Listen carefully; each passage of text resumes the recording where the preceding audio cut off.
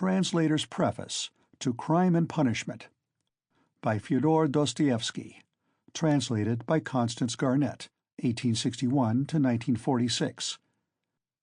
A few words about Dostoevsky himself may help the English reader to understand his work. Dostoevsky was the son of a doctor.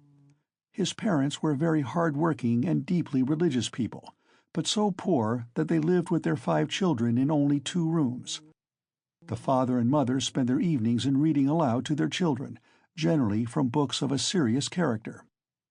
Though always sickly and delicate, Dostoevsky came out third in the final examination of the Petersburg School of Engineering. There he had already begun his first work, Poor Folk. This story was published by the poet Nekrasov in his review, and was received with acclamations. The shy, unknown youth found himself instantly something of a celebrity. A brilliant and successful career seemed to open before him, but these hopes were soon dashed. In 1849 he was arrested. Though neither by temperament nor conviction a revolutionist, Dostoevsky was one of a little group of young men who met together to read Fourier and Proudhon. He was accused of taking part in conversations against the censorship, of reading a letter from Byelinsky to Gogol, and of knowing of the intention to set up a printing press. Under Nicholas I, that stern and just man, as Maurice Baring calls him, this was enough, and he was condemned to death. After 8 months' imprisonment, he was, with 21 others, taken out to the Semyonovsky Square to be shot. Writing to his brother Mikhail, Dostoevsky says, "They snapped words over our heads, and they made us put on the white shirts worn by persons condemned to death. Thereupon we were bound in threes to stakes, to suffer execution. Being the third in the row, I concluded I had only a few minutes of life before me. I thought of you and your dear ones, and I contrived to kiss Plestchev and Durov, who were next to me, and to bid them farewell. Suddenly the troops beat a tattoo, we were unbound, brought back upon the scaffold, and informed that His Majesty had spared us our lives." The sentence was commuted to hard labor. One of the prisoners, Grigoriev, went mad as soon as he was untied, and never regained his sanity. The intense suffering of this experience left a lasting stamp on Dostoevsky's mind. Though his religious temper led him in the end to accept every suffering with resignation, and to regard it as a blessing in his own case, he constantly recurs to the subject in his writings. He describes the awful agony of the condemned man, and insists on the cruelty of inflicting such torture. Then followed 4 years of penal servitude, spent in the company of common criminals in Siberia, where he began the Dead House, and some years of service in a disciplinary battalion. He had shown signs of some obscure nervous disease before his arrest, and this now developed into violent attacks of epilepsy, from which he suffered for the rest of his life. The fits occurred 3 or 4 times a year, and were more frequent in periods of great strain. In 1859 he was allowed to return to Russia. He started a journal, Vremya, which was forbidden by the censorship through a misunderstanding. In 1864 he lost his first wife and his brother Mikhail. He was in terrible poverty, yet he took upon himself the payment of his brother's debts. He started another journal, The Epoch, which within a few months was also prohibited. He was weighed down by debt, his brother's family was dependent on him, he was forced to write at heartbreaking speed, and is said never to have corrected his work.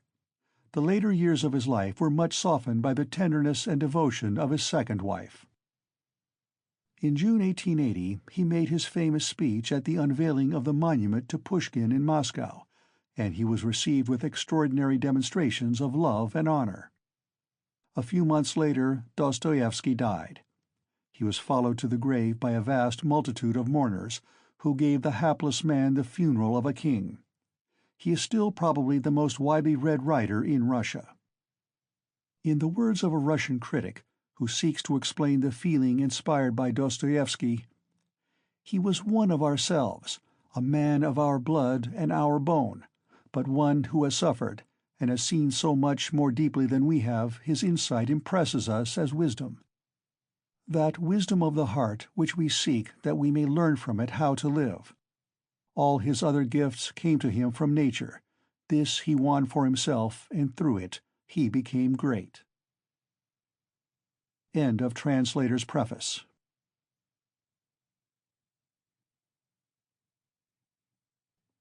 Part 1, Chapter 1 of Crime and Punishment by Fyodor Dostoevsky. On an exceptionally hot evening early in July, a young man came out of the garret in which he lodged in S Place and walked slowly, as though in hesitation, towards K Bridge. He had successfully avoided meeting his landlady on the staircase. His garret was under the roof of a high, five-storied house, and was more like a cupboard than a room. The landlady who provided him with garret, dinners, and attendance lived on the floor below, and every time he went out he was obliged to pass her kitchen, the door of which invariably stood open. And each time he passed, the young man had a sick, frightened feeling, which made him scowl and feel ashamed. He was hopelessly in debt to his landlady, and was afraid of meeting her. This was not because he was cowardly and abject, quite the contrary, but for some time past he had been in an overstrained, irritable condition, verging on hypochondria. He had become so completely absorbed in himself and isolated from his fellows that he dreaded meeting not only his landlady, but anyone at all. He was crushed by poverty, but the anxieties of his position had of late ceased to weigh upon him. He had given up attending to matters of practical importance. He had lost all desire to do so. Nothing that any landlady could do had a real terror for him. But to be stopped on the stairs, to be forced to listen to her trivial, irrelevant gossip, to pestering demands for payment, threats and complaints, and to rack his brains for excuses, to prevaricate, to lie. No, rather than that, he would creep down the stairs like a cat and slip out unseen. This evening, however, on coming out into the street, he became acutely aware of his fears. "I want to attempt a thing like that, and am frightened by these trifles," he thought with an odd smile. Yes, all is in a man's hands, and he lets it all slip from cowardice. That's an axiom. It would be interesting to know what it is men are most afraid of. Taking a new step, uttering a new word is what they fear most. But I am talking too much. It's because I chatter that I do nothing. Or perhaps it is that I chatter because I do nothing. I've learned to chatter this last month, lying for days together in my den thinking of Jack the Giant Killer. Why am I going there now? Am I capable of that? Is that serious? It is not serious at all. It's simply a fantasy to amuse myself, a plaything. Yes, maybe it is a plaything. The heat in the street was terrible, and the airlessness, the bustle and the plaster, scaffolding, bricks and dust all about him, and that special Petersburg stench, so familiar to all who are unable to get out of town in summer, all worked painfully upon the young man's already overwrought nerves. The insufferable stench from the pothouses, which are particularly numerous in that part of the town, and the drunken men whom he met continually, although it was a working day, completed the revolting misery of the picture. An expression of the profoundest disgust gleamed for a moment in the young man's refined face. He was, by the way, exceptionally handsome, above the average in height, slim, well-built, with beautiful dark eyes and dark brown hair. Soon he sank into deep thought, or more accurately speaking, into a complete blankness of mind. He walked along, not observing what was about him, and not caring to observe it. From time to time he would mutter something, from the habit of talking to himself, to which he had just confessed. At these moments he would become conscious that his ideas were sometimes in a tangle, and that he was very weak. For 2 days he had scarcely tasted food. He was so badly dressed that even a man accustomed to shabbiness would have been ashamed to be seen in the street in such rags. In that quarter of the town, however, scarcely any shortcoming in dress would have created surprise. Owing to the proximity of the Haymarket, the number of establishments of bad character, the preponderance of the trading and working-class population crowded in these streets and alleys in the heart of Petersburg, types so various were to be seen in the streets that no figure, however queer, would have caused surprise. But there was such accumulated bitterness and contempt in the young man's heart that, in spite of all the fastidiousness of youth, he minded his rags least of all in the street. It was a different matter when he met with acquaintances or with former fellow-students, whom, indeed, he disliked meeting at any time. And yet, when a drunken man, who for some unknown reason was being taken somewhere in a huge wagon dragged by a heavy dray horse, suddenly shouted at him as he drove past, "Hey there, German hatter!" bawling at the top of his voice and pointing at him, the young man stopped suddenly and clutched tremulously at his hat. It was a tall round hat from Zimmermann's, but completely worn out, rusty with age, all torn and bespattered, brimless and bent on one side in a most unseemly fashion. Not shame, however, but quite another feeling akin to terror had overtaken him. "I knew it," he muttered in confusion. "I thought so. That's the worst of all. Why, a stupid thing like this, the most trivial detail might spoil the whole plan. Yes, my hat is too noticeable. It looks absurd, and that makes it noticeable. With my rags I ought to wear a cap, any sort of old pancake, but not this grotesque thing. Nobody wears such a hat. It would be noticed a mile off. It would be remembered. What matters is that people would remember it, and that would give them a clue. For this business one should be as little conspicuous as possible. Trifles are what matter. Why, it's just such trifles that always ruin everything." He had not far to go. He knew indeed how many steps it was from the gate of his lodging-house, exactly 730. He had counted them once when he had been lost in dreams. At the time he had put no faith in those dreams, and was only tantalizing himself by their hideous but daring recklessness.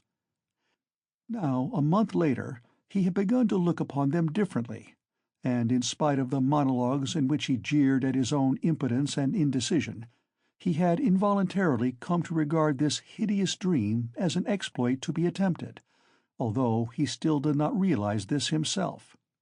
He was positively going now for a rehearsal of his project, and at every step his excitement grew more and more violent. With a sinking heart and a nervous tremor, he went up to a huge house which on one side looked on to the canal, and on the other into the street. This house was let out in tiny tenements, and was inhabited by working people of all kinds: tailors, locksmiths, cooks, Germans of sorts, girls picking up a living as best they could, petty clerks, etc. There was a continual coming and going through the two gates and in the two courtyards of the house. 3 or 4 doorkeepers were employed on the building. The young man was very glad to meet none of them, and at once slipped unnoticed through the door on the right and up the staircase.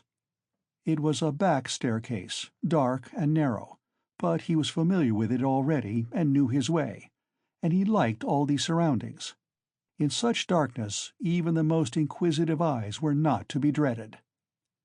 "If I am so scared now, what would it be if it somehow came to pass that I were really going to do it?" he could not help asking himself as he reached the 4th story. There his progress was barred by some porters who were engaged in moving furniture out of a flat. He knew that the flat had been occupied by a German clerk in the civil service and his family. This German was moving out then, and so the 4th floor on this staircase would be untenanted except by the old woman. "That's a good thing, anyway," he thought to himself as he rang the bell of the old woman's flat. The bell gave a faint tinkle as though it were made of tin and not of copper. The little flats in such houses always have bells that ring like that. He had forgotten the note of that bell, and now its peculiar tinkle seemed to remind him of something and to bring it clearly before him. He started. His nerves were terribly overstrained by now. In a little while the door was opened a tiny crack. The old woman eyed her visitor with evident distrust through the crack, and nothing could be seen but her little eyes, glittering in the darkness. But seeing a number of people on the landing, she grew bolder, and opened the door wide. The young man stepped into the dark entry, which was partitioned off from the tiny kitchen. The old woman stood facing him in silence and looking inquiringly at him. She was a diminutive, withered-up old woman of 60, with sharp, malignant eyes and a sharp little nose. Her colorless, somewhat grizzled hair was thickly smeared with oil, and she wore no kerchief over it. Round her thin, long neck, which looked like a hen's leg, was knotted some sort of flannel rag, and in spite of the heat there hung, flapping on her shoulders, a mangy fur cape, yellow with age. The old woman coughed and groaned at every instant. The young man must have looked at her with a rather peculiar expression, for a gleam of mistrust came into her eyes again. "Raskolnikov, a student. I came here a month ago," the young man made haste to mutter, with a half-bow, remembering that he ought to be more polite. "I remember it, my good sir. I remember quite well your coming here," the old woman said distinctly, still keeping her inquiring eyes on his face. "And here, I am again on the same errand," Raskolnikov continued, a little disconcerted and surprised at the old woman's mistrust. "Perhaps she is always like that, though, only I did not notice it the other time," he thought with an uneasy feeling. The old woman paused, as though hesitating, then stepped on one side, and pointing to the door of the room, she said, letting her visitor pass in front of her, "Step in, my good sir." The little room into which the young man walked, with yellow paper on the walls, geraniums and muslin curtains in the windows, was brightly lighted up at that moment by the setting sun. So the sun will shine like this then, too, flashed as it were by chance through Raskolnikov's mind, and with a rapid glance he scanned everything in the room, trying as far as possible to notice and remember its arrangement. But there was nothing special in the room. The furniture, all very old and of yellow wood, consisted of a sofa with a huge bent wooden back, an oval table in front of the sofa, a dressing-table with a looking-glass fixed on it between the windows, chairs along the walls, and 2 or 3 halfpenny prints in yellow frames, representing German damsels with birds in their hands. That was all. In the corner a light was burning before a small icon. Everything was very clean. The floor and the furniture were brightly polished. Everything shone. "Lizaveta's work," thought the young man. There was not a speck of dust to be seen in the whole flat. It's in the houses of spiteful old widows that one finds such cleanliness, Raskolnikov thought again, and he stole a curious glance at the cotton curtain over the door leading into another tiny room, in which stood the old woman's bed and chest of drawers, and into which he had never looked before. These 2 rooms made up the whole flat. "What do you want?" the old woman said severely, coming into the room, and, as before, standing in front of him so as to look him straight in the face.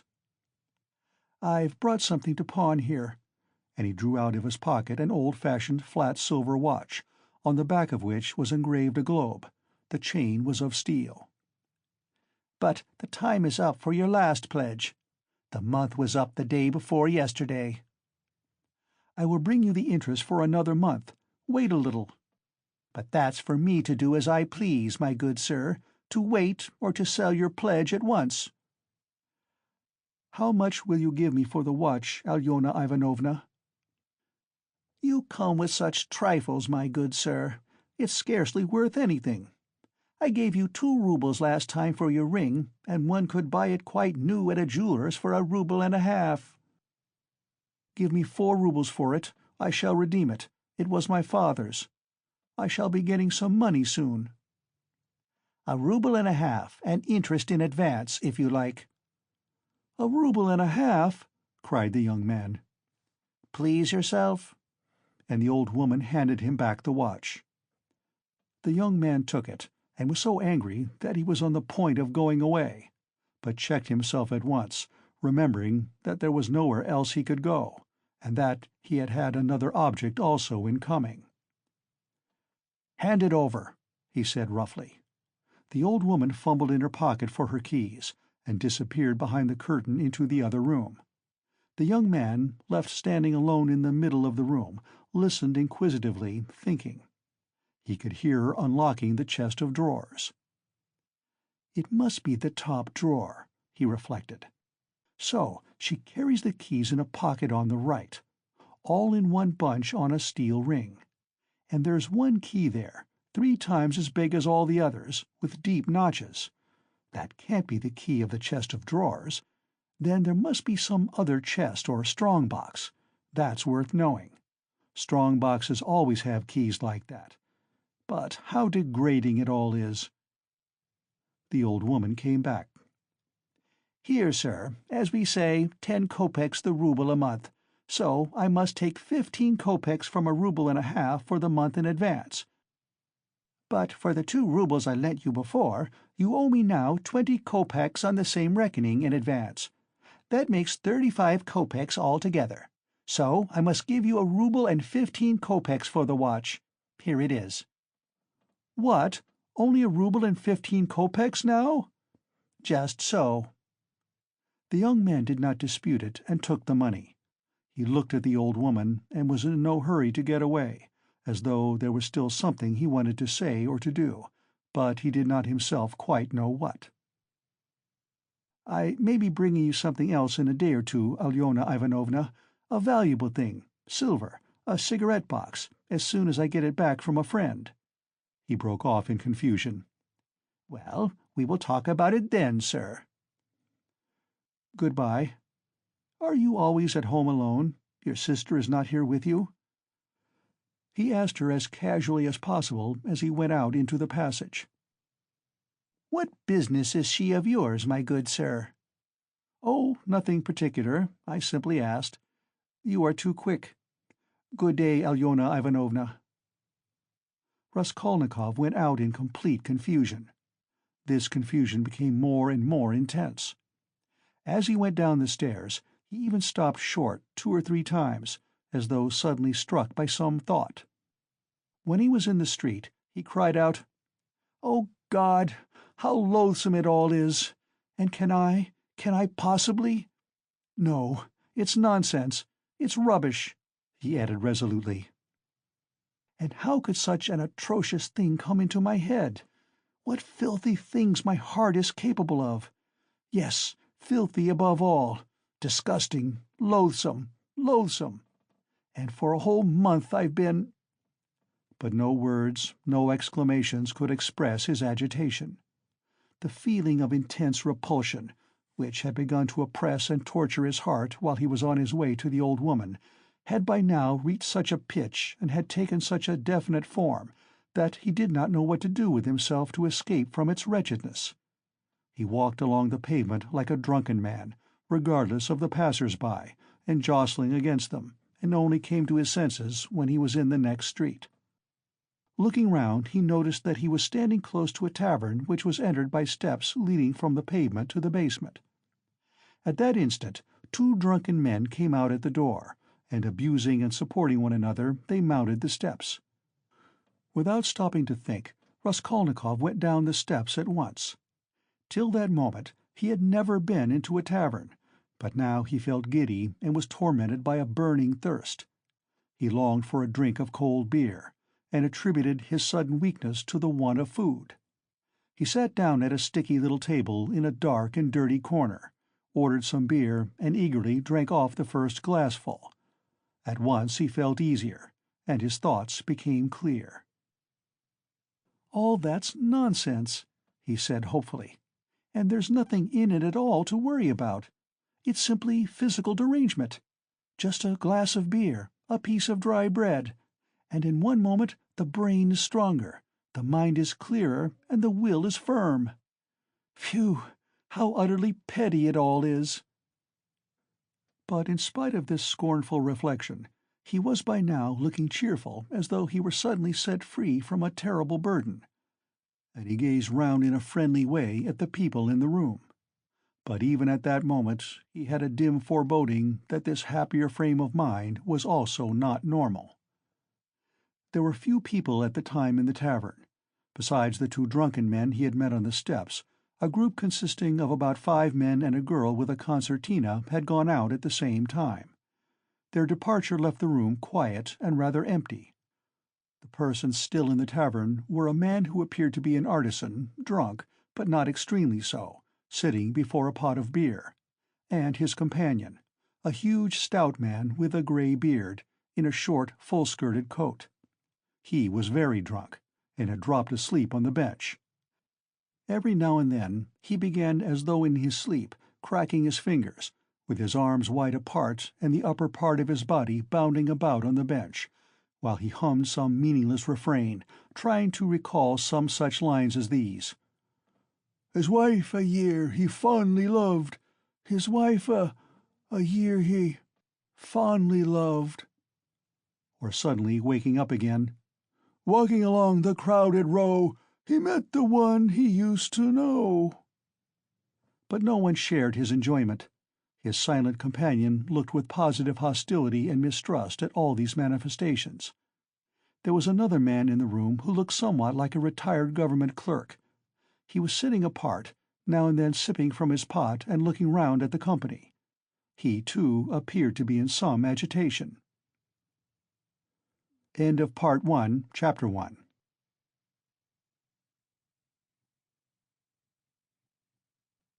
Part 1, Chapter 2 of Crime and Punishment by Fyodor Dostoevsky.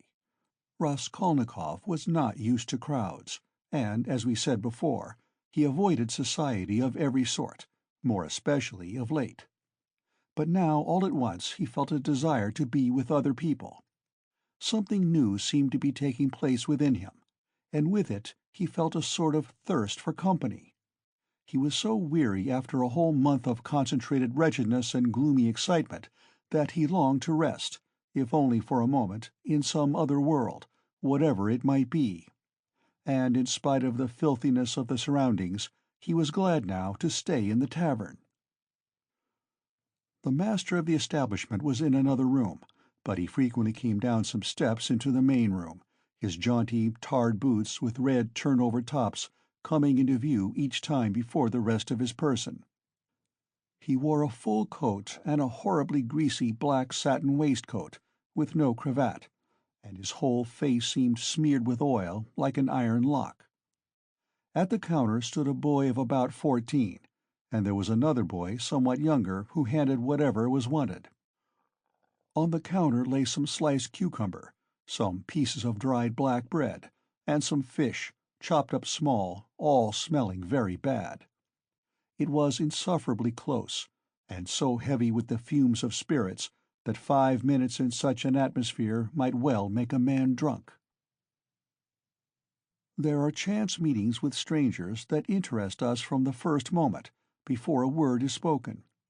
Such was the impression made on Raskolnikov by the person sitting a little distance from him, who looked like a retired clerk.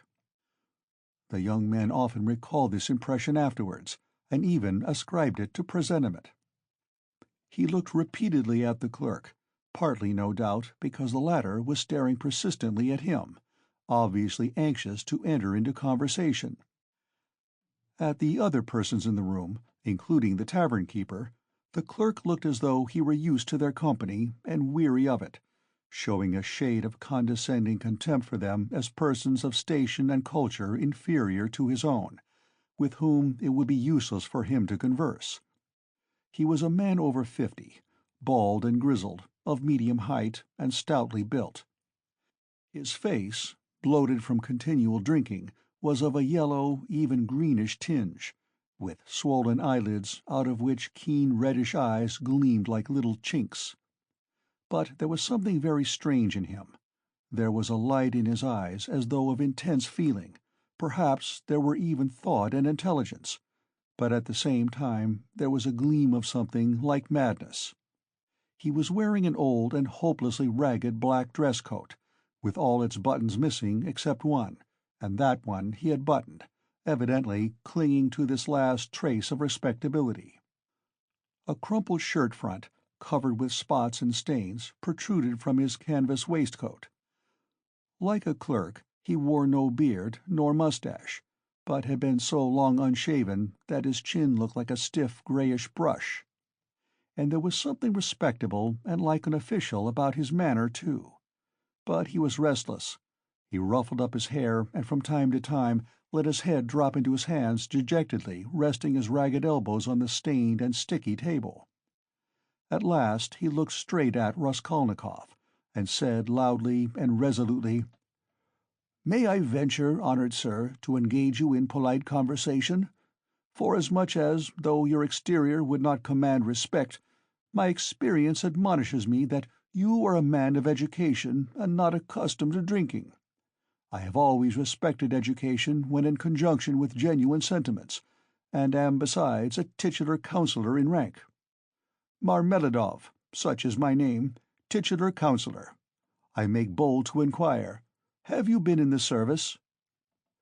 "No, I am studying," answered the young man, somewhat surprised at the grandiloquent style of the speaker, and also at being so directly addressed.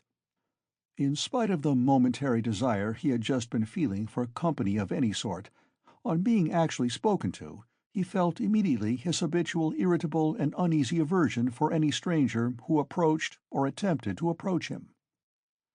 "A student, then, or formerly a student?" cried the clerk. "Just what I thought.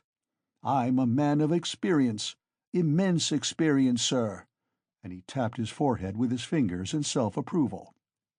"You've been a student or have attended some learned institution. But allow me." He got up, staggered, took up his jug and glass, and sat down beside the young man, facing him a little sideways.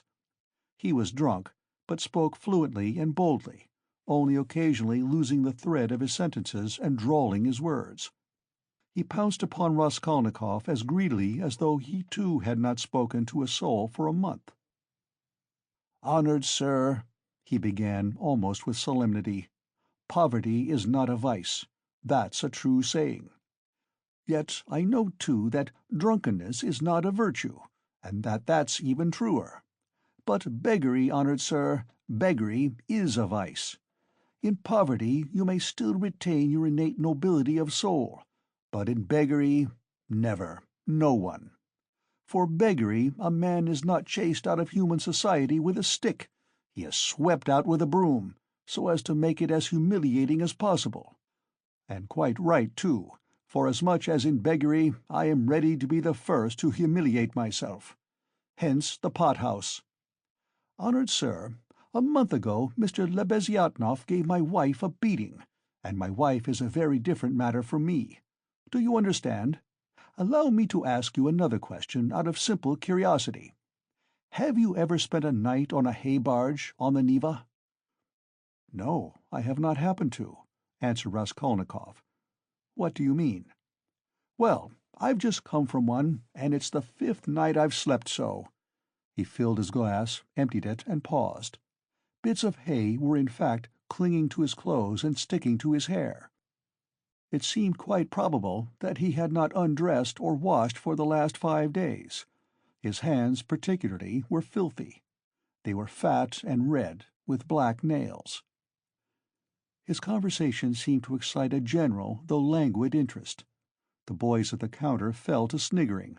The innkeeper came down from the upper room, apparently on purpose to listen to the funny fellow, and sat down at a little distance, yawning lazily, but with dignity. Evidently Marmeladov was a familiar figure here, and he had most likely acquired his weakness for high-flown speeches from the habit of frequently entering into conversation with strangers of all sorts in the tavern. This habit develops into a necessity in some drunkards, and especially in those who are looked after sharply and kept in order at home. Hence, in the company of other drinkers, they try to justify themselves and even, if possible, obtain consideration. "Funny fellow," pronounced the innkeeper. "And why don't you work? Why aren't you at your duty, if you are in the service?" "Why am I not at my duty, honored sir?" Marmeladov went on, addressing himself exclusively to Raskolnikov, as though it had been he who put that question to him. "Why am I not at my duty? Does not my heart ache to think what a useless worm I am? A month ago, When Mr. Lebeziatnikov beat my wife with his own hands, and I lay drunk, didn't I suffer? Excuse me, young man, has it ever happened to you? Well, to petition hopelessly for a loan? Yes, it has. But what do you mean by hopelessly? Hopelessly in the fullest sense, when you know beforehand that you will get nothing by it. You know, for instance, beforehand with positive certainty that this man, this most reputable and exemplary citizen, will on no consideration give you money. And indeed, I ask you, why should he? For he knows, of course, that I shan't pay it back. From compassion? But Mr. Lebeziatnikov, who keeps up with modern ideas, explained the other day that compassion is forbidden nowadays by science itself, and that that's what is done now in England, where there is political economy. Why, I ask you, should he give it to me? And yet, though I know beforehand that he won't, I set off to him, and— "Why do you go?" put in Raskolnikov. "Well, when one has no one, nowhere else one can go. For every man must have somewhere to go, since there are times when one absolutely must go somewhere. When my own daughter first went out with a yellow ticket, then I had to go, for my daughter has a yellow passport," he added in parentheses, looking with a certain uneasiness at the young man. "No matter, sir, no matter," he went on hurriedly and with apparent composure when both the boys at the counter guffawed, and even the innkeeper smiled. "No matter, I am not confounded by the wagging of their heads, for everyone knows everything about it already, and all that is secret is made open. And I accept it all, not with contempt, but with humility. So be it, so be it. Behold the man. Excuse me, young man, can you— not to put it more strongly and more distinctly, not can you, but dare you, looking upon me, assert that I am not a pig?" The young man did not answer a word. "Well," the orator began again stolidly and with even increased dignity, after waiting for the laughter in the room to subside. "Well, so be it. I am a pig. But she is a lady. I have the semblance of a beast, but Katerina Ivanovna, my spouse, is a person of education and an officer's daughter. Granted, I am a scoundrel, but she is a woman of a noble heart, full of sentiments, refined by education. And yet, oh, if only she felt for me! Honored sir, you know every man ought to have at least one place where people feel for him. But Katerina Ivanovna, though she is magnanimous, she is unjust. And yet, although I realize that when she pulls my hair she only does it out of pity, for I repeat without being ashamed, she pulls my hair, young man," he declared with redoubled dignity, hearing the sniggering again. "But, by God, if she would but once— But no, it's all in vain, and it's no use talking, for more than once my wish did come true, and more than once she has felt for me, but such is my fate, and I am a beast by nature." "Rather," assented the innkeeper, yawning. Marmeladov struck his fist resolutely on the table. "Such is my fate. Do you know, sir, I have sold her very stockings for drink? Not her shoes, that would be more or less in the order of things, but her stockings I have sold for drink. Her mohair shawl I sold for drink, a present to her long ago, her own property, not mine. And we live in a cold room, and she caught cold this winter, and has begun coughing and spitting blood too. We have 3 little children, and Katerina Ivanovna is at work from morning till night. She is scrubbing and cleaning and washing the children, for she's been used to cleanliness from a child. But her chest is weak, and she has a tendency to consumption, and I feel it. Do you suppose I don't feel it? And the more I drink, the more I feel it. That's why I drink too. I try to find sympathy and feeling in drink. I drink so that I may suffer twice as much." and as though in despair he laid his head down on the table. "Young man," he went on, raising his head again, "in your face I seem to read some trouble of mind. When you came in I read it, and that was why I addressed you at once. For in unfolding to you the story of my life, I do not wish to make myself a laughing-stock before these idle listeners, who indeed know all about it already. But I am looking for a man of feeling and education. Know then that my wife was educated in a high-class school for the daughters of noblemen, and on leaving she danced the shawl dance before the governor and other personages, for which she was presented with a gold medal and a certificate of merit. The medal, well, the medal of course was sold, long ago, but the certificate of merit is in her trunk still, and not long ago she showed it to our landlady. And, although she is most continually on bad terms with the landlady, yet she wanted to tell someone or other of her past honors and of the happy days that are gone. I don't condemn her for it, I don't blame her, for the one thing left her is recollection of the past, and all the rest is dust and ashes. Yes, yes, she is a lady of spirit, proud and determined.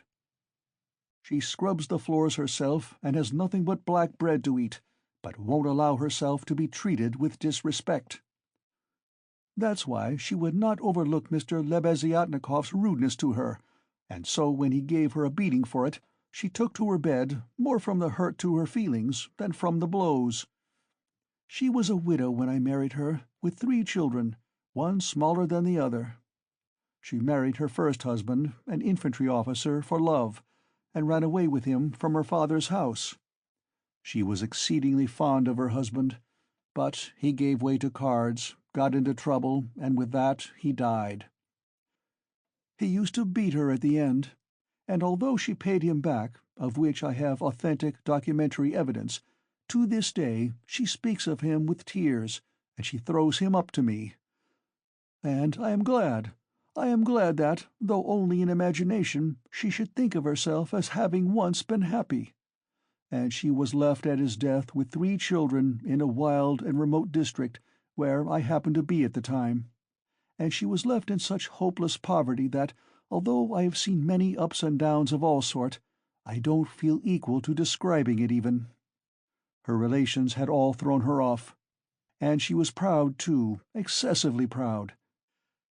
And then, honored sir, and then, I, being at the time a widower, with a daughter of 14 left me by my first wife, offered her my hand, for I could not bear the sight of such suffering.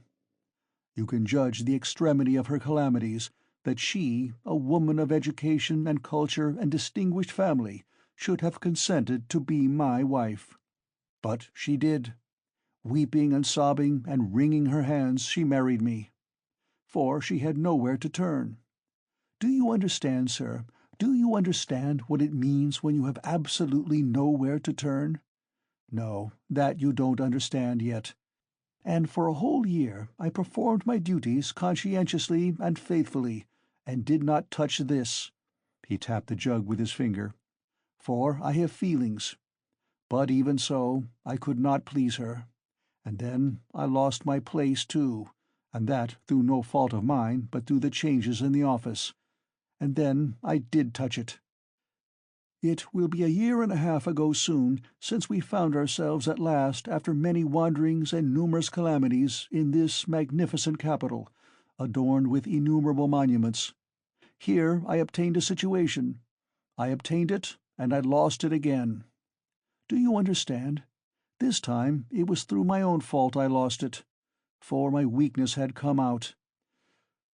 We have now part of a room at Amalia Fyodorovna Lipovech's, and what we live upon and what we pay our rent with, I could not say. There are a lot of people living there besides ourselves. Dirt and disorder, a perfect bedlam. Yes.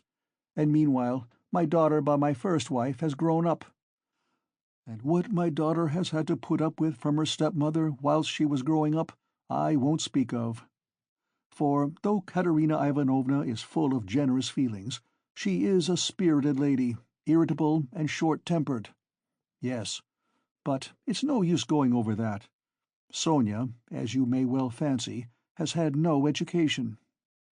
I did make an effort 4 years ago to give her a course of geography and universal history, but as I was not very well up in those subjects myself, and we had no suitable books, and what books we had— Anyway, we have not even those now, so all our instruction came to an end. We stopped at Cyrus of Persia. Since she has attained years of maturity, she has read other books of romantic tendency, and of late she had read with great interest a book she got through Mr. Lebeziatnikov, Low's Physiology, do you know it? And even recounted extracts from it to us. And that's the whole of her education. And now may I venture to address you, honoured sir, on my own account with a private question? Do you suppose that a respectable poor girl can earn much by honest work? Not 15 farthings a day can she earn, if she is respectable and has no special talent, and that without putting her work down for an instant. And what's more, Ivan Ivanitch Klopstock, the civil councillor, have you heard of him, has not to this day paid her for the half-dozen linen shirts she made him, and drove her roughly away, stamping and reviling her, on the pretext that the shirt-collars were not made like the pattern, and were put in askew. And there are the little ones hungry. And Katerina Ivanovna walking up and down and wringing her hands, her cheeks flushed red, as they always are in that disease. "Here you live with us," says she. "You eat and drink and are kept warm, and you do nothing to help." And much she gets to eat and drink when there is not a crust for the little ones for 3 days. I was lying at the time. Well, what of it? I was lying drunk, and I heard my Sonia speaking. She is a gentle creature with a soft little voice, fair hair, and such a pale, thin little face. She said, "Katerina Ivanovna, am I really to do a thing like that?" And Darya Fransovna, a woman of evil character and very well known to the police, had 2 or 3 times tried to get at her through the landlady. "And why not?" said Katerina Ivanovna with a jeer. "You are something mighty precious to be so careful of." But don't blame her, honoured sir, don't blame her. She was not herself when she spoke, but driven to distraction by her illness and the crying of the hungry children. And it is said more to wound her than anything else. For that's Katerina Ivanovna's character, and when children cry, even from hunger, she falls to beating them at once. At 6 o'clock I saw Sonia get up, put on her kerchief and her cape, and go out of the room, and about 9 o'clock she came back. She walked straight up to Katerina Ivanovna, and she laid 30 roubles on the table before her in silence. She did not utter a word. She did not even look at her. She simply picked up our big green drop-de-dam shawl—we have a shawl made of drop-de-dam— put it over her head and face, and lay down on the bed with her face to the wall. Only her little shoulders and her body kept shuddering. And I went on lying there, just as before.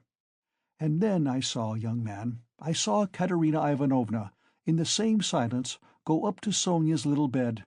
She was on her knees all the evening kissing Sonia's feet, and would not get up, and then they both fell asleep in each other's arms. Together, together. Yes, and I lay drunk. Marmeladov stopped short, as though his voice had failed him. Then he hurriedly filled his glass, drank, and cleared his throat. "Since then, sir," he went on after a brief pause, "since then, owing to an unfortunate occurrence, and through information given by evil-intentioned persons, in all which Darya Fransovna took a leading part on the pretext that she had been treated with want of respect—since then, my daughter Sofya Semyonovna has been forced to take a yellow ticket, and owing to that she is unable to go on living with us. For our landlady, Amelia Fyodorovna, would not hear of it, though she had backed up Darya Fransovna before, and Mr. Lebeziatnikov too. All the trouble between him and Katerina Ivanovna was on Sonia's account. At first he was for making up to Sonia himself, and then all of a sudden he stood on his dignity. 'How,' said he, 'can a highly educated man like me live in the same rooms with a girl like that? And Katerina Ivanovna would not let it pass. She stood up for her. And so that's how it happened. And Sonia comes to us now, mostly after dark. She comforts Katerina Ivanovna and gives her all she can. She has a room at the Kapernamovs, the tailors. She lodges with them. Kapernamov is a lame man with a cleft palate, and all of his numerous family have cleft palates too. And his wife too has a cleft palate. They all live in one room, but Sonia has her own, partitioned off. Yes. Very poor people, and all with cleft palates. Yes. Then I got up in the morning and put on my rags, lifted up my hands to heaven, and set off to His Excellency Ivan Afanasovitch. His Excellency Ivan Afanasovitch, do you know him? No? Well then, it's a man of God, don't you know. He is wax, wax before the face of the Lord, even as wax melteth. His eyes were dim when he heard my story. Marmeladov, once already you have deceived my expectations. I'll take you once more on my own responsibility. That's what he said. Remember, he said, and now you can go. I kissed the dust at his feet, in thought only, for in reality he would not have allowed me to do it, being a statesman and a man of modern political and enlightened ideas. I returned home, and when I announced that I'd been taken back into the service and should receive a salary, heavens, what a to-do there was. Marmeladov stopped again in violent excitement. At that moment a whole party of revellers already drunk came in from the street, and the sounds of a hired concertina and the cracked piping voice of a child of 7 singing the Hamlet were heard in the entry. The room was filled with noise. The tavern-keeper and the boys were busy with the newcomers. Marmeladov, paying no attention to the new arrivals, continued his story. He appeared by now to be extremely weak, but as he became more and more drunk, he became more and more talkative. The recollection of his recent success in getting the situation seemed to revive him, and was positively reflected in a sort of radiance on his face. Raskolnikov listened attentively. "That was 5 weeks ago, sir. Yes. As soon as Katerina Ivanovna and Sonia heard of it, mercy on us, it was as though I stepped into the kingdom of heaven. It used to be, you can lie like a beast, nothing but abuse. Now they were walking on tiptoe, hushing the children. Semyon Zaharovitch is tired with his work at the office. He is resting. Shh! They made me coffee before I went to work, and boiled cream for me. They began to get real cream for me, do you hear that? And how they managed to get together the money for a decent outfit, 11 rubles, 50 kopecks, I can't guess. Boots, cotton shirt fronts, most magnificent. A uniform, they got it all up in splendid style, for 11 rubles and a half. The first morning I came back from the office, I found Katerina Ivanovna had cooked 2 courses for dinner, soup and salt meat with horseradish, which we had never dreamed of till then. She had not any dresses, none at all, but she got herself up as though she were going on a visit. And not that she'd anything to do it with, she smartened herself up with nothing at all. She'd done her hair nicely, put on a clean collar of some sort, cuffs, and there she was, quite a different person. She was younger and better looking. Sonia, my little darling, had only helped with money for the time, she said. It won't do for me to come and see you too often. After dark, maybe, when no one can see. Do you hear? Do you hear? I laid down for a nap after dinner, and what do you think? Though Katerina Ivanovna had quarrelled to the last degree with our landlady, Amelia Fyodorovna, only a week before, she could not resist then asking her in to coffee. For 2 hours they were sitting, whispering together. "Semyon Zaharovitch is in the service again now, and receiving a salary," says she. "And he went himself to His Excellency, and His Excellency himself came out to him, made all the others wait, and led Semyon Zaharovitch by the hand before everybody into his study. Do you hear? Do you hear? To be sure, says he, Semyon Zaharovitch, remembering your past service, says he, and in spite of your propensity to that foolish weakness, since you promise now, and since, moreover, we've got on badly without you. Do you hear? Do you hear? And so, says he, I rely now on your word as a gentleman. And all that, let me tell you, she has simply made up for herself, and not simply out of wantonness, for the sake of bragging. No, she believes it all herself. She amuses herself with her own fancies. Upon my word she does. And I don't blame her for it. No, I don't blame her. 6 days ago, when I brought her my first earnings in full, 23 roubles 40 kopecks altogether, she called me her puppet. Puppet, said she, my little puppet. And when we were by ourselves, you understand. You would not think me a beauty. You would not think much of me as a husband, would you? Well, she pinched my cheek. My little puppet, said she. Marmeladov broke off, tried to smile, but suddenly his chin began to twitch. He controlled himself, however. The tavern, the degraded appearance of the man, the 5 nights in the hay-barge, and the pot of spirits, and yet this poignant love for his wife and children bewildered his listener. Raskolnikov listened intently, but with a sick sensation. He felt vexed that he had come here. "Honored sir, cried Marmeladov, recovering himself. "Oh, sir, perhaps all this seems a laughing matter to you, as it does to others, and perhaps I am only worrying you with the stupidity of all the trivial details of my home life, but it is not a laughing matter to me.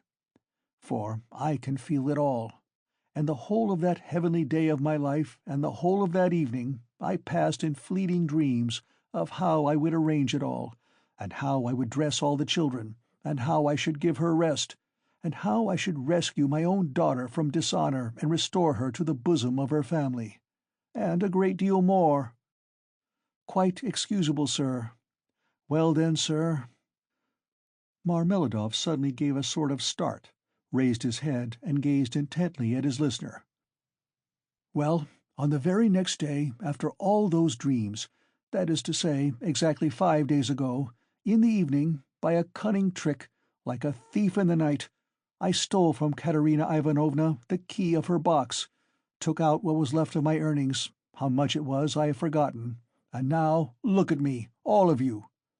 It's the 5th day since I left home, and they are looking for me there, and it's the end of my employment, and my uniform is lying in a tavern on the Egyptian bridge. I exchanged it for the garments I have on, and it's the end of everything." Marmeladov struck his forehead with his fist, clenched his teeth, closed his eyes, and leaned heavily with his elbow on the table. But a minute later his face suddenly changed, and with a certain assumed slyness and affection of bravado he glanced at Raskolnikov, laughed, and said, "This morning I went to see Sonia. I went to ask her for a pick-me-up. "You don't say she gave it to you?" cried one of the newcomers. He shouted the words and went off into a guffaw.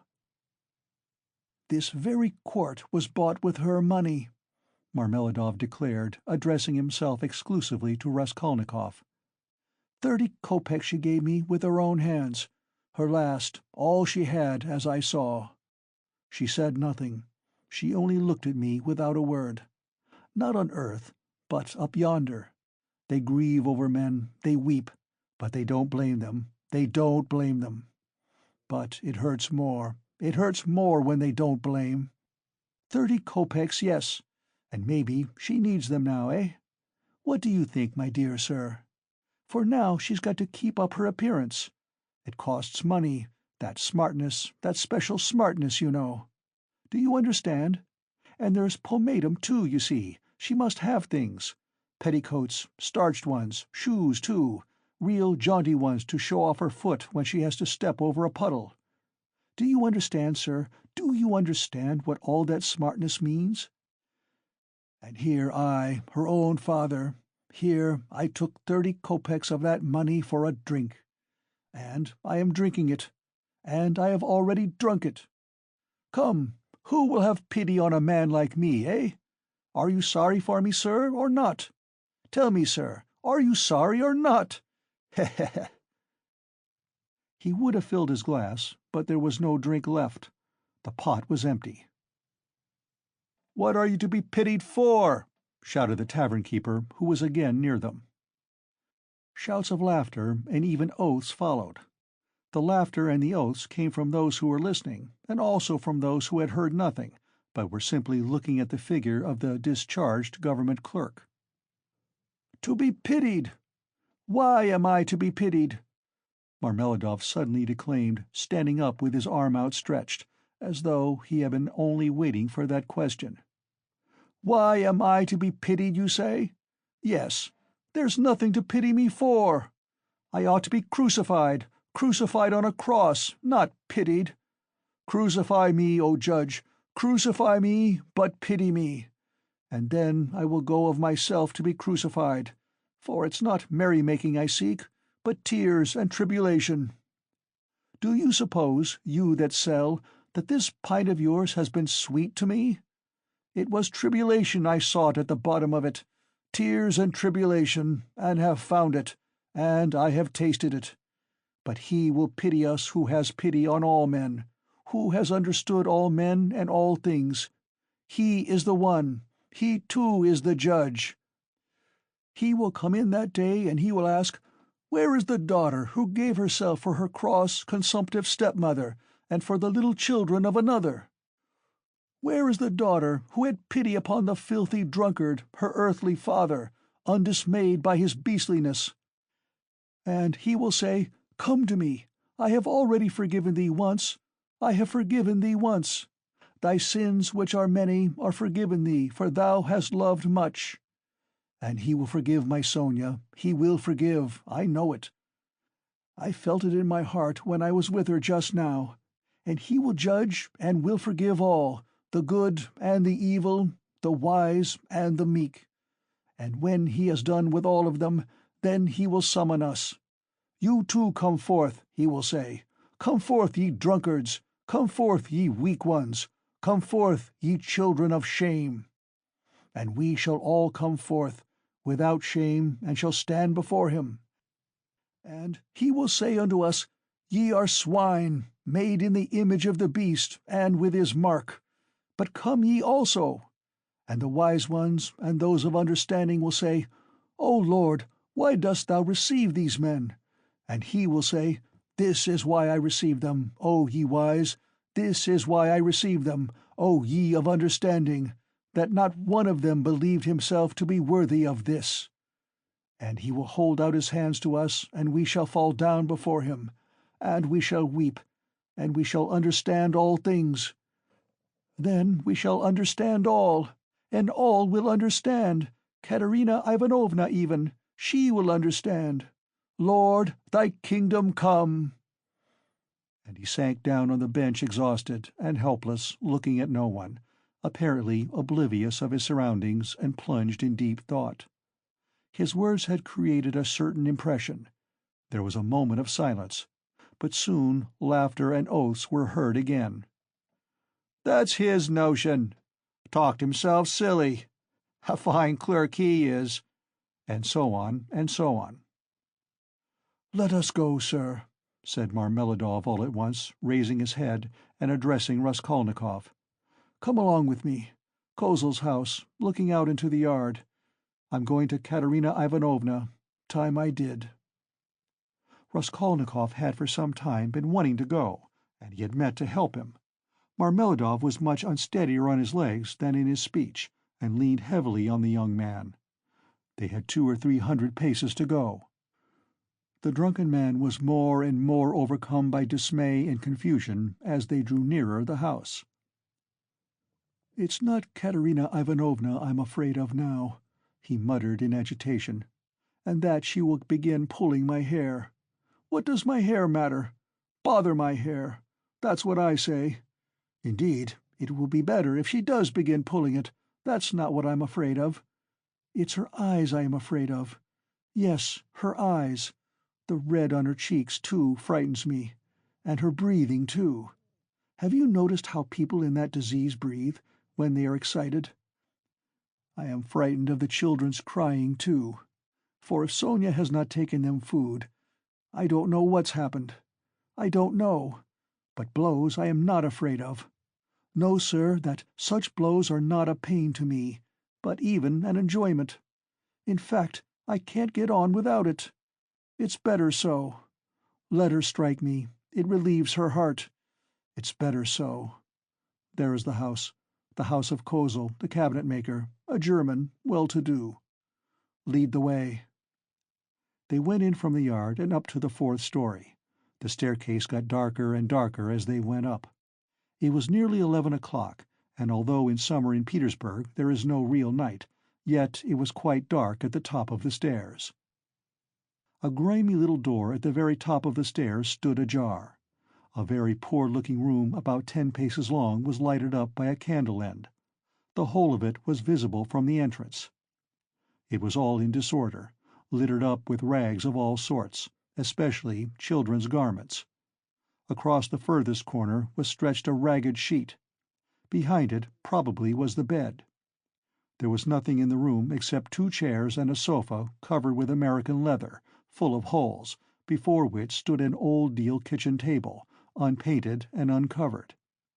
At the edge of the table stood a smoldering tallow candle in an iron candlestick. It appeared that the family had a room to themselves, not part of a room, but their room was practically a passage. The door leading to the other rooms, or rather cupboards, into which Amelia Leperchevel's flat was divided, stood half open, and there was shouting, uproar, and laughter within. People seemed to be playing cards and drinking tea there. Words of the most unceremonious kind flew out from time to time. Raskolnikov recognized Katerina Ivanovna at once. She was a rather tall, slim, and graceful woman, terribly emaciated, with magnificent dark brown hair and with a hectic flush in her cheeks. She was pacing up and down in her little room, pressing her hands against her chest. Her lips were parched, and her breathing came in nervous, broken gasps. Her eyes glittered as in fever, and looked about with a harsh, immovable stare. And that consumptive and excited face, with the last flickering light of the candle-end playing upon it, made a sickening impression. She seemed to Raskolnikov about 30 years old, and was certainly a strange wife for Marmeladov. She had not heard them and did not notice them coming in. She seemed to be lost in thought, hearing and seeing nothing. The room was close, but she had not opened the window. A stench rose from the staircase, but the door onto the stairs was not closed. From the inner rooms clouds of tobacco smoke floated in. She kept coughing, but did not close the door. The youngest child, a girl of 6, was asleep, sitting curled up on the floor with her head on the sofa. A boy a year older stood crying and shaking in the corner. Probably he had just had a beating. Beside him stood a girl of 9 years old, tall and thin, wearing a thin and ragged chemise, with an ancient cashmere pelisse flung over her bare shoulders, long outgrown and barely reaching her knees. Her arm, as thin as a stick, was round her brother's neck. She was trying to comfort him, whispering something to him, and doing all she could to keep him from whimpering again. At the same time her large dark eyes, which looked larger still from the thinness of her frightened face, were watching her mother with alarm. Marmeladov did not enter the door, but dropped on his knees in the very doorway, pushing Raskolnikov in front of him. The woman, seeing a stranger, stopped indifferently facing him, coming to herself for a moment and apparently wondering what he had come for. But evidently she decided that he was going into the next room, as he had to pass through hers to get there. Taking no further notice of him, she walked towards the outer door to close it, and uttered a sudden scream on seeing her husband on his knees in the doorway. "Ah!" she cried out in a frenzy. "He has come back! The criminal! The monster! And where is the money? What's in your pocket? Show me! And your clothes are all different! Where are your clothes? Where is the money? Speak!" She fell to searching him. Marmeladov submissively and obediently held up both arms to facilitate the search. Not a farthing was there. "Where is the money?" she cried. "Mercy on us! Can he have drunk it all? There were 12 silver roubles left in the chest." And in a fury she seized him by the hair and dragged him into the room. Marmeladov seconded her efforts by meekly crawling along on his knees. "And this is a consolation to me. This does not hurt me, but is a positive consolation, honored sir," he called out, shaken to and fro by his hair, and even once striking the ground with his forehead. The child asleep on the floor woke up and began to cry. The boy in the corner, losing all control, began trembling and screaming and rushing to his sister in violent terror, almost in a fit. The eldest girl was shaking like a leaf. "He's drunk it! He's drunk it all!" the poor woman screamed in despair. "And his clothes are gone! And they're hungry! Hungry!" And wringing her hands, she pointed to the children. "Oh, accursed life! And you, are you not ashamed?" She pounced all at once upon Raskolnikov. "From the tavern! Have you been drinking with him? Have you been drinking with him, too? Go away!" The young man was hastening away without uttering a word. The inner door was thrown wide open, and inquisitive faces were peering in at it. Coarse laughing faces with pipes and cigarettes and heads wearing caps thrust themselves in at the doorway. Further in could be seen figures in dressing gowns flung open, in costumes of unseemly scantiness, some of them with cards in their hands. They were particularly diverted when Marmeladov, dragged about by his hair, shouted that it was a consolation to him. They even began to come into the room. At last a sinister shrill outcry was heard. This came from Amelia Leposhevel herself, pushing her way amongst them and trying to restore order after her own fashion, and for the 100th time to frighten the poor woman by ordering her with coarse abuse to clear out of the room next day. As he went out, Raskolnikov had time to put his hand into his pocket, to snatch up the coppers he had received in exchange for his rouble in the tavern, and to lay them unnoticed on the window.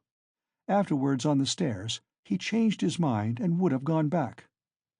"What a stupid thing I've done," he thought to himself. "They have Sonia, and I want it myself." But reflecting that it would be impossible to take it back now, and that in any case he would not have taken it, he dismissed it with a wave of his hand and went back to his lodging. "Sonia wants pomatum too," he said as he walked along the street, and he laughed malignantly. "And such smartness costs money. And maybe Sonia herself will be bankrupt today, for there is always a risk, hunting big game, digging for gold. Then they would all be without a crust tomorrow except for my money. Hurrah for Sonia! What a mine they've dug there! And they're making the best of it. Yes, they are making the most of it. They've wept over it and grown used to it. Man grows used to everything, the scoundrel." He sank into thought. "And what if I am wrong?" he cried suddenly, after a moment's thought. "What if man is not really a scoundrel? Man in general, I mean, the whole race of mankind. Then all the rest is prejudice, simply artificial terrors, and there are no barriers, and it's all as it should be." End of Part 1, Chapter 2.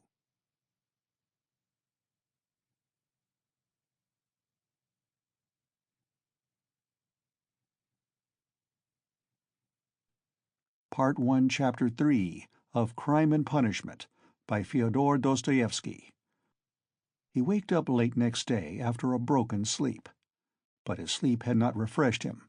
He waked up bilious, irritable, ill-tempered, and looked with hatred at his room. It was a tiny cupboard of a room about 6 paces in length. It had a poverty-stricken appearance, with its dusty yellow paper peeling off the walls, and it was so low-pitched that a man of more than average height was ill at ease in it and felt every moment that he would knock his head against the ceiling. The furniture was in keeping with the room. There were 3 old chairs, rather rickety, a painted table in the corner on which lay a few manuscripts and books. The dust that lay thick upon them showed that they had been long untouched. A big clumsy sofa occupied almost the whole of one wall and half the floor space of the room. It was once covered with chintz, but was now in rags and served Raskolnikov as a bed. Often he went to sleep on it, as he was, without undressing, without sheets, wrapped in his old student's overcoat, with his head on one little pillow, under which he heaped up all the linen he had, clean and dirty, by way of a bolster. A little table stood in front of the sofa. It would have been difficult to sink to a lower ebb of disorder, but to Raskolnikov in his present state of mind this was positively agreeable. He had got completely away from everyone, like a tortoise in its shell, and even the sight of a servant girl who had to wait upon him and look sometimes into his room made him writhe with nervous irritation. He was in the condition that overtakes some monomaniacs entirely concentrated upon one thing. His landlady had for the last fortnight given up sending him in meals, and he had not yet thought of expostulating with her, though he went without his dinner. Nastasia, the cook and only servant, was rather pleased at the lodger's mood, and had entirely given up sweeping and doing his room. Only once a week or so she would stray into his room with a broom.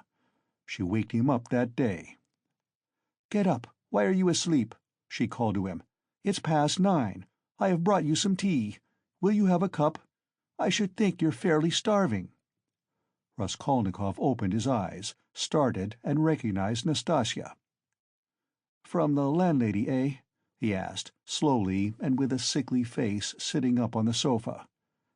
"From the landlady, indeed."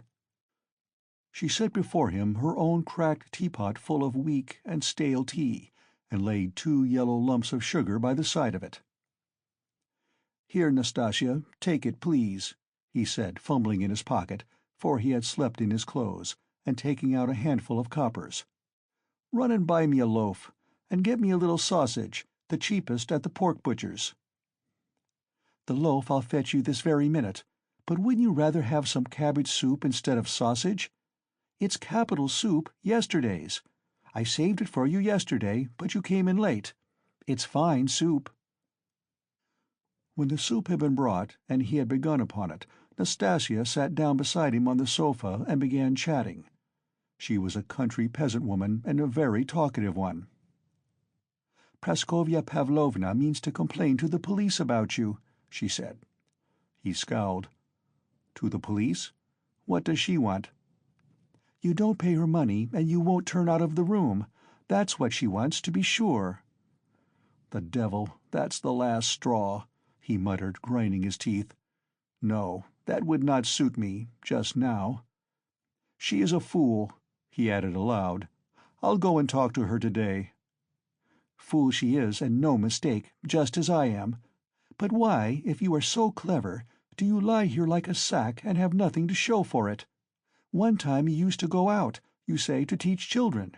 But why is it you do nothing now?"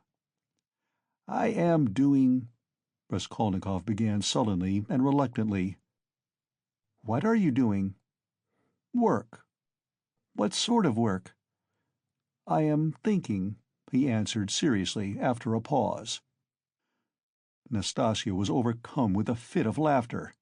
She was given to laughter, and when anything amused her, she laughed inaudibly, quivering and shaking all over till she felt ill. "And have you made much money by your thinking?" she managed to articulate at last.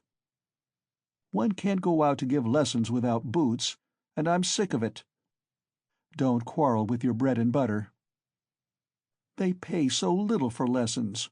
What's the use of a few coppers?" he answered, reluctantly, as though replying to his own thought.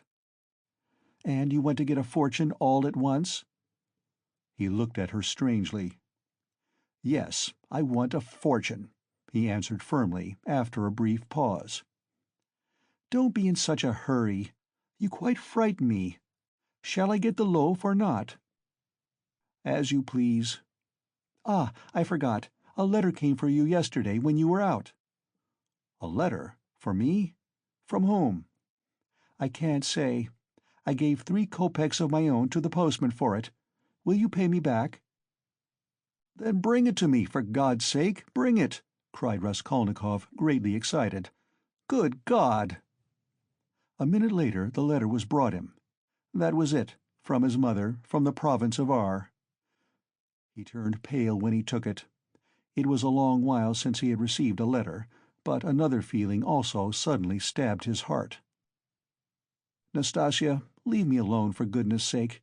Here are your 3 kopecks, but for goodness' sake, make haste and go." The letter was quivering in his hand. He did not want to open it in her presence. He wanted to be left alone with his letter. When Nastasia had gone out, he lifted it quickly to his lips and kissed it. Then he gazed intently at the address, the small, sloping handwriting, so dear and familiar, of the mother who had once taught him to read and write. He delayed. He seemed almost afraid of something. At last he opened it. It was a thick, heavy letter, weighing over 2 ounces. 2 large sheets of notepaper were covered with very small handwriting. "My dear Rodya," wrote his mother, "it's 2 months since I last had a talk with you by letter which has distressed me and even kept me awake at night, thinking. But I am sure you will not blame me for my inevitable silence. You know how I love you. You are all we have to look to, Donia and I. You are our all, our one hope, our one stay. What a grief it was to me when I heard that you had given up the university some months ago, for want of means to keep yourself, and that you had lost your lessons and your other work. How could I help you out of my 120 roubles a year pension? The 15 roubles I sent you 4 months ago I borrowed, as you know, on security of my pension, from Vasily Ivanovitch Varushkin, a merchant of this town. He is a kind-hearted man, and was a friend of your father's too. But having given him the right to receive the pension, I had to wait till the debt was paid off, and that is only just done, so that I've been unable to send you anything all this time. But now, thank God, I believe I shall be able to send you something more, and in fact we may congratulate ourselves on our good fortune now, of which I hasten to inform you. In the first place, would you have guessed, dear Rodya, that your sister has been living with me for the last 6 weeks, and we shall not be separated in the future? Thank God, her sufferings are over, but I will tell you everything in order, so that you may know just how everything has happened and all that we have hitherto concealed from you. When you wrote to me 2 months ago that you had heard that Donia had a great deal to put up with in the Svidrigaïlov's house, when you wrote that and asked me to tell you all about it, what could I write in answer to you? If I had written the whole truth to you, I dare say you would have thrown up everything and have come to us, even if you had to walk all the way, for I know your character and your feelings, and you would not let your sister be insulted. I was in despair myself, but what could I do? And besides, I did not know the whole truth myself then. What made it all so difficult was that Donia received 100 roubles in advance when she took the place as governess in their family, on condition of part of her salary being deducted every month. And so it was impossible to throw up the situation without repaying the debt. This sum, now I can explain it all to you, my precious Rodya, she took chiefly in order to send you 60 roubles, which you needed so terribly then, and which you received from us last year. We deceived you then, writing that this money came from Donia's savings, but that was not so, and now I tell you all about it, because, thank God, things have suddenly changed for the better, and that you may know how Donia loves you and what a heart she has. At first, indeed, Mr. Svidrigaïlov treated her very rudely, and used to make disrespectful and jeering remarks at table. But I don't want to go into all these painful details, so as not to worry you for nothing when it is now all over. In short, in spite of the kind and generous behavior of Marfa Petrovna, Mr. Svidrigaïlov's wife, and all the rest of the household, Donia had a very hard time, especially when Mr. Svidrigaïlov, relapsing into his old regimental habits, was under the influence of Bacchus. And how do you think it was all explained later on? Would you believe that the crazy fellow had conceived a passion for Donia from the beginning, but had concealed it under a show of rudeness and contempt? Possibly he was ashamed and horrified himself at his own flighty hopes, considering his years and his being the father of a family, and that made him angry with Donia. And possibly, too, he hoped by his rude and sneering behavior to hide the truth from others. But at last he lost all control and had the face to make Donia an open and shameful proposal, promising her all sorts of inducements, and offering, besides, to throw up everything and take her to another estate of his, or even abroad. You can imagine all she went through. To leave her situation at once was impossible, not only on account of the money debt, but also to spare the feelings of Marfa Petrovna, whose suspicions would have been aroused. And then Donia would have been the cause of a rupture in the family. And it would have meant a terrible scandal for Donia, too. That would have been inevitable. There were various other reasons owing to which Donia could not hope to escape from that awful house for another 6 weeks. You know Donia, of course. You know how clever she is, and what a strong will she has. Donia can endure a great deal, and even in the most difficult cases she has the fortitude to maintain her firmness. She did not even write to me about everything for fear of upsetting me, although we were constantly in communication. It all ended very unexpectedly. Marfa Petrovna accidentally overheard her husband imploring Donia in the garden, and, putting quite a wrong interpretation on the position, threw the blame upon her, believing her to be the cause of it all. An awful scene took place between them on the spot in the garden. Marfa Petrovna went so far as to strike Donia, refused to hear anything, and was shouting at her for a whole hour, and then gave orders that Donia should be packed off at once to me in a plain peasant's cart, into which they flung all her things, her linen and her clothes, all pell-mell, without folding it up and packing it. And a heavy shower of rain came on too, and Donia, insulted and put to shame, had to drive with a peasant in an open cart all the 17 versts into town. Only think now, what answer could I have sent to the letter I received from you 2 months ago, and what could I have written? I was in despair. I dare not write to you the truth, because you would have been very unhappy, mortified, and indignant, and yet what could you do? You could only, perhaps, ruin yourself, and besides, Donia would not allow it. And fill up my letter with trifles when my heart was so full of sorrow, I could not. For a whole month the town was full of gossip about this scandal, and it came to such a pass that Donia and I dare not even go to church on account of the contemptuous looks, whispers, and even remarks made aloud about us. All our acquaintances avoided us. Nobody even bowed to us in the street. And I learnt that some shopmen and clerks were intending to insult us in a shameful way, smearing the gates of our house with pitch, so that the landlord began to tell us we must leave. All this was set going by Marfa Petrovna, who managed to slander Donia and throw dirt at her in every family. She knows everyone in the neighborhood, and that month she was continually coming into the town, and as she is rather talkative and fond of gossiping about her family affairs, and particularly of complaining to all and each of her husband, which is not at all right, so in a short time she had spread her story not only in the town, but over the whole surrounding district. It made me ill, but Donia bore it better than I did, and if only you could have seen how she endured it all, and tried to comfort me and cheer me up. She is an angel, but by God's mercy our sufferings were cut short. Mr. Svidrigaïlov returned to his senses and repented, and, probably feeling sorry for Donia, he laid before Marfa Petrovna a complete and unmistakable proof of Donia's innocence, in the form of a letter Donia had been forced to write and give to him, before Marfa Petrovna came upon them in the garden. This letter, which remained in Mr. Svidrigaïlov's hands after her departure, she had written to refuse personal explanations and secret interviews, for which he was entreating her.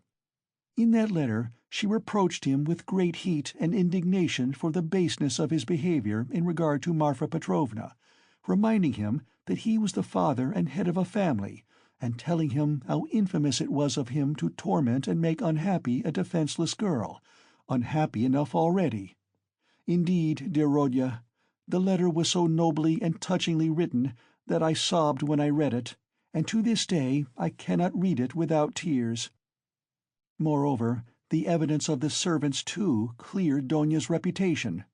They had seen and known a great deal more than Mr. Svidrigaïlov had himself supposed, as indeed is always the case with servants. Marfa Petrovna was completely taken aback, and again crushed, as she said herself to us, but she was completely convinced of Donia's innocence. The very next day, being Sunday, she went straight to the cathedral, knelt down and prayed with tears to Our Lady to give her strength to bear this new trial and to do her duty. Then she came straight from the cathedral to us, told us the whole story, wept bitterly, and fully penitent, she embraced Donia and besought her to forgive her. The same morning, without any delay, she went round to all the houses in the town and everywhere, shedding tears.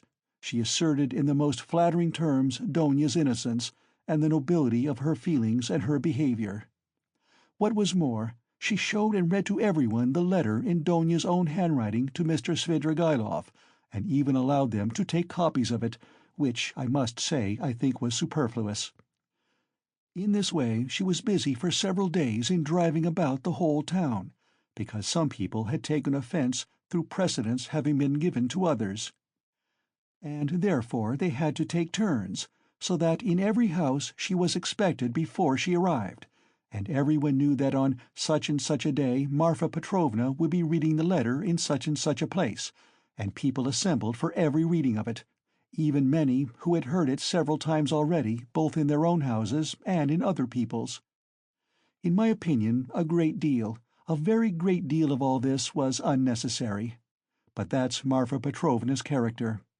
Anyway, she succeeded in completely re-establishing Donia's reputation, and the whole ignominy of this affair rested as an indelible disgrace upon her husband, as the only person to blame, so that I really began to feel sorry for him. It was really treating the crazy fellow too harshly. Donia was at once asked to give lessons in several families, but she refused. All of a sudden, everyone began to treat her with marked respect, and all this did much to bring about the event by which, one may say, our whole fortunes are now transformed. You must know, dear Rodya, that Donia has a suitor, and that she has already consented to marry him. I hasten to tell you all about the matter, and though it has been arranged without asking your consent, I think you will not be aggrieved with me or with your sister on that account, for you will see that we could not wait and put off our decision till we heard from you. And you could not have judged all the facts without being on the spot. This is how it happened. He is already of the rank of a councillor, Pyotr Petrovitch Luzhin, and is distantly related to Marfa Petrovna, who has been very active in bringing the match about. It began with his expressing through her his desire to make our acquaintance. He was properly received, drank coffee with us, and the very next day he sent us a letter in which he very courteously made an offer, and begged for a speedy and decided answer. He is a very busy man, and is in a great hurry to get to Petersburg, so that every moment is precious to him. At first, of course, we were greatly surprised, as it had all happened so quickly and unexpectedly. We thought and talked it over the whole day. He is a well-to-do man, to be depended upon. He has 2 posts in the government, and has already made his fortune. It is true that he is 45 years old, but he is of a fairly prepossessing appearance, and might still be thought attractive by women. And he is altogether a very respectable and presentable man, only he seems a little morose and somewhat conceited. But possibly that may only be the impression he makes at first sight. And beware, dear Rodya, when he comes to Petersburg, as he shortly will do, beware of judging him too hastily and severely, as your way is, if there is anything you do not like in him at first sight. I give you this warning, although I feel sure that he will make a favorable impression upon you.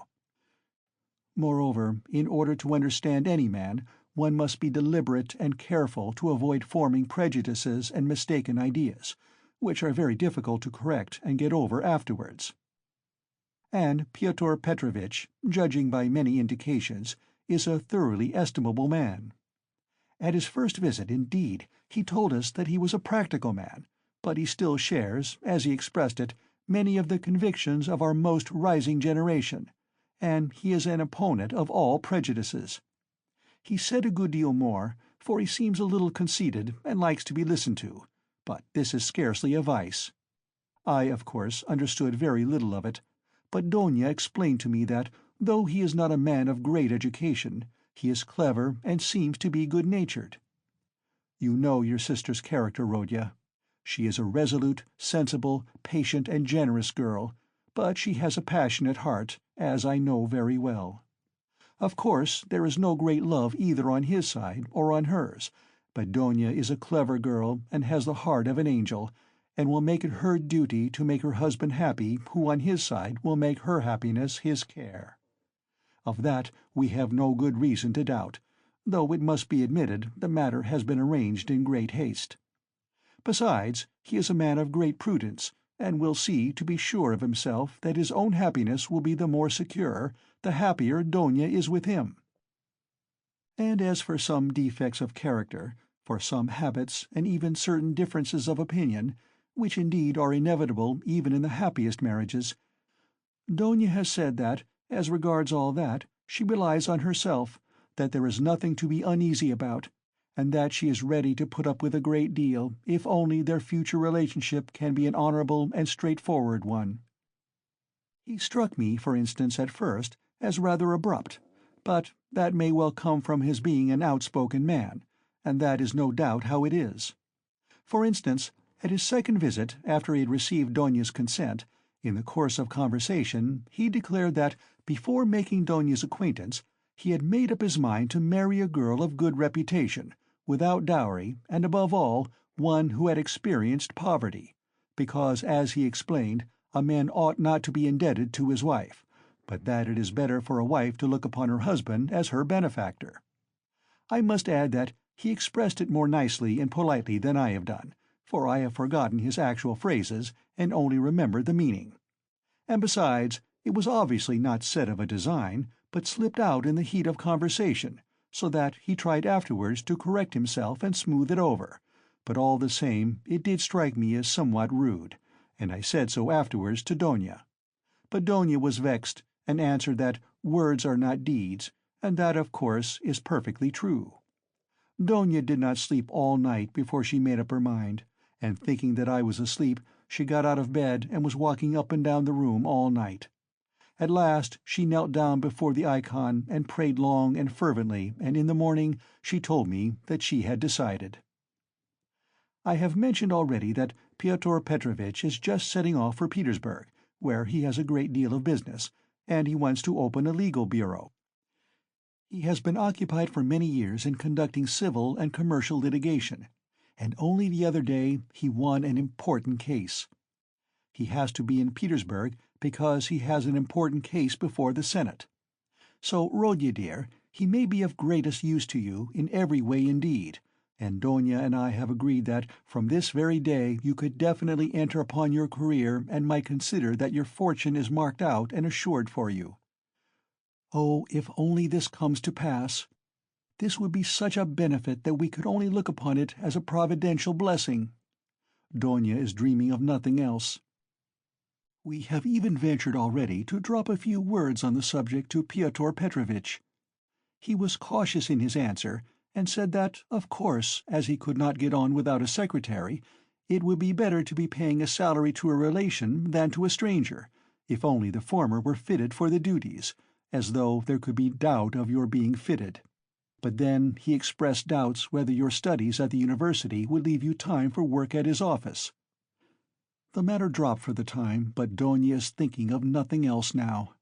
She has been in a sort of fever for the last few days, and has already made a regular plan for your becoming in the end an associate and even a partner in Pyotr Petrovitch's business, which might well be, seeing that you're a student of law. I am in complete agreement with her, Rodya, and share all her plans and hopes, and think there is every probability of realizing them. And in spite of Pyotr Petrovitch's evasiveness, very natural at present, since he does not know you, Donia is firmly persuaded that she will gain everything by her good influence over her future husband. This she is reckoning upon. Of course, we are careful not to talk of any of these more remote plans to Pyotr Petrovitch, especially of your becoming his partner. He is a practical man, and might take this very coldly. It might all seem to him simply a daydream. Nor has either Donia or I breathed a word to him of the great hopes we have of his helping us to pay for your university studies. We have not spoken of it in the first place, because it will come to pass of itself later on, and he will no doubt, without wasting words, offer to do it of himself, as though he could refuse Donia that, the more readily since you may be by your own efforts become his right hand in the office, and receive this assistance not as a charity, but as a salary earned by your own work. Donia wants to arrange it all like this, and I quite agree with her. And we have not spoken of our plans for another reason. That is, because I particularly wanted you to feel on equal footing when you first meet him. When Donia spoke to him with enthusiasm about you, he answered that one could never judge of a man without seeing him close, for oneself, and that he looked forward to forming his own opinion when he makes your acquaintance.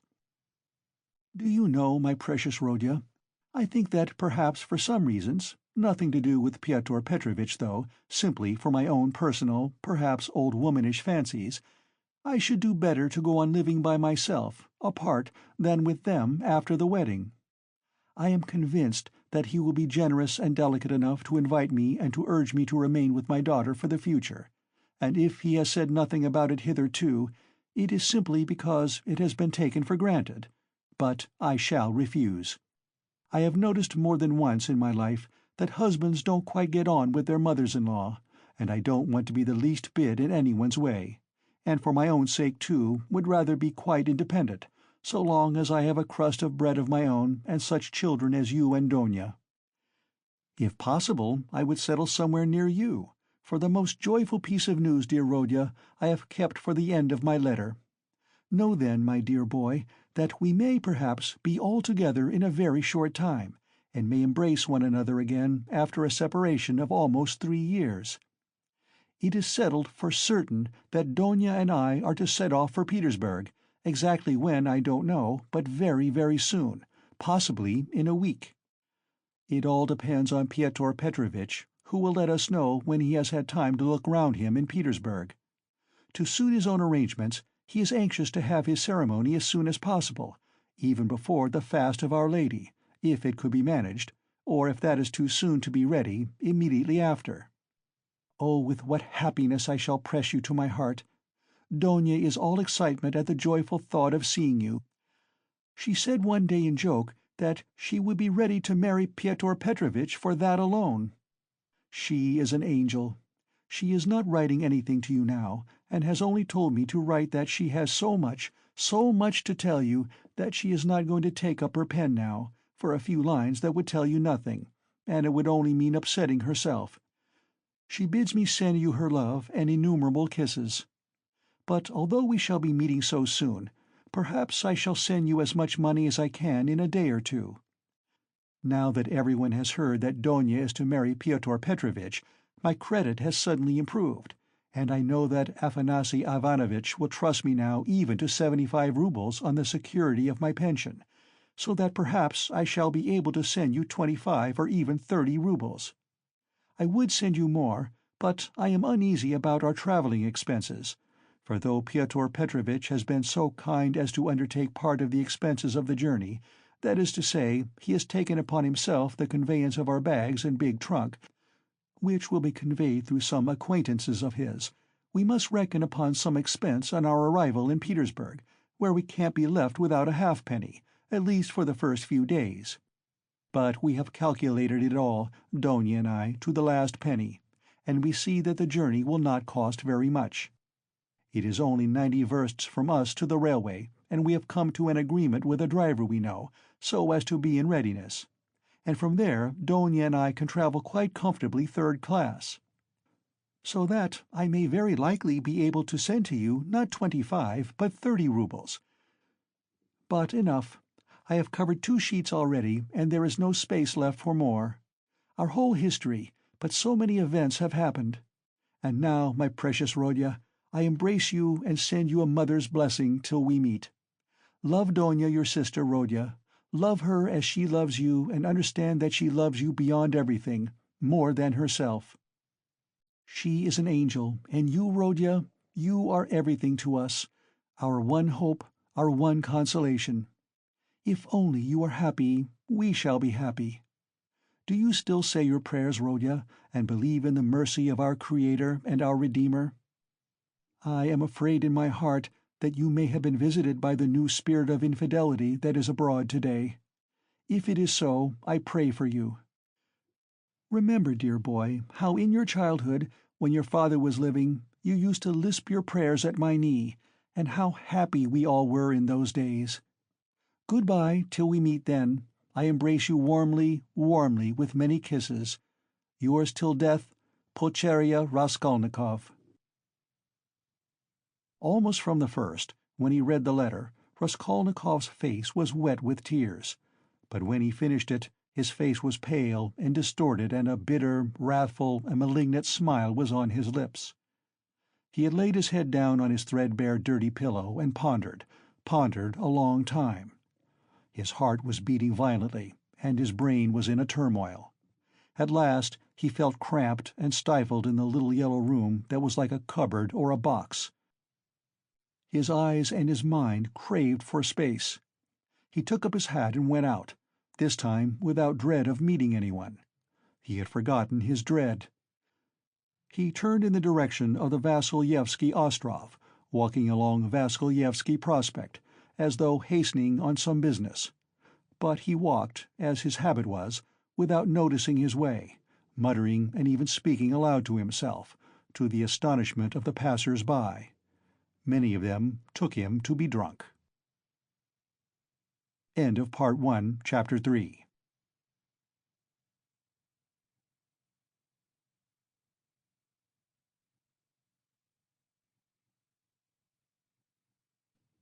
Part 1, Chapter 4 of Crime and Punishment by Fyodor Dostoevsky. His mother's letter had been a torture to him, but as regards the chief fact in it, he had felt not one moment's hesitation, even whilst he was reading the letter. The essential question was settled, and irrevocably settled, in his mind. Never such a marriage while I am alive, and Mr. Luzhin be damned. The thing is perfectly clear, he muttered to himself, with a malignant smile anticipating the triumph of his decision. No, Mother, no, Donia, you won't deceive me. And then they apologize for not asking my advice, and for taking the decision without me. I dare say. They imagine it is arranged now and can't be broken off, but we will see whether it can or not. A magnificent excuse. Pyotr Petrovitch is such a busy man that even his wedding has to be in post-haste, almost by express. No, Donia, I see it all, and I know what you want to say to me, and I know too what you were thinking about when you walked up and down all night, and what your prayers were like before the Holy Mother of Kazan who stands in Mother's bedroom. Bitter is the ascent to Golgotha. So it is finally settled. You have determined to marry a sensible businessman, Avdotya Romanovna, one who has a fortune, has already made his fortune. That is so much more solid and impressive. A man who holds 2 government posts, and who shares the ideas of our more rising generation, as Mother writes, and who seems to be kind, as Donia herself observes. That seems beats everything. And that very Donia for that very seems is marrying him. Splendid, splendid! But I should like to know why Mother has written to me about our most rising generation. Simply as a descriptive touch, or with the idea of prepossessing me in favor of Mr. Luzhin. Oh, the cunning of them! I should like to know one more thing. How far they were open with one another that day and night and all this time since. Was it put into words, or did both understand that they had the same thing at heart and in their minds, so that there was no need to speak of it aloud, and better not to speak of it? Most likely it was partly like that. From Mother's letter it's evident. He struck her as rude a little, and Mother in her simplicity took her observations to Donia, and she was sure to be vexed and answered her angrily. I should think so. Who would not be angered when it was quite clear without any naive questions, and when it was understood that it was useless to discuss it? And why does she write to me, "Love Donia, Rodya, and she loves you more than herself"? Has she a secret conscience prick at sacrificing her daughter to her son? You are our one comfort, you are everything to us. Oh, Mother! His bitterness grew more and more intense, and if he happened to meet Mr. Luzhin at the moment, he might have murdered him. Yes, that's true, he continued, pursuing the whirling ideas that chased each other in his brain. It is true that, It needs time and care to get to know a man, but there is no mistake about Mr. Luzhin. The chief thing is he is a man of business and seems kind. That was something, wasn't it, to send the bags and big box for them? A kind man, no doubt, after that. But his bride and her mother are to drive in a peasant's cart covered with sacking. I know, I have been driven in it. No matter. It is only 90 versts, and then they can travel very comfortably third class, for 1,000 versts. Quite right, too. One must cut one's coat according to one's cloth. But what about you, Mr. Luzhin? She is your bride, and you must be aware that her mother has to raise money on her pension for the journey. To be sure, it's a matter of business, a partnership for mutual benefit, with equal shares and expenses. Food and drink provided, but pay for your tobacco. The businessman has got the better of them, too. The luggage will cost less than their fares, and very likely go for nothing. How is it that they don't both see all that? Or is it that they don't want to see? And they are pleased, pleased! And to think that this is only the first blossoming, and that the real fruits are to come. But what really matters is not the stinginess, is not the meanness, but the tone of the whole thing. For that will be the tone after marriage. It's a foretaste of it. And Mother, too, why should she be so lavish? What will she have by the time she gets to Petersburg? 3 silver roubles, or 2 paper ones, as she says? That old woman. What does she expect to live upon in Petersburg afterwards? She has her reasons already for guessing that she could not live with Donia after the marriage, even for the first few months. The good man has no doubt let slip something on that subject also, though Mother would deny it. "I shall refuse," says she. On whom is she reckoning, then? Is she counting on what is left of her 120 roubles of pension when Afanasy Ivanovitch's debt is paid? She knits woolen shawls and embroiders cuffs, ruining her old eyes. And all her shawls don't add more than 20 roubles a year to her 120, I know that. So she is building all her hopes all the time on Mr. Luzhin's generosity. He will offer it of himself, he will press it on me. You may wait a long time for that. That's how it always is with these Schilleresque noble hearts. Till the last moment every goose is a swan with them. Till the last moment they hope for the best and will see nothing wrong, and although they have an inkling of the other side of the picture, yet they won't face the truth till they are forced to. The very thought of it makes them shiver. They thrust the truth away with both hands, until the man they deck out in false colors puts a fool's cap on them with his own hands. I should like to know whether Mr. Luzhin has any orders of merit. I bet he has the Anna in his buttonhole, and that he puts it on when he goes to dine with contractors or merchants. He will be sure to have it for his wedding, too. Enough of him, confound him. Well, Mother I don't wonder at. It's like her, God bless her. But how could Donia? Donia, darling, as though I did not know you. You were nearly 20 when I saw you last. I understood you then. Mother writes that Donia can put up with a great deal. I know that very well. I knew that 2 years and a half ago, and for the last 2.5 years I have been thinking about it, thinking of just that Donia can put up with a great deal. If she could put up with Mr. Svidrigailov and all the rest of it, she certainly can put up with a great deal. And now Mother and she have taken it into their heads that she can put up with Mr. Luzhin, who propounds the theory of the superiority of wives raised from destitution and owing everything to their husband's bounty, who propounds it, too, almost at the first interview. Granted that he let it slip, though he is a sensible man, yet maybe it was not a slip at all, but he meant to make himself clear as soon as possible. But Donia?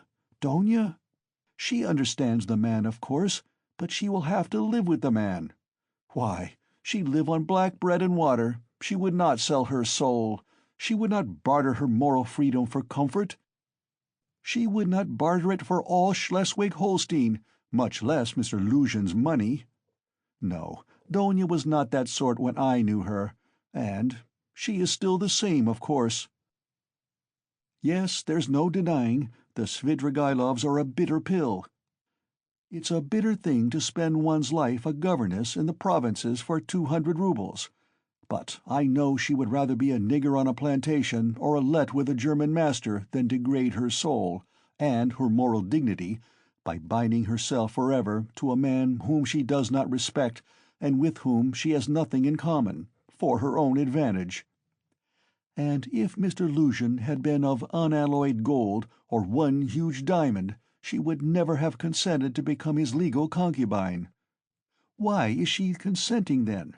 What's the point of it? What's the answer? It's clear enough. For herself, for her comfort. To save her life she would not sell herself, but for someone else she is doing it. For one she loves, for one she adores, she will sell herself. That's what it all amounts to. For her brother, for her mother she will sell herself. She will sell everything. In such cases we overcome our moral feeling if necessary. Freedom, peace, conscience even, all are brought into the market. Let my life go, if only my dear ones may be happy. More than that, we become casuists. We learn to be Jesuitical, and for a time, maybe, we can soothe ourselves. We can persuade ourselves that it is one's duty for a good object. That's just like us. It's as clear as daylight. It's clear that Rodion Romanovich Raskolnikov is the central figure in the business, and no one else. Oh yes, she can ensure his happiness, keep him in the university, make him a partner in the office, make his whole future secure. Perhaps he may even be a rich man later on, prosperous, respected, and may even end his life a famous man. But my mother? It's all Rodya, precious Rodya, her firstborn. For such a son, who would not sacrifice such a daughter? Oh, loving, over-partial hearts! Why, for his sake, we would not shrink even from Sonia's fate. Sonia Marmeladov, the eternal victim so long as the world lasts. Have you taken the measure of your sacrifice, both of you? Is it right? Can you bear it? Is it any use? Is there sense in it? And let me tell you, Donia, Sonia's life is no worse than life with Mr. Luzhin. There can be no question of love, Mother writes. And what if there can be no respect either? If, on the contrary, there is aversion, contempt, repulsion, what then? So you will have to keep up your appearance, too. Is not that so? Do you understand what that smartness means? Do you understand that the Luzhin smartness is just the same thing as Sonia's, and maybe worse, viler, baser, because in your case, Donia, it's a bargain for luxuries, after all, but with Sonia it's simply a question of starvation. It has to be paid for. It has to be paid for, Donia, this smartness. And what if it's more than you can bear afterwards, if you regret it? The bitterness, the misery, the curses, the tears hidden from all the world, for you are not a Marfa Petrovna. And how will your mother feel then? Even now she is uneasy, she is worried, but then when she sees it all clearly? And I? Yes, indeed, what have you taken me for? I won't have your sacrifice, Donia. I won't have it, Mother. It shall not be, so long as I am alive. It shall not, it shall not. I won't accept it. He suddenly paused in his reflection and stood still. It shall not be? But what are you going to do to prevent it? You'll forbid it? And what right have you? What can you promise them on your side to give you such a right? Your whole life, your whole future, you will devote to them when you have finished your studies and obtained a post? Yes, we've heard all that before, and that's all words. But now, something must be done now, do you understand that? And what are you going to do now? You are living upon them. They borrow on their 100 roubles pension. They borrow from the Svidrigailovs. How are you going to save them from the Svidrigailovs, from Afanasy Ivanovitch Vorushin, oh future millionaire Zeus, who would arrange their lives for them? In another 10 years? In another 10 years, Mother will be blind with knitting shawls, maybe with weeping, too. She will be worn to a shadow with fasting. And my sister? Imagine for a moment what may have become of your sister in 10 years. What may happen to her during those 10 years? Can you fancy?" So he tortured himself, fretting himself with such questions, and finding a kind of enjoyment in it. And yet all these questions were not new ones suddenly confronting him. They were old, familiar aches. It was long since they had first begun to grip and rend his heart. Long, long ago his present anguish had its first beginnings. It had waxed and gathered strength. It had matured and concentrated, until it had taken the form of a fearful, frenzied, and fantastic question, which tortured his heart and mind, clamoring insistently for an answer. Now his mother's letter had burst on him like a thunderclap. It was clear that he must not now suffer passively, worrying himself over unsolved questions, but that he must do something, do it at once, and do it quickly. Anyway, he must decide on something, or else. "Or throw up life altogether," he cried suddenly in a frenzy. "Accept one's lot humbly as it is, once for all, and stifle everything in oneself, giving up all claim to activity, life, and love. Do you understand, sir? Do you understand what it means when you have absolutely nowhere to turn?" Marmeladov's question came suddenly into his mind.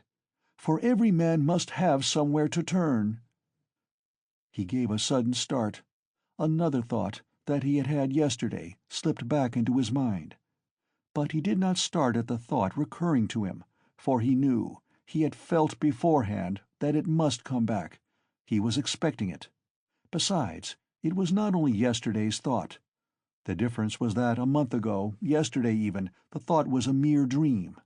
But now it appeared not a dream at all. It had taken a new, menacing, and quite unfamiliar shape. And he suddenly became aware of this himself. He felt a hammering in his head, and there was a darkness before his eyes. He looked round hurriedly. He was searching for something. He wanted to sit down, and he was looking for a seat. He was walking along the Quai Boulevard. There was a seat about 100 paces in front of him. He walked towards it as fast as he could, but on the way he met with a little adventure which absorbed all his attention. Looking for the seat, he had noticed a woman walking some 20 paces in front of him, but at first he took no more notice of her than of other objects that crossed his path. It had happened to him many times going home not to notice the road by which he was going, and he was accustomed to walk like that. But there was at first sight something so strange about the woman in front of him that gradually his attention was riveted upon her, at first reluctantly and, as it were, resentfully, and then more and more intently. He felt a sudden desire to find out what it was that was so strange about the woman. In the first place, she appeared to be a girl quite young, and she was walking in the great heat bareheaded and with no parasol or gloves, waving her arms about in an absurd way. She had on a dress of some light silky material, but put on strangely awry, not properly hooked up, and torn open at the top of the skirt, close to the waist. A great piece was rent and hanging loose.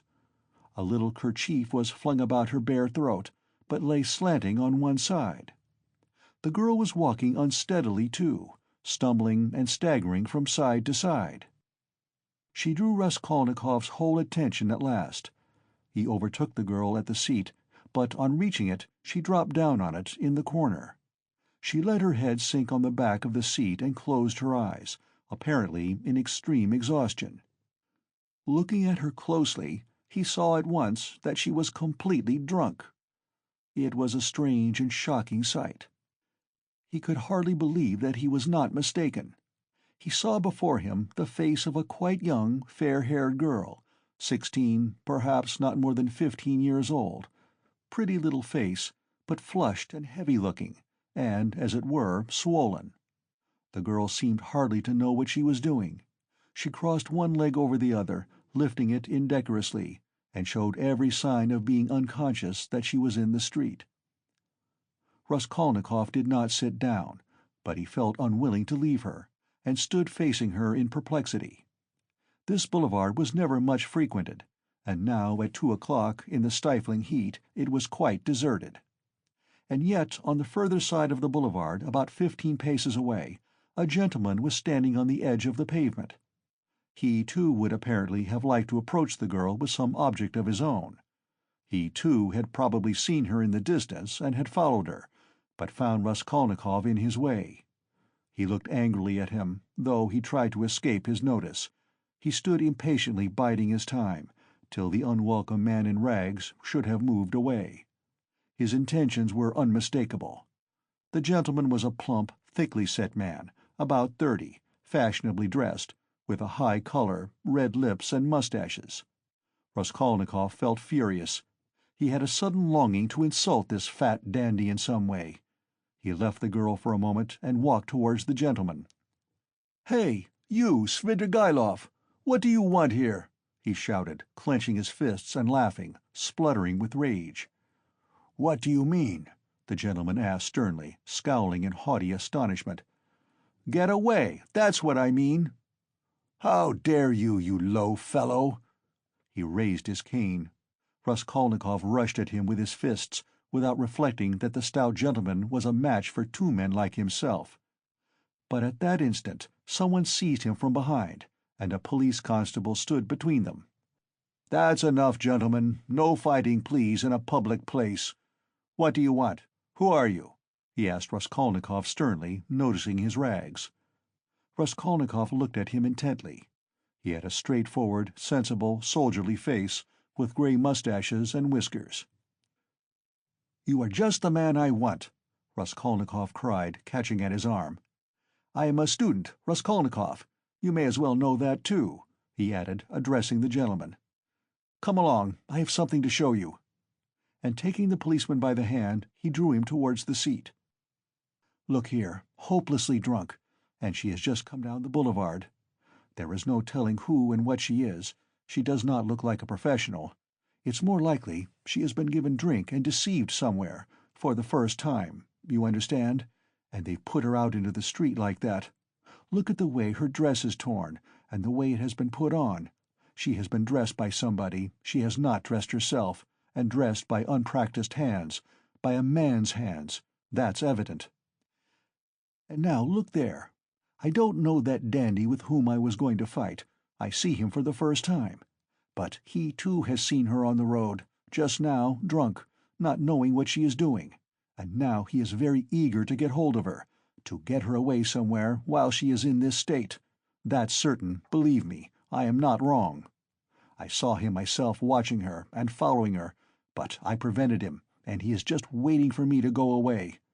Now he has walked away a little, and is standing still, pretending to make a cigarette. Think how we can keep her out of his hands, and how are we going to get her home?"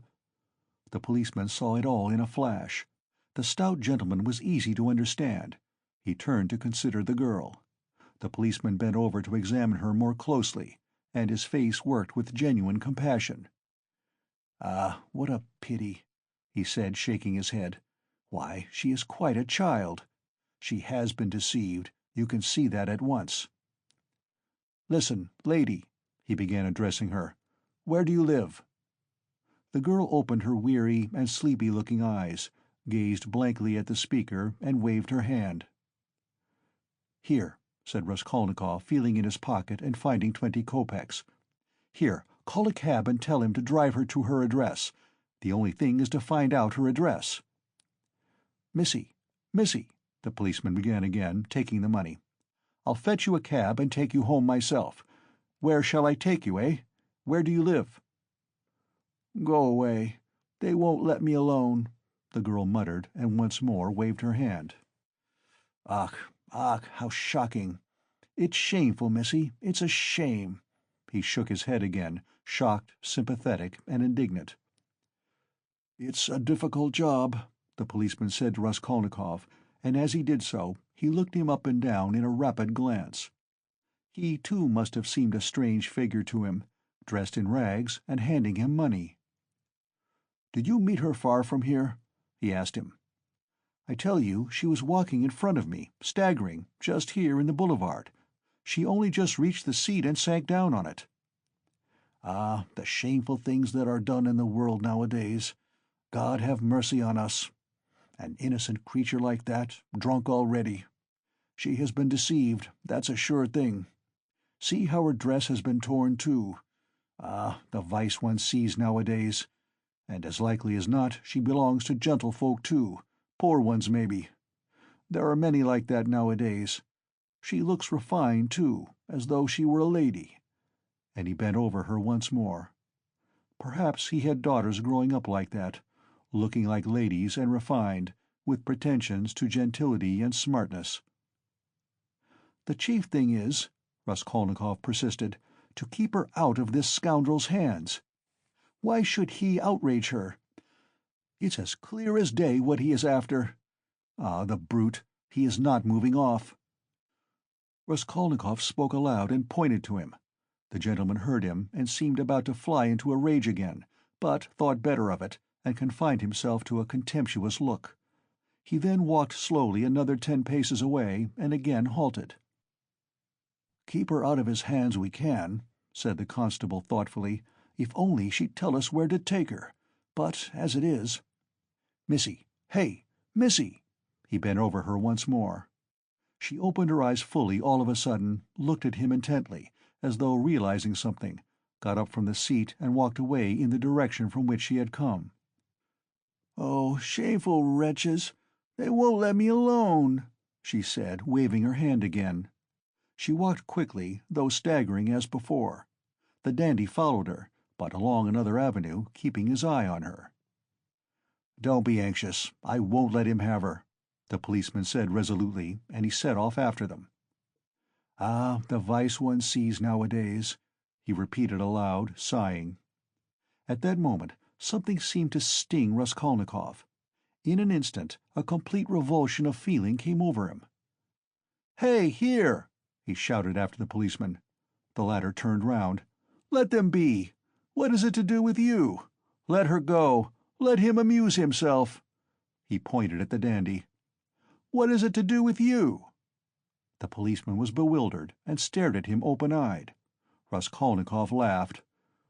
"Well," ejaculated the policeman, with a gesture of contempt, and he walked after the dandy and the girl, probably taking Raskolnikov for a madman or something even worse.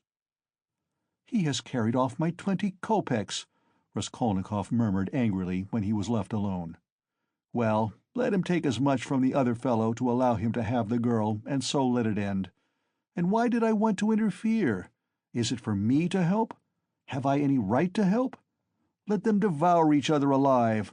What is it to me? How did I dare to give him 20 kopecks? Were they mine?" In spite of those strange words, he felt very wretched. He sat down on the deserted seat. His thoughts strayed aimlessly. He found it hard to fix his mind on anything at that moment. He longed to forget himself altogether, to forget everything, and then to wake up and begin life anew. "Poor girl," he said, looking at the empty corner where she had sat. "She will come to herself and weep, and then her mother will find out. She will give her a beating, a horrible, shameful beating, and then maybe turn her out of doors. And even if she does not, the Darya Francovnas will get wind of it, and the girl will soon be slipping out on the sly here and there. Then there will be the hospital directly. That's always the luck of those girls with respectable mothers who go wrong on the sly. And then, again the hospital. Drink, the taverns, and more hospital. In 2 or 3 years, a wreck, and her life over at 18 or 19. Have I not seen cases like that? And how have they been brought to it? Why, they've all come to it like that. Ugh! But what does it matter? That's as it should be, they tell us. A certain percentage, they tell us, must every year go, that way, to the devil, I suppose, so that the rest may remain chaste, and not be interfered with. A percentage! What splendid words they have! They are so scientific, so consolatory. Once you've said percentage, there's nothing more to worry about. If we had any other word, Maybe we might feel more uneasy. But what if Donia were one of the percentage? If another one, if not that one? But where am I going? He thought suddenly. Strange, I came out for something. As soon as I had read the letter, I came out. I was going to Vasilyevsky Ostrov, to Razumian. That's what it was. Now I remember. What for, though? And what put the idea of going to Razumian into my head just now? That's curious. He wondered at himself. Razumian was one of his old comrades at the university. It was remarkable that Raskolnikov had hardly any friends at the university. He had kept aloof from everyone, went to see no one, and did not welcome anyone who came to see him, and indeed everyone soon gave him up. He took no part in the students' gatherings, amusements, or conversations. He worked with great intensity without sparing himself, and he was respected for this, but no one liked him. He was very poor, and there was a sort of haughty pride and reserve about him, as though he were keeping something to himself. He seemed to some of his comrades to look down upon them all as children, as though he were superior in development, knowledge, and convictions, as though their beliefs and interests were beneath him. With Razumian he had got on, or at least he was more unreserved and communicative with him. Indeed, it was impossible to be on any other terms with Razumian. He was an exceptionally good-humored and candid youth, good-natured to the point of simplicity, though both depth and dignity lay concealed under that simplicity. The better of his comrades understood this, and all were fond of him. He was extremely intelligent, though he was certainly rather a simpleton at times. He was of striking appearance, tall, thin, black-haired, and always badly shaved. He was sometimes uproarious, and was reputed to be of great physical strength. One night, when out in a festive company, he had with one blow laid a gigantic policeman on his back. There was no limit to his drinking powers, but he could abstain from drink altogether. He sometimes went too far in his pranks, but he could do without pranks altogether. Another thing striking about Razumian, no failure distressed him, and it seemed as though no unfavorable circumstances could crush him. He could lodge anywhere, and bear the extremes of cold and hunger. He was very poor, and kept himself entirely on what he could earn by work of one sort or another.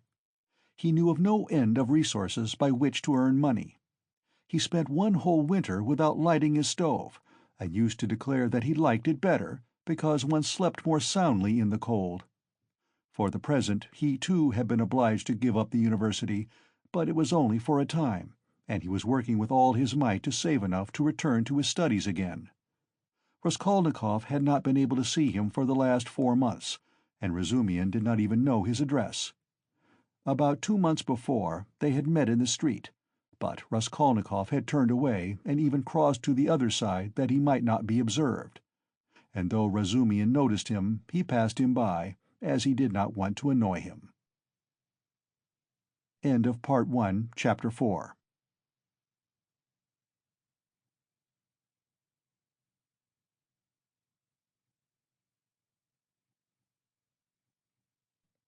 Part 1, Chapter 5 of Crime and Punishment by Fyodor Dostoevsky. Of course, I've been meaning lately to go to Razumian's to ask for work, to ask him to get me lessons or something, Raskolnikov thought. But what help can he be to me now? Suppose he gets me lessons. Suppose he shares his last farthing with me, if he has any farthings, so that I could get some boots and make myself tidy enough to give lessons. Well, and what then? What shall I do with the few coppers I earn? That's not what I want now. It's really absurd for me to go to Razumian. The question why he was now going to Razumian agitated him even more than he was himself aware. He kept uneasily seeking for some sinister significance in this apparently ordinary action. Could I have expected to set it all straight, and to find a way out by means of Razumian alone? He asked himself in perplexity.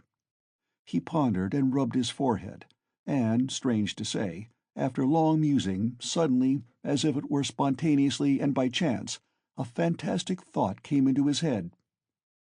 To Razumian's, he said all at once, calmly, as though he had reached a final determination. "I shall go to Razumian's, of course, but not now.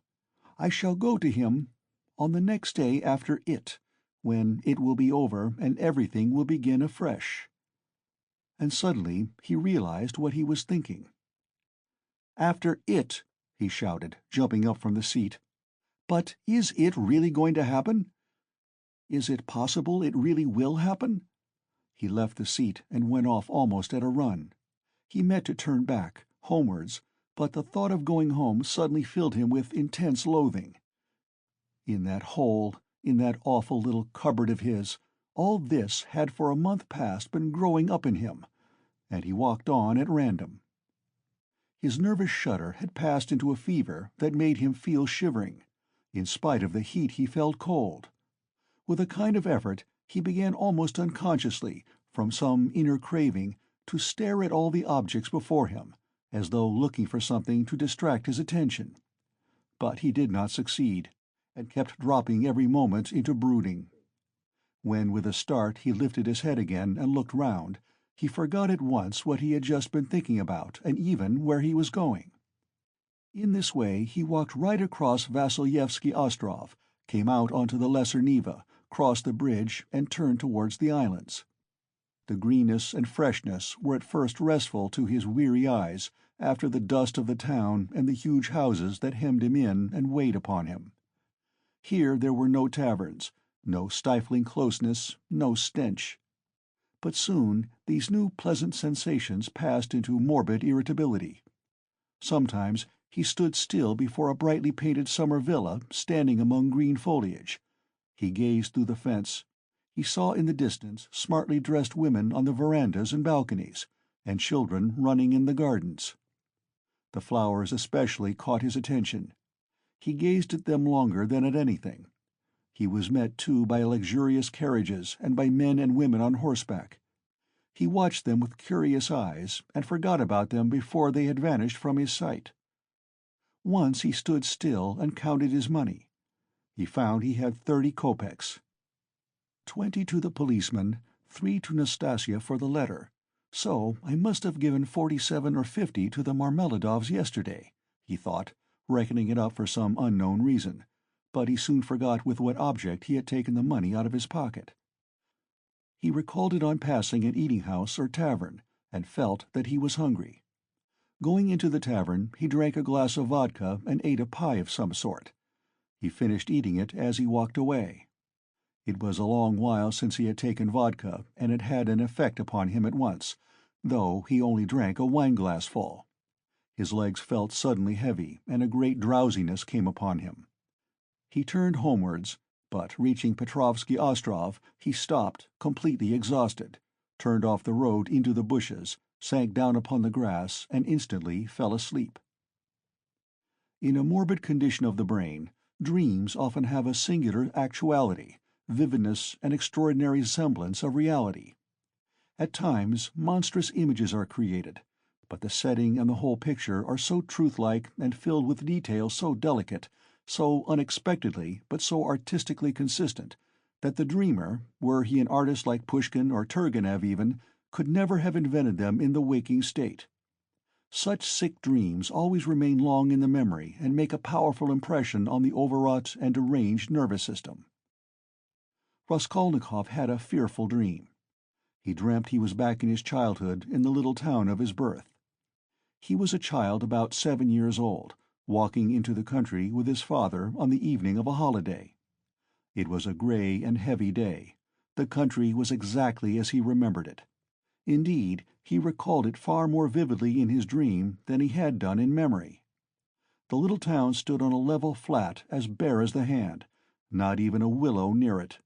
Only in the far distance a copse lay, a dark blur on the very edge of the horizon.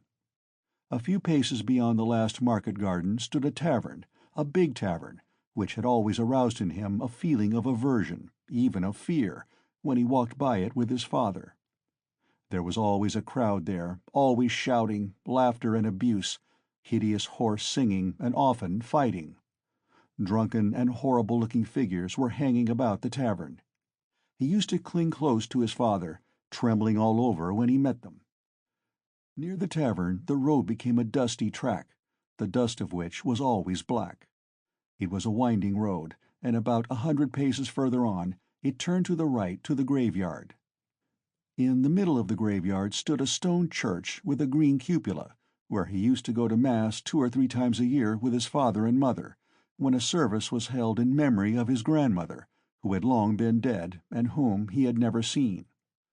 On these occasions they used to take on a white dish tied up in a table napkin a special sort of rice pudding, with raisins stuck in it in the shape of a cross. He loved that church, the old-fashioned, unadorned icons, and the old priest with the shaking head. Near his grandmother's grave, which was marked by a stone, was the little grave of his younger brother, who had died at 6 months old. He did not remember him at all, but he had been told about his little brother, and whenever he visited the graveyard he used religiously and reverently to cross himself and to bow down and kiss the little grave. And now he dreamt that he was walking with his father past the tavern on the way to the graveyard.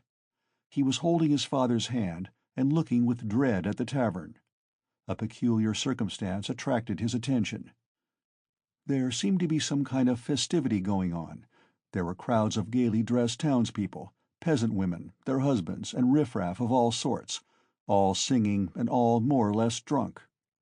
Near the entrance of the tavern stood a cart, but a strange cart. It was one of those big carts usually drawn by heavy cart-horses and laden with casks of wine or other heavy goods. He always liked looking at those great cart-horses, with their long manes, thick legs, and slow, even pace, drawing along a perfect mountain with no appearance of effort, as though it were easier going with a load than without it. But now, strange to say, in the shafts of such a cart he saw a thin little sorrel beast, one of those peasant nags which he had often seen straining their utmost under a heavy load of wood or hay, especially when the wheels were stuck in the mud or in a rut. And the peasants would beat them so cruelly, sometimes even about the nose and eyes, and he felt so sorry for them that he almost cried, and his mother always used to take him away from the window. All of a sudden there was a great uproar of shouting, singing, and the balalaika, and from the tavern a number of big and very drunken peasants came out, wearing red and blue shirts and coats thrown over their shoulders. "Get in! Get in!" shouted one of them, a young, thick-necked peasant, with a fleshy face red as a carrot. "I'll take you all! Get in!" But at once there was an outbreak of laughter and exclamations in the crowd. "Take us all with a beast like that? Why, Mikolka, are you crazy to put a nag like that in such a cart? And this mare is 20 if she is a day, mates." "Get in! I'll take you all!" Mikolka shouted again, leaping first into the cart, seizing the reins and standing straight up in front. "The bay has gone with Matvey," he shouted from the cart, "and this brute, mates, is just breaking my heart. I feel as if I could kill her. She's just eating her head off. Get in, I tell you. I'll make her gallop. She'll gallop." And he picked up the whip, preparing himself with relish to flog the little mare. "Get in! Come along!" the crowd laughed. "Do you hear? She'll gallop!" "Gallop, indeed! She has not had a gallop in her for the last 10 years. She'll jog along." "Don't you mind her, mates. Bring a whip, each of you. Get ready." "All right. Give it to her." They all clambered into Mikolka's cart, laughing and making jokes. 6 men got in, and there was still room for more. They hauled in a fat, rosy-cheeked woman. She was dressed in red cotton, in a pointed, beaded headdress, and thick leather shoes. She was cracking nuts and laughing. The crowd round them was laughing too, and indeed, how could they help laughing? That wretched nag was to drag all the cartload of them at a gallop. 2 young fellows in the cart were just getting whips ready to help Mikolka. With the cry of "Now!" the mare tugged with all her might, but far from galloping, could scarcely move forward. She struggled with her legs, gasping and shrinking from the blows of the 3 whips which were showered upon her like hail. The laughter in the cart and in the crowd was redoubled, but Mikolka flew into a rage and furiously thrashed the mare, as though he supposed she really could gallop. "Let me get in too, mates." shouted a young man in the crowd whose appetite was aroused. "Get in! All get in!" cried Mikolka. "She will draw you all! I'll beat her to death!" And he thrashed and thrashed at the mare, beside himself with fury. "Father! Father!" he cried. "Father, what are they doing? Father, they are beating the poor horse!" Come along," said his father. "They are drunken and foolish. They are in fun. Come away, don't look." And he tried to draw him away, but he tore himself away from his hand, and, beside himself with horror, ran to the horse. The poor beast was in a bad way. She was gasping, standing still, then tugging again and almost falling. "Beat her to death!" cried Mikolka. "It's come to that! I'll do for her!" "What are you about? Are you a Christian, you devil?" shouted an old man in the crowd. "Did anyone ever see the like? A wretched nag like that pulling such a cartload," said another. "You'll kill her!" shouted the third. "Don't meddle! It's my property! I'll do what I choose! Get in, more of you! Get in, all of you! I will have her go at a gallop!" All at once laughter broke into a roar and covered everything. The mare, roused by the shower of blows, began feebly kicking. Even the old man could not help smiling. To think of a wretched little beast like that trying to kick! Two lads in the crowd snatched up whips and ran to the mare to beat her about the ribs. One ran each side. "Hit her in the face! In the eyes! In the eyes!" cried Mikolka. "Give us a song, mates!" shouted someone in the cart, and everyone in the cart joined in a riotous song, jingling a tambourine and whistling. The woman went on cracking nuts and laughing. He ran beside the mare, ran in front of her, saw her being whipped across the eyes, right in the eyes. He was crying, he felt choking, his tears were streaming. One of the men gave him a cut with the whip across the face. He did not feel it. Wringing his hands and screaming, he rushed up to the gray-headed old man with the gray beard, who was shaking his head in disapproval. One woman seized him by the hand and would have taken him away, but he tore himself from her and ran back to the mare. She was almost at the last gasp, but began kicking once more. "I'll teach you to kick!" Mikolka shouted ferociously. He threw down the whip, bent forward and picked up from the bottom of the cart a long, thick shaft. He took hold of one end with both hands, and with an effort brandished it over the mare. "He'll crush her!" was shouted round him. "He'll kill her!" "It's my property!" shouted Mikolka, and brought the shaft down with a swinging blow. There was a sound of a heavy thud. "Thrasher! Thrasher! Why have you stopped?" shouted voices in the crowd. And Mikolka swung the shaft a second time, and it fell a second time on the spine of the luckless mare. She sank back on her haunches, but lurched forward and tugged forward with all her force, tugged first on one side and then on the other, trying to move the cart. But the 6 whips were attacking her in all directions, and the shaft was raised again and fell upon her a third time, then a fourth, with heavy measured blows. Mikolka was in a fury that he could not kill her at one blow. "She's a tough one," was shouted in the crowd. "She'll fall in a minute, mates. There will soon be an end of her," said an admiring spectator in the crowd. "Fetch an axe to her! Finish her off!" shouted a third. "I'll show you! Stand off!" Mikolka screamed frantically. He threw down the shaft, stooped down in the cart, and picked up an iron crowbar. "Look out!" he shouted, and with all his might he dealt a stunning blow at the poor mare. The blow fell. The mare staggered, sank back, tried to pull, but the bar fell again with a swinging blow on her back, and she fell on the ground like a log. "Finish her off!" shouted Mikolka, and he leapt beside himself, out of the cart. Several young men, also flushed with drink, seized anything they could come across, whips, sticks, poles, and ran to the dying mare. Mikolka stood on one side and began dealing random blows with the crowbar. The mare stretched out her head, drew a long breath, and died. "You butchered her!" someone shouted in the crowd. "Why wouldn't she gallop, then?" "My property!" shouted Mikolka, with bloodshot eyes, brandishing the bar in his hands. He stood as though regretting that he had nothing more to beat. No mistake about it, you are not a Christian," many voices were shouting in the crowd. But the poor boy, beside himself, made his way screaming through the crowd to the sorrel nag, put his arms around her bleeding dead head and kissed it, kissed the eyes and kissed the lips. Then he jumped up and flew in a frenzy with his little fists out at Mikolka. At that instant his father, who had been running after him, snatched him up and carried him out of the crowd. "Come along, come, let us go home," he said to him. "Father, why did they kill the poor horse?" he sobbed, but his voice broke and the words came in shrieks from his panting chest. "They are drunk. They are brutal. It's not our business," said his father. He put his arms round his father, but he felt choked. He tried to draw a breath, to cry out, and woke up. He waked up, gasping for breath, his hair soaked with perspiration, and stood up in terror. "Thank God, that was only a dream," he said, sitting down under a tree and drawing deep breaths. "But what is it? Is it some fever coming on? Such a hideous dream!"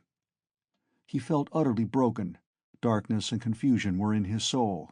He rested his elbows on his knees and leaned his head on his hands.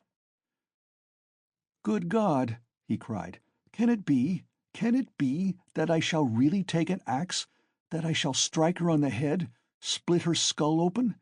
That I shall tread in the sticky warm blood, break the lock, steal and tremble, hide, all spattered in the blood, with the axe? Good God! Can it be?" He was shaking like a leaf as he said this. "But why am I going on like this?" he continued, sitting up again, as it were in profound amazement. "I knew that I could never bring myself to it, so what have I been torturing myself for till now? Yesterday, when I went to make that experiment, yesterday I realized completely that I could never bear to do it. Why am I going over it again, then? Why am I hesitating? As I came down the stairs yesterday, I said myself that it was base, loathsome, vile, vile. The very thought of it made me sick and filled me with horror. No, I couldn't do it. I couldn't do it. Granted that there is no flaw in all that reasoning, that all that I have concluded this last month is clear as day, true as arithmetic. My God! Anyway, I couldn't bring myself to it. I couldn't do it. I couldn't do it. Why then am I still—" He rose to his feet, looked round in wonder as though surprised at finding himself in this place, and went towards the bridge. He was pale, his eyes glowed, he was exhausted in every limb, but he seemed suddenly to breathe more easily. He felt he had cast off that fearful burden that had so long been weighing upon him, and all at once there was a sense of relief and peace in his soul. "Lord," he prayed, "show me my path. I renounce that accursed dream of mine." Crossing the bridge, he gazed quietly and calmly at the Neva, at the glowing red sun setting in the glowing sky. In spite of his weakness, he was not conscious of fatigue. It was as though an abscess that had been forming for a month past in his heart had suddenly broken. Freedom, freedom! He was free from that spell, that sorcery, that obsession. Later on, when he recalled that time and all that happened to him during those days, minute by minute, point by point, he was superstitiously impressed by one circumstance, which, though in itself not very exceptional, always seemed to him afterwards the predestined turning point of his fate. He could never understand and explain to himself why, when he was tired and worn out, when it would have been more convenient for him to go home by the shortest and most direct way, he had returned by the Haymarket where he had no need to go. It was obviously and quite unnecessarily out of his way, though not much so. It is true that it happened to him dozens of times to return home without noticing what streets he passed through.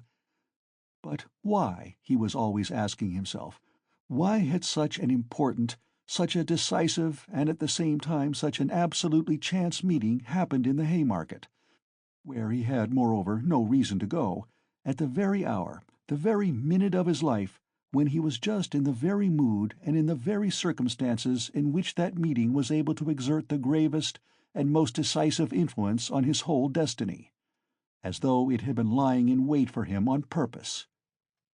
It was about 9 o'clock when he crossed the Haymarket. At the tables and the barrows, at the booths and the shops, all the market people were closing their establishments or clearing away and packing up their wares, and, like their customers, were going home. Rag-pickers and costermongers of all kinds were crowding round the taverns in the dirty and stinking courtyards of the Haymarket. Raskolnikov particularly liked this place and the neighbouring alleys, when he wandered aimlessly in the streets. Here his rags did not attract contemptuous attention, and one could walk about in any attire without scandalizing people. At the corner of an alley a huckster and his wife had 2 tables set out with tapes, thread, cotton handkerchiefs, etc. They too had got up to go home, but were lingering in conversation with a friend, who had just come up to them. This friend was Lizavetna Ivanovna, or, as everyone called her, Lizavetna, the younger sister of the old pawnbroker Alyona Ivanovna, whom Raskolnikov had visited the previous day to pawn his watch and make his experiment. He already knew all about Lizavetna, and she knew him a little too. She was a single woman of about 35, tall, clumsy, timid, submissive, and almost idiotic. She was a complete slave, and went in fear and trembling of her sister, who made her work day and night, and even beat her. She was standing with a bundle before the huckster and his wife, listening earnestly and doubtfully. They were talking of something with special warmth. The moment Raskolnikov caught sight of her, he was overcome by a strange sensation, as it were, of intense astonishment, though there was nothing astonishing about this meeting. "You could make up your mind for yourself, Lizavetna Ivanovna," the huckster was saying aloud. "Come round tomorrow about 7. They will be here too." "Tomorrow?" said Lizavetna slowly and thoughtfully, as though unable to make up her mind. "Upon my word, what a fright you are of Alyona Ivanovna," gabbled the huckster's wife, a lively little woman. "I look at you, you are like some little babe, and she is not your own sister either, nothing but a step-sister, and what a hand she keeps over you." "But this time don't say a word to Alyona Ivanovna," her husband interrupted. "That's my advice, but come round to us without asking. It will be worth your while. Later on, your sister herself may have a notion." "Am I to come?" "About 7 o'clock tomorrow, and they will be here. You will be able to decide for yourself." "And we'll have a cup of tea," added his wife. "All right, I'll come," said Lizavetna, still pondering, and she began slowly moving away. Raskolnikov had just passed and heard no more. He passed softly, unnoticed, trying not to miss a word. His first amazement was followed by a thrill of horror, like a shiver running down his spine. He had suddenly, quite unexpectedly learnt, that the next day at 7 o'clock Lizavetna, the old woman's sister and only companion, would be away from home, and that therefore at 7 o'clock precisely the old woman would be left alone. He was only a few steps from his lodging. He went in like a man condemned to death. He thought of nothing, and was incapable of thinking, but he felt suddenly in his whole being that he had no more freedom of thought, no will, and that everything was suddenly and irrevocably decided. Certainly, if he had to wait whole years for a suitable opportunity, he could not reckon on a more certain step towards the success of the plan than that which had just presented itself. In any case, it would have been difficult to find out beforehand and with certainty, and with greater exactness and less risk, and without dangerous inquiries and investigations, that next day at a certain time an old woman, on whose life an attempt was contemplated, would be at home and entirely alone. End of Part 1, Chapter 5.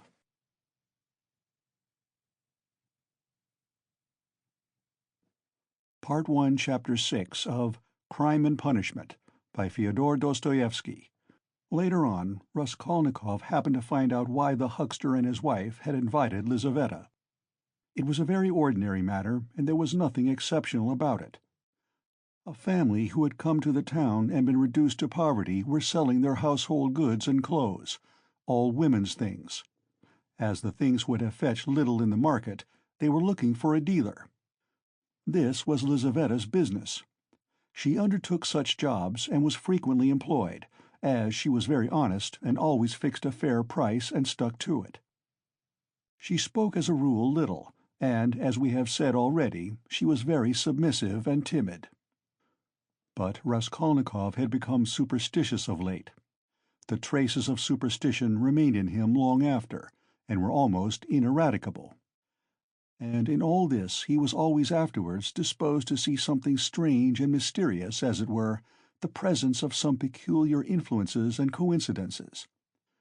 In the previous winter, a student he knew called Pokorev, who had left for Kharkov, had chanced in conversation to give him the address of Alyona Ivanovna, the old pawnbroker, in case he might want to pawn anything.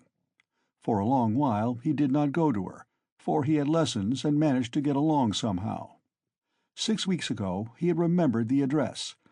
He had 2 articles that could be pawned: his father's old silver watch and a little gold ring with 3 red stones, a present from his sister at parting. He decided to take the ring. When he found the old woman he had felt an insurmountable repulsion for her at the first glance, though he knew nothing special about her. He got 2 rubles from her and went into a miserable little tavern on his way home. He asked for tea, sat down, and sank into deep thought. A strange idea was pecking at his brain like a chicken in the egg, and very, very much absorbed him. Almost beside him at the next table there was sitting a student, whom he did not know and had never seen, and with him a young officer. They had played a game of billiards and began drinking tea. All at once he heard the student mention to the officer the pawnbroker Alyona Ivanovna, and gave him her address. This of itself seemed strange to Raskolnikov. He had just come from her, and here at once he heard her name. Of course it was a chance, but he could not shake off a very extraordinary impression, and here someone seemed to be speaking expressly for him. The student began telling his friend various details about Alyona Ivanovna. "She is first-rate," he said. "You can always get money from her. She is as rich as a Jew. She can give you 5,000 rubles at a time, and she is not above taking a pledge for a ruble. Lots of our fellows have had dealings with her, but she is an awful old harpy." And he began describing how spiteful and uncertain she was, how if you were only a day late with your interest the pledge was lost, how she gave a quarter of the value of an article and took 5 and even 7% a month on it, and so on. The student chattered on, saying that she had a sister Lizaveta, whom the wretched little creature was continually beating, and kept in complete bondage like a small child, though Lizaveta was at least 6 feet high. "There's a phenomenon for you!" cried the student, and he laughed. They began talking about Lizaveta. The student spoke about her with a peculiar relish, and was continually laughing, and the officer listened with great interest, and asked him to send Lizaveta to do some mending for him. Raskolnikov did not miss a word, and learned everything about her. Lizaveta was younger than the old woman, and was her half-sister, being the child of a different mother. She was 35. She worked day and night for her sister, and besides doing the cooking and the washing, she did the sewing and worked as a charwoman and gave her sister all she earned. She did not dare to accept an order or job of any kind without her sister's permission. The old woman had already made her will, and Lizaveta knew of it, and by this will she would not get a farthing, nothing but the movables, chairs and so on. All the money was left to a monastery in the province of N, that prayers might be said for her in perpetuity. Lizaveta was of lower rank than her sister, unmarried and awfully uncouth in appearance, remarkably tall, with long feet that looked as if they were bent outwards. She always wore battered goatskin shoes, and was clean in her person. What the student expressed most surprise and amusement about was the fact that Lizaveta was continually with child. "But you say she is hideous?" observed the officer. "Yes, she is so dark-skinned, and looks like a soldier dressed up, but you know she is not at all hideous. She has such a good-natured face and eyes, strikingly so, And the proof of it is that lots of people are attracted by her. She's such a soft, gentle creature, ready to put up with anything, always willing to do anything. And her smile is really very sweet." "You seem to find her attractive yourself," laughed the officer. "From her queerness? No, I'll tell you what. I could kill that damned old woman and make off with her money, I assure you, without the faintest conscience prick," the student added with warmth. The officer laughed again, while Raskolnikov shuddered. How strange it was. "Listen, I want to ask you a serious question," the student said hotly. "I was joking, of course, but look here. On one side, we have a stupid, senseless, worthless, spiteful, ailing, horrid old woman. Not simply useless, but doing actual mischief, who has not an idea what she is living for herself, and who will die in a day or two in any case. You understand? You understand?" "Yes, yes, I understand," answered the officer, watching his excited companion attentively. "Well, listen then. On the other side, fresh young lives thrown away for want of help, and by thousands, on every side. 100,000 good deeds could be done and helped on that old woman's money, which will be buried in a monastery. Hundreds, thousands perhaps, might be set on the right path. Dozens of families saved from destitution, from ruin, from vice, from the lock hospitals, and all with her money. Kill her, take her money, and with the help of it, devote oneself to the service of humanity and the good of all. What do you think? Would not one tiny crime be wiped out by thousands of good deeds? For one life, thousands would be saved from corruption and decay. One death and 100 lives in exchange. It's simple arithmetic. Besides, what value has the life of that sickly, stupid, ill-natured old woman in the balance of existence? No more than the life of a louse, of a blackbeetle. Less, in fact, because the old woman is doing harm. She is wearing out the lives of others. The other day she bit Lizavetta's finger out of spite. It almost had to be amputated." "Of course she does not deserve to live," remarked the officer. "But there it is. It's nature." "Oh, well, brother, but we have to correct and direct nature, and but for that we should drown in an ocean of prejudice. But for that there would never have been a single great man. Talk of duty, conscience. I don't want to say anything against duty and conscience, but the point is, what do we mean by them? Stay, I have another question to ask you. Listen. No, you stay. I'll ask you a question. Listen. Well? You are talking and speechifying away, but tell me, would you kill the old woman yourself?" "Of course not. I was only arguing the justice of it. It's nothing to do with me." "But I think, if you would not do it yourself, there's no justice about it.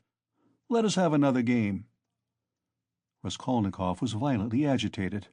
Of course it was all ordinary youthful talk and thought, such as he had often heard before in different forms and on different themes. But why had he happened to hear such a discussion and such ideas at the very moment when his own brain was just conceiving the very same ideas? And why, just at the moment when he had brought away the embryo of his idea from the old woman, had he dropped at once upon a conversation about her? This coincidence always seemed strange to him. This trivial talk in a tavern had an immense influence on him in his later action, as though there had really been in it something preordained, some guiding hint. On returning from the Haymarket, he flung himself on the sofa and sat for a whole hour without stirring. Meanwhile it got dark. He had no candle, and, indeed, it did not occur to him to light up. He could never recollect whether he had been thinking about anything at that time. At last he was conscious of his former fever and shivering, and he realized with relief that he could lie down on the sofa. Soon heavy leaden sleep came over him, as it were crushing him. He slept an extraordinarily long time, and without dreaming. Nastasia, coming into his room at 10 o'clock the next morning, had difficulty in rousing him. She brought him in tea and bread. The tea was again the second brew, and again in her own teapot. "My goodness, how he sleeps!" she cried indignantly. "And he is always asleep." He got up with an effort.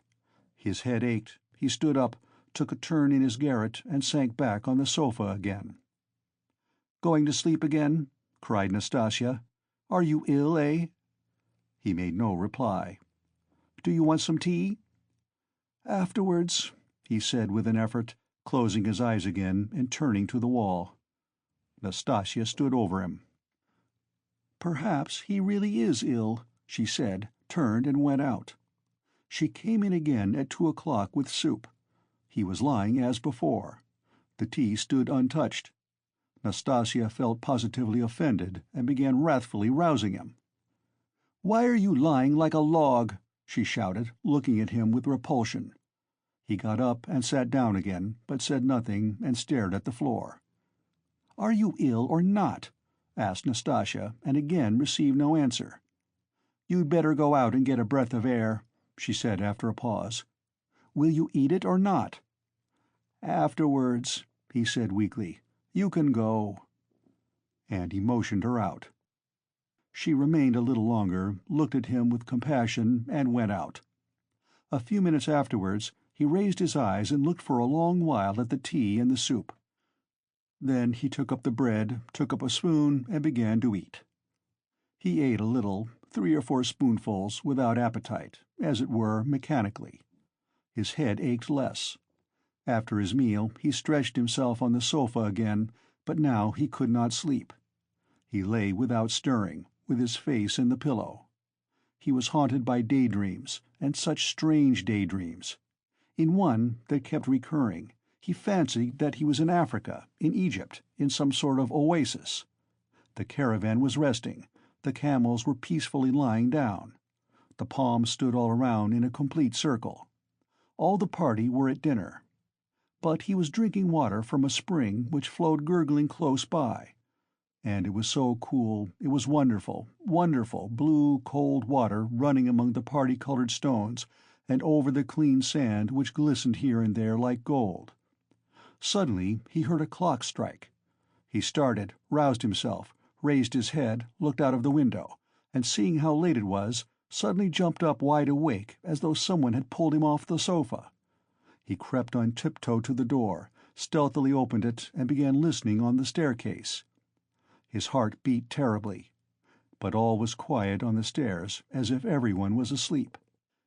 It seemed to him strange and monstrous that he could have slept in such forgetfulness from the previous day and had done nothing, had prepared nothing yet. And meanwhile perhaps it had struck 6, and his drowsiness and stupefaction were followed by an extraordinary, feverish, as it were, distracted haste. But the preparations to be made were few. He concentrated all his energies on thinking of everything and forgetting nothing, and his heart kept beating and thumping so that he could hardly breathe. First he had to make a noose and sew it into his overcoat, a work of a moment.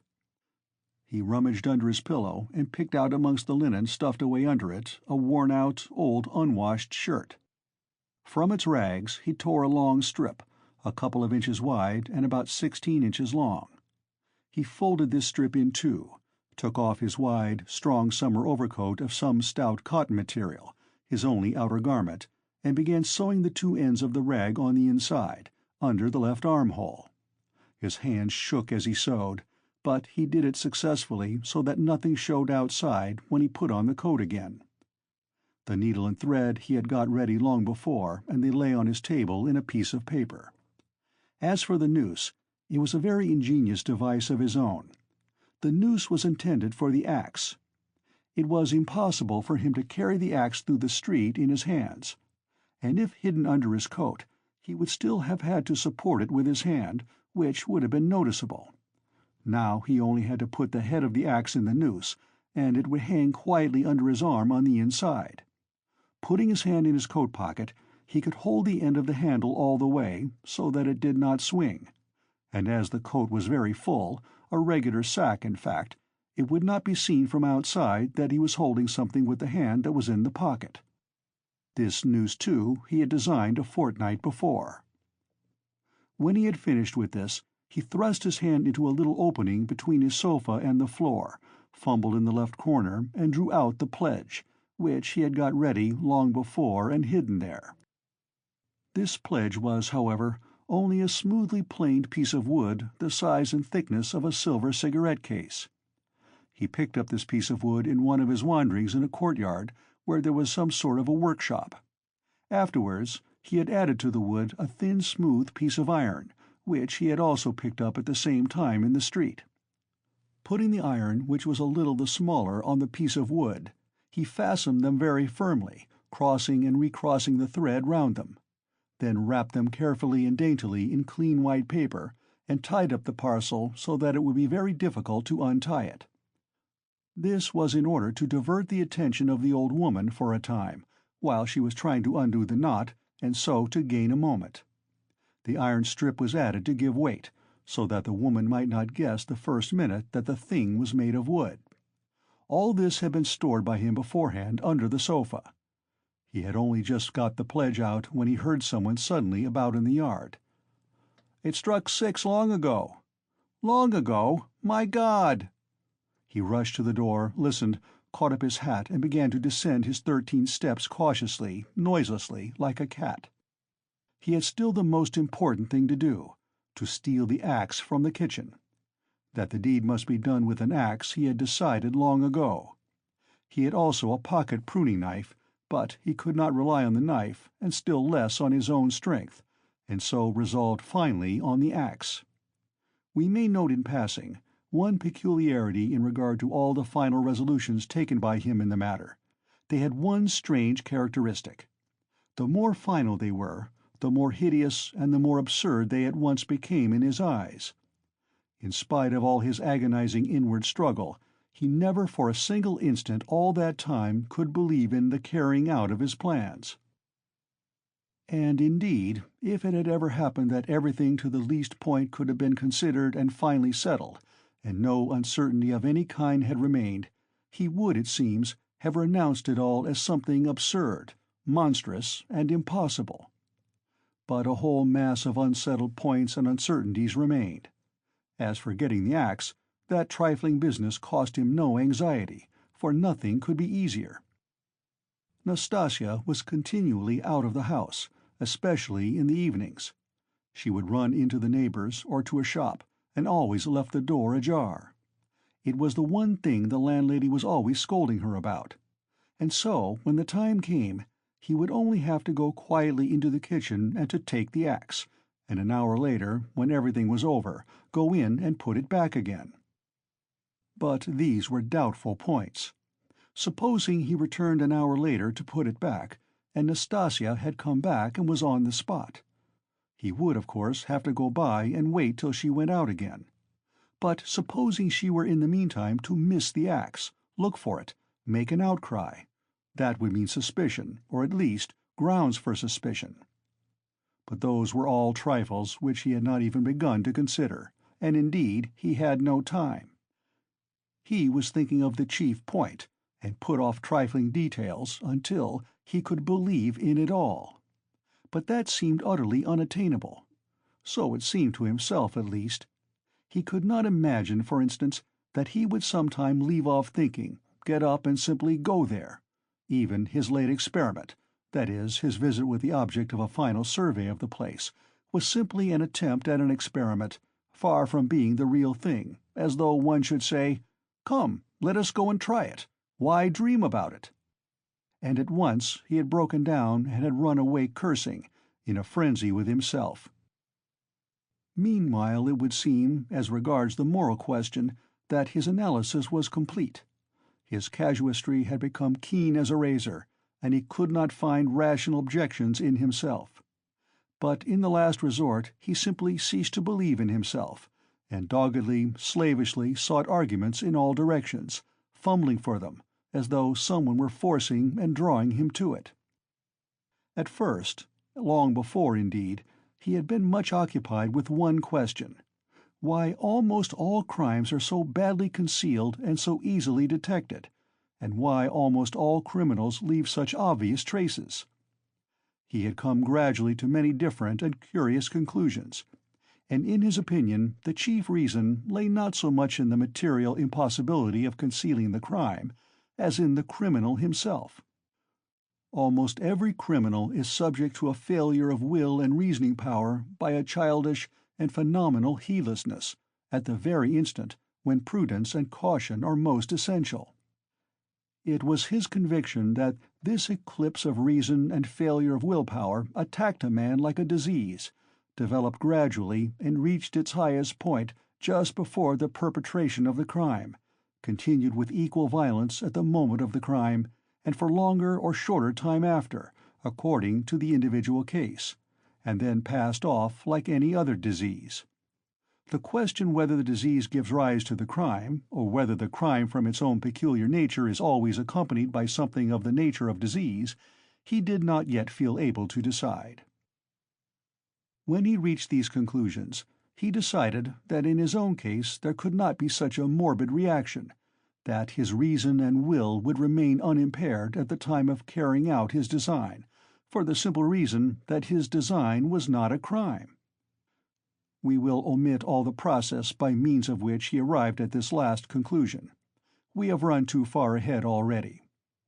We may add only that the practical, purely material difficulties of the affair occupied a secondary position in his mind. One has but to keep all one's will-power and reason to deal with them, and they will all be overcome at the time when once one has familiarized oneself with the minutest details of the business. But this preparation had never been begun. His final decisions were what he came to trust least, and when the hour struck, it all came to pass quite differently, as it were accidentally and unexpectedly. One trifling circumstance upset his calculations, before he had even left the staircase. When he reached the landlady's kitchen, the door of which was open as usual, he glanced cautiously in to see whether, in Nastasia's absence, the landlady herself was there, or if not, whether the door to her own room was closed, so that she might not peep out when he went in for the axe. But what was his amazement when he suddenly saw that Nastasia was not only at home in the kitchen, but was occupied there, taking linen out of a basket and hanging it on a line. Seeing him, she left off hanging the clothes, turned to him and stared at him all the time he was passing. He turned away his eyes and walked past as though he noticed nothing. But it was the end of everything. He had not the axe. He was overwhelmed. "What made me think," he reflected, as he went under the gateway, "what made me think that she would be sure not to be at home at that moment? Why did I assume this so certainly?" He was crushed and even humiliated. He could have laughed at himself in his anger. A dull animal rage boiled within him. He stood hesitating in the gateway. To go into the street, to go a walk for appearance sake, was revolting. To go back to his room, even more revolting. "And what a chance I have lost forever," he muttered, standing aimlessly in the gateway, just opposite the porter's little dark room, which was also open. Suddenly he started. From the porter's room, 2 paces away from him, something shining under the bench to the right caught his eye. He looked about him. Nobody. He approached the room on tiptoe, went down 2 steps into it, and in a faint voice called the porter. "Yes, not at home. Somewhere near, though, in the yard, for the door is wide open." He dashed to the axe. It was an axe, and pulled it out from under the bench, where it lay between 2 chunks of wood. At once, before going out, he made it fast in the noose. He thrust both hands into his pockets and went out of the room. No one had noticed him. "When reason fails, the devil helps," he thought with a strange grin. This chance raised his spirits extraordinarily. He walked along quietly and sedately, without hurry, to avoid awakening suspicion. He scarcely looked at the passers-by, tried to escape looking at their faces at all, and to be as little noticeable as possible. Suddenly he thought of his hat. "Good heavens! I had the money the day before yesterday and did not get a cap to wear instead." A curse rose from the bottom of his soul. Glancing out of the corner of his eye into a shop, he saw by a clock on the wall that it was 10 minutes past 7. He had to make haste and at the same time go some way round, so as to approach the house from the other side. When he had happened to imagine all this beforehand, he had sometimes thought that he would be very much afraid. But he was not very much afraid now, was not afraid at all indeed. His mind was even occupied by irrelevant matters, but by nothing for long. As he passed the Yusupov garden, he was deeply absorbed in considering the building of great fountains, and of their refreshing effect on the atmosphere in all the squares. By degrees he passed to the conviction that if the summer garden were extended to the Field of Mars, and perhaps joined to the garden of the Mihailovsky Palace, it would be a splendid thing and a great benefit to the town. Then he was interested by the question why in all great towns men are not simply driven by necessity, but in some peculiar way inclined to live in those parts of the town where there are no gardens nor fountains, where there is most dirt and smell and all sorts of nastiness. Then his own walks through the Haymarket came back to his mind, and for a moment he waked up to reality. "What nonsense," he thought. "Better think of nothing at all." So probably men led to execution clutch mentally at every object that meets them on the way, flashed through his mind, but simply flashed, like lightning. He made haste to dismiss this thought, and by now he was near. Here was the house. Here was the gate. Suddenly a clock somewhere struck once. "What? Can it be 7:30? Impossible! It must be fast." Luckily for him, everything went well again at the gates. At that very moment, as though expressly for his benefit, a huge wagon of hay had just driven in at the gate, completely screening him as he passed under the gateway, and the wagon had scarcely had time to drive through into the yard before he had slipped in a flash to the right. On the other side of the wagon he could hear shouting and quarreling, but no one noticed him and no one met him. Many windows looking into that huge quadrangular yard were open at that moment, but he did not raise his head. He had not the strength to. The staircase leading to the old woman's room was close by, just on the right of the gateway. He was already on the stairs. Drawing a breath, pressing his hand against his throbbing heart, and once more feeling for the axe and setting it straight, he began softly and cautiously ascending the stairs, listening every minute. But the stairs too were quite deserted. All the doors were shut. He met no one. One flat indeed on the first floor was wide open, and painters were at work in it, but they did not glance at him. He stood still, thought a minute, and went on. "Of course, it would be better if they had not been here, but it's 2 stories above them."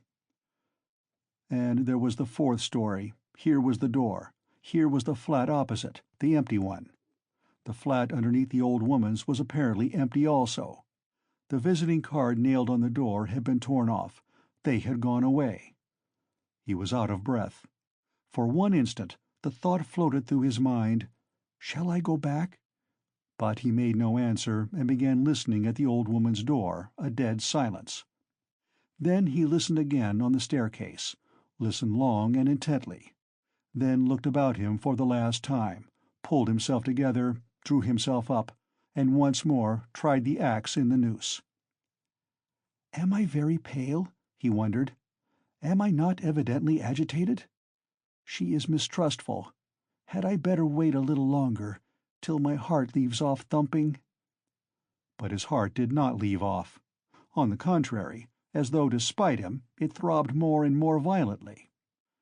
He could stand it no longer. He slowly put out his hand to the bell and rang. Half a minute later he rang again, more loudly. No answer. To go on ringing was useless and out of place. The old woman was, of course, at home, but she was suspicious and alone. He had some knowledge of her habits, and once more he put his ear to the door.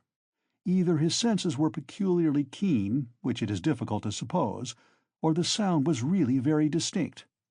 Anyway, he suddenly heard something like the cautious touch of a hand on the lock and the rustle of a skirt at the very door. Someone was standing stealthily close to the lock, and just as he was doing on the outside, was secretly listening within, and seemed to have her ear to the door. He moved a little on purpose, and muttered something aloud that he might not have the appearance of hiding, then rang a third time, but quietly, soberly, and without impatience. Recalling it afterwards, that moment stood out in his mind vividly, distinctly forever. He could not make out how he had had such cunning, for his mind was, as it were, clouded at moments, and he was almost unconscious of his body. An instant later he heard the latch unfastened. End of Part 1, Chapter 6.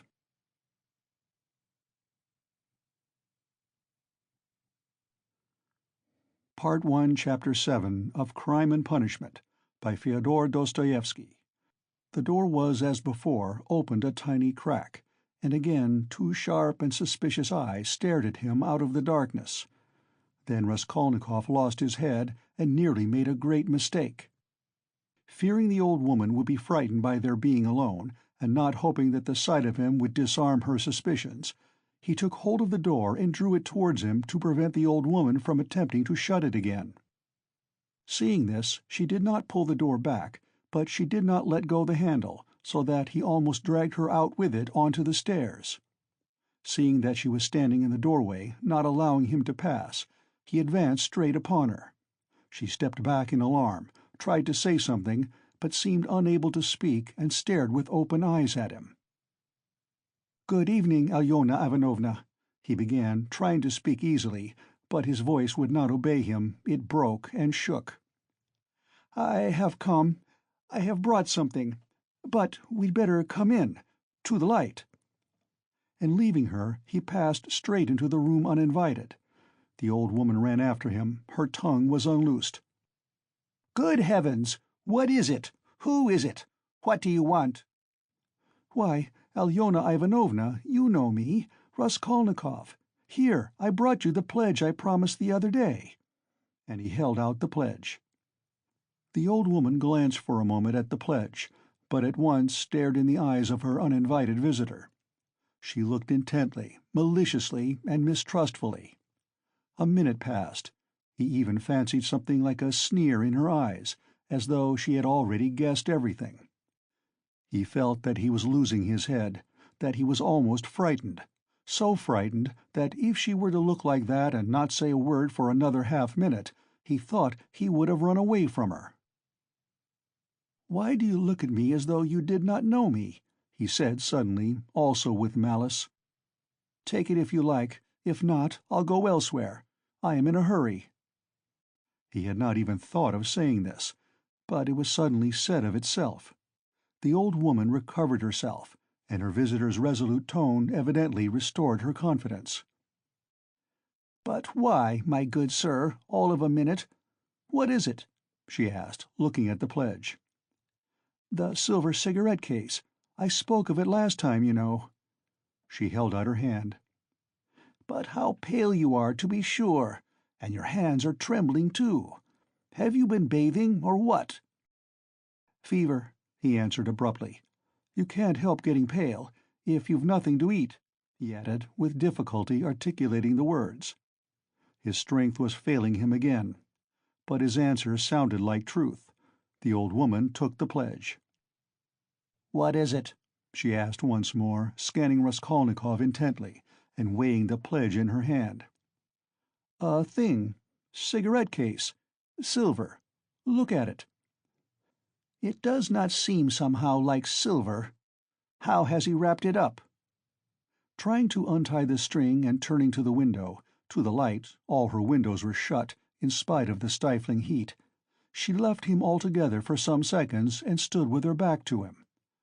He unbuttoned his coat and freed the axe from the noose, but did not yet take it out altogether, simply holding it in his right hand under the coat. His hands were fearfully weak. He felt them every moment growing more numb and more wooden. He was afraid he would let the axe slip and fall. A sudden giddiness came over him. "But what has he tied it up like this for?" the old woman cried with vexation, and moved towards him. He had not a minute more to lose. He pulled the axe quite out, swung it with both arms, scarcely conscious of himself, and almost without effort, almost mechanically, brought the blunt side down on her head. He seemed not to use his own strength in this, but as soon as he had once brought the axe down, his strength returned to him. The old woman was always bareheaded. Her thin, light hair, streaked with gray, thickly smeared with grease, was plaited in a rat's tail and fastened by a broken horn-comb which stood out on the nape of her neck. As she was so short, the blow fell on the very top of her skull. She cried out, but very faintly, and suddenly sank all of a heap on the floor, raising her hands to her head. In one hand she still held the pledge. Then he dealt her another and another blow with the blunt side and on the same spot. The blood gushed as from an overturned glass. The body fell back. He stepped back, let it fall, and at once bent over her face. She was dead. Her eyes seemed to be staring out of their sockets. The brow and the whole face were drawn and contorted convulsively. He laid the axe on the ground near the dead body and felt at once in her pocket, trying to avoid the streaming body, the same right-hand pocket from which she had taken the key on his last visit. He was in full possession of his faculties, free from confusion or giddiness, but his hands were still trembling. He remembered afterwards that he had been particularly collected and careful, trying all the time not to get smeared with blood. He pulled out the keys at once. They were all as before, in one bunch on a steel ring. He ran at once into the bedroom with them. It was a very small room with a whole shrine of holy images. Against the other wall stood a big bed, very clean and covered with a silk patchwork wadded quilt. Against a third wall was a chest of drawers. Strange to say, so soon as he began to fit the keys into the chest, so soon as he heard their jingling, a convulsive shudder passed over him. He suddenly felt tempted again to give it all up and go away. But that was only for an instant. It was too late to go back. He positively smiled at himself when suddenly another terrifying idea occurred to his mind.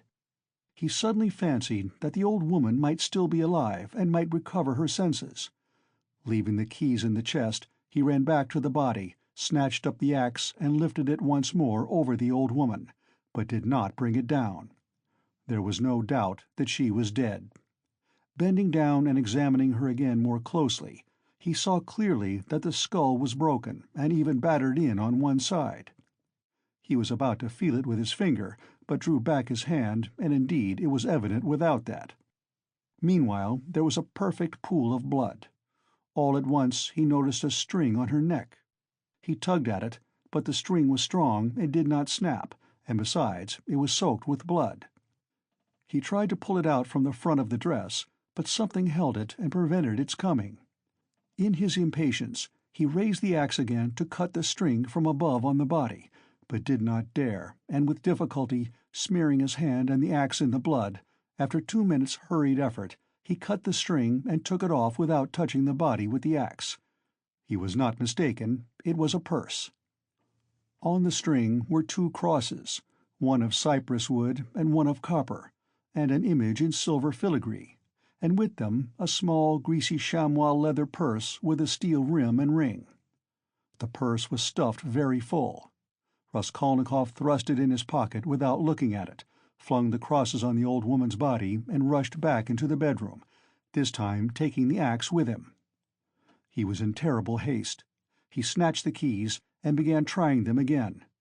But he was unsuccessful. They would not fit in the locks. It was not so much that his hands were shaking, but that he kept making mistakes. Though he saw, for instance, that a key was not the right one and would not fit, still he tried to put it in. Suddenly he remembered and realized that the big key with the deep notches, which was hanging there with the small keys, could not possibly belong to the chest of drawers. On his last visit this had struck him, but to some strong box, and that everything perhaps was hidden in that box. He left the chest of drawers, and at once felt under the bedstead, knowing that old women usually keep boxes under their beds. And so it was.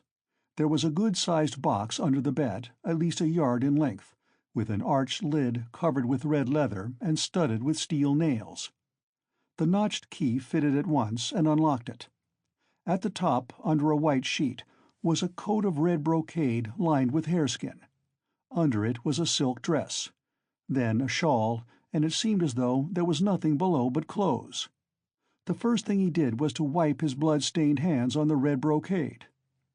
"It's red, and on red blood will be less noticeable," the thought passed through his mind. Then he suddenly came to himself. "Good God, am I going out of my senses?" he thought with terror.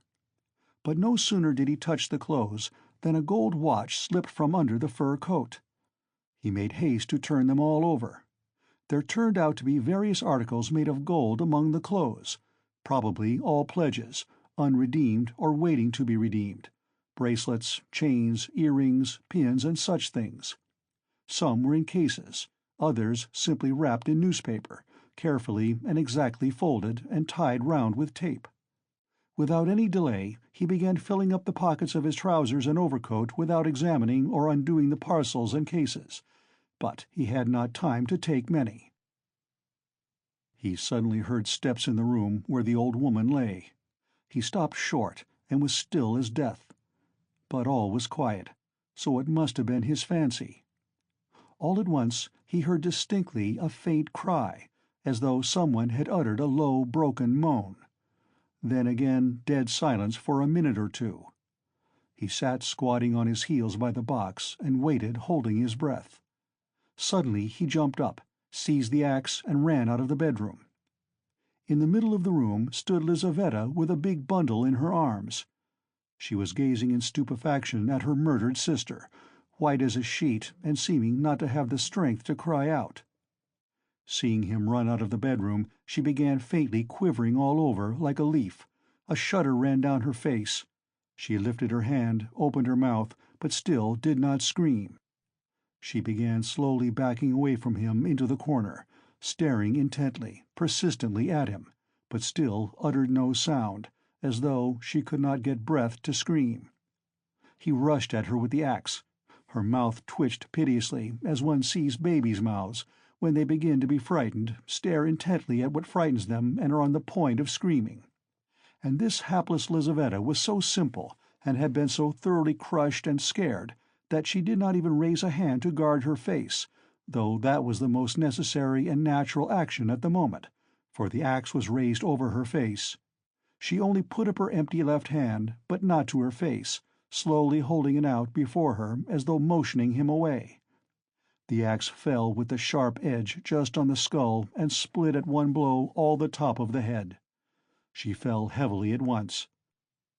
Raskolnikov completely lost his head. Snatching up her bundle, dropped it again, and ran into the entry. Fear gained more and more mastery over him, especially after this second, quite unexpected murder. He longed to run away from the place as fast as possible. And if at that moment he had been capable of seeing and reasoning more correctly, if he had been able to realize all the difficulties of his position, the hopelessness, the hideousness, and the absurdity of it, if he could have understood how many obstacles, and perhaps crimes he had still to overcome or to commit, to get out of that place and to make his way home, it is very possible that he would have flung up everything, and would have gone to give himself up, and not from fear, but from simple horror and loathing of what he had done. The feeling of loathing especially surged up within him and grew stronger every minute. He would not now have gone to the box or even into the room for anything in the world. But a sort of blankness, even dreaminess, had begun by degrees to take possession of him. At moments he forgot himself, or rather forgot what was of importance, and caught at trifles. Glancing, however, into the kitchen and seeing a bucket half full of water on a bench, he bethought him of washing his hands and the axe. His hands were sticky with blood. He dropped the axe with the blade in the water, snatched a piece of soap that lay in a broken saucer on the window, and began washing his hands in the bucket. When they were clean, he took out the axe, washed the blade, and spent a long time, about 3 minutes, washing the wood where there were spots of blood, rubbing them with soap. Then he wiped it all with some linen that was hanging to dry on a line in the kitchen, and then he was a long while attentively examining the axe at the window. There was no trace left on it, only the wood was still damp. He carefully hung the axe in the noose under his coat. Then, as far as was possible, in the dim light in the kitchen, he looked over his overcoat, his trousers and his boots. At the first glance there seemed to be nothing but stains on the boots. He wetted the rag and rubbed the boots. But he knew he was not looking thoroughly, that there might be something quite noticeable that he was overlooking. He stood in the middle of the room, lost in thought. Dark, agonizing ideas rose in his mind. The idea that he was mad, and that at that moment he was incapable of reasoning, of protecting himself, that he ought perhaps to be doing something utterly different from what he was now doing. "Good God!" he muttered. "I must fly! Fly!" And he rushed into the entry. But here a shock of terror awaited him, such as he had never known before. He stood and gazed and could not believe his eyes. The door, the outer door from the stairs, at which he had not long before waited and rung, was standing unfastened and at least 6 inches open. No lock, no bolt, all the time, all that time. The old woman had not shut it after him, perhaps as a precaution. But, good God, why, he had seen Lizaveta afterwards, and how could he have failed to reflect that she must have come in somehow? She could not have come through the wall. He dashed to the door and fastened the latch. But no, the wrong thing again. I must get away, get away. He unfastened the latch, opened the door, and began listening on the staircase. He listened a long time.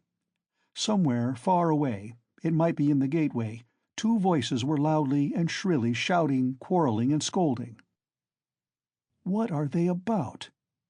He waited patiently. At last all was still, as though suddenly cut off. They had separated. He was meaning to go out, but suddenly, on the floor below, a door was noisily opened and someone began going downstairs humming a tune. "How is it they all make such a noise?" flashed through his mind. Once more he closed the door and waited. At last all was still, not a soul stirring. He was just taking a step towards the stairs when he heard fresh footsteps. The steps sounded very far off, at the very bottom of the stairs, but he remembered quite clearly and distinctly that from the first sound he began for some reason to suspect that this was someone coming there, to the 4th floor, to the old woman. Why? Were the sounds somehow peculiar, significant? The steps were heavy, even and unhurried. Now he had passed the 1st floor, now he was mounting higher. It was growing more and more distinct. He could hear his heavy breathing. And now the 3rd story had been reached. Coming here.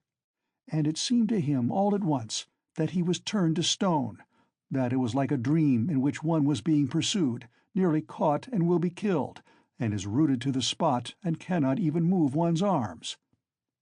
At last, when the unknown was mounting to the 4th floor, he suddenly started, and succeeded in slipping neatly and quickly back into the flat and closing the door behind him. Then he took the hook and softly, noiselessly fixed it in the catch. Instinct helped him. When he had done this, he crouched holding his breath by the door. The unknown visitor was by now also at the door. They were now standing opposite one another, as he had just before been standing with the old woman, when the door divided them and he was listening. The visitor panted several times. "He must be a big fat man," thought Raskolnikov, squeezing the axe in his hand. It seemed like a dream indeed. The visitor took hold of the bell and rang it loudly. As soon as the tin bell tinkled, Raskolnikov seemed to be aware of something moving in the room. For some seconds he listened quite seriously. The unknown rang again, waited, and suddenly tugged violently and impatiently at the handle of the door. Raskolnikov gazed in horror at the hook shaking in its fastening, and in blank terror expected every minute that the fastening would be pulled out. It certainly did seem possible, so violently was he shaking it. He was tempted to hold the fastening, but he might be aware of it. A giddiness came over him again. "I shall fall down," flashed through his mind, but the unknown began to speak, and he recovered himself at once. "What's up? Are they asleep or murdered? Damn them!" he bawled in a thick voice. "Hey, Alyona Ivanovna, old witch! Lizaveta Ivanovna! Hey, my beauty, open the door! Oh, damn them! Are they asleep or what?" And again enraged, he tugged with all his might a dozen times at the bell. He must certainly be a man of authority and an intimate acquaintance. At this moment, light hurried steps were heard not far off on the stairs. Someone else was approaching. Raskolnikov had not heard them at first. "You don't say there's no one at home?" the newcomer cried in a cheerful, ringing voice, addressing the first visitor, who still went on pulling the bell. "Good evening, Coke." From his voice, he must be quite young, thought Raskolnikov. "Who the devil can tell? I've almost broken the lock," answered Coke. "But how do you come to know me?" "Why, the day before yesterday I beat you 3 times running at billiards at Gambrinus." "Oh. So they are not at home? That's queer. It's awfully stupid, though. Where could the old woman have gone? I've come on business." "Yes, and I have business with her, too." "Well, what can we do? Go back, I suppose." Aye, and I was hoping to get some money," cried the young man. "We must give it up, of course, but what did she fix this time for? The old witch fixed the time for me to come myself. It's out of my way. And where the devil she can have got to, I can't make out. She sits here from year's end to year's end, the old hag. Her legs are bad, and yet here all of a sudden she's out for a walk." "Hadn't we better ask the porter?" "What?" "Where she's gone and when she'll come back." Damn it all. We might ask. But you know she never does go anywhere." And he once more tugged at the door-handle. "Damn it all, there's nothing to be done. We must go." "Stay!" cried the young man suddenly. "Do you see how the door shakes if you pull it?" "Well?" "That shows it's not locked, but fastened with the hook. Do you hear how the hook clanks?" "Well?" "Why, don't you see? That proves that one of them is at home. If they were all out, they would have locked the door from the outside with the key and not with the hook from the inside. There, do you hear how the hook is clanking? To fasten the hook on the inside, they must be at home, don't you see? So there they are sitting inside and don't open the door." "Well, and so they must be!" cried Coke, astonished. "What are they about in there?" And he began furiously shaking the door. "Stay!" cried the young man again. "Don't pull at it. There must be something wrong here. Here you've been ringing and pulling at the door, and still they don't open. So either they both fainted, or—" "What?" "I tell you what. Let's go fetch the porter. Let him wake them up." "All right." Both were going down. "Stay. You stop here while I run down for the porter." "What for?" "Well, you'd better." "All right." "I'm studying the law, you see. It's evident there's something wrong here," the young man cried hotly, and he ran downstairs. Coke remained. Once more he softly touched the bell, which gave one tinkle, then gently, as though reflecting and looking about him, began touching the door-handle, pulling it and letting it go to make sure once more that it was only fastened by the hook. Then, puffing and panting, he bent down and began looking at the keyhole. But the key was in the lock on the inside, and so nothing could be seen. Raskolnikov stood keeping tight hold of the axe. He was in a sort of delirium. He was even making ready to fight when they should come in. While they were knocking and talking together, the idea several times occurred to him to end it all at once and shout to them through the door. Now and then he was tempted to swear at them, to jeer at them, while they could not open the door. "Only make haste," was the thought that flashed through his mind. But what the devil is he about? Time was passing, 1 minute and another. No one came. Coke began to be restless. "What the devil?" he cried suddenly, and in impatience, deserting his sentry duty, he too went down, hurrying and thumping with his heavy boots on the stairs. The steps died away. "Good heavens! What am I to do?"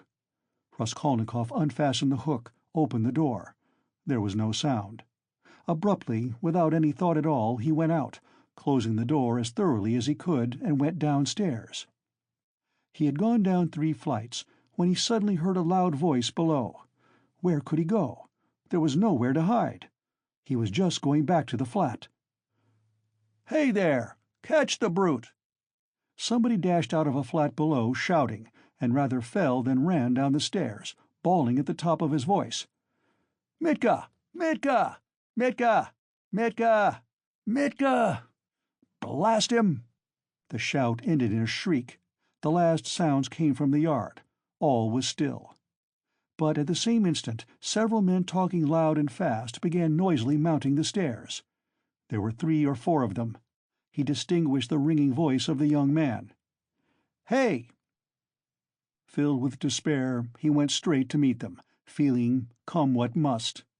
If they stopped him, all was lost. If they let him pass, all was lost too.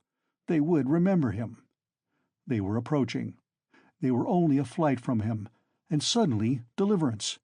A few steps from him on the right there was an empty flat with the door wide open, the flat on the 2nd floor, where the painters had been at work, and which, as though for his benefit, they had just left. It was they, no doubt, who had just run down, shouting. The floor had only just been painted. In the middle of the room stood a pail and a broken pot with paint and brushes. In one instant he had whizzed in at the open door and hidden behind the wall, and only in the nick of time. They had already reached the landing. Then they turned and went on up to the 4th floor, talking loudly. He waited, went out on tiptoe, and ran down the stairs. No one was on the stairs, nor in the gateway. He passed quickly through the gateway and turned to the left in the street. He knew perfectly well that at that moment they were at the flat, that they were greatly astonished at finding it unlocked, as the door had just been fastened, that by now they were looking at the bodies, that before another minute had passed they would guess and completely realize that the murderer had just been there, and had succeeded in hiding somewhere, slipping by them and escaping. They would guess, most likely, that he had been in the empty flat while they were going downstairs. And meanwhile he dared not quicken his pace much, though the next turning was still nearly 100 yards away. Should he slip through some gateway and wait somewhere in an unknown street? No, hopeless. Should he fling away the axe? Should he take a cab? Hopeless, hopeless! At last he reached the turning. He turned down it more dead than alive. Here he was halfway to safety, and he understood it. It was less risky because there was a great crowd of people, and he was lost in it like a grain of sand. But all he had suffered had so weakened him that he could scarcely move. Perspiration ran down him in drops. His neck was all wet. "My word, he has been going it!" someone shouted at him when he came out on the canal bank. He was only dimly conscious of himself now, and the farther he went the worse it was. He remembered, however, that on coming out onto the canal bank he was alarmed at finding few people there, and so being more conspicuous, and he had the thought of turning back. Though he was almost falling from fatigue, he went a long way round so as to get home from quite a different direction. He was not fully conscious when he passed through the gateway of his house. He was already on the staircase before he recollected the axe. And yet he had a very grave problem before him, to put it back and to escape observation as far as possible in doing so. He was, of course, incapable of reflecting that it might perhaps be far better not to restore the axe at all, but to drop it later on in somebody's yard. But it all happened fortunately. The door of the porter's room was closed but not locked, so that it seemed most likely that the porter was at home. But he had so completely lost all power of reflection that he walked straight to the door and opened it. If the porter had asked him, "What do you want?" he would perhaps have simply handed him the axe. But again the porter was not at home, and he succeeded in putting the axe back under the bench and even covering it with the chunk of wood as before. He met no one, not a soul afterwards, on the way to his room. The landlady's door was shut. When he was in his room, he flung himself on the sofa just as he was. He did not sleep, but sank into blank forgetfulness. If anyone had come into his room then, he would have jumped up at once and screamed. Scraps and shreds of thoughts were simply swarming in his brain, but he could not catch at one, he could not rest on one, in spite of all his efforts. End of Part 1, Chapter 7.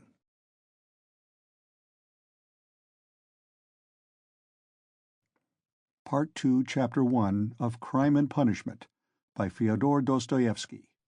So he lay a very long while.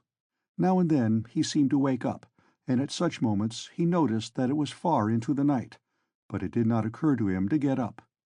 At last he noticed that it was beginning to get light. He was lying on his back, still dazed from his recent oblivion. Fearful, despairing cries rose shrilly from the street, sounds which he heard every night, indeed, under his window after 2 o'clock. They woke him up now. "Ah, the drunken men are coming out of the taverns," he thought. "It's past 2 o'clock." And at once he leaped up, as though someone had pulled him from the sofa. "What? Past 2 o'clock?" He sat down on the sofa, and instantly recollected everything. All at once, in one flash, he recollected everything. For the first moment he thought he was going mad. A dreadful chill came over him, but the chill was from the fever that had begun long before in his sleep. Now he was suddenly taken with violent shivering, so that his teeth chattered and all his limbs were shaking. He opened the door and began listening. Everything in the house was asleep. With amazement he gazed at himself and everything in the room around him, wondering how he could have come in the night before without fastening the door, and have flung himself on the sofa without undressing, without even taking his hat off. It had fallen off and was lying on the floor near his pillow. If anyone had come in, what would he have thought? That I'm drunk, but— He rushed to the window. There was light enough, and he began hurriedly looking himself all over from head to foot, all his clothes. Were there no traces? But there was no doing it like that. Shivering with the cold, he began taking off everything and looking over again. He turned everything over to the last threads and rags, and, mistrusting himself, went through his search 3 times. But there seemed to be nothing, no trace, except in one place, where some thick drops of congealed blood were clinging to the frayed edge of his trousers. He picked up a big clasp knife and cut off the frayed threads. There seemed to be nothing more. Suddenly he remembered that the purse and the things he had taken out of the old woman's box were still in his pockets. He had not thought till then of taking them out and hiding them. He had not even thought of them while he was examining his clothes. What next? Instantly he rushed to take them out and fling them on the table. When he had pulled out everything, and turned the pocket inside out to be sure there was nothing left, he carried the whole heap to the corner. The paper had come off the bottom of the wall and hung there in tatters. He began stuffing all the things into the hole under the paper. "They're in, all out of sight, and the purse too," he thought gleefully, getting up and gazing blankly at the hole which bulged out more than ever. Suddenly he shuddered all over with horror. "My God!" he whispered in despair. "What's the matter with me? Is that hidden? Is that the way to hide things?" He had not reckoned on having trinkets to hide. He had only thought of money, and so had not prepared a hiding place. "But now what am I glad of?" he thought. "Is that hiding things? My reason's deserting me, simply." He sat down on the sofa in exhaustion, and was at once shaken by another unbearable fit of shivering. Mechanically he drew from a chair beside him his old student's winter coat, which was still warm though almost in rags, covered himself up with it, and once more sank into drowsiness and delirium. He lost consciousness. Not more than 5 minutes had passed when he jumped up a second time, and at once pounced in a frenzy on his clothes again. How could I go to sleep again with nothing done? Yes, I have not taken the loop off the armhole. I forgot a thing like that. Such a piece of evidence. He pulled off the noose, hurriedly cut it to pieces, and threw the bits among his linen under the pillow. Pieces of torn linen couldn't rouse suspicion, whatever happened. I think not, anyway, he repeated, standing in the middle of the room, and with painful concentration he fell to gazing about him again, at the floor and everywhere, trying to make sure he had not forgotten anything. The conviction that all his faculties, even memory and the simplest power of reflection, were failing him began to be an insufferable torture. "Surely it isn't beginning already. Surely it isn't my punishment coming upon me. It is." The frayed rags he had cut off his trousers were actually lying on the floor in the middle of the room, where anyone coming in would see them. "What is the matter with me?" he cried again, like one distraught. Then a strange idea entered his head. That perhaps all his clothes were covered with blood, that perhaps there were a great many stains, but that he did not see them, did not notice them because his perceptions were failing, were going to pieces. His reason was clouded. Suddenly he remembered that there had been blood on the purse too.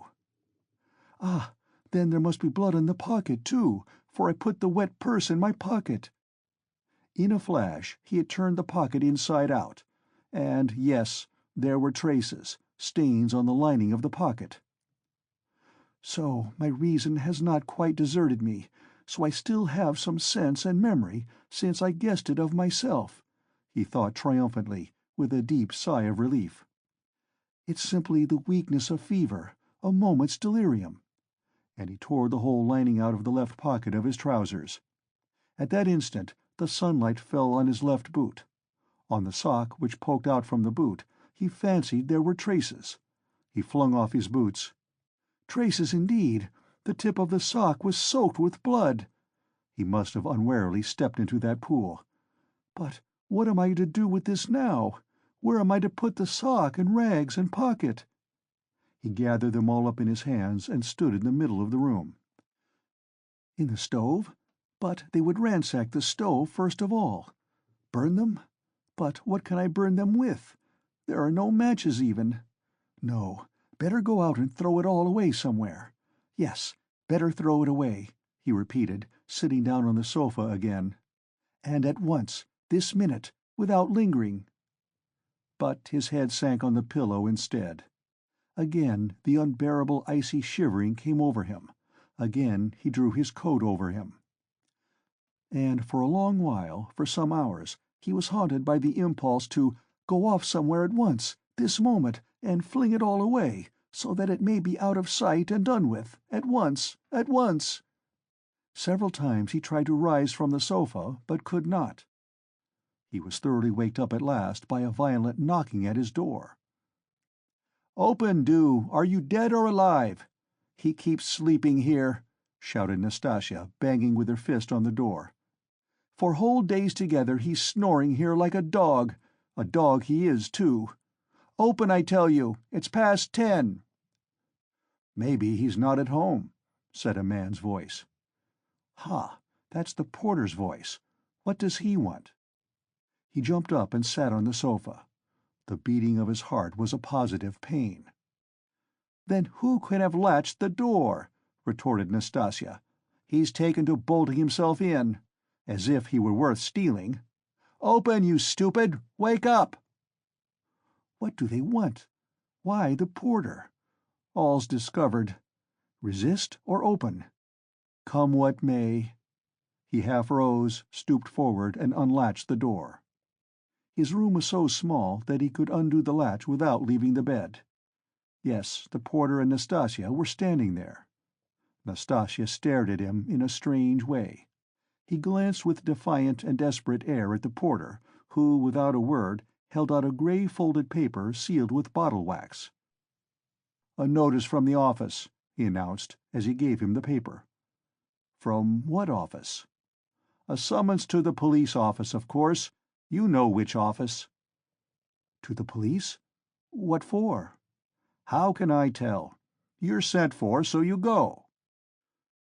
The man looked at him attentively, looked round the room, and turned to go away. "He's downright ill," observed Nastasya, not taking her eyes off him. The porter turned his head for a moment. "He's been in a fever since yesterday," she added. Raskolnikov made no response and held the paper in his hands, without opening it. "Don't you get up, then," Nastasia went on compassionately, seeing that he was letting his feet down from the sofa. "You're ill, so don't go. There's no such hurry. What have you got there?" He looked. In his right hand he held the shreds he had cut from his trousers, the sock and the rags of the pocket. So he had been asleep with them in his hand.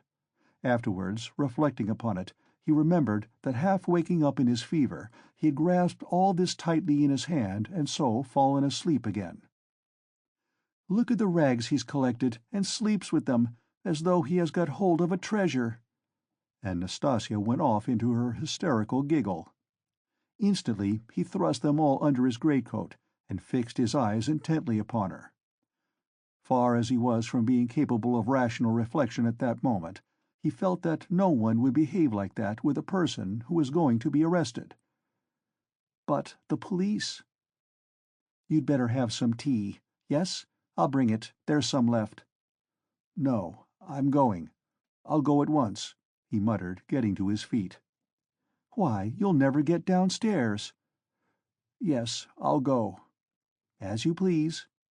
She followed the porter out. At once he rushed to the light to examine the sock and rags. There are stains, but not very noticeable, all covered with dirt, and rubbed and already discolored. No one who had no suspicion could distinguish anything. Nastasia, from a distance, could not have noticed, thank God. Then with a tremor he broke the seal of the notice and began reading. He was a long while reading, before he understood. It was an ordinary summons from the district police station to appear that day at 9:30 at the office of the district superintendent. "But when has such a thing happened? I never have anything to do with the police. And why just today?" he thought in agonizing bewilderment. "Good God, only get it over soon." He was flinging himself on his knees to pray, but broke into laughter, not at the idea of prayer, but at himself. He began hurriedly dressing. "If I'm lost, I am lost. I don't care. Shall I put the sock on?" he suddenly wondered. "It will get dustier still, and the traces will be gone." But no sooner had he put it on than he pulled it off again in loathing and horror. He pulled it off, but reflecting that he had no other socks, he picked it up and put it on again. And again he laughed. "That's all conventional. That's all relative, merely a way of looking at it," he thought in a flash, but only on the top surface of his mind, while he was shuddering all over. "There, I've got it on. I've finished by getting it on." But his laughter was quickly followed by despair. "No, it's too much for me," he thought. His legs shook. "From fear," he muttered. His head swam and ached with fever. "It's a trick. They want to decoy me there and confound me over everything," he mused as he went out onto the stairs. "The worst of it is I'm almost light-headed. I may blurt out something stupid." On the stairs he remembered that he was leaving all the things just as they were in the hole in the wall. "And very likely it's on purpose to search when I'm out," he thought, and stopped short. But he was possessed by such despair, such cynicism of misery, if one might so call it, that with a wave of his hand he went on. "Only to get it over." In the street the heat was insufferable again. Not a drop of rain had fallen all those days. Again dust, bricks and mortar. Again the stench from the shops and pot-houses. Again the drunken men, the Finnish peddlers and half-broken-down cabs. The sun shone straight in his eyes, so that it hurt him to look out of them, and he felt his head going round, as a man in fever is apt to feel when he comes out into the street on a bright sunny day. When he reached the turning into the street, in an agony of trepidation he looked down it, at the house, and at once averted his eyes. "If they question me, perhaps I'll simply tell," he thought, as he drew near the police station. The police station was about a quarter of a mile off. It had lately been moved to new rooms on the 4th floor of a new house. He had been once for a moment in the old office, but long ago. Turning in at the gateway, He saw on the right a flight of stairs which a peasant was mounting with a book in his hand. A house porter, no doubt. So then the office is here. And he began ascending the stairs on the chance. He did not want to ask questions of anyone. "I'll go in, fall on my knees, and confess everything," he thought as he reached the 4th floor. The staircase was steep, narrow, and all sloppy with dirty water. The kitchens of the flats opened onto the stairs and stood open almost the whole day. So there was a fearful smell and heat. The staircase was crowded with porters going up and down with their books under their arms, policemen and persons of all sorts and both sexes. The door of the office, too, stood wide open. Peasants stood waiting within. There, too, the heat was stifling, and there was a sickening smell of fresh paint and stale oil from the newly decorated rooms. After a little while he decided to move forward into the next room. All the rooms were small and low-pitched. A fearful impatience drew him on and on. No one paid attention to him.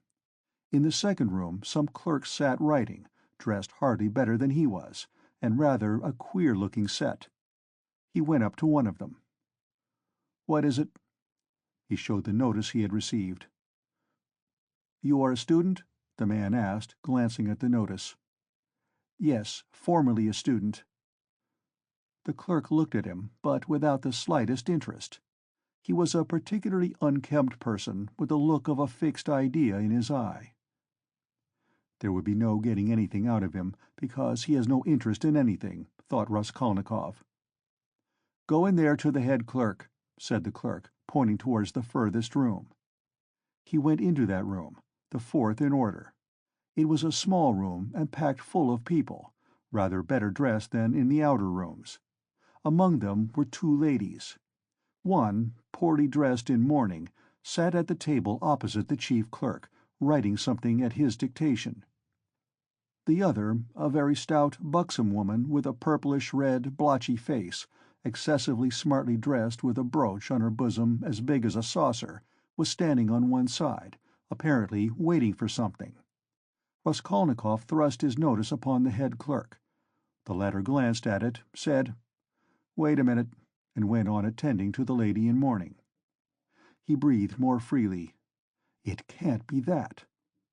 By degrees he began to regain confidence. He kept urging himself to have courage and be calm. "Some foolishness, some trifling carelessness, and I may betray myself. It's a pity there's no air here," he added. "It's stifling. It makes one's head dizzier than ever, and one's mind, too." He was conscious of a terrible inner turmoil. He was afraid of losing his self-control. He tried to catch at something and fix his mind on it, something quite irrelevant, but he could not succeed in this at all. Yet the head clerk greatly interested him. He kept hoping to see through him and guess something from his face. He was a very young man, about 22, with a dark, mobile face that looked older than his years. He was fashionably dressed and foppish, with his hair parted in the middle, well combed and pomaded, and wore a number of rings on his well-scrubbed fingers, and a gold chain on his waistcoat. He said a couple of words in French to a foreigner who was in the room, and said them fairly correctly. "Louise Ivanovna, you can sit down," he said casually to the gaily dressed, purple-faced lady, who was still standing as though not venturing to sit down, though there was a chair beside her. "Ich danke," said the latter, and softly, with a rustle of silk, she sank into the chair. Her light blue dress trimmed with white lace floated about the table like an air balloon, and filled almost half the room. She smelt of scent. But she was obviously embarrassed at filling half the room and smelling so strongly of scent, and though her smile was impudent as well as cringing, it betrayed evident uneasiness. The lady in mourning had done at last and got up. All at once, with some noise, an officer walked in very jauntily, with a peculiar swing of his shoulders at each step. He tossed his cockaded cap on the table and sat down in an easy-chair. The small lady positively skipped from her seat on seeing him, and fell to curtsying in a sort of ecstasy. but the officer took not the smallest notice of her, and she did not venture to sit down again in his presence. He was the assistant superintendent. He had a reddish mustache that stood out horizontally on each side of his face, and extremely small features, expressive of nothing much except a certain insolence. He looked askance and rather indignantly at Raskolnikov. He was so very badly dressed, and in spite of his humiliating position, his bearing was by no means in keeping with his clothes. Raskolnikov had unwarily fixed a very long and direct look on him, so that he felt positively affronted. "What do you want?" he shouted, apparently astonished that such a ragged fellow was not annihilated by the majesty of his glance. "I was summoned by a notice," Raskolnikov faltered. "For the recovery of money due from the student," the head clerk interfered hurriedly, tearing himself from his papers. "Here," and he flung Raskolnikov a document and pointed out the place. "Read that." "Money? What money?" thought Raskolnikov. "But, then, it's certainly not that." And he trembled with joy. He felt sudden, intense, indescribable relief. A load was lifted from his back. "And pray, what time were you directed to appear, sir?" shouted the assistant superintendent, seeming for some unknown reason more and more aggrieved. "You are told to come at 9, and now it's 12." "The notice was only brought me a quarter of an hour ago," Raskolnikov answered loudly over his shoulder. To his own surprise, he too grew suddenly angry and found a certain pleasure in it. "And it's enough that I have to come here ill with a fever." "Kindly refrain from shouting." "I'm not shouting. I'm speaking very quietly. It's you who are shouting at me. I'm a student, and I allow no one to shout at me." The assistant superintendent was so furious that for the first minute he could only splutter inarticulately. He leaped up from his seat. "Be silent! You are in a government office. Don't be impudent, sir." "You're in a government office, too," cried Raskolnikov. "And you're smoking a cigarette as well as shouting, so you are showing disrespect to all of us." He felt an indescribable satisfaction at having said this. The head clerk looked at him with a smile. The angry assistant superintendent was obviously disconcerted. "That's not your business," he shouted at last, with unnatural loudness. "Kindly make the declaration demanded of you. Show him, Alexander Grigorovitch. There is a complaint against you. You don't pay your debts. You're a fine bird." But Raskolnikov was not listening now. He had eagerly clutched at the paper in haste to find an explanation. He read it once and a second time, and still did not understand. "What is this?" he asked the head clerk. "It is for the recovery of money on an IOU, a writ.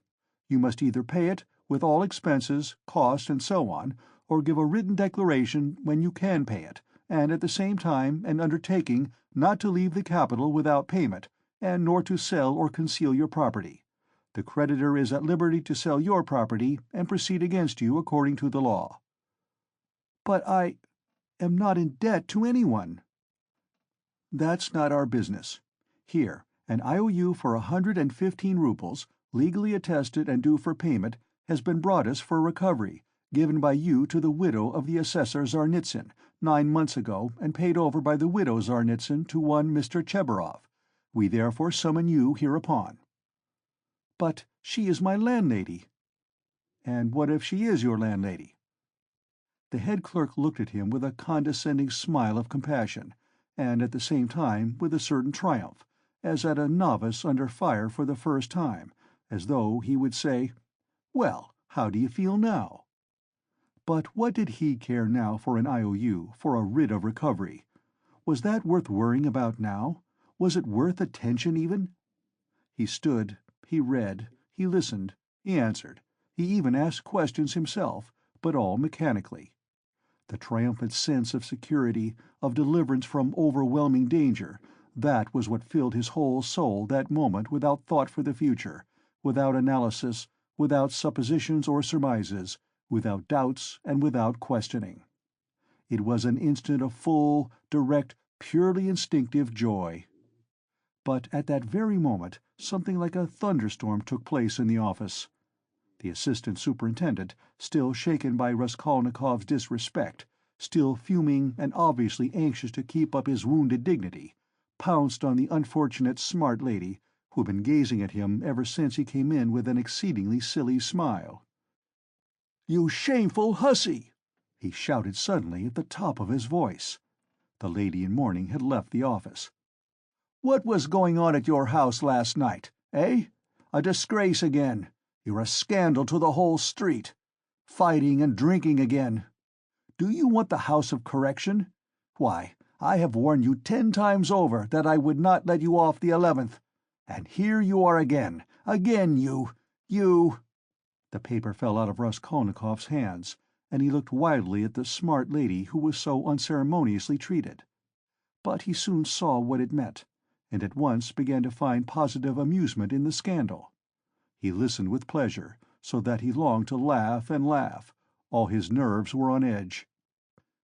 "Ilya Petrovitch," the head clerk was beginning anxiously, but stopped short, for he knew from experience that the enraged assistant could not be stopped except by force.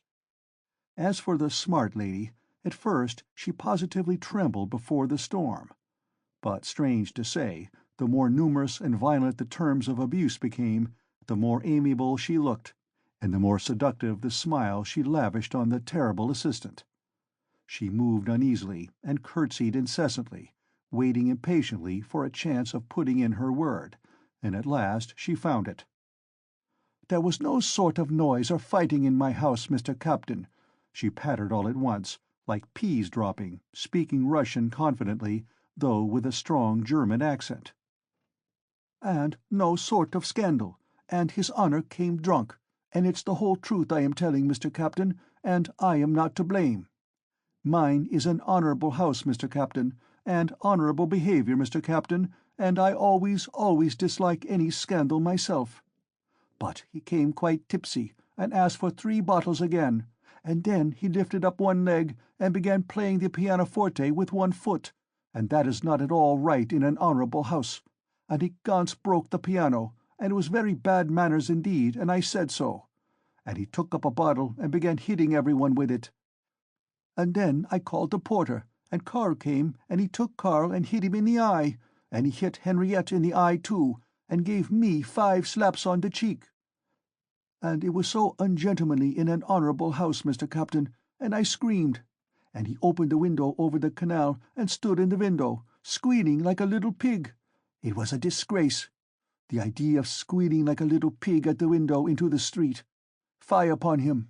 And Karl pulled him away from the window by his coat, and it is true, Mr. Captain, he tore sein rock. And then he shouted that man must pay him 15 roubles damages. And I did pay him, Mr. Captain, 5 roubles for sein rock. And he is an ungentlemanly visitor and caused all the scandal. I will show you up, he said, for I can write to all the papers about you. Then he was an author? Yes, Mr. Captain, and what an ungentlemanly visitor in an honorable house. Now then, enough. I have told you already. Ilya Petrovitch, the head clerk repeated significantly. The assistant glanced rapidly at him. The head clerk slightly shook his head.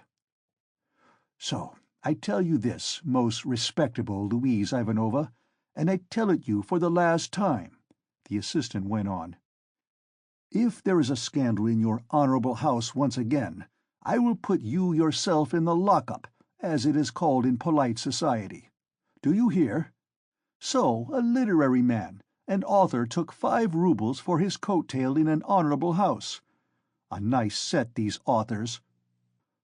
And he cast a contemptuous glance at Raskolnikov. There was a scandal the other day in a restaurant, too. An author had eaten his dinner and would not pay. "I'll write a satire on you," says he. And there was another of them on a steamer last week used the most disgraceful language to the respectable family of a civil councillor, his wife and daughter. And there was one of them turned out of a confectioner's shop the other day. They are all like that, authors, literary men, students, town criers. Pooh! You get along. I shall look in upon you myself one day. Then you had better be careful. Do you hear?" With hurried deference, Louise Ivanova fell to curtsying in all directions, and so curtsied herself to the door. But at the door she stumbled backwards against a good-looking officer with a fresh, open face and splendid, thick, fair whiskers. This was the superintendent of the district himself, Nikodim Fomitch. Louise Ivanova made haste to curtsy almost to the ground, and with mincing little steps she fluttered out of the office. "Again, thunder and lightning, a hurricane," said Nikodim Fomitch to Ilya Petrovitch in a civil and friendly tone. "You are aroused again. You are fuming again. I heard it on the stairs." "Well, what then?" Ilya Petrovitch drawled with gentlemanly nonchalance, and he walked with some papers to another table, with a jaunty swing of his shoulders at each step. "Here, if you will kindly look. An author, or a student, has been one at least, does not pay his debts, has given an IOU, won't clear out of his room, and complaints are constantly being lodged against him. And here he is pleased to make a protest against my smoking in his presence. He behaves like a cad himself, and just look at him, please. Here's the gentleman, and very attractive he is." "Poverty is not a vice, my friend, but we know you go off like powder. You can't bear a slight. I dare say you took offense at something and went too far yourself," continued Nikodim Fomitch, turning affably to Raskolnikov. "But you were wrong there. He is a capital fellow, I assure you, but explosive, explosive. He gets hot, fires up, boils over, and no stopping him. And then it's all over. And at the bottom he's a heart of gold. His nickname in the regiment was the Explosive Lieutenant." "And what a regiment it was, too!" cried Ilya Petrovitch, much gratified at this agreeable banter, though still sulky.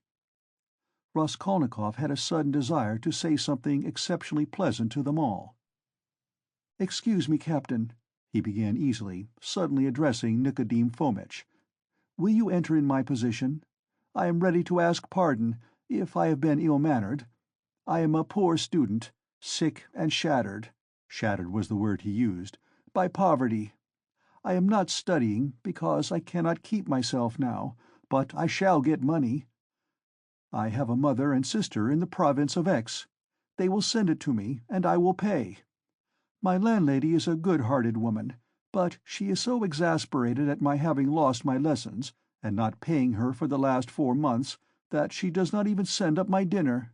And I don't understand this IOU at all. She is asking me to pay her on this IOU. How am I to pay her? Judge for yourselves." "But that is not our business, you know," the head clerk was observing. "Yes, yes, I perfectly agree with you. But allow me to explain." Raskolnikov put in again, still addressing Nikodim Fomitch, but trying his best to address Ilya Petrovitch also, though the latter persistently appeared to be rummaging among his papers and to be contemptuously oblivious of him. "Allow me to explain that I have been living with her for nearly 3 years, and at first, for why should I not confess it? At the very beginning I promised to marry her daughter. It was a verbal promise, freely given. She was a girl. Indeed, I liked her, though I was not in love with her. A youthful affair, in fact. That is, I mean to say that my landlady gave me credit freely in those days, and I led a life of— I was very heedless." "Nobody asks you for these personal details, sir. We've no time to waste," Ilya Petrovitch interposed roughly and with a note of triumph. But Raskolnikov stopped him hotly, though he suddenly found it exceedingly difficult to speak. "But excuse me, it is for me to explain how it all happened. In my turn. Though I agree with you, it is unnecessary. But a year ago the girl died of typhus. I remained lodging there as before, and when my landlady moved into her present quarters, she said to me, and in a friendly way, that she had complete trust in me, but still, would I not give her an IOU for 115 roubles, all the debt I owed her? She said if only I gave her that, she would trust me again, as much as I liked, and that she would never, never those were her own words, make use of that IOU till I could pay of myself. And now, when I have lost my lessons and have nothing to eat, she takes action against me. What am I to say to that?" "All these affecting details are no business of ours," Ilya Petrovitch interrupted rudely. "You must give a written undertaking, but as for your love affairs and all these tragic events, we have nothing to do with that." "Come now, you are harsh," muttered Nicodim Fomitch, sitting down at the table and also beginning to write. He looked a little ashamed. "Write," said the head clerk to Raskolnikov. "Write what?" the latter asked gruffly. "I will dictate to you."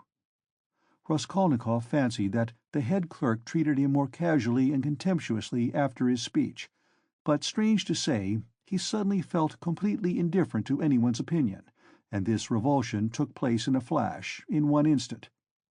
If he had cared to think a little, he would have been amazed indeed that he could have talked to them like that a minute before, forcing his feelings upon them. And where had those feelings come from? Now, if the whole room had been filled, not with police officers, but with those nearest and dearest to him, he would not have found one human word for them, so empty was his heart. A gloomy sensation of agonizing, everlasting solitude and remoteness took conscious form in his soul. It was not the meanness of his sentimental effusions before Ilya Petrovitch, nor the meanness of the latter's triumph over him that had caused this sudden revulsion in his heart. Oh, what had he to do now with his own baseness, with all these petty vanities, officers, German women, debts, police offices? If he had been sentenced to be burnt at that moment, he would not have stirred, would hardly have heard the sentence to the end. Something was happening to him entirely new, sudden and unknown. It was not that he understood, but he felt clearly, with all the intensity of sensation, that he could never more appeal to these people in the police office with sentimental effusions like his recent outburst, or with anything whatever, and that if they had been his own brothers and sisters, and not police officers, it would have been utterly out of the question to appeal to them in any circumstance of life. He had never experienced such a strange and awful sensation. And what was most agonizing, it was more a sensation than a conception or idea, a direct sensation, the most agonizing of all the sensations he had known in his life. The head clerk began dictating to him the usual form of declaration, that he could not pay, that he undertook to do so at a future date, that he would not leave the town, nor sell his property, and so on. "But you can't write. You can hardly hold the pen," observed the head clerk, looking with a curiosity at Raskolnikov. "Are you ill?" "Yes, I am giddy. Go on." "That's all. Sign it." The head clerk took the paper and turned to attend to others.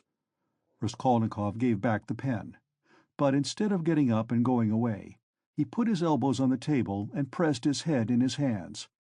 He felt as if a nail were being driven into his skull.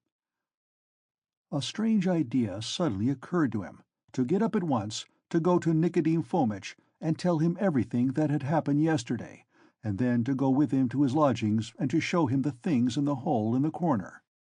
The impulse was so strong that he got up from his seat to carry it out. "Hadn't I better think a minute?" flashed through his mind. "No, better cast off the burden without thinking." But all at once he stood still, rooted to the spot. Nicodim Fomitch was talking eagerly with Ilya Petrovitch, and the words reached him. "It's impossible. They'll both be released. To begin with, the whole story contradicts itself. Why should they have called the porter, if it had been their doing? To inform against themselves? Or as a blind? No, that would be too cunning. Besides, Pestryakov, the student, was seen at the gate by both the porters and a woman as he went in. He was walking with 3 friends, who left him only at the gate, and he asked the porters to direct him in the presence of the friends. Now, would he have asked his way if he had been going with such an object? As for Coke, he spent half an hour at the silversmith's below, before he went up to the old woman and left him at exactly 7:45. Now just consider.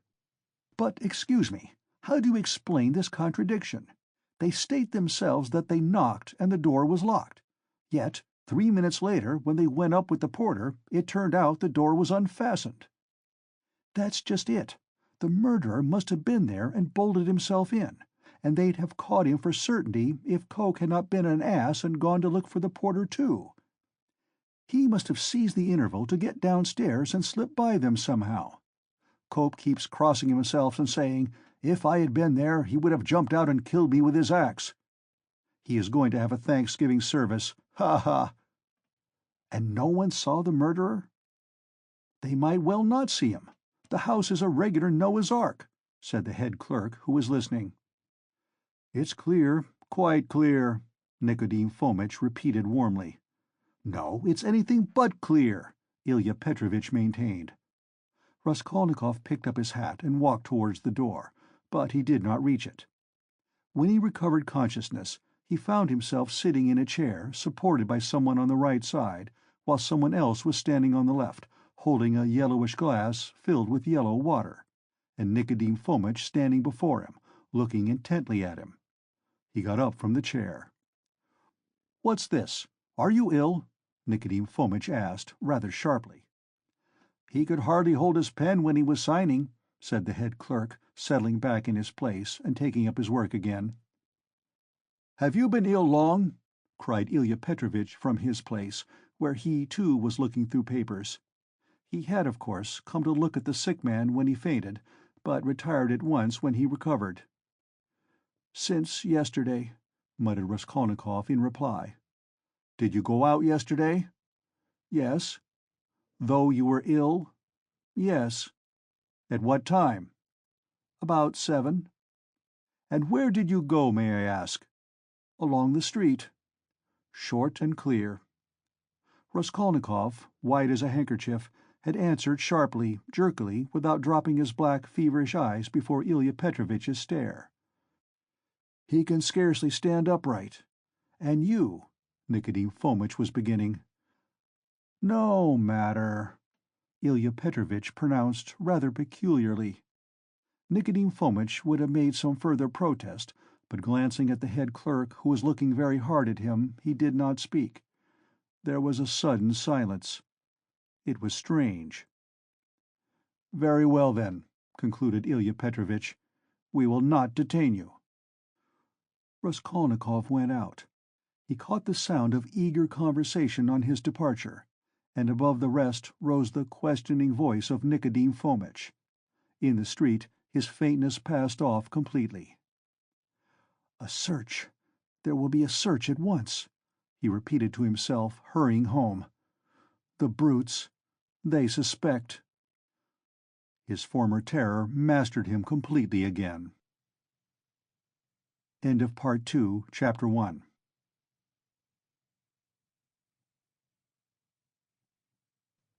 Part 2, Chapter 2 of Crime and Punishment by Fyodor Dostoevsky. And what if there has been a search already? What if I find them in my room? But here was his room. Nothing and no one in it. No one had peeped in. Even Nastasia had not touched it. But heavens, how could he have left all those things in the hole? He rushed to the corner, slipped his hand under the paper, pulled the things out and lined his pockets with them. There were 8 articles in all. 2 little boxes with earrings or something of the sort. He hardly looked to see. Then 4 small leather cases. There was a chain, too, merely wrapped in newspaper, and something else in newspaper that looked like a decoration. He put them all in the different pockets of his overcoat, and the remaining pocket of his trousers, trying to conceal them as much as possible. He took the purse, too. Then he went out of his room, leaving the door open. He walked quickly and resolutely, and though he felt shattered, he had his senses about him. He was afraid of pursuit. He was afraid that in another half-hour, another quarter of an hour perhaps, instructions would be issued for his pursuit, and so at all costs he must hide all traces before then. He must clear everything up while he still had some strength, some reasoning power left him. Where was he to go? That had long been settled. Fling them into the canal, and all traces hidden in the water, the thing would be at an end. So he had decided in the night of his delirium, when several times he had had the impulse to get up and go away, to make haste and get rid of it all. But to get rid of it turned out to be a very difficult task. He wandered along the bank of the Ekaterininsky Canal for half an hour or more, and looked several times at the steps running down to the water, but he could not think of carrying out his plan. Either rafts stood at the steps' edge, and women were washing clothes on them, or boats were moored there, and people were swarming everywhere. Moreover, he could be seen and noticed from the banks on all sides. It would look suspicious for a man to go down on purpose, stop, and throw something into the water. And what if the boxes were to float instead of sinking? And of course they would. Even as it was, everyone he met seemed to stare and look round, as if they had nothing to do but to watch him. "Why is it, or can it be my fancy?" he thought. At last the thought struck him that it might be better to go to the Neva. There were not so many people there, he would be less observed, and it would be more convenient in every way. Above all, it was further off. He wondered how he could have been wandering for a good half-hour, worried and anxious in this dangerous past, without thinking of it before. And that half-hour he had lost over an irrational plan, simply because he had thought of it in delirium. He had become extremely absent and forgetful, and he was aware of it. He certainly must make haste. He walked towards the Neva along V Prospect, but on the way another idea struck him. Why to the Neva? Would it not be better to go somewhere far off, to the islands again, and there hide the things in some solitary place, in a wood or under a bush, and mark the spot perhaps? And, though he felt incapable of clear judgment, the idea seemed to him a sound one. But he was not destined to go there, for coming out of V Prospect towards the square, he saw on the left a passage leading between two blank walls to a courtyard.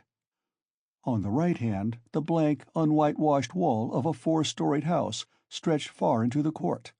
On the left, a wooden hoarding ran parallel with it for 20 paces into the court, and then turned sharply to the left. Here was a deserted, fenced-off place where rubbish of different sorts was lying.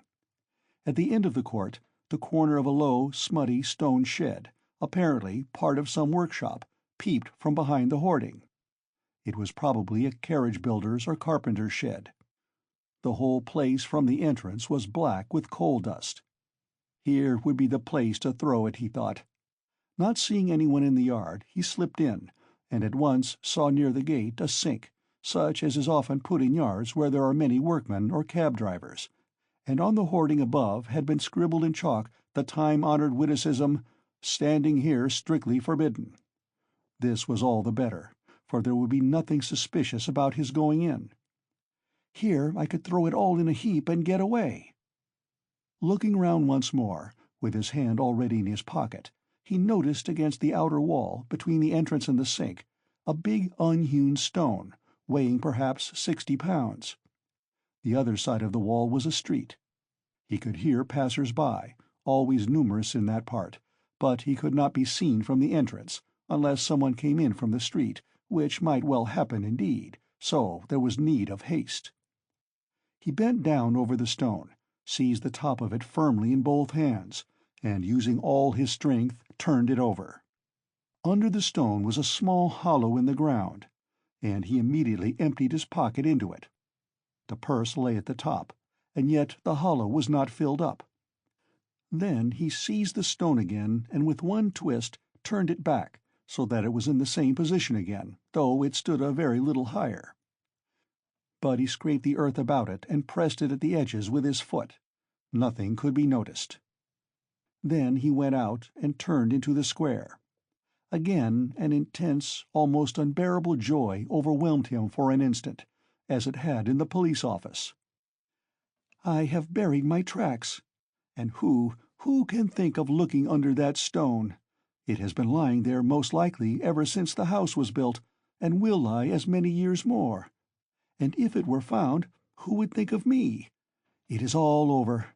No clue. And he laughed. Yes, he remembered that he began laughing a thin, nervous, noiseless laugh, and went on laughing all the time he was crossing the square. But when he reached the K Boulevard, where 2 days before he had come upon that girl, his laughter suddenly ceased. Other ideas crept into his mind.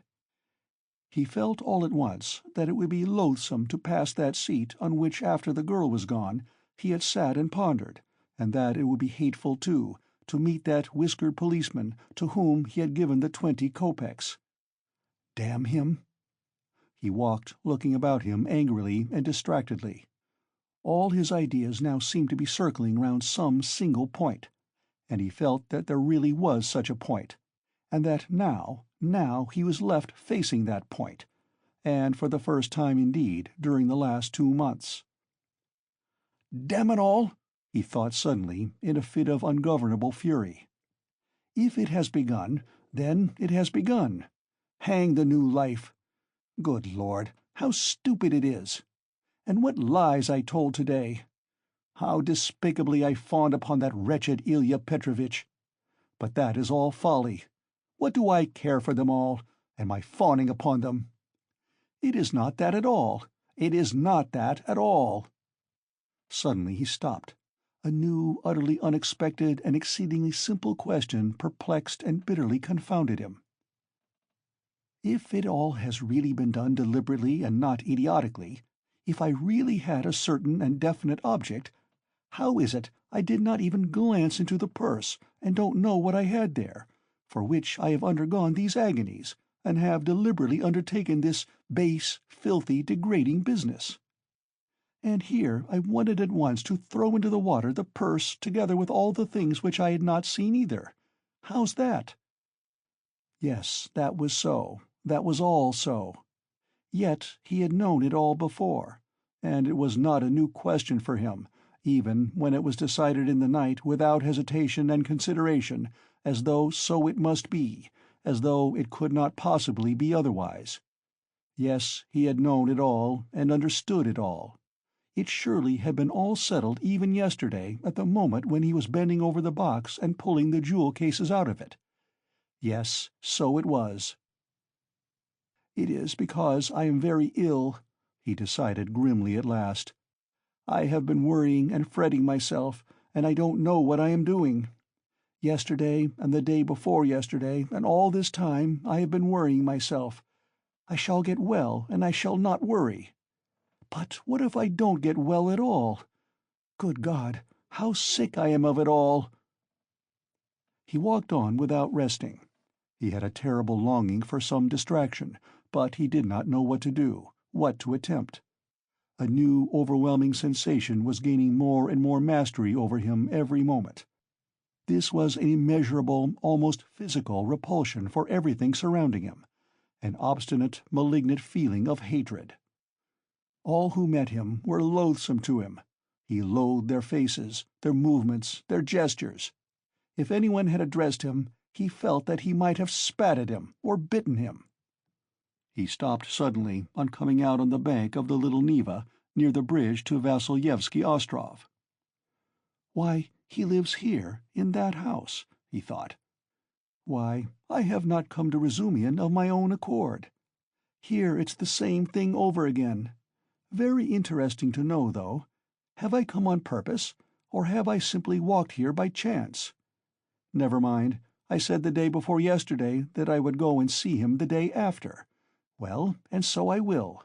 Besides, I really cannot go further now." He went up to Razumian's room on the 5th floor.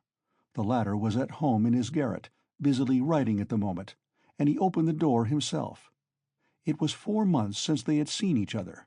Razumian was sitting in a ragged dressing-gown, with slippers on his bare feet, unkempt, unshaven, and unwashed.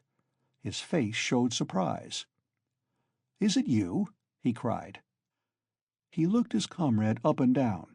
Then, after a brief pause, he whistled. "As hard up as all that. Why, brother, you've cut me out," he added, looking at Raskolnikov's rags. "Come, sit down. You are tired, I'll be bound." And when he had sunk down on the American leather sofa, which was in even worse condition than his own, Razumian saw at once that his visitor was ill.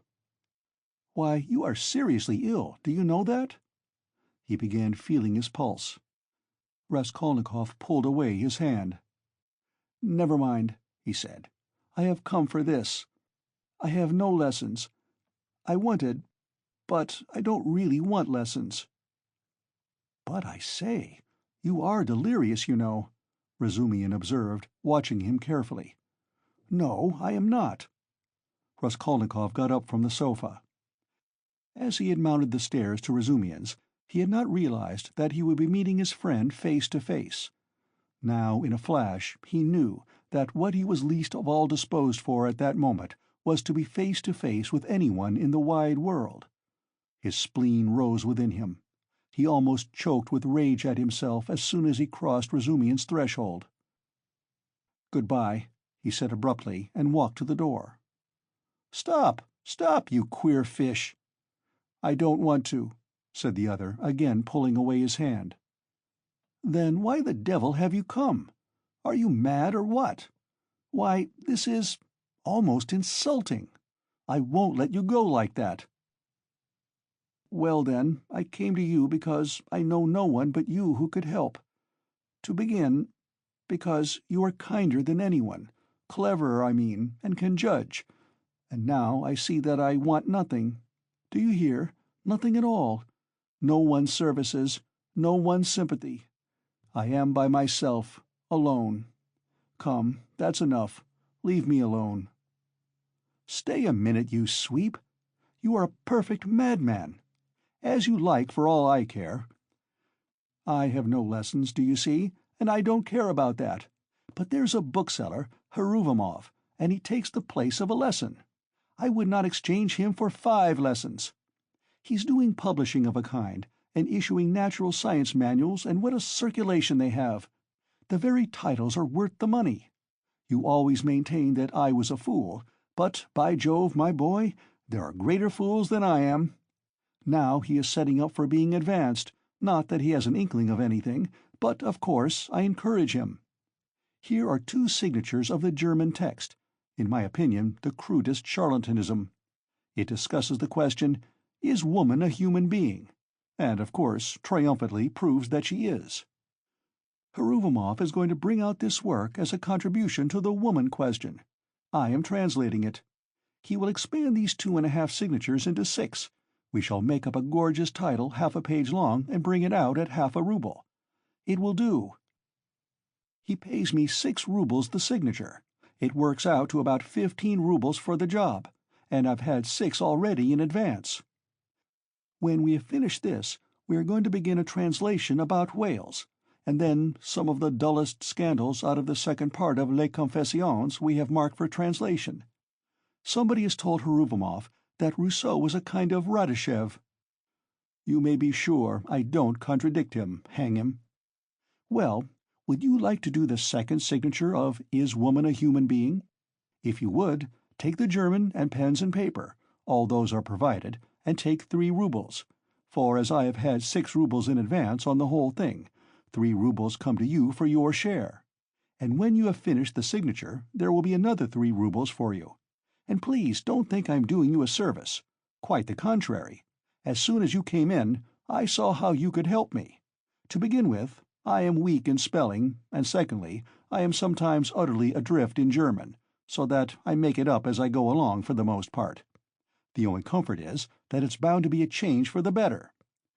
Though, who can tell, maybe it's sometimes for the worse. Will you take it?"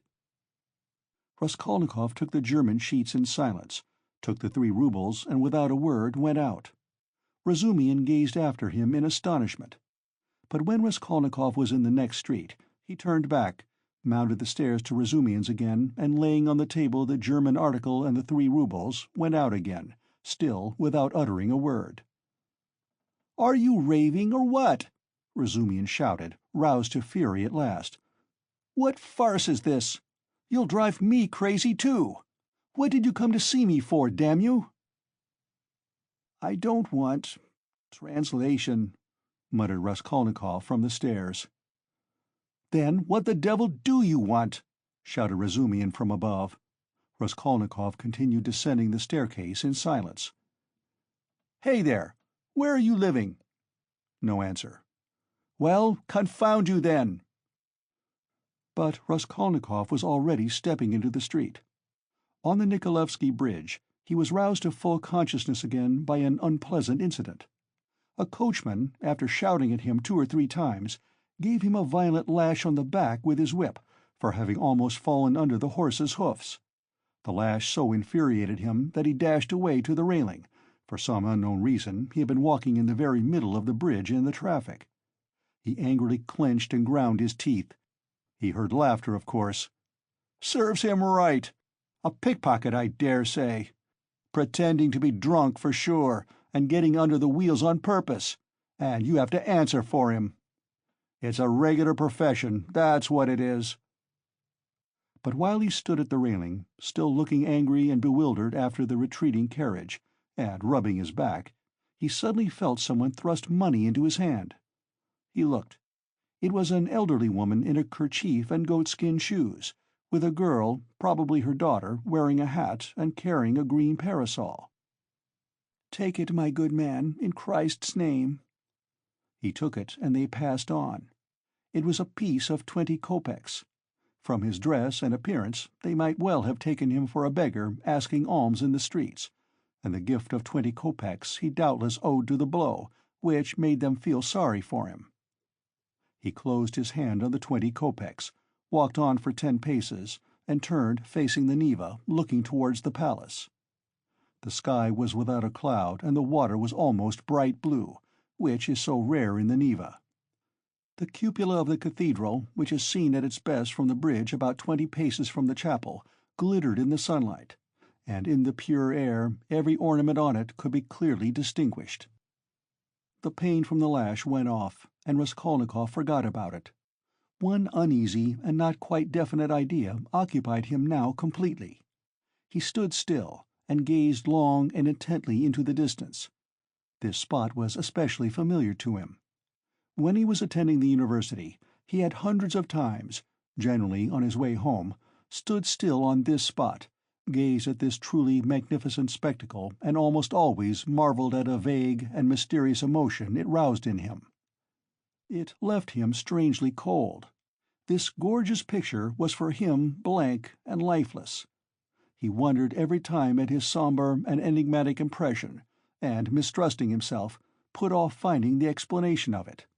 He vividly recalled those old doubts and perplexities, and it seemed to him that it was no mere chance that he recalled them now. It struck him as strange and grotesque that he should have stopped at the same spot as before, as though he actually imagined he could think the same thoughts, be interested in the same theories and pictures that had interested him so short a time ago. He felt it almost amusing, and yet it wrung his heart. Deep down, hidden far away out of sight, all that seemed to him now, all his old past, his old thoughts, his old problems and theories, his old impressions, and that picture and himself and all. He felt as though he were flying upwards, and everything were vanishing from his sight.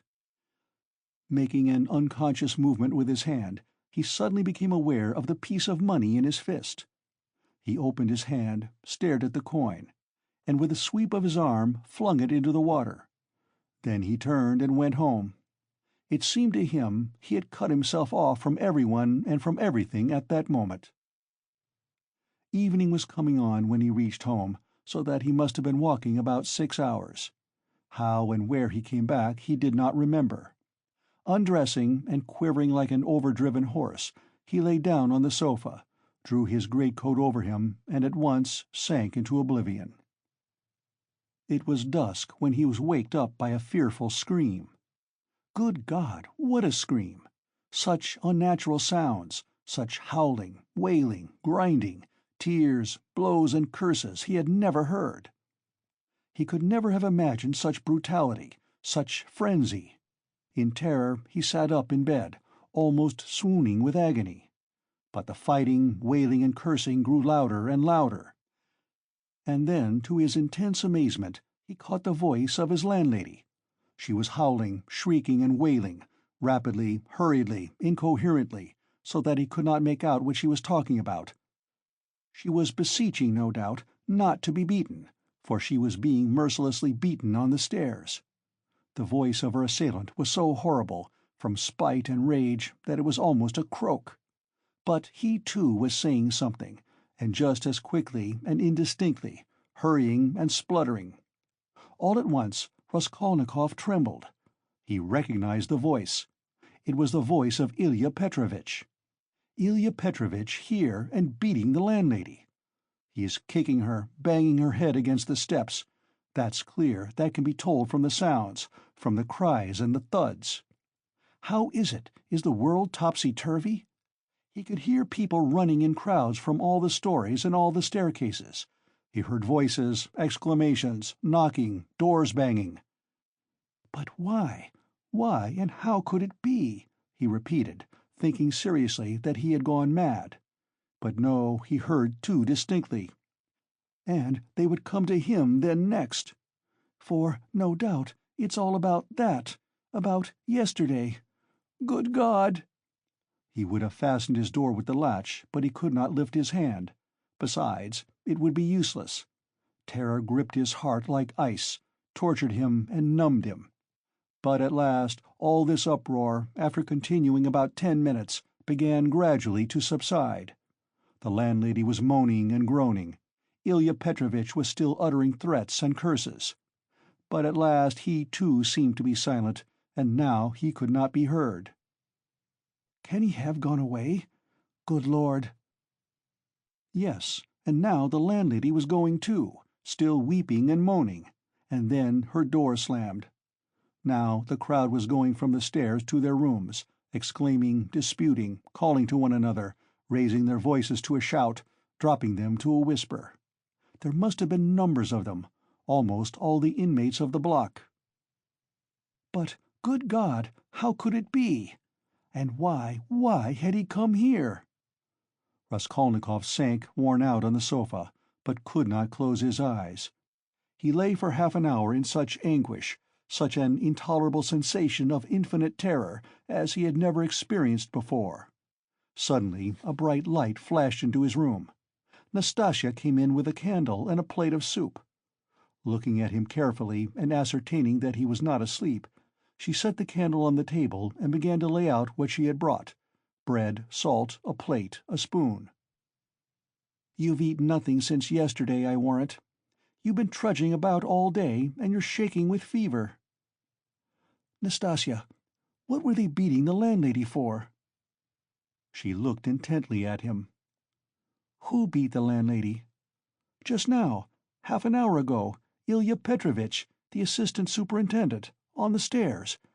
Why was he ill-treating her like that, and why was he here?" Nastasya scrutinized him, silent and frowning, and her scrutiny lasted a long time.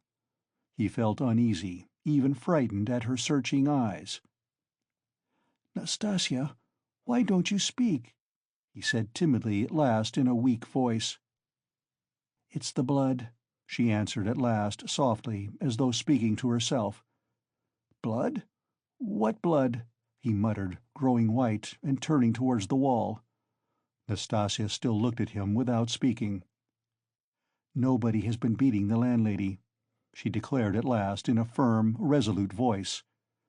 He gazed at her, hardly able to breathe. "I heard it myself. I was not asleep. I was sitting up," he said still more timidly. "I listened a long while. The assistant superintendent came. Everyone ran out onto the stairs from all the flats." "No one has been here. That's the blood crying in your ears. When there's no outlet for it and it gets clotted, you begin fancying things. Will you eat something?" He made no answer. Nastasya still stood over him, watching him. "Give me something to drink, Nastasya." She went downstairs and returned with a white earthenware jug of water. He remembered only swallowing one sip of the cold water and spilling some on his neck. Then followed forgetfulness. End of Part 2, Chapter 2.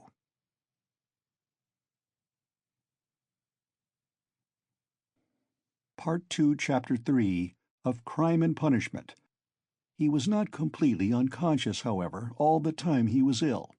He was in a feverish state, sometimes delirious, sometimes half-conscious. He remembered a great deal afterwards. Sometimes it seemed as though there were a number of people round him. They wanted to take him away somewhere. There was a great deal of squabbling and discussing about him. Then he would be alone in the room. They had all gone away afraid of him, and only now and then opened the door a crack to look at him. They threatened him, plotted something together, laughed and mocked at him. He remembered Nastasia often at his bedside. He distinguished another person, too, whom he seemed to know very well, though he could not remember who he was, and this fretted him, even made him cry. Sometimes he fancied he had been lying there a month. At other times it all seemed part of the same day. But of that, he had no recollection, and yet every minute he felt that he had forgotten something he ought to remember. He worried and tormented himself trying to remember, moaned, flew into a rage, or sank into awful, intolerable terror. Then he struggled to get up, would have run away, but someone always prevented him by force, and he sank back into impotence and forgetfulness. At last he returned to complete consciousness. It happened at 10 o'clock in the morning. On fine days the sun shone into the room at that hour, throwing a streak of light on the right wall and the corner near the door. Nastasia was standing beside him with another person, a complete stranger, who was looking at him very inquisitively. He was a young man with a beard, wearing a full, short-waisted coat, and looked like a messenger. The landlady was peeping in at the half-open door. Raskolnikov sat up. "Who is this, Nastasia?" he asked, pointing to the young man. "I say, he's himself again," she said. "He is himself," echoed the man. Concluding that he had returned to his senses, the landlady closed the door and disappeared. She was always shy and dreaded conversations or discussions. She was a woman of 40, not at all bad-looking, fat and buxom, with black eyes and eyebrows, good-natured from fatness and laziness, and absurdly bashful. "Who are you?" he went on, addressing the man. But at that moment the door was flung open, and, stooping a little, as he was so tall, Razumihin came in. "What a cabin it is!" he cried. "I am always knocking my head. You call this a lodging? So, you are conscious, brother? I just heard the news from Pashenka." "He has just come to," said Nastasia. "Just come to," echoed the man again, with a smile. "And who are you?" Razumihin asked, suddenly addressing him. "My name is Vrazumihin, at your service. Not Razumihin, as I am always called, but Vrazumihin, a student and a gentleman. And he is my friend. And who are you?" "I am the messenger from our office, from the merchant Shepelev, and I've come on business." "Please sit down." Razumihin seated himself on the other side of the table. "It's a good thing you've come too, brother," he went on to Raskolnikov. "For the last 4 days you have scarcely eaten or drunk anything. We had to give you tea in spoonfuls. I brought Zosimov to see you twice. You remember Zosimov? He examined you carefully and said at once it was nothing serious. Something seemed to have gone to your head. Some nervous nonsense, the result of bad feeling. He says you have not had enough beer and radish, but it's nothing much. It will pass, and you will be all right. Zosimov is a first-rate fellow. He is making quite a name. Come, I won't keep you," he said, addressing the man again. "Will you explain what you want? You must know, Rodya, that this is the second time they have sent from the office. But it was another man last time, and I talked to him. Who was it came before?" "That was the day before yesterday, I venture to say, if you please, sir. That was Alexei Semyonovitch. He is in our office, too." "He was more intelligent than you, don't you think so?" "Yes, indeed, sir. He is of more weight than I am." "Quite so. Go on."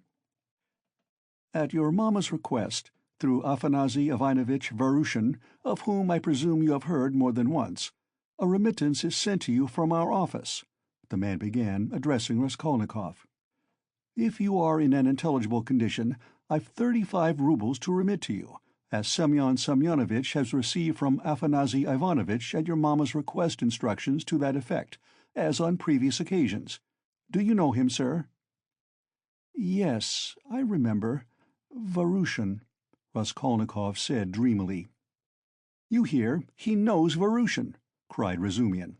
"He is in an intelligible condition. And I see you are an intelligent man, too.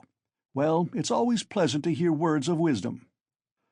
"That's the gentleman Varushin, Afanasy Ivanovitch. And at the request of your mamma, who has sent you a remittance once before in the same manner through him, he did not refuse this time also, and sent instructions to Semyon Semyonovitch some days since to hand you 35 roubles in the hope of better to come." "That hoping for better to come is the best thing you've said, though your mamma is not bad either. Come then, what do you say? Is he fully conscious, eh?" "That's all right, if only he can sign this little paper." "He can scrawl his name. Have you got the book?" "Yes, here's the book." "Give it to me. Here, Rodya, sit up, I'll hold you. Take the pen and scribble Raskolnikov for him. For just now, brother, money is sweeter to us than treacle." "I don't want it," said Raskolnikov, pushing away the pen. "Not want it?" "I won't sign it." "How the devil can you do without signing it?" "I don't want the money." "Don't want the money? Come, brother, that's nonsense. I bear witness. Don't trouble, please. It's only that he is on his travels again. But that's pretty common with him at all times, though. You are a man of judgment, and we will take him in hand, that is, more simply, take his hand and he will sign it. Here." "But I can come another time." "No, no. Why should we trouble you? You are a man of judgment." "Now, Rodya, don't keep your visitor. You see he is waiting." And he made ready to hold Raskolnikov's hand in earnest. "Stop, I'll do it alone," said the latter, taking the pen and signing his name. The messenger took out the money and went away. "Bravo! And now, brother, are you hungry?" "Yes," answered Raskolnikov. "Is there any soup?" "Some of yesterday's," answered Nastasya, who was still standing there. "With potatoes and rice in it?" "Yes." "I know it by heart. Bring soup and give us some tea." "Very well." Raskolnikov looked at all this with profound astonishment and a dull, unreasoning terror. He made up his mind to keep quiet and see what would happen. "I believe I am not wandering. I believe it's reality," he thought. In a couple of minutes Nastasya returned with the soup, and announced that the tea would be ready directly. With the soup she brought 2 spoons, 2 plates, salt, pepper, mustard for the beef, and so on. The table was set as it had not been for a long time. The cloth was clean. "It would not be amiss, Nastasya, if Praskovya Pavlovna were to send up a couple of bottles of beer. We could empty them." "Well, you are a cool hand," muttered Nastasya, and she departed to carry out his orders. Raskolnikov still gazed wildly with strained attention. Meanwhile Razumian sat down on the sofa beside him, as clumsily as a bear, put his left arm round Raskolnikov's head, although he was able to sit up, and with his right hand gave him a spoonful of soup, blowing on it that it might not burn him. But the soup was only just warm. Raskolnikov swallowed 1 spoonful greedily, then a second, then a third. But after giving him a few more spoonfuls of soup, Razumian suddenly stopped and said that he must ask Zosimov whether he ought to have more. Nastasya came in with 2 bottles of beer. "And will you have tea?" "Yes." "Cut along, Nastasya, and bring some tea, for tea we may venture on without the faculty. But here is the beer." He moved back to his chair, pulled the soup and meat in front of him, and began eating as though he had not touched food for 3 days. "I must tell you, Rodya, I dine like this here every day now," he mumbled with his mouth full of beef. "And it's all Pashenka, you dear little landlady, who sees to that. She loves to do anything for me. I don't ask for it, but, of course, I don't object. And here's Nastasya with the tea. She's a quick girl. Nastasya, my dear, won't you have some beer?" "Get along with your nonsense." "A cup of tea, then?" "A cup of tea, maybe." "Pour it out. Stay, I'll pour it out myself. Sit down." He poured out 2 cups, left his dinner, and sat on the sofa again. As before, he put his left arm round the sick man's head, raised him up and gave him tea in spoonfuls, again blowing each spoonful steadily and earnestly, as though this process was the principal and most effective means towards his friend's recovery. Raskolnikov said nothing and made no resistance, though he felt quite strong enough to sit up on the sofa without support, and could not merely have held a cup or a spoon, but even, perhaps, could have walked about. But from some queer, almost animal cunning, he conceived the idea of hiding his strength and lying low for a time, pretending, if necessary, not to be yet in full possession of his faculties, and meanwhile listening to find out what was going on. Yet he could not overcome his sense of repugnance. After sipping a dozen spoonfuls of tea, he suddenly released his head, pushed the spoon away capriciously, and sank back on the pillow. There were actually real pillows under his head now, down pillows in clean cases. He observed that too, and took note of it.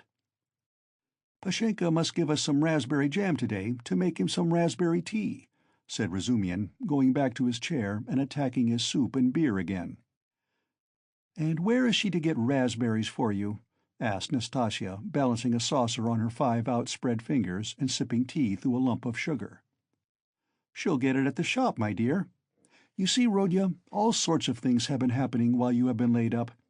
When you decamped in that rascally way without leaving your address, I felt so angry that I resolved to find you out and punish you. I set to work that very day. How I ran about making inquiries for you! This lodging of yours I had forgotten, though I never remembered it, indeed, because I did not know it. And as for your old lodgings, I could only remember it was at the 5 Corners, Harlamov's house.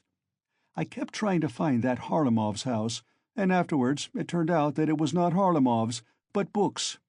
How one muddles up sounds sometimes. So I lost my temper, and I went on the chance to the address bureau next day, and, only fancy, in 2 minutes they looked you up. Your name is down there." "My name?" "I should think so. And yet a General Kobylev they could not find while I was there. Well, it's a long story. But as soon as I did land on this place, I soon got to know all your affairs. All, brother, I know everything. Nastasya here will tell you. I made the acquaintance of Nikodim Fomitch and Ilya Petrovitch, and the house porter, and Mr. Zemetov, Alexander Grigorovitch, the head clerk in the police office, and last but not least of Pashenka. Nastasya here knows." "He's got rounder," Nastasya murmured, smiling slyly. "Why don't you put the sugar in your tea, Nastasya Nikiforovna?" "You are a one!" Nastasya cried suddenly, going off into a giggle. "I am not Nikiforovna, but Petrovna," she said suddenly, recovering from her mirth. "I'll make a note of it. Well, brother, to make a long story short, I was going in for a regular explosion here to uproot all malignant influences in the locality, but Pashenka won the day. I had not expected, brother, to find her so prepossessing. Eh, what do you think?" Raskolnikov did not speak, but he still kept his eyes fixed upon him, full of alarm. "And all that could be wished indeed in every respect," Razumihin went on, not at all embarrassed by his silence. "Ah, the sly dog!" Nastasya shrieked again. This conversation afforded her unspeakable delight. "It's a pity, brother, that you did not set to work in the right way at first. You ought to have approached her differently. She is, so to speak, a most unaccountable character. But we will talk about her character later. How could you let things come to such a pass that she gave up sending you your dinner? And that IOU! You must have been mad to sign an IOU. And that promise of marriage when her daughter, Natalia Yegorovna, was alive? I know all about it. But I see that's a delicate matter, and I am an ass. Forgive me. But talking of foolishness, do you know Praskovya Pavlovna is not nearly so foolish as you would think at first sight?" "No," mumbled Raskolnikov, looking away, but feeling that it was better to keep up the conversation. "She isn't, is she?" cried Razumihin, delighted to get an answer out of him. But she is not very clever either, eh? She is essentially an unaccountable character. I am sometimes quite at a loss, I assure you. She must be 40. She says she is 36, and of course she has every right to say so. But I swear I judge her intellectually simply from the metaphysical point of view. There is a sort of symbolism sprung up between us, a sort of algebra or what-not. I don't understand it. Well, that's all nonsense. Only, seeing that you are not a student now and have lost your lessons and your clothes, and that through the young lady's death she has no need to treat you as a relation, she suddenly took fright. And as you hid in your den and dropped all your old relations with her, she planned to get rid of you. And she's been cherishing that design a long time, but she was sorry to lose the IOU, for you assured her yourself that your mother would pay. It was base of me to say that. My mother herself is almost a beggar. And I told a lie to keep my lodging and be fed, Raskolnikov said loudly and distinctly. Yes, you did very sensibly. But the worst of it is that at that point Mr. Chebarov turns up, a businessman. Pashenka would never have thought of doing anything on her own account. She is too retiring. But the businessman is by no means retiring, and first thing he puts the question, is there any hope of realizing the IOU? Answer, there is, because he has a mother who would save her Rodya with her 125 rubles pension if she has to starve herself, and a sister, too, who would go into bondage for his sake. That's what he was building upon. Why do you start? I know all the ins and outs of your affairs now, my dear boy. It's not for nothing that you were so open with Pashenka when you were her prospective son-in-law, and I say all this as a friend. But I tell you what it is. An honest and sensitive man is open, and a businessman listens and goes on eating you up. Well, then she gave the IOU by way of payment to this Chebarov, and without hesitation he made a formal demand for payment. When I heard of all this, I wanted to blow him up too, to clear my conscience, but by that time harmony reigned between me and Pashenka, and I insisted on stopping the whole affair, engaging that you would pay. I went security for you, brother. Do you understand?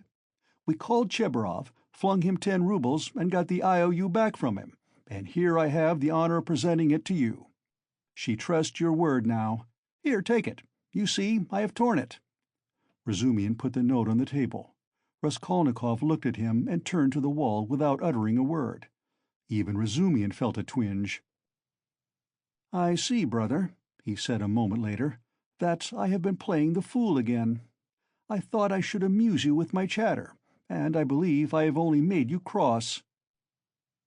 Was it you I did not recognize when I was delirious? Raskolnikov asked, after a moment's pause, without turning his head. Yes, and you flew into a rage about it, especially when I brought Zametov one day. Zametov? The head clerk? What for? Raskolnikov turned round quickly and fixed his eyes on Razumian. What's the matter with you? What are you upset about? He wanted to make your acquaintance because I talked to him a lot about you. How could I have found out so much except from him? He is a capital fellow, brother, first rate. In his own way, of course. Now we are friends, see each other almost every day. I have moved into this part, you know. I have only just moved. I've been with him to Louise Ivanovna once or twice. Do you remember Louise Ivanovna? Did I say anything in delirium? I should think so. You were beside yourself. What did I rave about? What next?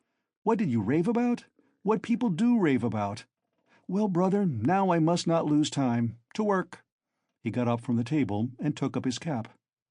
What did I rave about? How he keeps on. Are you afraid of having let out some secret? Don't worry yourself. You said nothing about a countess. But you said a lot about a bulldog, and about earrings and chains, and about Krestovsky Island, and some porter, and Nikodim Fomitch and Ilya Petrovitch, the assistant superintendent. And another thing that was of special interest to you was your own sock. You whined, "Give me my sock." Zametov hunted all about your room for your socks, and with his own scented, ring-bedecked fingers he gave you the rag. And only then were you comforted, and for the next 24 hours You held the wretched thing in your hand. We could not get it from you. It is most likely somewhere under your quilt at this moment. And then you asked so piteously for fringe for your trousers. We tried to find out what sort of fringe, but we could not make it out. Now to business. Here are 35 rubles. I take 10 of them, and shall give you an account of them in an hour or two. I will let Zosimov know at the same time, though he ought to have been here long ago, for it is nearly 12. And you, Nastasia, look in pretty often while I am away, to see whether he wants a drink or anything else.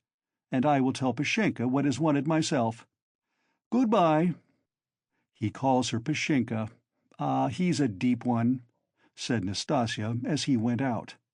Then she opened the door and stood listening, but could not resist running downstairs after him. She was very eager to hear what he would say to the landlady. She was evidently quite fascinated by Razumihin.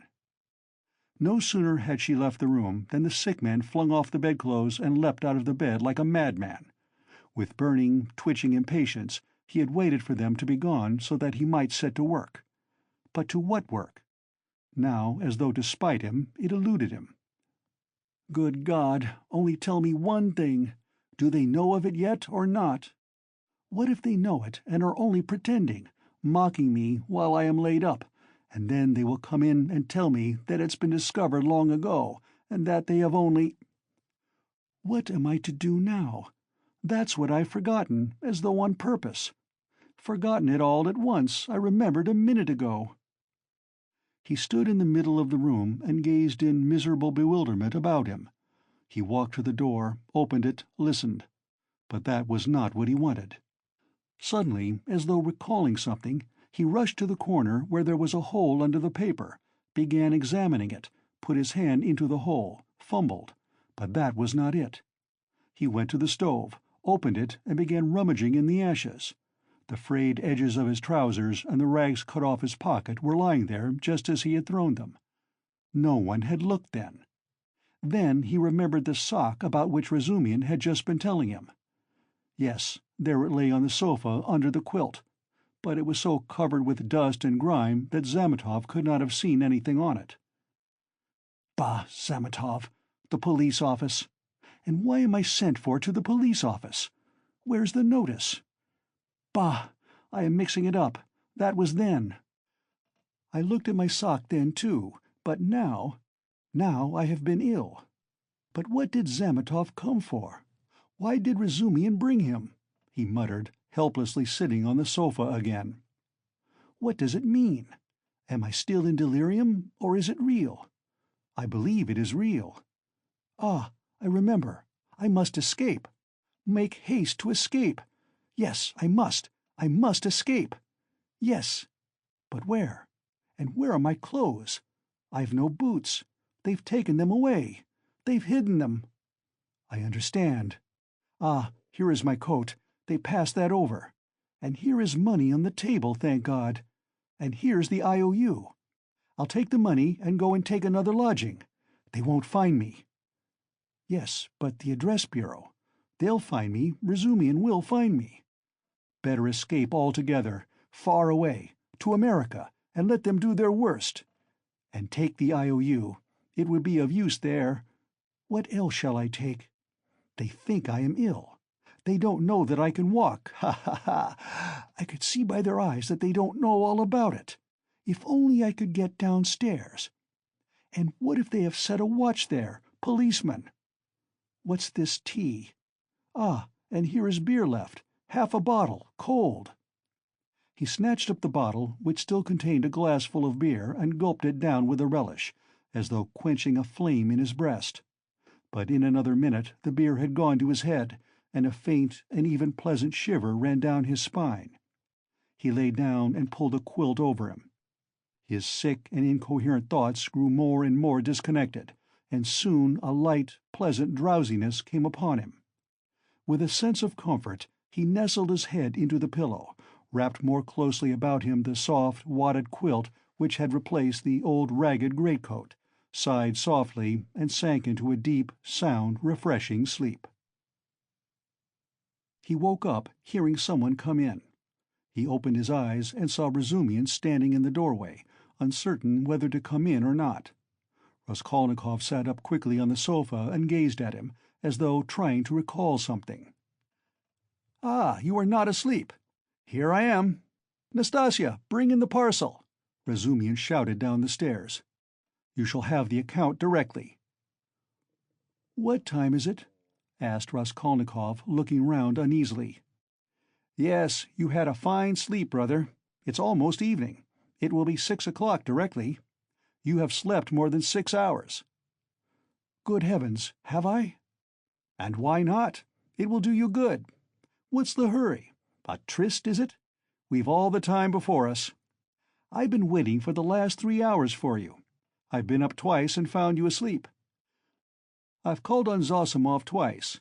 Not at home, only fancy. But no matter, he will turn up. And I've been out on my own business, too. You know, I've been moving today, moving with my uncle. I have an uncle living with me now. But that's no matter. To business. Give me the parcel, Nastasia. We will open it directly. And how do you feel now, brother?" "I am quite well. I am not ill. Razumhin, have you been here long?" "I tell you, I've been waiting for the last 3 hours." "No, before." "How do you mean? How long have you been coming here?" "Why, I told you all about it this morning. Don't you remember?" Raskolnikov pondered. The morning seemed like a dream to him. He could not remember alone, and looked inquiringly at Razumhin. Said the latter. "He has forgotten. I fancied then that you were not quite yourself. Now you are better for your sleep. You really look much better. First rate. Well, to business. Look here, my dear boy." He began untying the bundle, which evidently interested him. "Believe me, brother, this is something specially near my heart, for we must make a man of you. Let's begin from the top. Do you see this cap?" he said, taking out of the bundle a fairly good, though cheap and ordinary cap. "Let me try it on." "Presently, afterwards," said Raskolnikov, waving it off pettishly. "Come, Rodya, my boy, don't oppose it. Afterwards will be too late, and I shan't sleep all night, for I bought it by guess, without measure." "Just right," he cried triumphantly, fitting it on.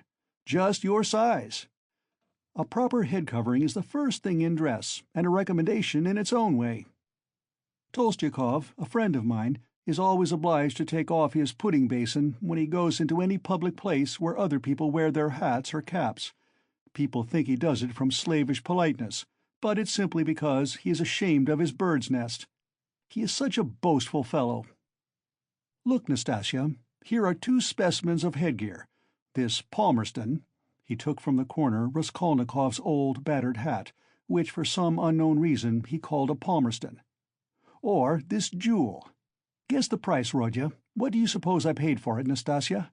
he said, turning to her, seeing that Raskolnikov did not speak. 20 kopecks, no more, I dare say," answered Nastasia. 20 kopecks, silly!" he cried, offended. "Why, nowadays you would cost more than that. 80 kopecks. And that only because it has been worn. And it's bought on condition that, when it's worn out, they will give you another next year. Yes, on my word." "Well, now let us pass to the United States of America, as they called them at school. I assure you I am proud of these breeches," and he exhibited to Raskolnikov a pair of light summer trousers of grey woolen material. "No holes, no spots, and quite respectable, although a little worn. And a waistcoat to match, quite in the fashion. And it's being worn really as an improvement. It's softer, smoother. You see, Rodya, to my thinking, the great thing for getting on in the world is always to keep to the seasons. If you don't insist on having asparagus in January, you keep your money in your purse, and it's the same with this purchase. It's summer now, so I've been buying summer things. Warmer materials will be wanted for autumn, so you'll have to throw these away in any case, especially as they will be done for by then from their own lack of coherence, if not your higher standard of luxury. Come, price them. What do you say?" 2 rubles 25 kopecks. And remember the condition. If you wear these out, you will have another suit for nothing. They only do business on that system at Fadyev's. If you've bought a thing once, you are satisfied for life, for you will never go there again of your own free will. Now for the boots. What do you say? You see that they are a bit worn, but they'll last a couple of months, for it's foreign work and foreign leather.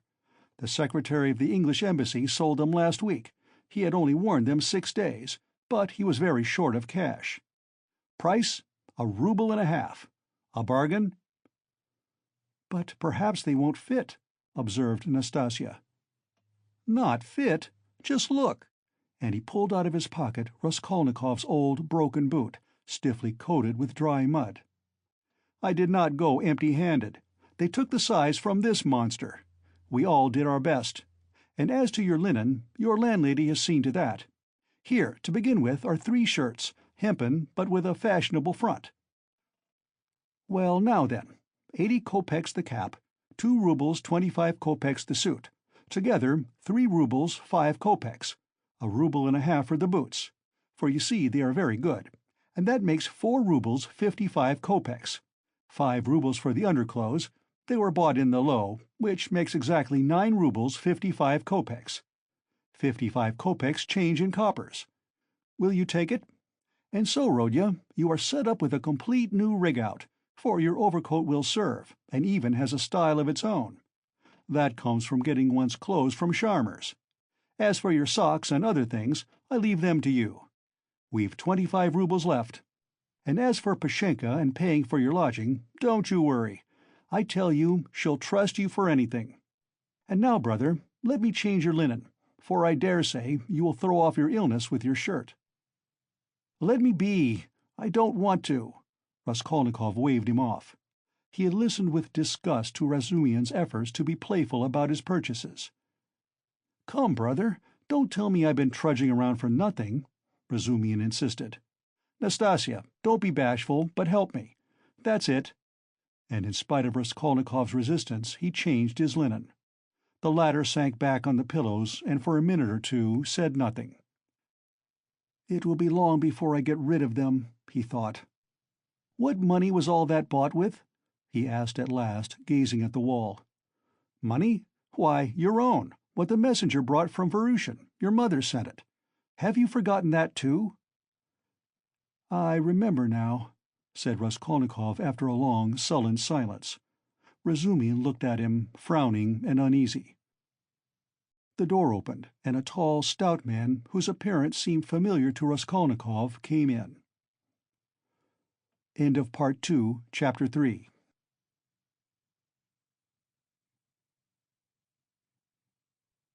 Part 2, Chapter 4, of Crime and Punishment, by Fyodor Dostoevsky. Zosimov was a tall, fat man with a puffy, colorless, clean-shaven face and straight, flaxen hair. He wore spectacles and a big gold ring on his fat finger. He was 27. He had on a light gray fashionable loose coat, light summer trousers, and everything about him loose, fashionable, and spick and span. His linen was irreproachable. His watch-chain was massive. In manner he was slow and, as it were, nonchalant, and at the same time studiously free and easy. He made efforts to conceal his self-importance, but it was apparent at every instant. All his acquaintances found him tedious, but said he was clever at his work. "I've been to see you twice today, brother. You see, he's come to himself," cried Razumian. I see. And how do we feel now, eh?" said Zosimov to Raskolnikov, watching him carefully, and sitting down at the foot of the sofa, he settled himself as comfortably as he could. "He is still depressed," Razumian went on. "We've just changed his linen, and he almost cried." "That's very natural. You might have put it off if he did not wish it. His pulse is first-rate. Is your head still aching, eh?" "I am well. I am perfectly well," Raskolnikov declared positively and irritably. He raised himself on the sofa and looked at them with glittering eyes, but sank back to the pillow at once and turned to the wall. Zosimov watched him intently. "Very good.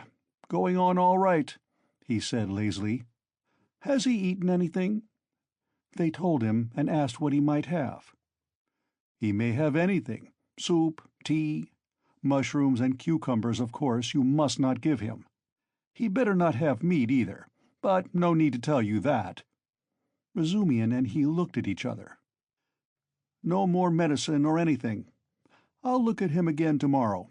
Perhaps today even. But never mind."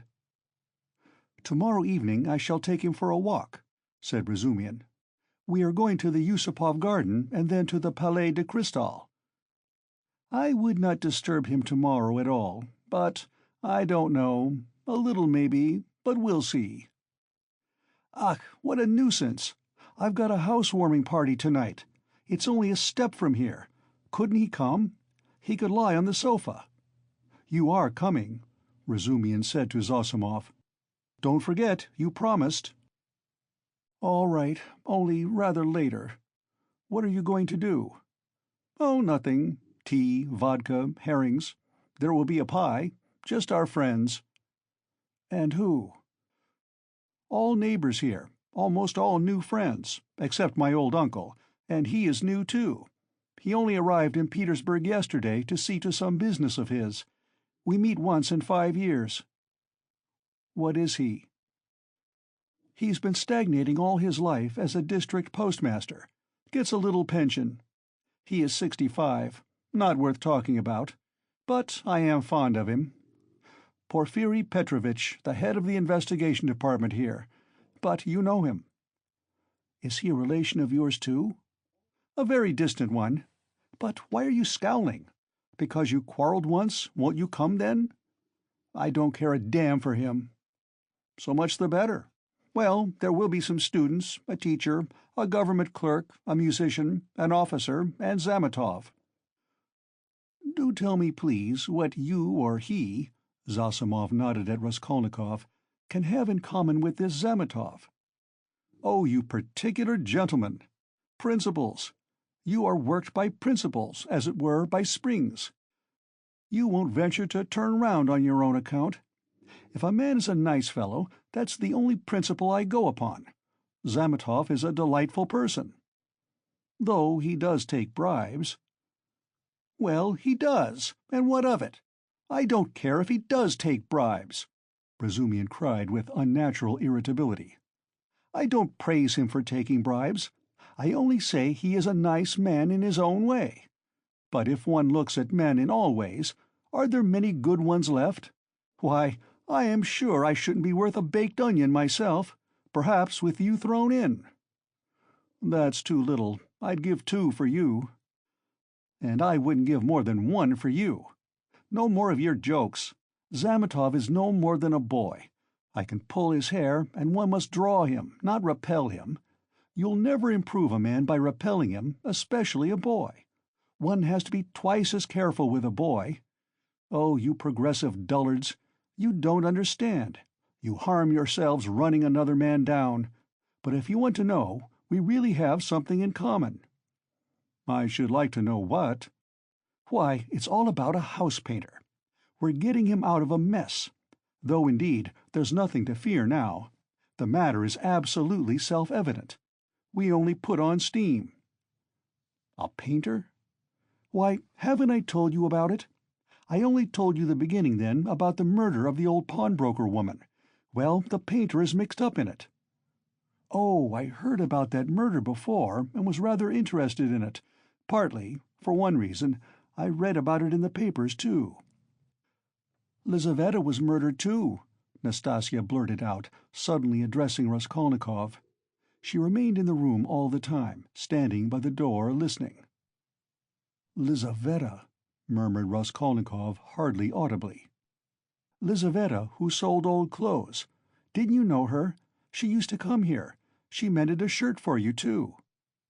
Raskolnikov turned to the wall where in the dirty yellow paper he picked out one clumsy, white flower with brown lines on it and began examining how many petals there were in it, how many scallops in the petals, and how many lines on them. He felt his arms and legs as lifeless as though they had been cut off. He did not attempt to move, but stared obstinately at the flower. "But what about the painter?" Zossimov interrupted Nastasya's chatter with marked displeasure. She sighed and was silent. Why, he was accused of the murder," Razumian went on hotly. "Was there evidence against him, then?" "Evidence indeed! Evidence that was no evidence, and that's what we have to prove. It was just as they pitched on those fellows Koch and Pestrikov at first. Phoo, how stupidly it's all done, it makes one sick, though it's not one's business.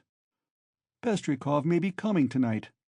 By the way, Rodya, you've heard about the business already. It happened before you were ill, the day before you fainted at the police office while they were talking about it." Zosimov looked curiously at Raskolnikov. He did not stir. "But I say, Razumian, I wonder at you. What a busybody you are," Zosimov observed. "Maybe I am, but we will get him off anyway," shouted Razumian, bringing his fist down on the table. "What's the most offensive is not their lying. One can always forgive lying. Lying is a delightful thing, for it leads to the truth.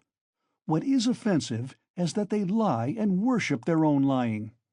I respect Porphyry, but what threw them out at first? The door was locked, and when they came back with the porter it was open.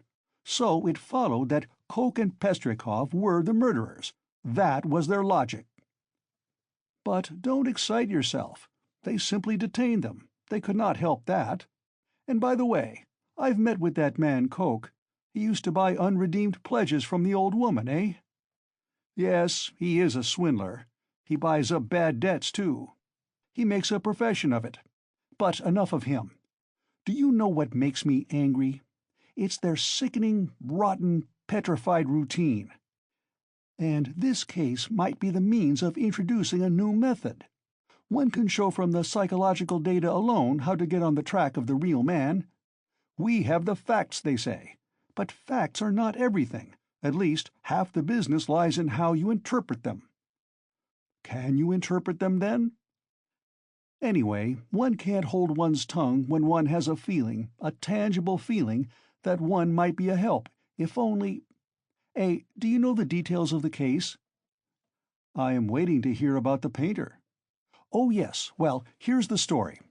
Early on the third day after the murder, when they were still dandling Koch and Pestrikov, though they accounted for every step they took and it was plain as a pikestaff, an unexpected fact turned up. A peasant called Dushkin, who keeps a dram shop facing the house, brought to the police office a jeweler's case containing some gold earrings, and told him a long rigmarole. The day before yesterday, just after 8 o'clock, mark the day and the hour, a journeyman house painter, Nikolai, who had been in to see me already that day, brought me this box of gold earrings and stones, and asked me to give him 2 rubles for them. When I asked him where he got them, he said that he picked them up in the street. I did not ask him anything more. I am telling you Dushkin's story. I gave him a note, a ruble that is, for I thought if he did not pawn it with me, he would with another. It would all come to the same thing. He'd spent it on drink, so the thing had better be with me. The further you hide it, the quicker you will find it, and if anything turns up, if I hear any rumors, I'll take it to the police. Of course, that's all taradiddle. He lies like a horse, for I know this Dushkin. He is a pawnbroker and a receiver of stolen goods, and he did not cheat Nikolai out of a 30-ruble trinket in order to give it to the police. He was simply afraid. But no matter. To return to Dushkin's story. I've known this peasant Nikolai Dementiev from a child. He comes from the same province and district of Zaraïsk. We are both Ryazan men.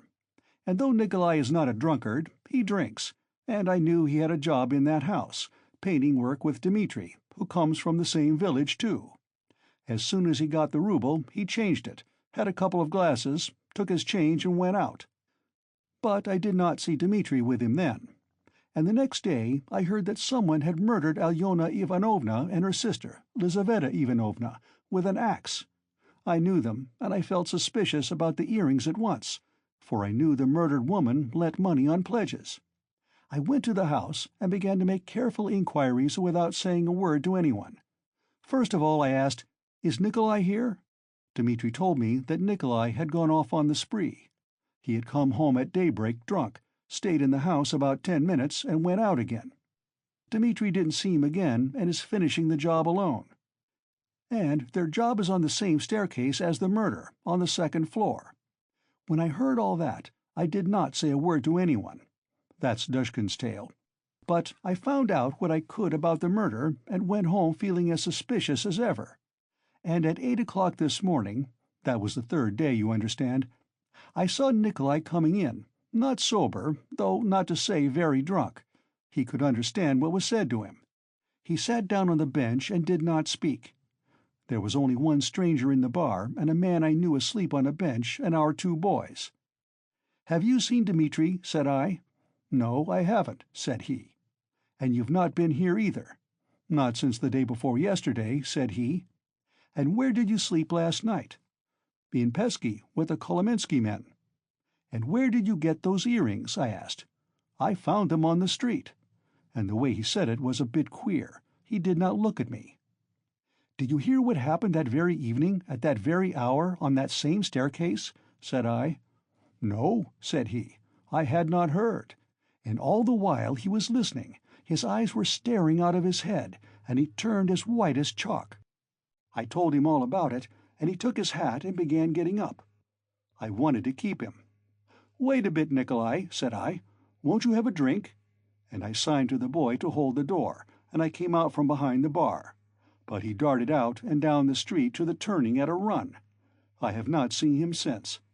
Then my doubts were at an end. It was his doing, as clear as could be. "I should think so," said Zosimov. "Wait, hear the end. Of course they sought high and low for Nikolai. They detained Dushkin and searched his house. Dmitri too was arrested. The Kolomensky men also were turned inside out. And the day before yesterday they arrested Nikolai in a tavern at the end of town. He had gone there, taken the silver cross off his neck, and asked for a dram for it. They gave it to him. A few minutes afterwards, the woman went to the cowshed, and through a crack in the wall she saw in the stable adjoining he had made a noose of his sash from the beam, stood on a block of wood, and was trying to put his neck in the noose. The woman screeched her hardest. People ran in. 'So that's what you are up to.' 'Take me,' he says, 'to such and such a police officer. I'll confess everything.' Well, they took him to that police station, that is here, with a suitable escort. So they asked him this and that, how old he is, 22, and so on. At the question, 'When you were working with Dmitri, didn't you see anyone on the staircase at such and such a time?' Answer, 'To be sure, folks may have gone up and down, but I did not notice them.' 'And didn't you hear anything, any noise, and so on?' 'We heard nothing special.' 'And did you hear, Nikolai, that on the same day widow so-and-so and her sister were murdered and robbed?' 'I never knew a thing about it. The first I heard of it was from Afanasy Pavlovitch the day before yesterday.' 'And where did you find the earrings?' 'I found them on the pavement.' 'Why didn't you go to work with Dmitri the other day?' 'Because I was drinking.' 'And where were you drinking?' 'Oh, in such and such a place.' 'Why did you run away from Dushkin's?' 'Because I was awfully frightened.' 'What were you frightened of?' 'That I should be accused.' 'How could you be frightened if you felt free from guilt?' Now, Zosimov, you may not believe me, that question was put literally in those words. I know it for a fact. It was repeated to me exactly. What do you say to that?" "Well, anyway, there's the evidence." "I'm not talking of the evidence now. I am talking about that question, of their own idea of themselves. Well, so they squeezed and squeezed him, and he confessed. I did not find it in the street, but in the flat where I was painting with Dmitri. And how was that? Why, Dmitri and I were painting there all day, and we were just getting ready to go, and Dmitri took a brush and painted my face, and he ran off, and I after him. I ran after him, shouting my hardest, and at the bottom of the stairs I ran right against the porter and some gentlemen, and how many gentlemen there were I don't remember.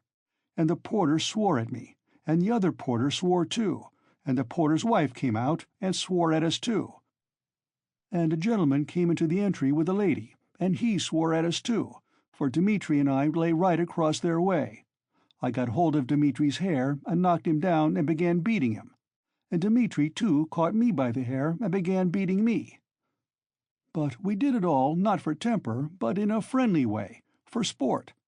And then Dmitri escaped and ran into the street, and I ran after him, but I did not catch him and went back to the flat alone. I had to clear up my things. I began putting them together, expecting Dmitri to come, and there in the passage, in the corner by the door, I stepped on the box. I saw it lying there wrapped up in paper. I took off the paper, saw some little hooks, undid them, and in the box were the earrings." "Behind the door? Lying behind the door? Behind the door?" Raskolnikov cried suddenly, staring with a blank look of terror at Razumihin, and he slowly sat up on the sofa, leaning on his hand. "Yes, why? What's the matter? What's wrong?" Razumihin too got up from his seat. "Nothing," Raskolnikov answered faintly, turning to the wall. All were silent for a while. "He must have waked from a dream," Razumihin said at last, looking inquiringly at Zosimov. The latter slightly shook his head. "Well, go on," said Zosimov. "What next?" "What next? As soon as he saw the earrings, forgetting Dmitri and everything, he took up his cap and ran to Dushkin, and, as we know, got a rouble from him. He told a lie saying he found them in the street and went off drinking. He keeps repeating his old story about the murder. I know nothing of it, never heard of it till the day before yesterday. And why didn't you come to the police till now? I was frightened. And why did you try to hang yourself? From anxiety. What anxiety? That I should be accused of it. Well, that's the whole story. And now what do you suppose they deduce from that?" "Why, there's no supposing. There's a clue, such as it is, a fact. You wouldn't have your painter set free." "Now they've simply taken him for the murderer. They haven't a shadow of doubt." "That's nonsense. You are excited. But what about the earrings? You must admit that, if on the very same day and hour earrings from the old woman's box have come into Nikolai's hands, they must have come there somehow. That's a good deal in such a case." "How did they get there? How did they get there?" cried Razumihin. "How can you, a doctor, whose duty it is to study man and who has more opportunity than anyone else for studying human nature, how can you fail to see the character of the man in the whole story? Don't you see at once that the answer he has given in the examination are the holy truth? They came into his hand precisely as he has told us. He stepped on the box and picked it up." "The holy truth. But didn't he own himself that he told a lie at first?" "Listen to me. Listen attentively. The porter, and Koch, and Pestryakov, and the other porter, and the wife of the first porter, and the woman who was sitting in the porter's lodge, and the man Krukov, who had just got out of a cab at that minute and went in at the entry with a lady on his arm, that is 8 or 10 witnesses agree that Nikolai had Dmitri on the ground, was lying on him, beating him, while Dmitri hung on to his hair, beating him too. They lay right across the way, blocking the thoroughfare. They were sworn at on all sides, while they, like children, the very words of the witnesses, were falling over one another, squealing, fighting, and laughing with the funniest faces, and chasing one another like children. They ran into the street. Now take careful note. The bodies upstairs were warm, you understand, warm when they found them. If they, or Nikolai alone, had murdered them and broken open the boxes, or simply taken part in the robbery, allow me to ask you one question. Do their state of mind, their squeals and giggles and childish scuffling at the gate, fit in with axes, bloodshed, fiendish cunning, robbery? They just killed them, not 5 or 10 minutes before, for the bodies were still warm, and at once, leaving the flat open, knowing that people would go there at once, flinging away their booty, they rolled about like children, laughing and attracting general attention. And there are a dozen witnesses to swear to that. Of course, it is strange. It's impossible indeed, but— No, brother, no buts.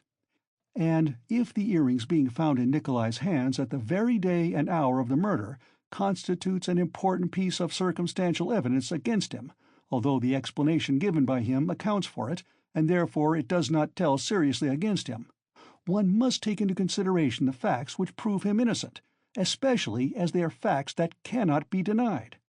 And do you suppose, from the character of our legal system, that they will accept, or that they are in the position to accept, this fact, resting simply on a psychological impossibility, as irrefutable and conclusively breaking down the circumstantial evidence for the prosecution.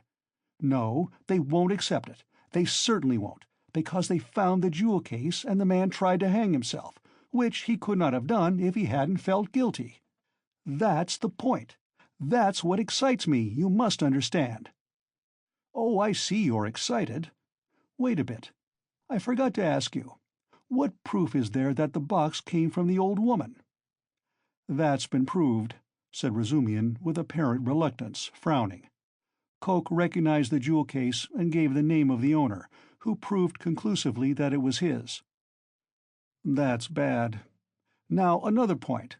Did anyone see Nikolai at the time that Coke and Pestryakov were going upstairs at first, and is there no evidence about that? Nobody did see him, Razumian answered with vexation. That's the worst of it. Even Coke and Pestryakov did not notice them on their way upstairs, though, indeed, their evidence could not have been worth much. They said they saw the flat was open and that there must be work going on in it, but they took no special notice and could not remember whether there actually were men at work in it. So the only evidence for the defense is that they were beating one another and laughing. That constitutes a strong presumption, but how do you explain the facts yourself? How do I explain them?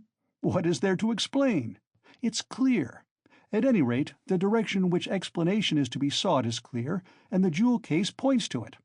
The real murderer dropped those earrings. The murderer was upstairs, locked in, when Coke and Pestryakov knocked at the door. Coke, like an ass, did not stay at the door, so the murderer popped out and ran down too, for he had no other way of escape. He hid from Coke, Pestryakov, and the porter in the flat when Nikolai and Dmitri had just run out of it. He stopped there while the porter and the others were going upstairs, waited till they were out of hearing, and then went calmly downstairs at the very minute when Dmitri and Nikolai ran out into the street and there was no one in the entry. Possibly he was seen, but not noticed. There are lots of people going in and out. He must have dropped the earrings out of his pocket when he stood behind the door, and did not notice he dropped them, because he had other things to think of. The jewel case is a conclusive proof that he did stand there. That's how I explain it. Too clever. No, my boy, you're too clever. That beats everything. But why? Why? Why? Because everything fits too well. It's too melodramatic. Ah! Razumian was exclaiming, but at that moment the door opened, and a personage came in who was a stranger to all present. End of Part 2, Chapter 4.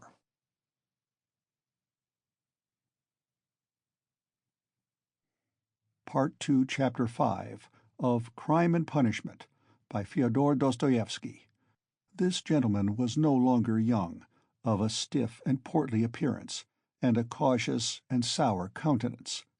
He began by stopping short in the doorway, staring about him with offensive and undisguised astonishment, as though asking himself what sort of place he had come to. Mistrustfully, and with an affectation of being alarmed and almost affronted, he scanned Raskolnikov's low and narrow cabin. With the same amazement he stared at Raskolnikov, who lay undressed, disheveled, unwashed, on his miserable dirty sofa, looking fixedly at him. Then, with the same deliberation, he scrutinized the uncouth, unkempt figure and unshaven face of Razumian, who looked him boldly and inquiringly in the face without rising from his seat. A constrained silence lasted for a couple of minutes, and then, as might be expected, some scene-shifting took place. Reflecting, probably from certain fairly unmistakable signs, that he would get nothing in this cabin by attempting to overawe them, the gentleman softened somewhat, and civilly, though with some severity, emphasizing every syllable of his question, addressed Zosimov. "Rodion Romanovich Raskolnikov, a student, or formerly a student?" Zosimov made a slight movement, and would have answered, had not Razumian anticipated him. "He is lying on the sofa. What do you want?" This familiar "what do you want" seemed to cut the ground from the feet of the pompous gentleman. He was turning to Razumian, but checked himself in time and turned to Zosimov again. "This is Raskolnikov," mumbled Zosimov, nodding towards him. Then he gave a prolonged yawn, opening his mouth as wide as possible. Then he lazily put his hand into his waistcoat pocket, pulled out a huge gold watch in a round hunter's case, opened it, looked at it, and as slowly and lazily proceeded to put it back.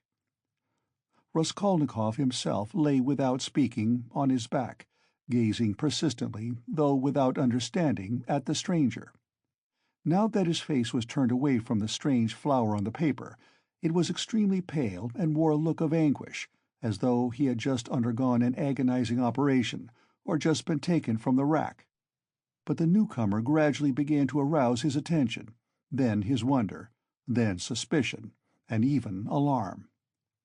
When Zosimov said, "This is Raskolnikov," he jumped up quickly, sat on the sofa, and with an almost defiant, but weak and breaking voice, articulated, "Yes, I am Raskolnikov. What do you want?"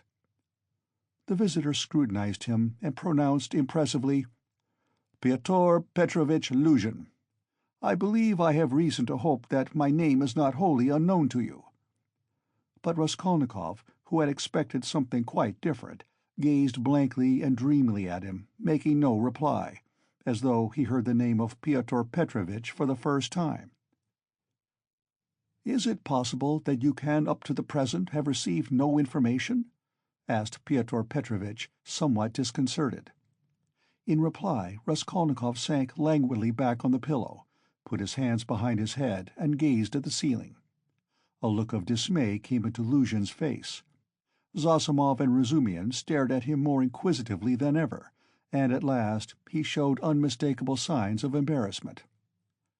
"I had presumed and calculated," he faltered, "that a letter posted more than 10 days, if not a fortnight ago—" "I say, why are you standing in the doorway?" Razumian interrupted suddenly. "If you've something to say, sit down. Nastasia and you are so crowded. Nastasia, make room. Here's a chair. Thread your way in." He moved his chair back from the table, made a little space between the table and his knees, and waited in a rather cramped position for the visitor to thread his way in. The minute was so chosen that it was impossible to refuse, and the visitor squeezed his way through, hurrying and stumbling. Reaching the chair, he sat down, looking suspiciously at Razumian. "No need to be nervous," the latter blurted out. "Rodya has been ill for the last 5 days and delirious for 3, but now he is recovering and has got an appetite. This is his doctor, who has just had a look at him. I am a comrade of Rodya's, like him, formerly a student, and now I am nursing him. So don't you take any notice of us, but go on with your business." "Thank you. But shall I not disturb the invalid by my presence and conversation?" Pyotr Petrovitch asked of Zosimov. "No," mumbled Zosimov. "You may amuse him." He yawned again. "He has been conscious a long time, since the morning," went on Razumian, whose familiarity seemed so much like unaffected good nature that Pyotr Petrovitch began to be more cheerful, partly, perhaps, because this shabby and impudent person had introduced himself as a student. "Your mamma," began Luzhin. "Hm."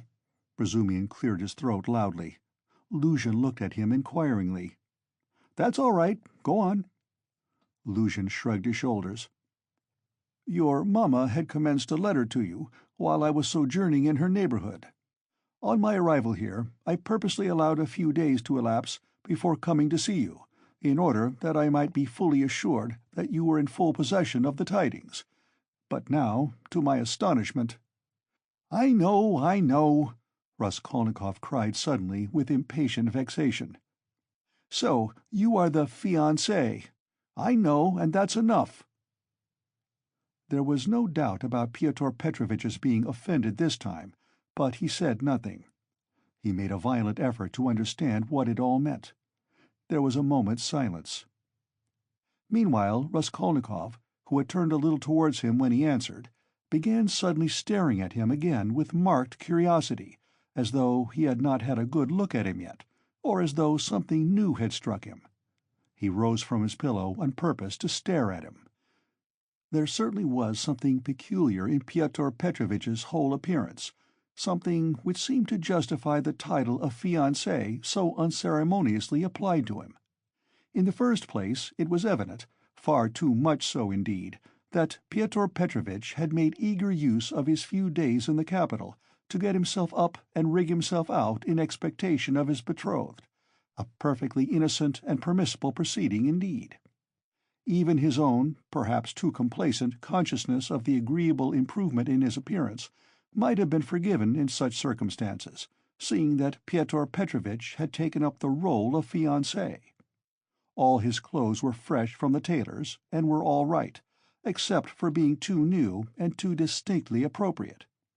Even the stylish new round hat had the same significance. Pyotr Petrovitch treated it too respectfully and held it too carefully in his hands. The exquisite pair of lavender gloves, real Louvain, told the same tale, if only from the fact of his not wearing them, but carrying them in his hand for show.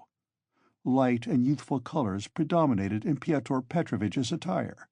He wore a charming summer jacket of a fawn shade, light thin trousers, a waistcoat of the same, new and fine linen, a cravat of the lightest cambric with pink stripes on it, and the best of it was, this all suited Pyotr Petrovitch. His very fresh and even handsome face looked younger than his 45 years at all times. His dark mutton-chop whiskers made an agreeable setting on both sides, growing thickly upon his shining, clean-shaven chin. Even his hair, touched here and there with grey, though it had been combed and curled at a hairdresser's, did not give him a stupid appearance, as curled hair usually does, by inevitably suggesting a German on his wedding day. If there really was something unpleasing and repulsive in his rather good-looking and imposing countenance, it was due to quite other causes. After scanning Mr. Luzhin unceremoniously, Raskolnikov smiled malignantly, sank back on the pillow, and stared at the ceiling as before. But Mr. Luzhin hardened his heart and seemed to determine to take no notice of their oddities. "I feel the greatest regret at finding you in this situation," he began, again breaking the silence with an effort. "If I had been aware of your illness, I should have come earlier. But you know what business is. I have, too, a very important legal affair in the Senate, not to mention other preoccupations which you may well conjecture. I am expecting your mamma and sister any minute." Raskolnikov made a movement and seemed about to speak. His face showed some excitement. Pyotr Petrovitch paused, waited, but as nothing followed, he went on. "Any minute. I have found a lodging for them on their arrival." "Where?" asked Raskolnikov weakly. "Very near here, in Bakaleyev's house." "That's in Voskresensky," put in Razumian.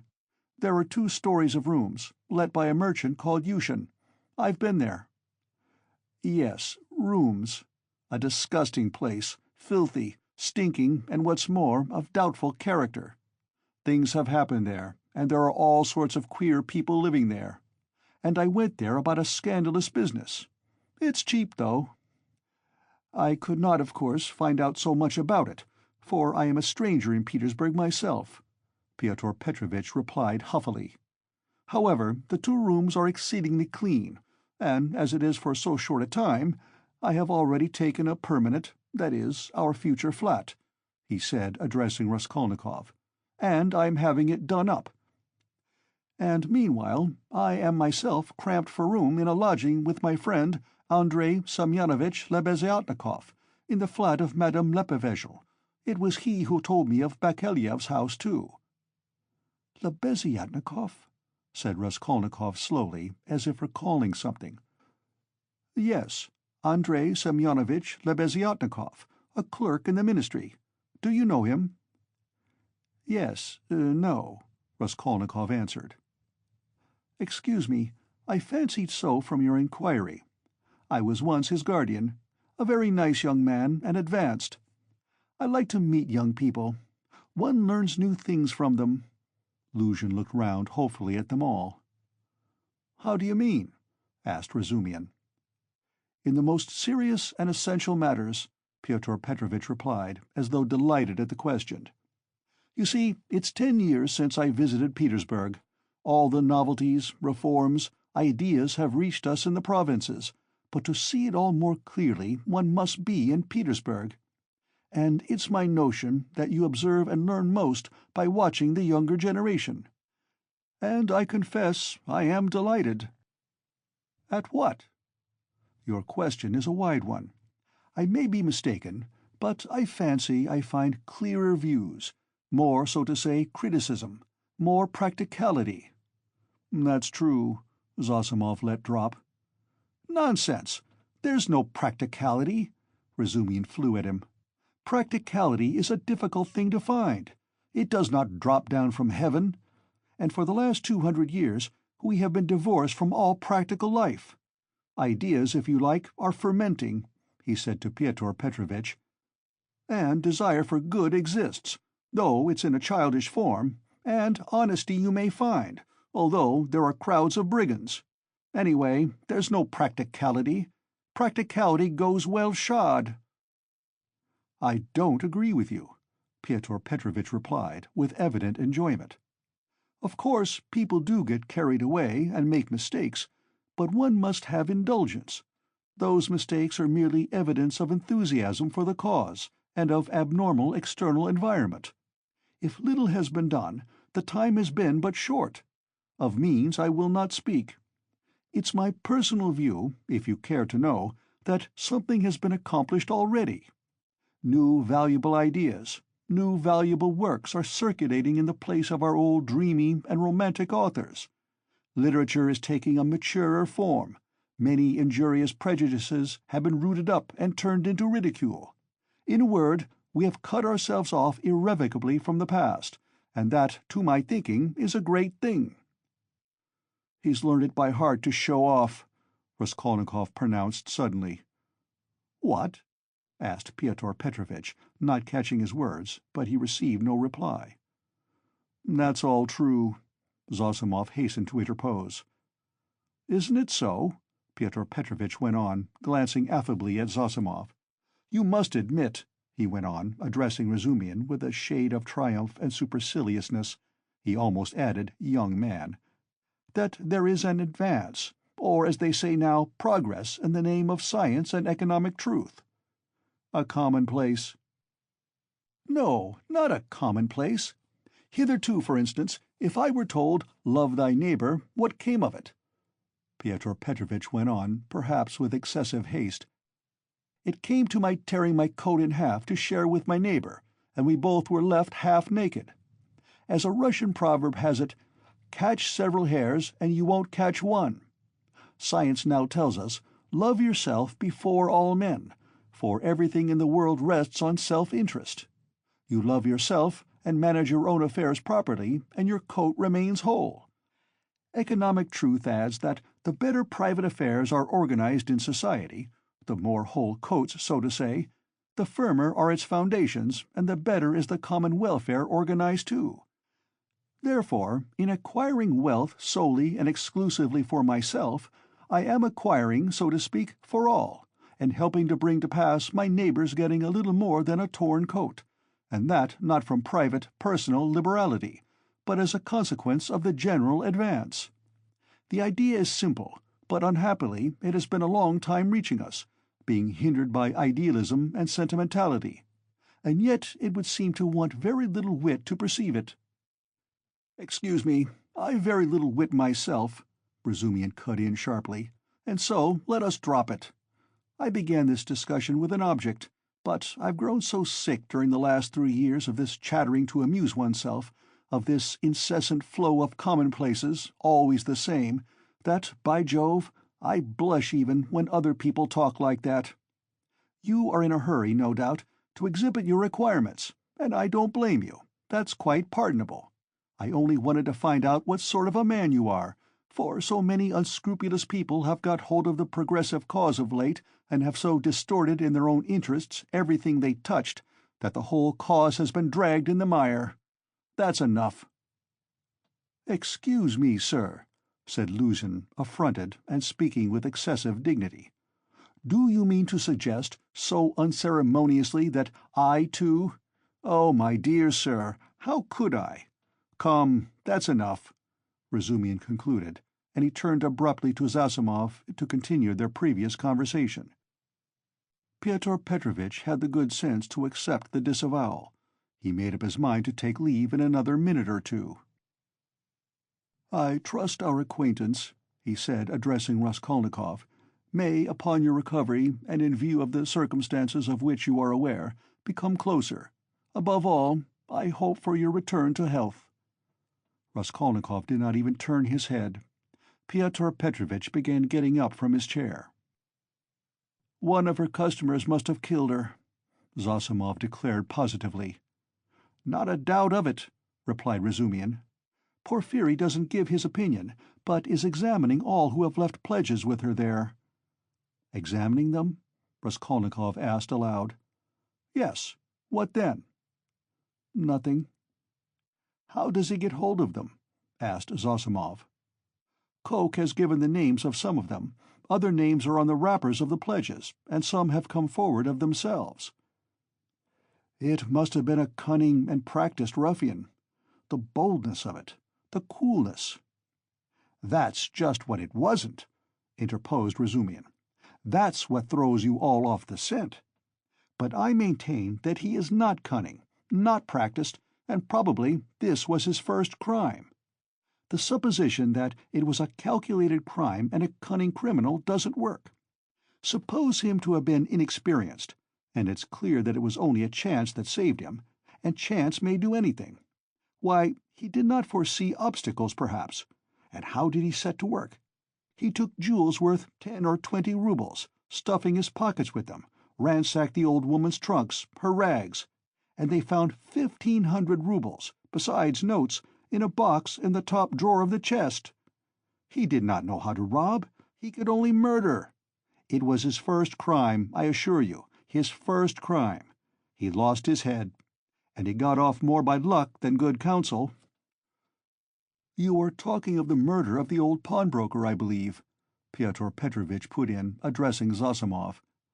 He was standing, hat and gloves in hand, but before departing he felt disposed to throw off a few more intellectual phrases.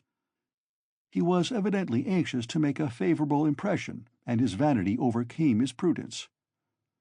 "Yes, you've heard of it?" "Oh, yes, being in the neighbourhood." "Do you know the details?" "I can't say that, but another circumstance interests me in the case. The whole question, so to say.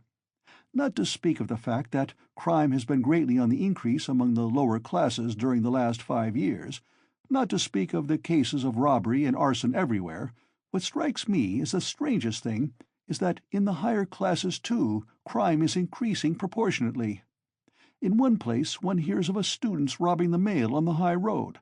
In another place people of good social position forge false banknotes. In Moscow of late a whole gang has been captured who used to forge lottery tickets, and one of the ringleaders was a lecturer in universal history. Then our secretary abroad was murdered from some obscure motive of gain. And if this old woman, the pawnbroker, has been murdered by someone of a higher class in society, for peasants don't pawn gold trinkets, how are we to explain this demoralization of the civilized part of our society?" "There are many economic changes," put in Zossimov. "How are we to explain it?" Razumian caught him up. "It might be explained by our inveterate impracticality." "How do you mean?" "What answer had your lecturer in Moscow to make to the question why he was forging notes? Everybody is getting rich one way or another, so I want to make haste to get rich too. I don't remember the exact words, but the upshot was that he wants money for nothing, without waiting or working. We've grown used to having everything ready-made, to walking on crutches, to having our food chewed for us. Then the great hour struck. The emancipation of the serfs in 1861 is meant, and every man showed himself in his true colors." "But morality, and, so to speak, principles?" "But why do you worry about it?" Raskolnikov interposed suddenly. "It's in accordance with your theory." "In accordance with my theory?" Why, carry out logically the theory you were advocating just now, and it follows that people may be killed." "Upon my word!" cried Luzhin. "No, that's not so," put in Zossimov. Raskolnikov lay with a white face and twitching upper lip, breathing painfully. "There's a measure in all things," Luzhin went on superciliously. "Economic ideas are not an incitement to murder, and one has but to suppose—" "And is it true," Raskolnikov interposed once more suddenly, again in a voice quivering with fury and delight in insulting him, "is it true that you told your fiancée, within an hour of her acceptance, that what pleased you most was that she was a beggar, because it was better to raise a wife from poverty, so that you may have complete control over her and reproach her with your being her benefactor?" "Upon my word," Luzhin cried wrathfully and irritably, crimson with confusion, "to distort my words in this way— Excuse me, allow me to assure you that the report which has reached you, or rather, let me say, has been conveyed to you, has no foundation in truth, and I suspect who— in a word, this arrow— in a word, your mamma. She seemed to me, in other things, with all her excellent qualities, of a somewhat high-flown and romantic way of thinking, but I was 1,000 miles from supposing that she would misunderstand and misrepresent things in so fanciful a way. And indeed— I tell you what," cried Raskolnikov, raising himself on his pillow and fixing his piercing, glittering eyes upon him, "I tell you what—" "What?" Luzhin stood still, waiting with a defiant and offended face. Silence lasted for some seconds. "Why, if ever again you dare to mention a single word about my mother, I shall send you flying downstairs." "What's the matter with you?" cried Razumian. "So that's how it is?" Luzhin turned pale and bit his lip. "Let me tell you, sir," he began deliberately, doing his utmost to restrain himself, but breathing hard. "At the first moment I saw you, you were ill-disposed to me, but I remained here on purpose to find out more. I could forgive a great deal in a sick man and a connection, but you— never after this." "I am not ill!" cried Raskolnikov. "So much the worse. Go to hell!" But Luzhin was already leaving without finishing his speech, squeezing between the table and the chair. Razumian got up this time to let him pass.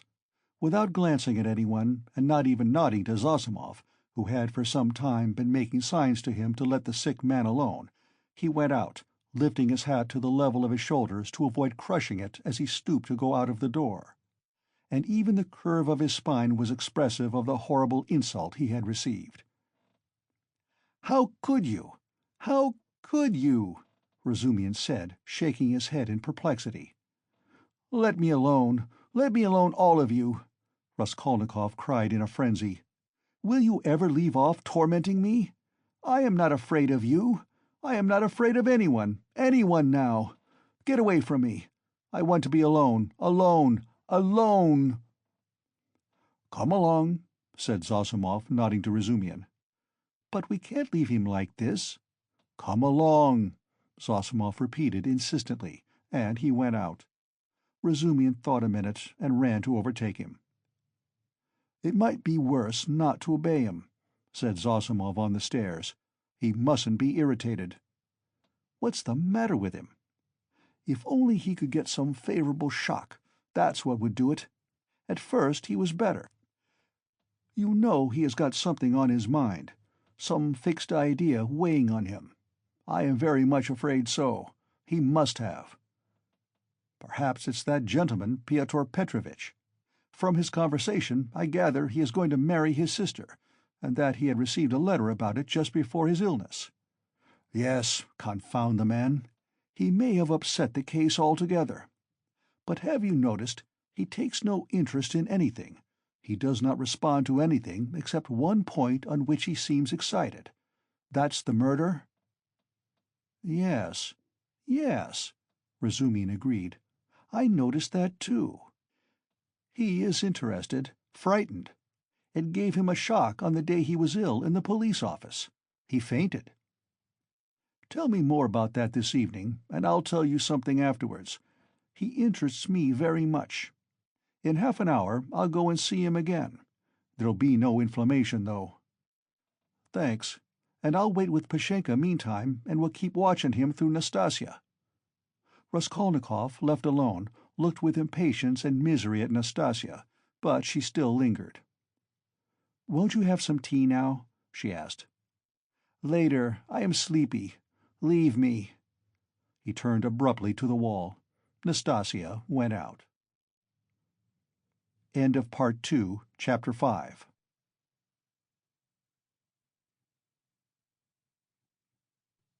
Part 2, Chapter 6, of Crime and Punishment, by Fyodor Dostoevsky. But as soon as she went out, he got up, latched the door, undid the parcel which Razumian had brought in that evening and had tied up again, and began dressing. Strange to say, he seemed immediately to have become perfectly calm, not a trace of his recent delirium, nor of the panic fear that had haunted him of late. It was the first moment of a strange, sudden calm. His movements were precise and definite. A firm purpose was evident in them. Today, he muttered to himself. He understood that he was still weak, but his intense spiritual concentration gave him strength and self-confidence. He hoped, moreover, that he would not fall down in the street. When he had dressed in entirely new clothes, he looked at the money lying on the table, and after a moment's thought put it in his pocket. It was 25 rubles. He took also all the copper change from the 10 rubles spent by Razumian on the clothes. Then he softly unlatched the door, went out, slipped downstairs, and glanced in at the open kitchen door. Nastasia was standing with her back to him, blowing up the landlady's samovar. She heard nothing. Who would have dreamed of his going out, indeed? A minute later he was in the street. It was nearly 8 o'clock. The sun was setting. It was as stifling as before, but he eagerly drank in the stinking, dusty town air. His head felt rather dizzy. A sort of savage energy gleamed suddenly in his feverish eyes and his wasted, pale and yellow face. He did not know and did not think where he was going. He had one thought only: that all this must be ended today, once and for all, immediately, that he would not return home without it, because he would not go on living like that. How, with what, to make an end? He had not an idea about it. He did not even want to think of it. He drove away thought. Thought tortured him. All he knew, all he felt, was that everything must be changed one way or another, he repeated with desperate and immovable self-confidence and determination. From old habit, he took his usual walk in the direction of the Haymarket. A dark-haired young man with a barrel organ was standing in the road in front of a little general shop and was grinding out a very sentimental song. He was accompanying a girl of 15, who stood on the pavement in front of him. She was dressed up in a crinoline, a mantle, and a straw hat with a flame-colored feather in it, all very old and shabby. In a strong and rather agreeable voice, cracked and coarsened by street singing, she sang in hope of getting a copper from the shop. Raskolnikov joined 2 or 3 listeners, took out a 5-kopeck piece and put it in the girl's hand. She broke off abruptly on a sentimental high note, shouted sharply to the organ grinder, "Come on," and both moved on to the next shop. "Do you like street music?" said Raskolnikov, addressing a middle-aged man standing idly by him. The man looked at him, startled and wondering.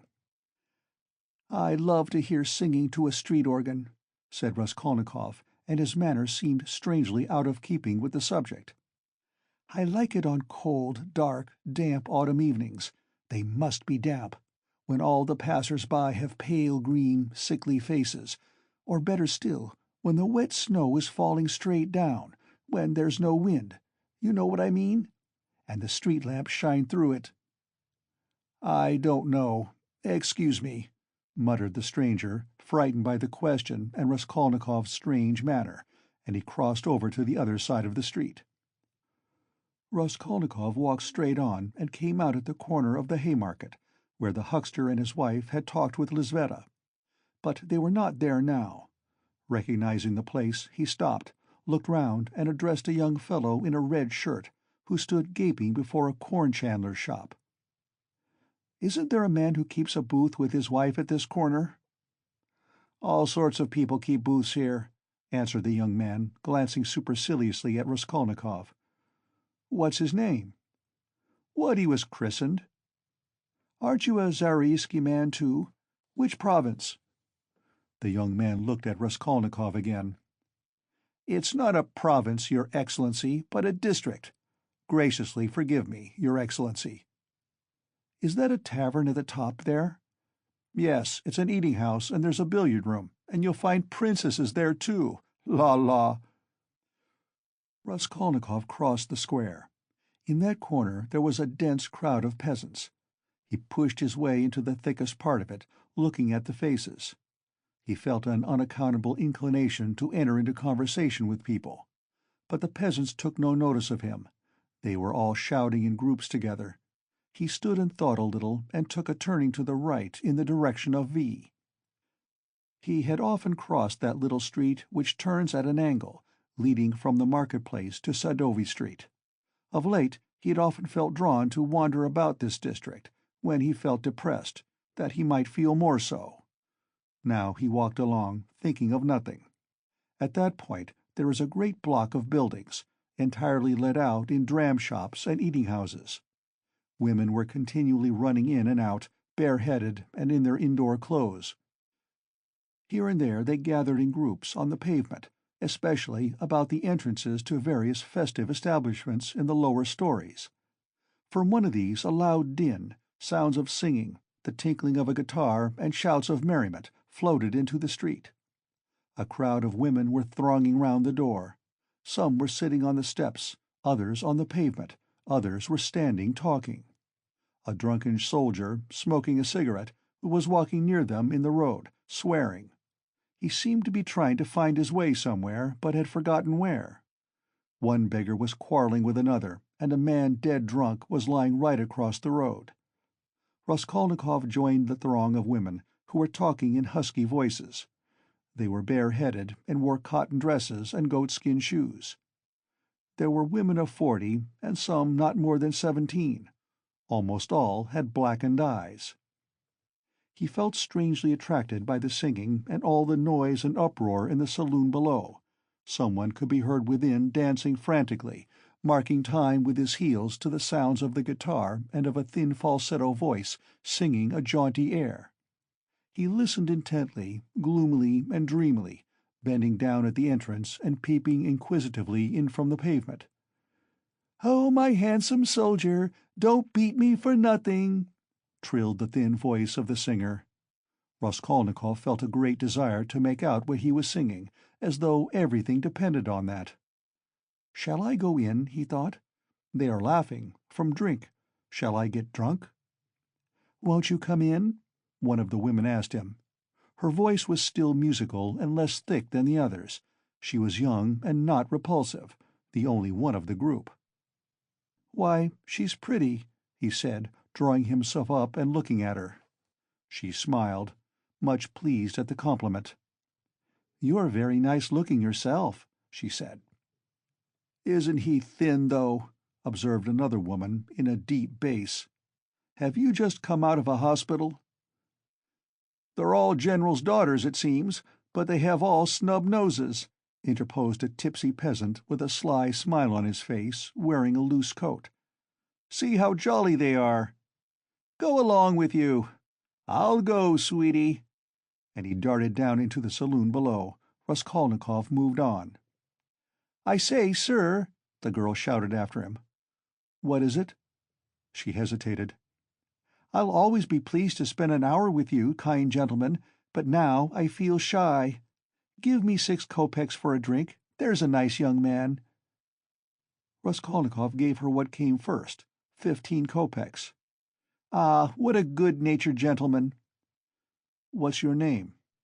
"Ask for Duclida." "Well, that's too much," one of the women observed, shaking her head at Duclida. "I don't know how you can ask like that. I believe I should drop with shame." Raskolnikov looked curiously at the speaker. She was a pock-marked wench of 30, covered with bruises, with her upper lip swollen. She made her criticism quietly and earnestly.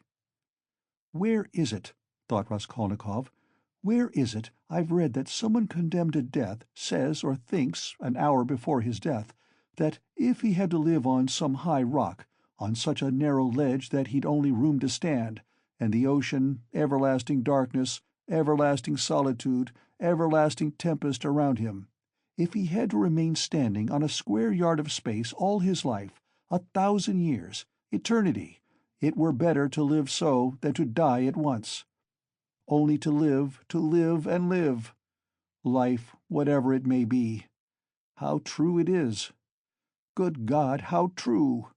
Man is a vile creature, and vile is he who calls him vile for that," he added a moment later. He went into another street.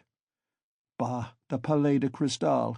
Razumian was just talking of the Palais de Cristal. But what on earth was it I wanted? Yes, the newspapers. Zosimov said he read it in the papers. "Have you the papers?" he asked, going into a very spacious and positively clean restaurant, consisting of several rooms, which were, however, rather empty. 2 or 3 people were drinking tea, and in a room further away were sitting 4 men drinking champagne. Raskolnikov fancied that Zametov was one of them, but he could not be sure at that distance. "What if it is?" he thought. "Will you have vodka?" asked the waiter. "Give me some tea and bring me the papers, the old ones for the last 5 days, and I'll give you something." "Yes, sir. Here's today's. No vodka?" The old newspapers and the tea were brought. Raskolnikov sat down and began to look through them. "Oh, damn! These are the items of intelligence. An accident on a staircase. Spontaneous combustion of a shopkeeper from alcohol. A fire in Pesky. A fire in the Petersburg quarter. Another fire in the Petersburg quarter. And another fire in the Petersburg quarter. Ah, here it is." He found at last what he was seeking and began to read it. The lines danced before his eyes, but he read it all and began eagerly seeking later editions in the following numbers. His hands shook with nervous impatience as he turned the sheets. Suddenly someone sat down beside him at his table. He looked up. It was the head clerk, Zametov, looking just the same, with the rings on his fingers and the watch-chain, with the curly black hair, parted and pomaded, with the smart waistcoat, rather shabby coat, and doubtful linen. He was in a good humor, at least he was smiling very gaily and good-humoredly. His dark face was rather flushed from the champagne he had drunk. "What, you here?" he began in surprise, speaking as though he'd known him all his life. "Why, Razumian told me only yesterday you were unconscious. How strange! And do you know I've been to see you?" Raskolnikov knew he would come up to him. He laid aside the papers and turned to Zametov. There was a smile on his lips, and a new shade of irritable impatience was apparent in that smile. "I know you have," he answered. "I've heard it. You looked for my sock. And you know Razumian has lost his heart to you. He says you've been with him to Louise Ivanovna's. You know, the woman you tried to befriend, for whom you winked to the explosive lieutenant, and he would not understand. Do you remember? How could he fail to understand? It was quite clear, wasn't it? What a hothead he is!" "The explosive one?"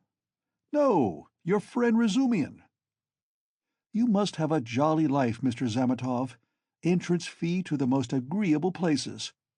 Who's been pouring champagne into you just now?"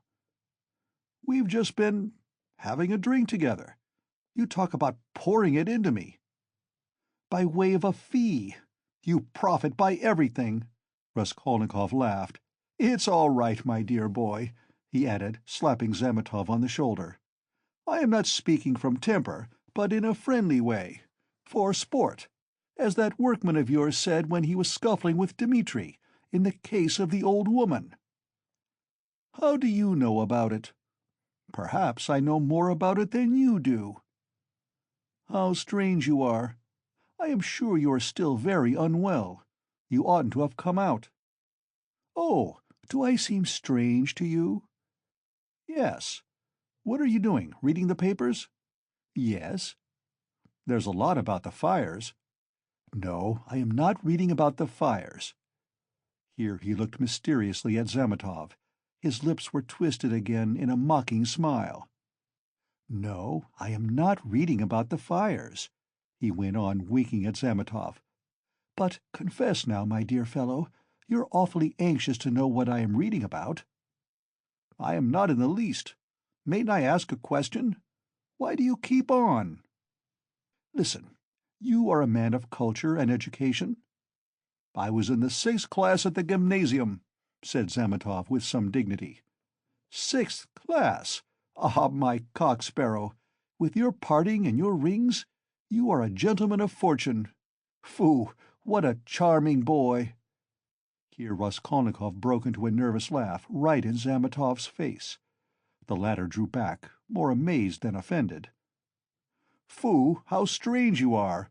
Zametov repeated very seriously. "I can't helping you are still delirious." "I am delirious? You are fibbing, my cock-sparrow. So I am strange? You find me curious, do you?" "Yes, curious." "Shall I tell you what I was reading about? What I was looking for? See what a lot of papers I've made them bring me. Suspicious, eh?" "Well, what is it?" "You prick up your ears?" "How do you mean, prick up my ears?" "I'll explain that afterwards. But now, my boy, I declare to you— No, better, I confess— No, that's not right either. I make a deposition, and you take it. I depose that I was reading, that I was looking and searching—" He screwed up his eyes and paused. "I was searching, and came here on purpose to do it, for news of the murder of the old pawnbroker woman," he articulated at last, almost in a whisper, bringing his face exceedingly close to the face of Zametov. Zametov looked at him steadily, without moving or drawing his face away. What struck Zametov afterwards as the strangest part of it all was that silence followed for exactly a minute, and that they gazed at one another all the while. "What if you have been reading about it?" he cried at last, perplexed and impatient. "That's no business of mine. What of it?" "The same old woman," Raskolnikov went on in the same whisper, not heeding Zametov's explanation, "about whom you were talking in the police office. You remember, when I fainted. Well, do you understand now?" "What do you mean? Understand what?" Zametov brought out, almost alarmed. Raskolnikov's set and earnest face was suddenly transformed, and he suddenly went off into the same nervous laugh as before, as though utterly unable to restrain himself. And in one flash he recalled with extraordinary vividness of sensation a moment in the recent past, that moment when he stood with the axe behind the door, while the latch trembled and the men outside swore and shook it, and he had a sudden desire to shout at them, to swear at them, to put out his tongue at them, to mock them, to laugh and laugh and laugh. "You are either mad, or—" began Zametov, and he broke off, as though stunned by the idea that had suddenly flashed into his mind. "Or what? What?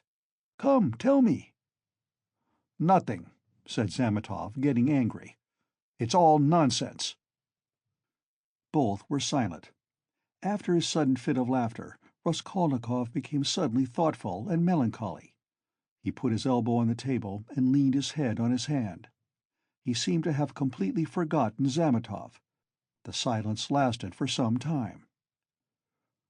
"Why don't you drink your tea? It's getting cold," said Zametov. "What? Tea? Oh, yes." Raskolnikov sipped the glass, put a morsel of bread in his mouth, and suddenly, looking at Zametov, seemed to remember everything and pulled himself together. At the same moment his face resumed its original mocking expression. He went on drinking tea. "There have been a great many of these crimes lately," said Zametov. Only the other day I read in the Moscow news that a whole gang of false coiners had been caught in Moscow. It was a regular society. They used to forge tickets." "Oh, but it was a long time ago. I read about it a month ago," Raskolnikov answered calmly. "So you consider them criminals?" he added, smiling. "Of course they are criminals." "They? They are children, simpletons, not criminals. Why, 100 people meeting for such an object, what an idea! 3 would be too many, and then they want to have more faith in one another than in themselves. One has only to blab in his cups and it all collapses. Simpletons! They engaged untrustworthy people to change the notes. What a thing to trust to a casual stranger! Well, let us suppose that these simpletons succeed and each makes 1 million, and what follows for the rest of their lives? Each is dependent on the others for the rest of his life. Better hang oneself at once. And they did not know how to change the notes either. The man who changed the notes took 5,000 roubles, and his hands trembled. He counted the first 4,000, but did not count the 5,000. He was in such a hurry to get the money into his pocket and ran away. Of course he roused suspicion. And the whole thing came to a crash through one fool. Is it possible?" "That his hands trembled?" observed Zametov. "Yes, that's quite possible. That, I feel quite sure, is possible. Sometimes one can't stand things." "Can't stand that?" "Why, could you stand it then? No, I couldn't. For the sake of 100 roubles to face such a terrible experience? To go with false notes into a bank where it's their business to spot that sort of thing?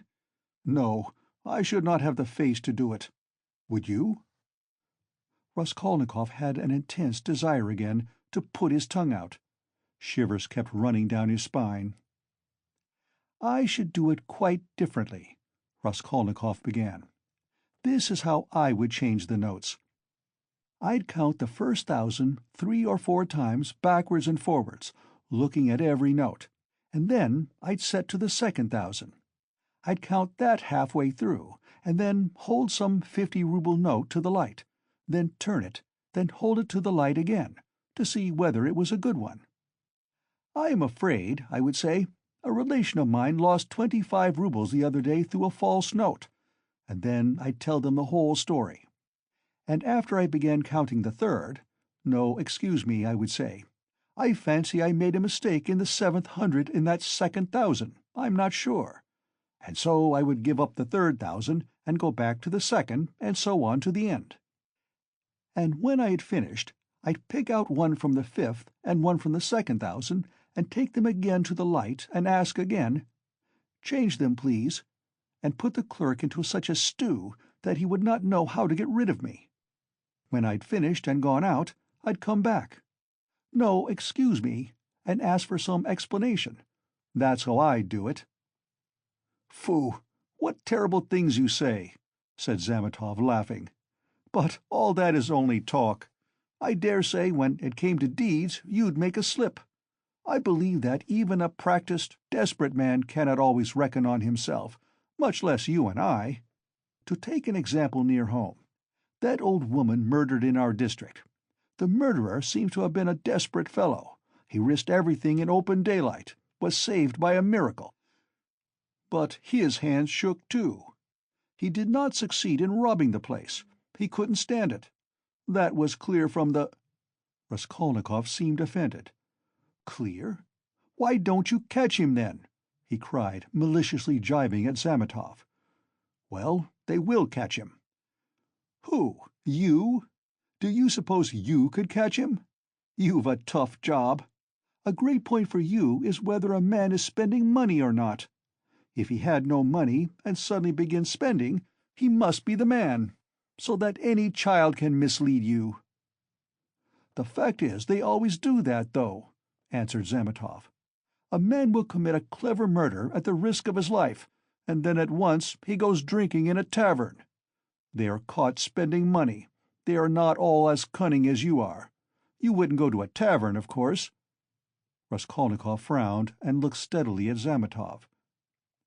"You seem to enjoy the subject, and would like to know how I should behave in that case too?" he asked with displeasure. "I should like to," Zametov answered firmly and seriously. Somewhat too much earnestness began to appear in his words and looks. "Very much?" "Very much." "All right, then. This is how I should behave," Raskolnikov began, again bringing his face close to Zametov's, again staring at him and speaking in a whisper, so that the latter positively shuddered. "This is what I should have done. I should have taken the money and jewels. I should have walked out of there and have gone straight to some deserted place with fences round it, and scarcely anyone to be seen, some kitchen garden or place of that sort. I should have looked out beforehand some stone weighing 100 weight or more, which had been lying in the corner from the time the house was built. I would lift that stone, there would sure to be a hollow under it, and I would put the jewels and money in that hole. Then I'd roll the stone back so that it would look as before, would press it down with my foot and walk away. And for a year or two, 3 maybe, I would not touch it. And, well, they could search. There'd be no trace." "You are a madman," said Zametov, and for some reason he too spoke in a whisper, and moved away from Raskolnikov, whose eyes were glittering. He had turned fearfully pale, and his upper lip was twitching and quivering. He bent down as close as possible to Zametov, and his lips began to move without uttering a word. This lasted for half a minute. He knew what he was doing, but could not restrain himself. The terrible word trembled on his lips, like the latch on that door. In another moment it will break out. In another moment he will let it go. He will speak out. "And what if it was I who murdered the old woman and Lizaveta?" he said suddenly, and realized what he had done. Zametov looked wildly at him and turned white as the tablecloth. His face wore a contorted smile. "But is it possible?" he brought out faintly. Raskolnikov looked wrathfully at him. "Own up that you believed it. Yes, you did?" "Not a bit of it. I believe it less than ever now," Zametov cried hastily. "I've caught my cock-sparrow. So you did believe it before, if now you believe it less than ever." "Not at all," cried Zametov, obviously embarrassed. "Have you been frightening me so as to lead up to this?" "You don't believe it, then? What were you talking about behind my back when I went out of the police office? And why did the explosive lieutenant question me after I fainted?" "Hey there!" he shouted to the waiter, getting up and taking his cap. "How much?" 30 kopecks, the latter replied, running up. "And there is 20 kopecks for vodka. See what a lot of money!" He held out his shaking hand to Zametov with notes in it. "Red notes and blue, 25 rubles. Where did I get them? And where did my new clothes come from? You know I had not a kopeck. You've cross-examined my landlady, I'll be bound. Well, that's enough, as it goes, till we meet again." He went out, trembling all over from a sort of wild hysterical sensation, in which there was an element of insufferable rapture. Yet he was gloomy and terribly tired. His face was twisted as after a fit. His fatigue increased rapidly. Any shock, any irritating sensation stimulated and revived his energies at once, but his strength failed as quickly when the stimulus was removed. Zametov, left alone, sat for a long time in the same place, plunged in thought. Raskolnikov had unwittingly worked a revolution in his brain on a certain point, and had made up his mind for him conclusively. "Ilya Petrovitch is a blockhead," he decided. Raskolnikov had hardly opened the door of the restaurant when he stumbled against Razumian on the steps. They did not see each other till they almost knocked against each other. For a moment they stood looking each other up and down. Razumian was greatly astounded. Then anger, real anger, gleamed fiercely in his eyes. "So here you are!" he shouted at the top of his voice. "You ran away from your bed! And here I've been looking for you under the sofa! We went up to the garret. I almost beat Nastasia on your account. And here he is after all. Rodya, What is the meaning of it? Tell me the whole truth. Confess. Do you hear?" "It means that I'm sick to death of you all, and I want to be alone," Raskolnikov answered calmly. "Alone? When you are not able to walk? When your face is as white as a sheet, and you are gasping for breath? Idiot! What have you been doing in the Palais de Cristal? Own up at once." "Let me go," said Raskolnikov, and tried to pass him. This was too much for Izumian. He gripped him firmly by the shoulder. "Let you go? You dare tell me to let you go? Do you know what I'll do with you directly?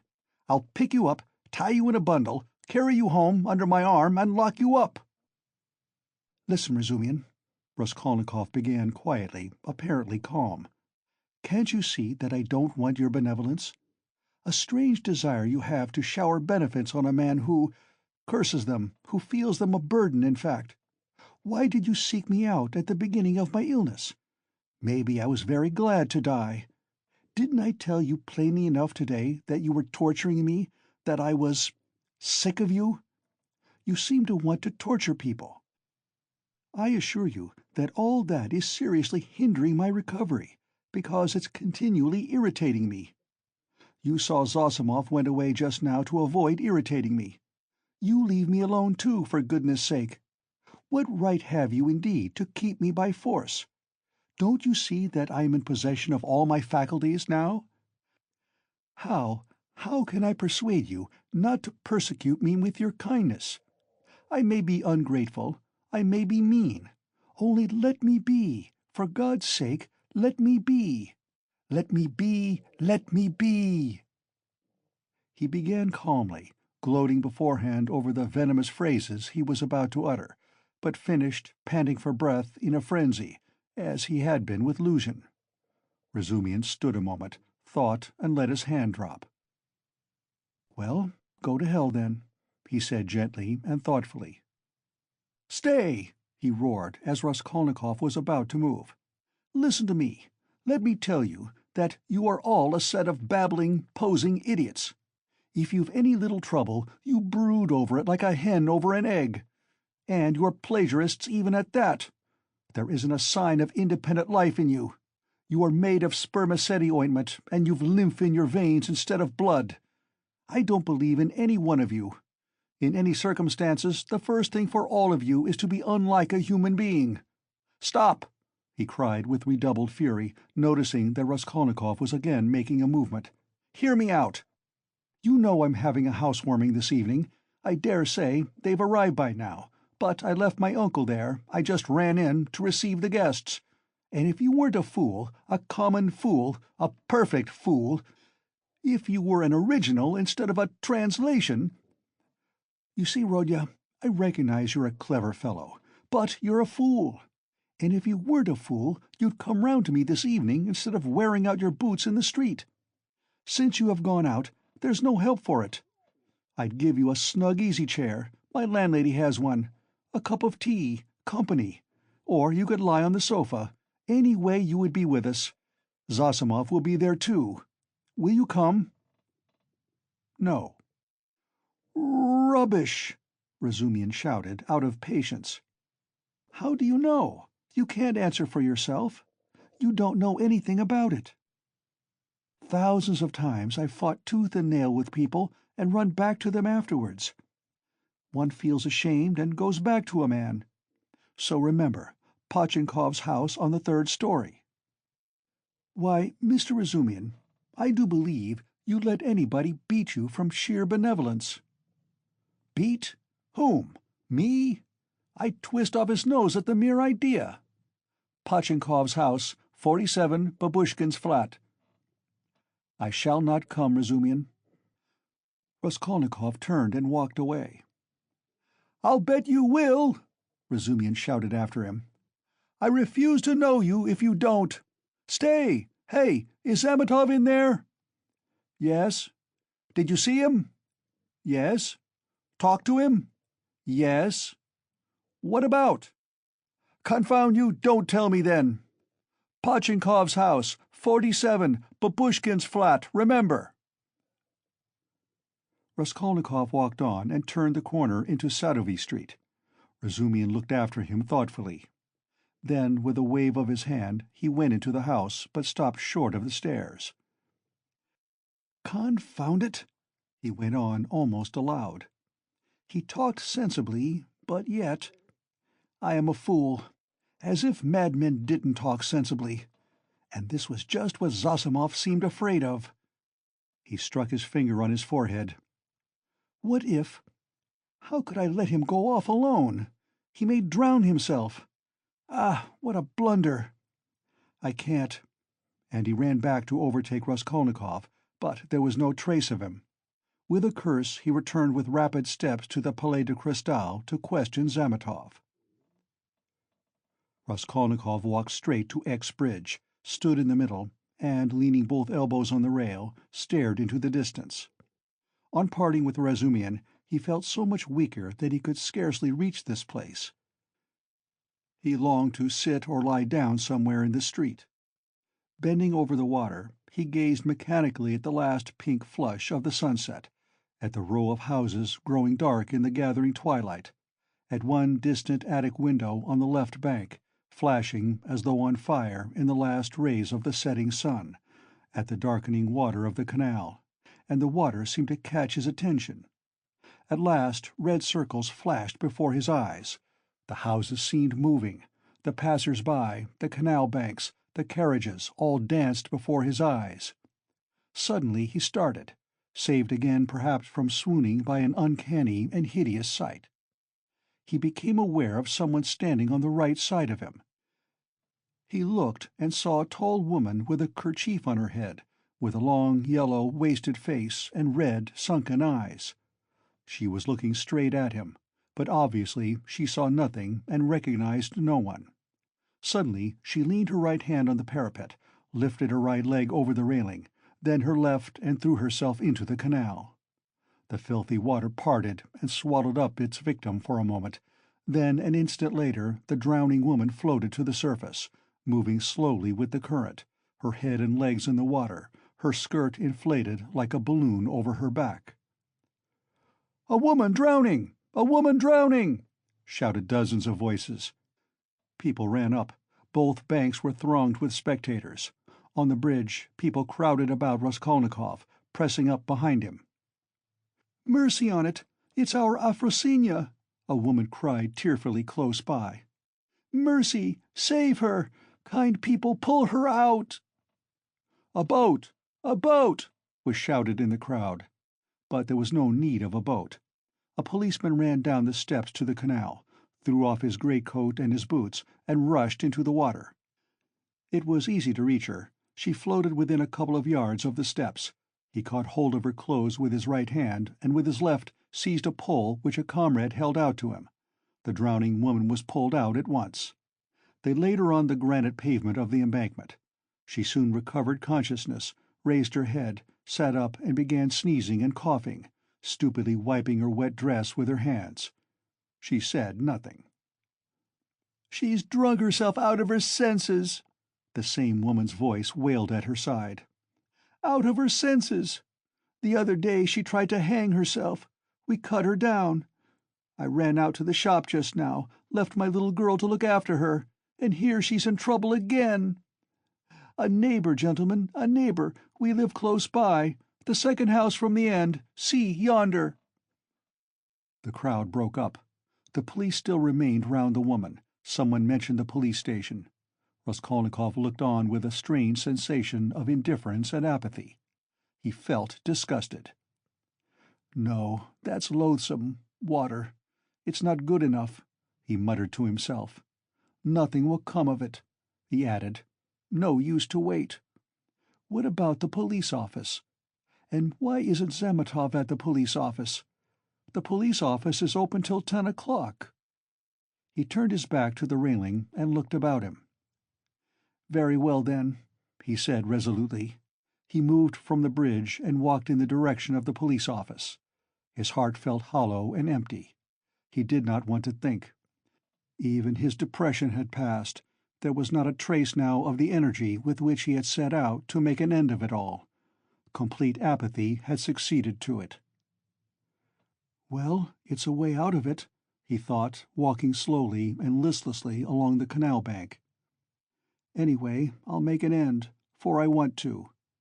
But is it a way out? What does it matter? There'll be the square yard of space. Ha! But what an end! Is it really the end? Shall I tell them or not? Ah, damn, how tired I am. If I could find somewhere to sit or lie down soon. What I am most ashamed of is its being so stupid. But I don't care about that either. What idiotic ideas come into one's head? To reach the police office, he had to go straight forward and take the second turning to the left. It was only a few paces away. But at the first turning he stopped, and, after a minute's thought, turned into a side street and went 2 streets out of his way, possibly without any object, or possibly to delay a minute and gain time. He walked, looking at the ground. Suddenly someone seemed to whisper in his ear. He lifted his head and saw that he was standing at the very gate of the house.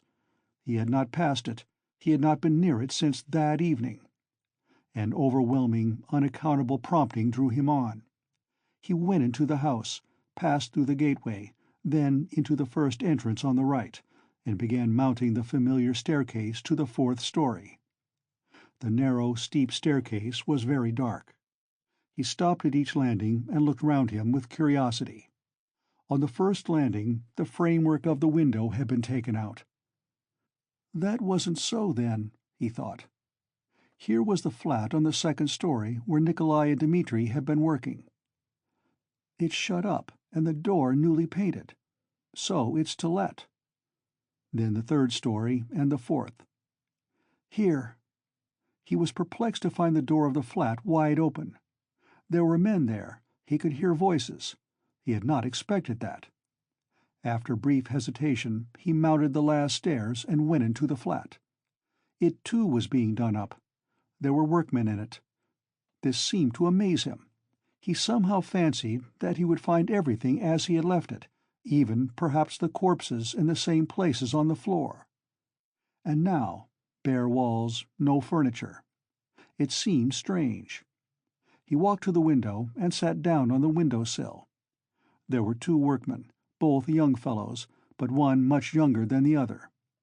They were papering the walls with a new white paper covered with lilac flowers, instead of the old, dirty yellow one. Raskolnikov, for some reason, felt horribly annoyed by this. He looked at the new paper with dislike, as though he felt sorry to have it all so changed. The workmen had obviously stayed beyond their time, and now they were hurriedly rolling up their paper and getting ready to go home. They took no notice of Raskolnikov's coming in. They were talking. Raskolnikov folded his arms and listened. "She comes to me in the morning," said the elder to the younger, "very early, all dressed up. 'Why are you preening and prinking?' says I. 'I am ready to do anything to please you, Tit Vassilitch.' That's a way of going on, and she dressed up like a regular fashion book." "And what is a fashion book?" the younger one asked. He obviously regarded the other as an authority. "A fashion book is a lot of pictures, colored, and they come to the tailors here every Saturday, by post from abroad, to show folks how to dress, the male sex as well as the female. They're pictures. The gentlemen are generally wearing fur coats, and for the ladies' fluffles, they're beyond anything you can fancy." "There's nothing you can't find in Petersburg," the younger cried enthusiastically. "Except father and mother, there's everything." "Except them, there's everything to be found, my boy," the elder declared sententiously. Raskolnikov got up and walked into the other room, where the strong-box, the bed, and the chest of drawers had been. The room seemed to him very tiny without furniture in it. The paper was the same. The paper in the corner showed where the case of icons had stood. He looked at it and went to the window. The elder workman looked at him askance. "What do you want?" he asked suddenly. Instead of answering, Raskolnikov went into the passage and pulled the bell. The same bell, the same cracked note. He rang it a second and a third time. He listened and remembered. The hideous and agonizingly fearful sensation he had felt then began to come back more and more vividly. He shuddered at every ring, and it gave him more and more satisfaction. "Well, what do you want? Who are you?" the workman shouted, going out to him. Raskolnikov went inside again. "I want to take a flat," he said. "I am looking round." "It's not the time to look at rooms at night, and you ought to come up with the porter." "The floors have been washed. Will they be painted?" Raskolnikov went on. "Is there no blood?" "What blood?" "Why, the old woman and her sister were murdered here. There was a perfect pool there." "But who are you?" the workman cried, uneasy. "Who am I?" "Yes." "You want to know? Come to the police station. I'll tell you." The workman looked at him in amazement. "It's time for us to go. We're late. Come along, Alyoshka. We must lock up," said the elder workman. "Very well, come along," said Raskolnikov indifferently, and, going out first, he went slowly downstairs. "Hey, porter!" he cried in the gateway. At the entrance several people were standing, staring at the passers-by. The two porters, a peasant woman, a man in a long coat, and a few others. Raskolnikov went straight up to them. "What do you want?" asked one of the porters. "Have you been to the police office?" "I've just been there. What do you want?" "Is it open?" "Of course." "Is the assistant there?" "He was there for a time. What do you want?" Raskolnikov made no reply, but stood beside them, lost in thought. "He's been to look at the flat," said the elder workman, coming forward. "Which flat?" "Where we are at work. 'Why have you washed away the blood?' says he. 'There has been a murder here,' says he, 'and I've come to take it.' And he began ringing at the bell, all but broke it. 'Come to the police station,' says he. 'I'll tell you everything there.' He wouldn't leave us." The porter looked at Raskolnikov, frowning and perplexed. "Who are you?" he shouted as impressively as he could. "I am Rodion Romanovitch Raskolnikov, formerly a student. I live in Shiel's house, not far from here, flat number 14. Ask the porter, he knows me." Raskolnikov said all this in a lazy, dreamy voice, not turning round but looking intently into the darkening street. "Why have you been to the flat?" "To look at it." "What is there to look at?" "Take him straight to the police station," the man in the long coat jerked in abruptly. Raskolnikov looked intently at him over his shoulder, and said in the same slow, lazy tones, "Come along." "Yes, take him," the man went on more confidently. "Why was he going into that? What's in his mind, eh?" "He's not drunk, but God knows what's the matter with him," muttered the workman. "But what do you want?" the porter shouted again, beginning to get angry in earnest. "Why are you hanging about?" "You funked the police station, then?" said Raskolnikov jeeringly. "How funk it? Why are you hanging about?" "He's a rogue," shouted the peasant woman. "Why waste time talking to him?" cried the other porter, a huge peasant in a full open coat and with keys on his belt. "Get along! He is a rogue, and no mistake! Get along!" And seizing Raskolnikov by the shoulder, he flung him into the street. He lurched forward, but recovered his footing, looked at the spectators in silence, and walked away. "Strange man," observed the workman. "There are strange folks about nowadays," said the woman. "You should have taken him to the police station all the same," said the man in the long coat. "Better have nothing to do with him," decided the big porter. "A regular rogue. Just what he wants, you may be sure, but once you take him up, you won't get rid of him. We know the sort." "Shall I go there or not?" thought Raskolnikov, standing in the middle of the thoroughfare at the crossroads, and he looked about him as though expecting from someone a decisive word. But no sound came, all was dead and silent like the stones on which he walked, dead to him alone. All at once, at the end of the street, 200 yards away, in the gathering dusk, he saw a crowd and heard talk and shouts. In the middle of the crowd stood a carriage. A light gleamed in the middle of the street. "What is it?" Raskolnikov turned to the right and went up to the crowd. He seemed to clutch at everything, and smiled coldly when he recognized it, for he had fully made up his mind to go to the police station and knew that it would all soon be over. End of Part 2, Chapter 6.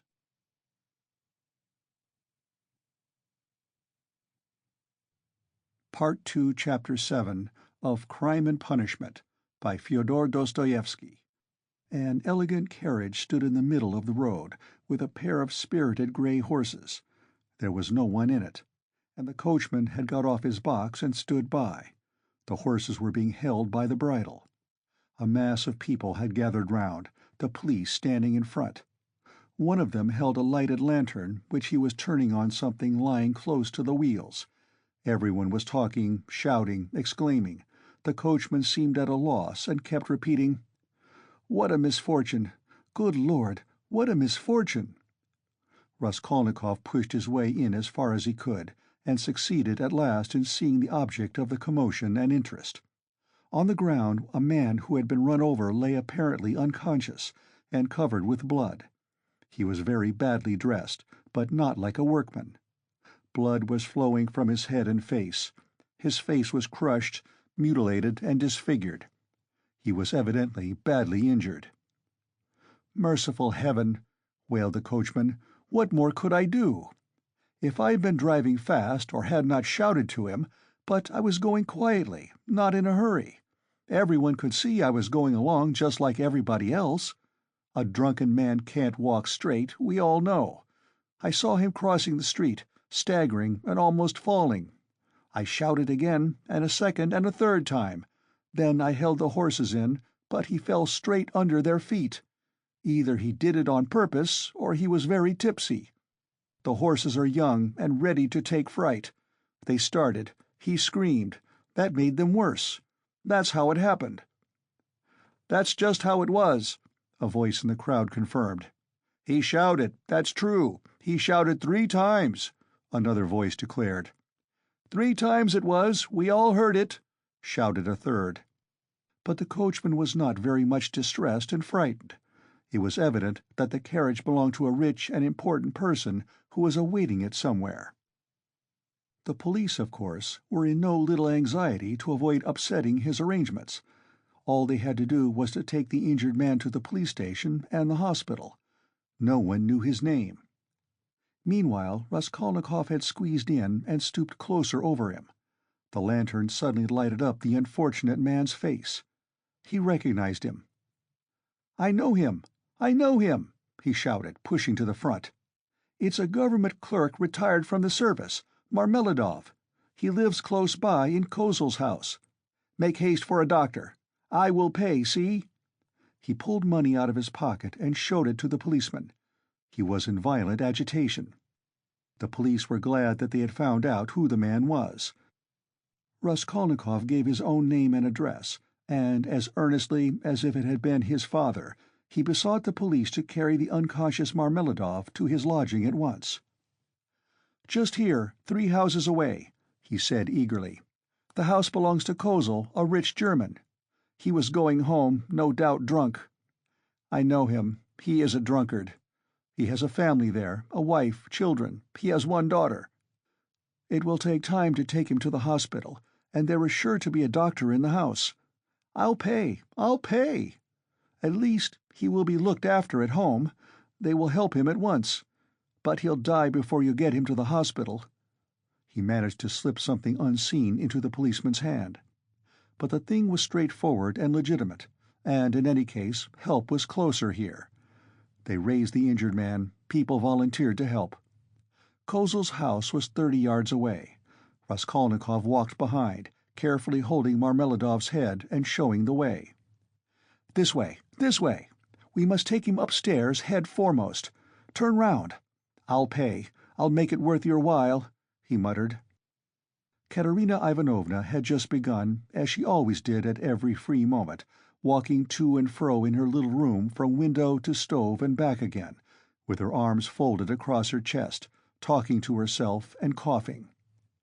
Of late she had begun to talk more than ever to her eldest girl, Polenka, a child of 10, who, though there was much she did not understand, understood very well that her mother needed her, and so always watched her with her big clever eyes and strove her utmost to appear to understand. This time Polenka was undressing her little brother, who had been unwell all day and was going to bed. The boy was waiting for her to take off his shirt, which had to be washed at night. He was sitting straight and motionless on a chair, with a silent, serious face, with his legs stretched out straight before him, heels together and toes turned out.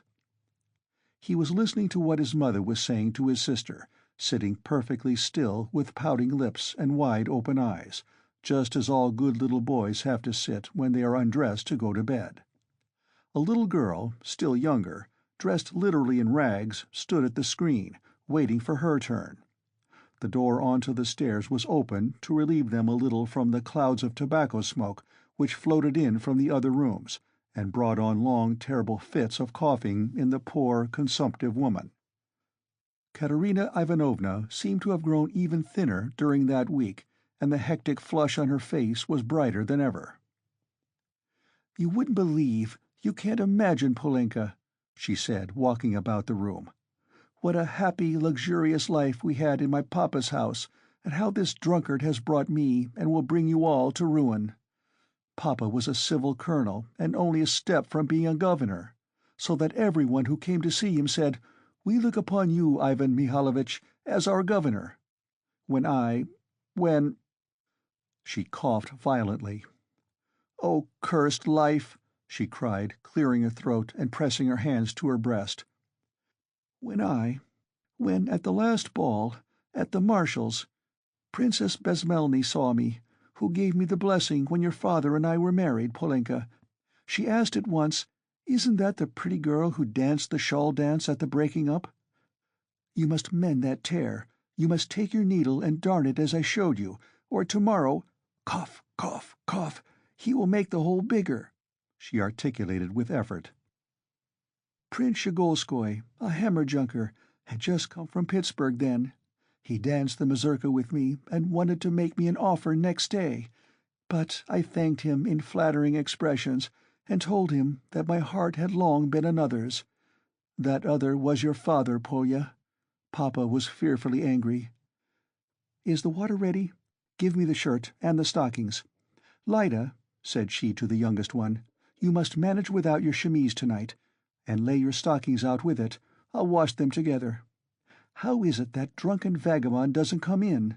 He has worn his shirt till it looks like a dishclout. He has torn it to rags. I do it all together, so as to not have to work 2 nights running. Oh, dear! Cough, cough, cough, cough! Again!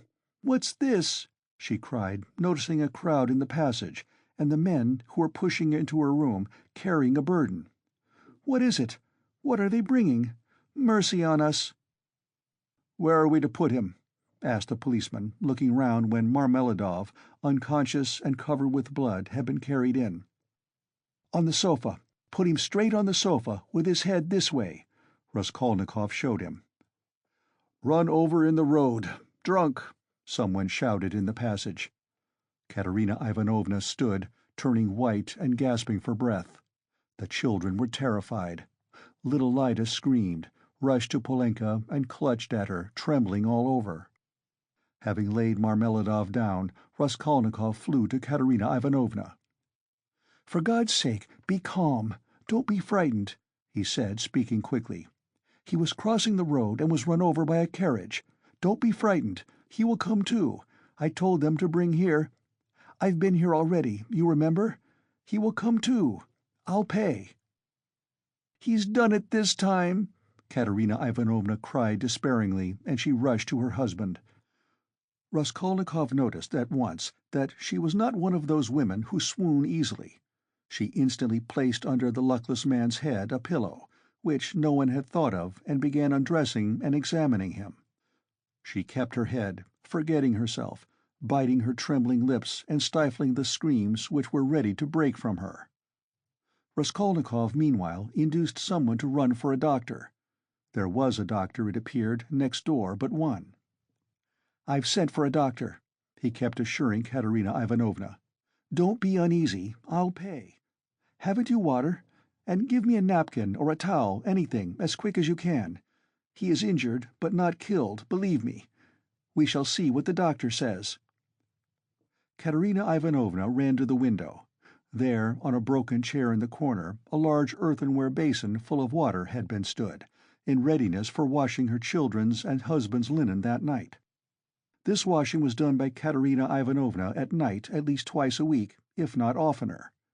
For the family had come to such a pass that they were practically without change of linen, and Katerina Ivanovna could not endure uncleanliness, and rather than see dirt in the house, she preferred to wear herself out at night, working beyond her strength when the rest were asleep, so as to get the wet linen hung on a line and dry by the morning. She took up the basin of water at Raskolnikov's request, but almost fell down with her burden. But the latter had already succeeded in finding a towel, wetted it, and began washing the blood off Marmeladov's face. Katerina Ivanovna stood by, breathing painfully and pressing her hands to her breast. She was in need of attention herself. Raskolnikov began to realize that he might have made a mistake in having the injured man brought here.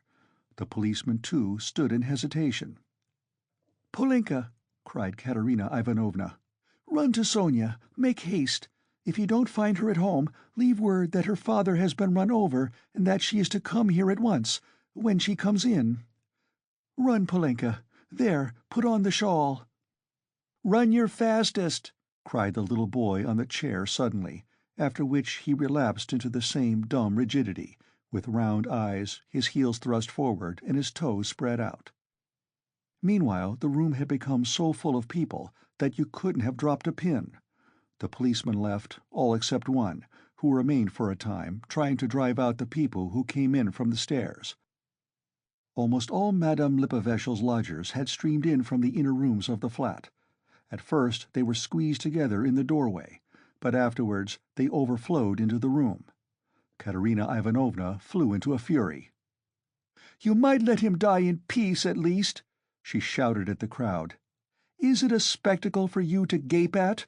With cigarettes? Cough, cough, cough. You might as well keep your hats on, and there is one in his hat. Get away. You should respect the dead, at least." Her cough choked her, but her reproaches were not without result. They evidently stood in some awe of Katerina Ivanovna.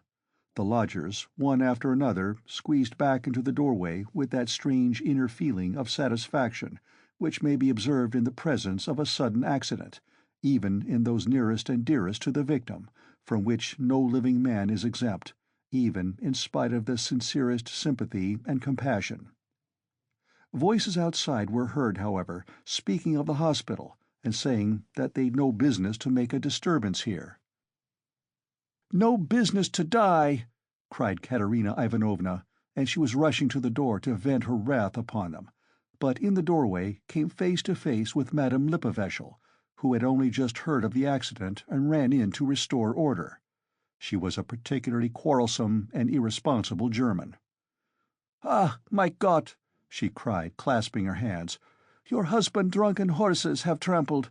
To the hospital with him. I am the landlady." "Amelia Ludwigovna, I beg you to recollect what you are saying," Katerina Ivanovna began haughtily. She always took a haughty tone with the landlady, that she might remember her place, and even now could not deny herself this satisfaction. "Amelia Ludwigovna, I have you once before told you to call me Amelia Ludwigovna you may not dare. I am Amelia Ivanovna." "You are not Amelia Ivanovna, but Amelia Ludwigovna, and as I am not one of your despicable flatterers, like Mr. Lebeziatnikov, who's laughing behind the door at this moment—" A laugh and a cry of "They are at it again!" was in fact audible at the door. "So I shall always call you Amelia Ludwigovna, though I fail to understand why you dislike that name. You can see for yourself what has happened to Semyon Saharovich. He is dying. I beg you to close that door at once and to admit no one. Let him at least die in peace. Or, I warn you, the Governor-General himself shall be informed of your conduct tomorrow.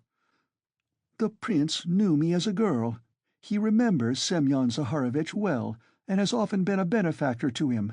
Everyone knows that Semyon Zaharovitch has many friends and protectors, whom he abandoned himself from an honorable pride, knowing his unhappy weakness.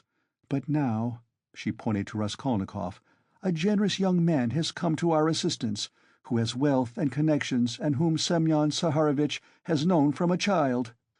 You may rest assured, Amelia Ludwigovna—" All this was uttered with extreme rapidity, getting quicker and quicker, but a cough suddenly cut short Katerina Ivanovna's eloquence.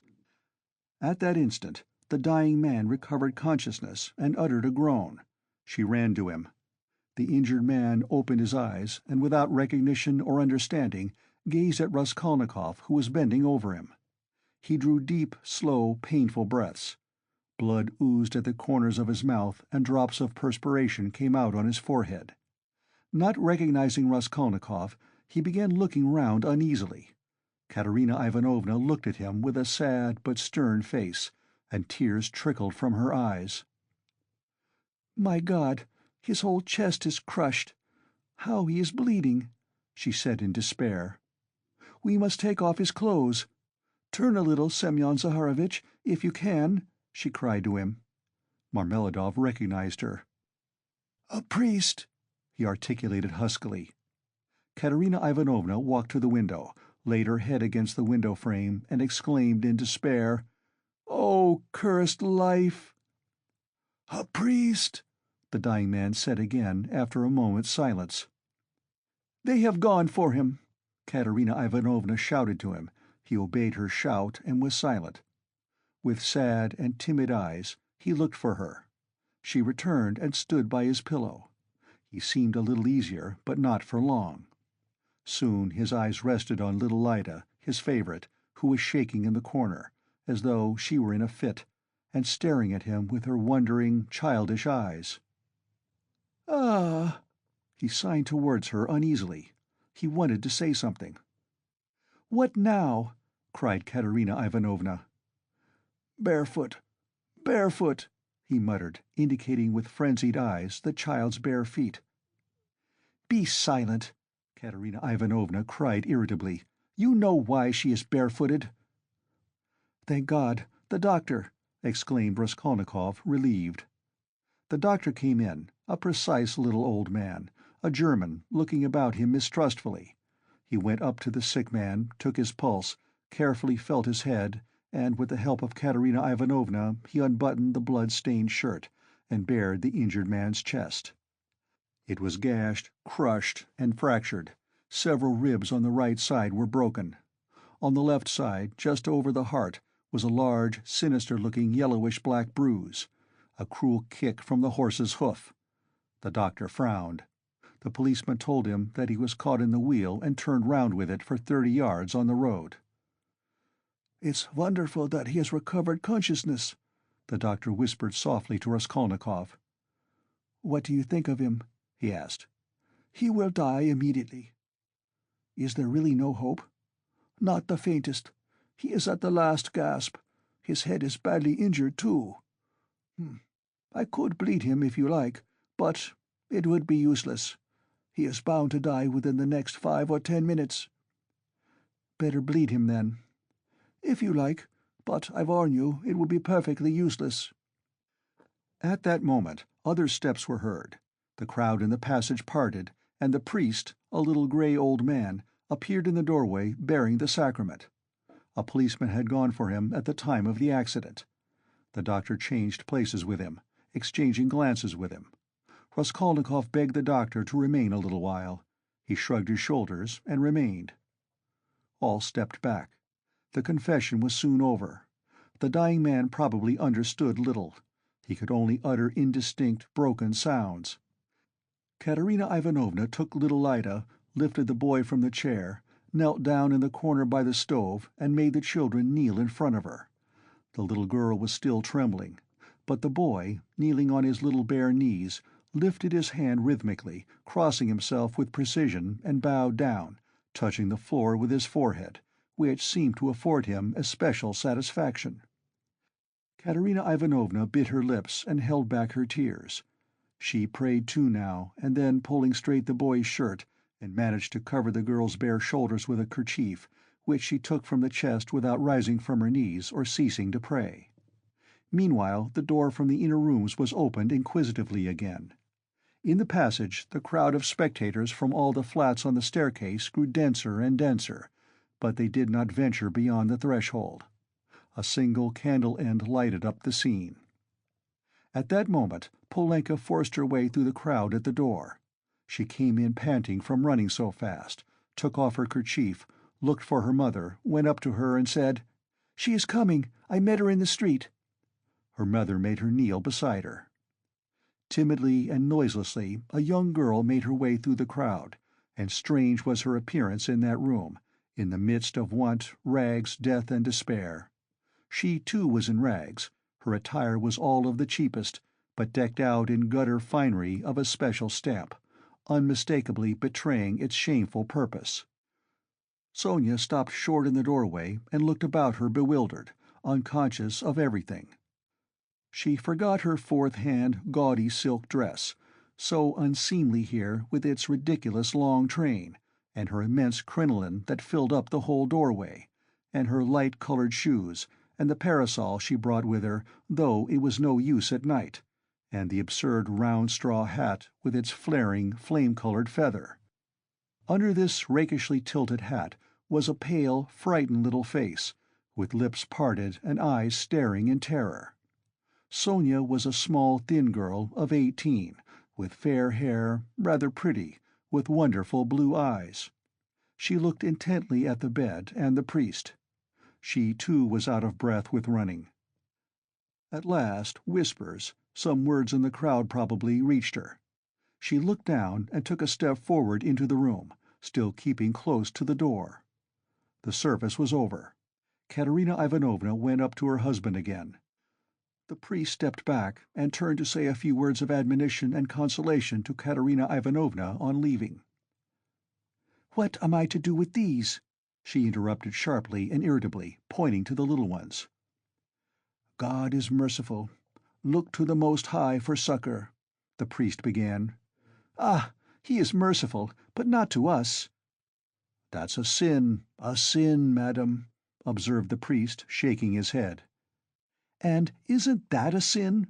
cried Katerina Ivanovna, pointing to the dying man. "Perhaps those who have involuntarily caused the accident will agree to compensate you, at least for the loss of his earnings." "You don't understand!" cried Katerina Ivanovna, angrily waving her hand. "And why should they compensate me? Why, he was drunk and threw himself under the horses. What earnings? He brought us nothing but misery. He drank everything away, the drunkard. He robbed us to get drink. He wasted their lives and mine for drink. And thank God he's dying. One less to keep." "You must forgive in the hour of death. That's a sin, madam. Such feelings are a great sin." Katerina Ivanovna was busy with the dying man. She was giving him water, wiping the blood and sweat from his head, setting his pillow straight, and had only turned now and then for a moment to address the priest. Now she flew at him almost in a frenzy. "Ah, father, that's words, and only words. Forgive? If he'd not been run over, he'd have come home to-day drunk, and his only shirt dirty and in rags, and he'd have fallen asleep like a log, and I should have been sousing and rinsing till daybreak, washing his rags and the children's, and then drying them by the window, and as soon as it was daylight I should have been darning them. That's how I spend my nights. What's the use of talking of forgiveness?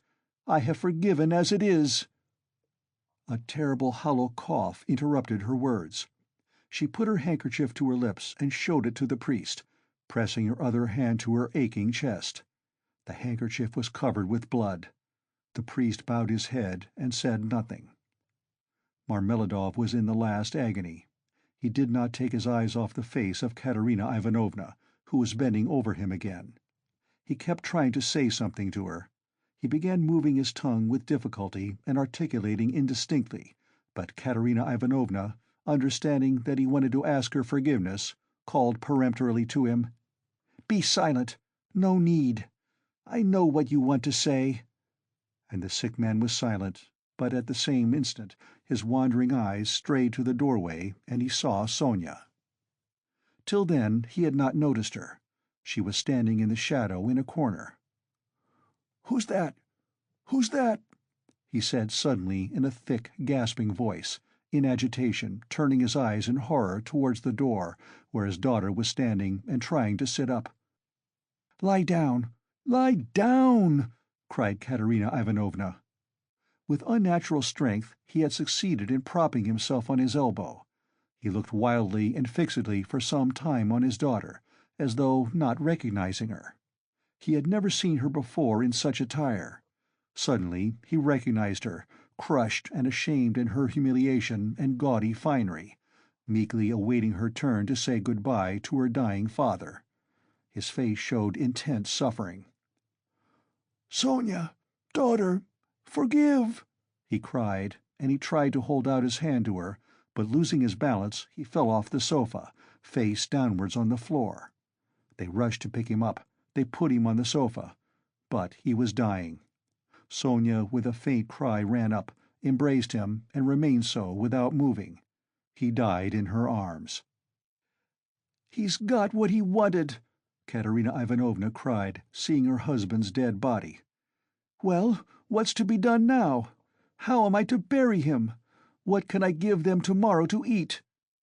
Raskolnikov went up to Katerina Ivanovna.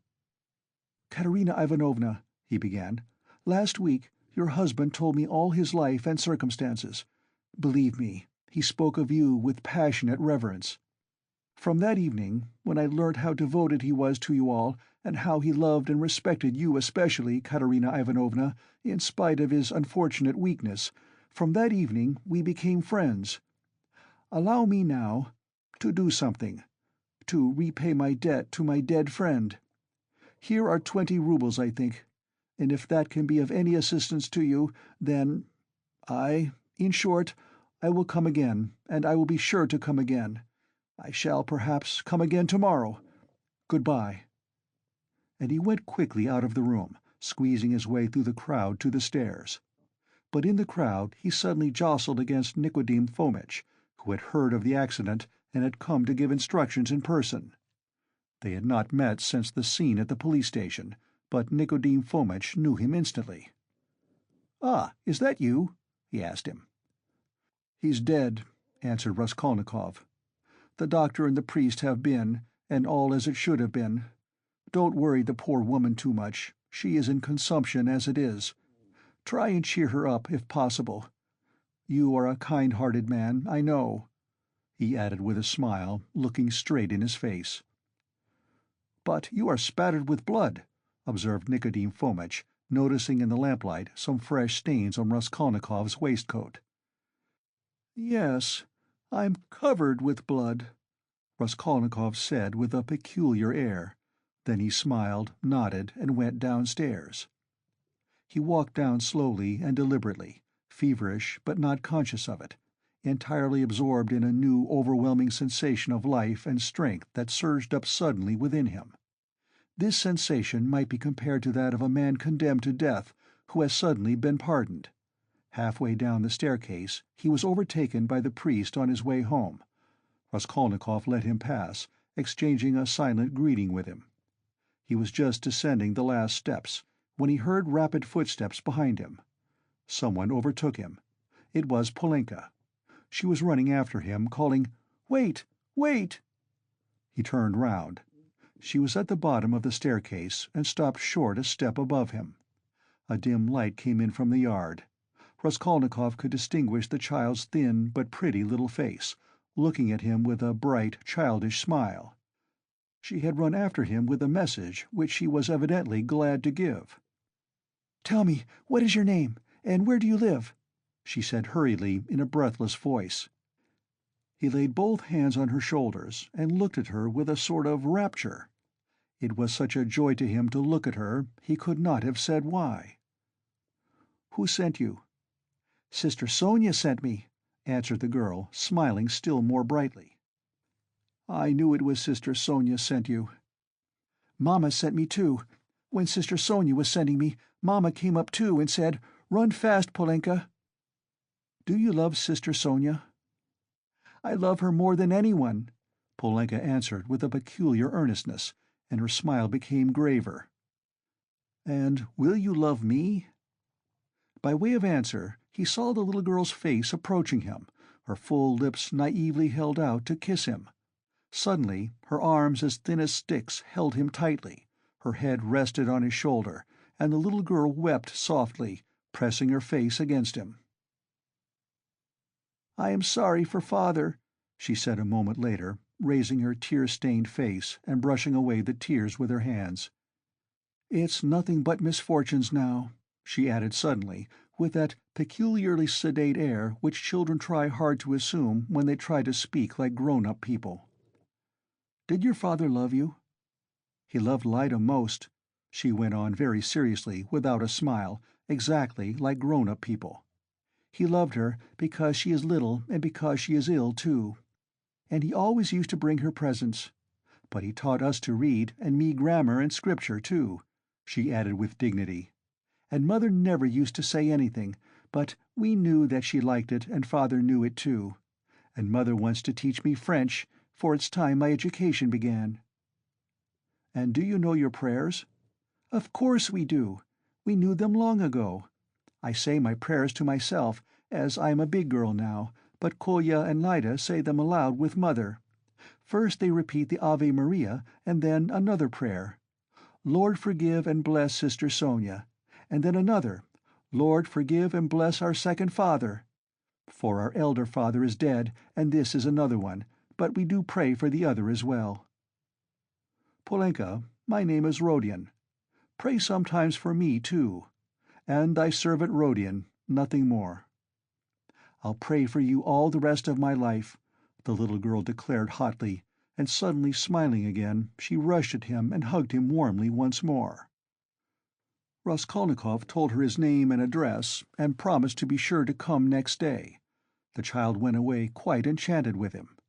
It was past 10 when he came out into the street. In 5 minutes he was standing on the bridge at the spot where the woman had jumped in. "Enough," he pronounced resolutely and triumphantly. "I've done with fancies, imaginary terrors and phantoms. Life is real. Haven't I lived just now? My life has not yet died with that old woman. The kingdom of heaven to her! And now enough, madam, leave me in peace. Now for the reign of reason and light, and of will and of strength, and now we will see. We will try our strength," he added defiantly, as though challenging some power of darkness. "And I was ready to consent to live in a square of space. I am weak at this moment, but I believe my illness is all over. I knew it would be over when I went out. By the way, Pochinkov's house is only a few steps away. I certainly must go to Razumihin, even if it were not close by. Let him win his bet. Let us give him some satisfaction, too. No matter. Strength, strength is what one wants. You can get nothing without it. And strength must be won by strength. That's what they don't know," he added proudly and self-confidently, and he walked with flagging footsteps from the bridge. Pride and self-confidence grew continually stronger in him. He was becoming a different man every moment. What was it had happened to work this revolution in him? He did not know himself.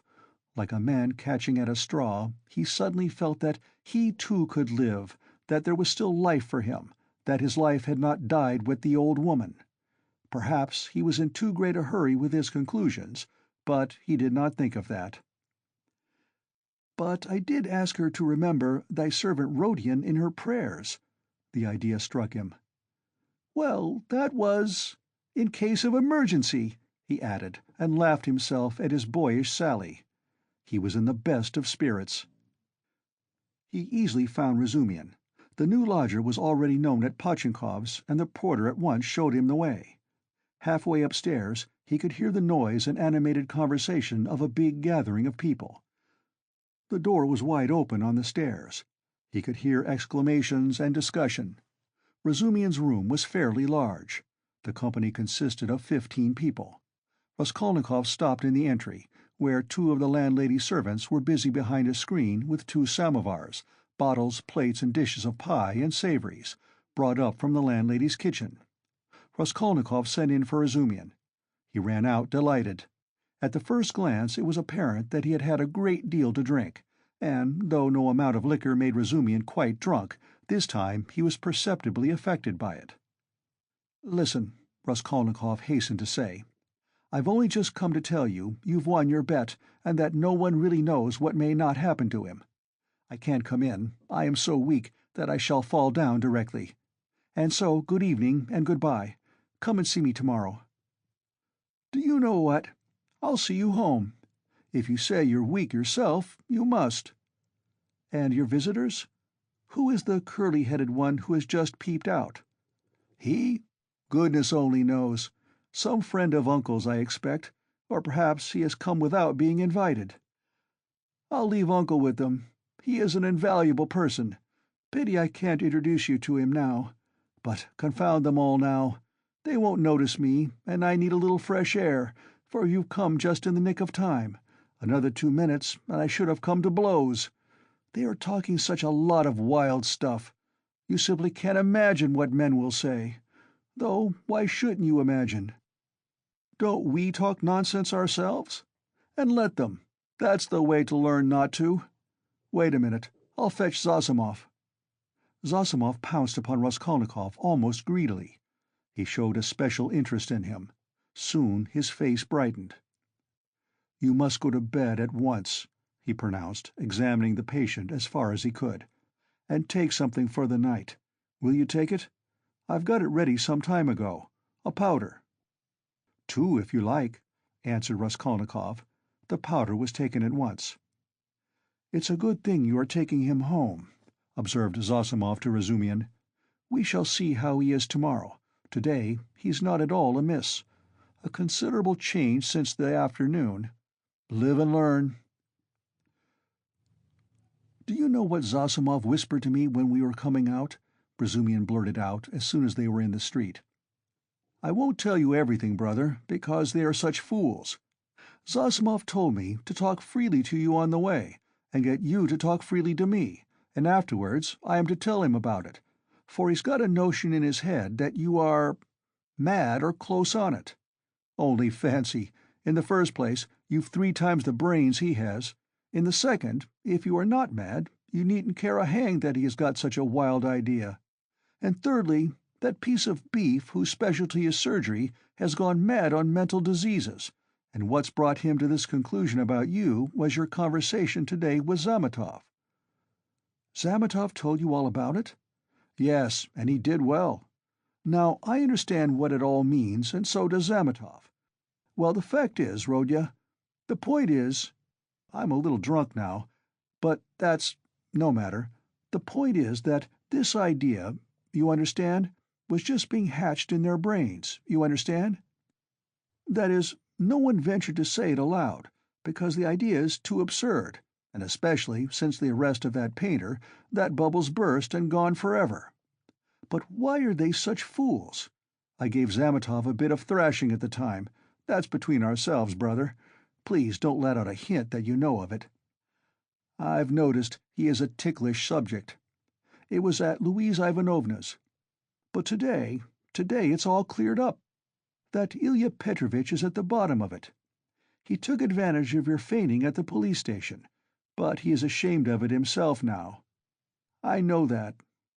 Raskolnikov listened greedily. Razumian was drunk enough to talk too freely. "I fainted then because it was so close, and the smell of paint," said Raskolnikov.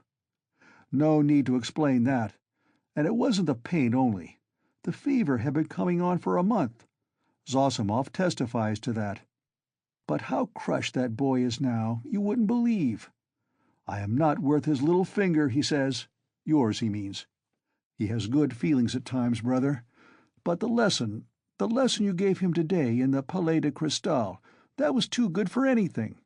You frightened him at first, you know. He nearly went into convulsions. You almost convinced him again of the truth of all that hideous nonsense, and then you suddenly put out your tongue at him. There now, what do you make of it? It was perfect. He is crushed, annihilated now. It was masterly, by Jove. It's what they deserve. Ah, that I wasn't there. He was hoping to see you awfully. Porphyry, too, wants to make your acquaintance." "Ah, he, too. But why did they put me down as mad?" "Oh, not mad. I must have said too much, brother. What struck him, you see, was that only that subject seemed to interest you. Now it's clear why it did interest you, knowing all the circumstances, and how that irritated you and worked in with your illness. I am a little drunk, brother, only, confound him, he has some idea of his own. I tell you, he's mad on mental diseases. But don't you mind him." For half a minute both were silent. "Listen, Razumian," began Raskolnikov. "I want to tell you plainly. I've just been at a deathbed, a clerk who died. I gave him all my money, and besides, I've just been kissed by someone who, if I had killed anyone, would just the same. In fact, I saw someone else there, with a flame-colored feather. But I am talking nonsense. I am very weak. Support me. We shall be at the stairs directly."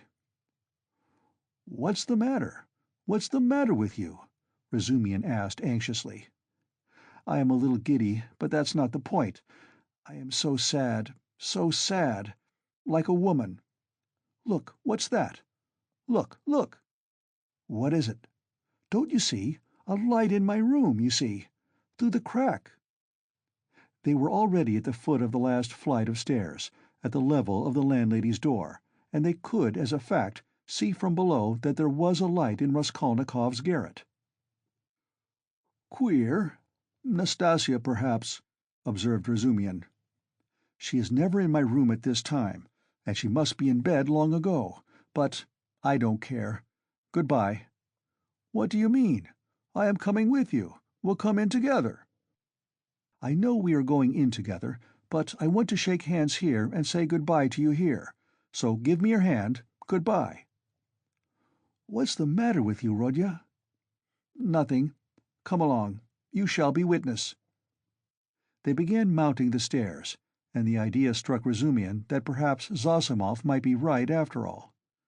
"Ah, I've upset him with my chatter," he muttered to himself. When they reached the door, they heard voices in the room. "What is it?" cried Razumian. Raskolnikov was the first to open the door. He flung it wide and stood still in the doorway, dumbfoundered. His mother and sister were sitting on his sofa, and had been waiting an hour and a half for him.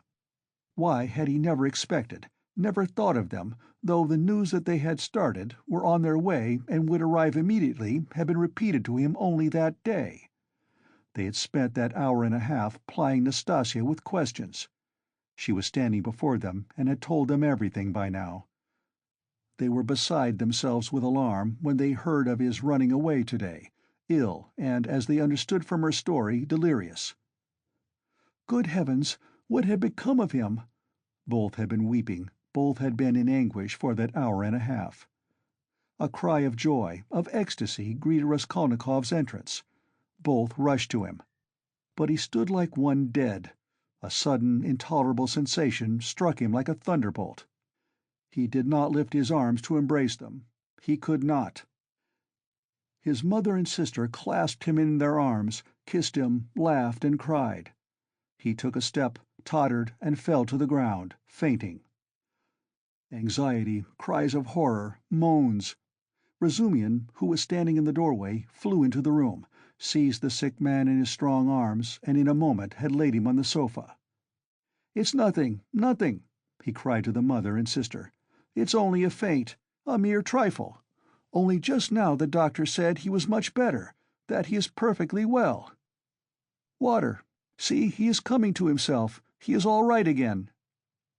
And, seizing Donia by the arm so that he almost dislocated it, he made her bend down to see that he is all right again. The mother and sister looked on him with emotion and gratitude as their providence. They had heard already from Nastasia all that had been done for their Rodya during his illness by this very competent young man, as Pulcheria Alexandrovna Raskolnikov called him that evening in conversation with Donia. End of Part 2, Chapter 7.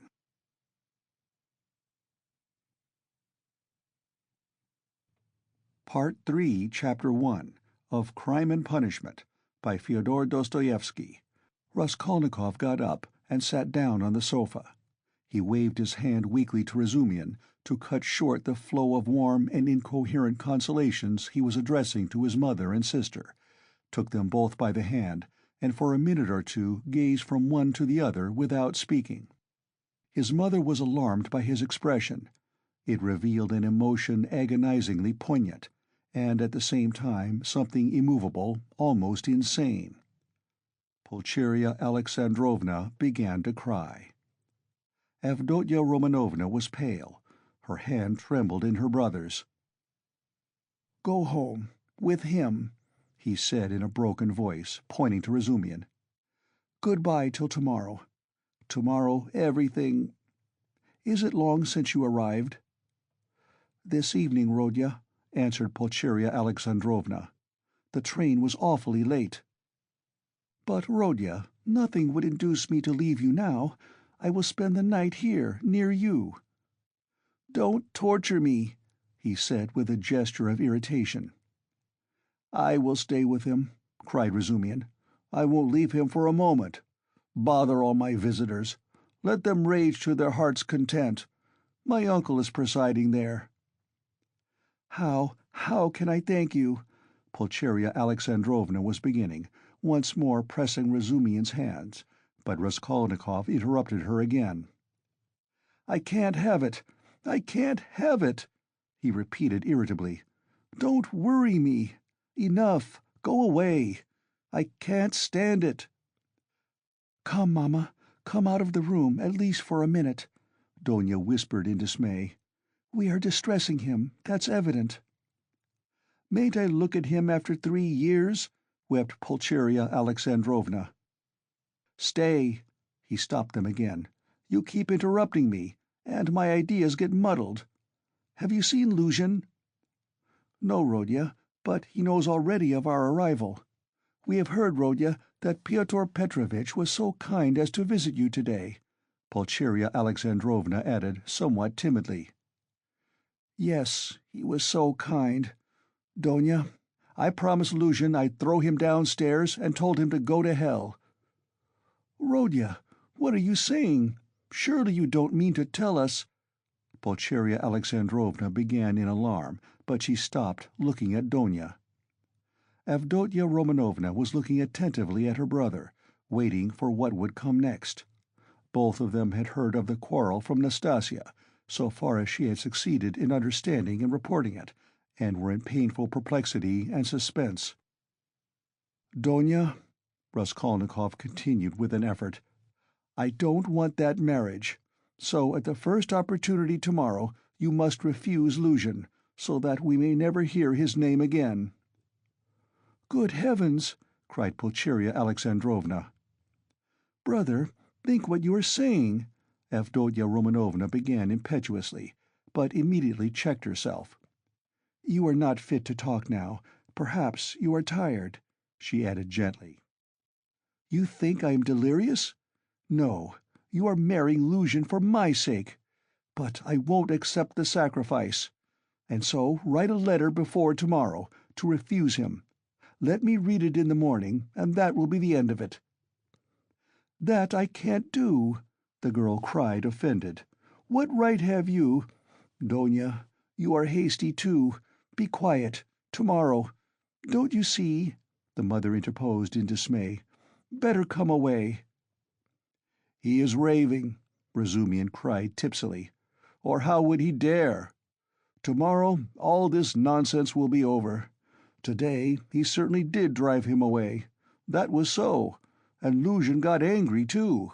He made speeches here, wanted to show off his learning, and he went out crestfallen."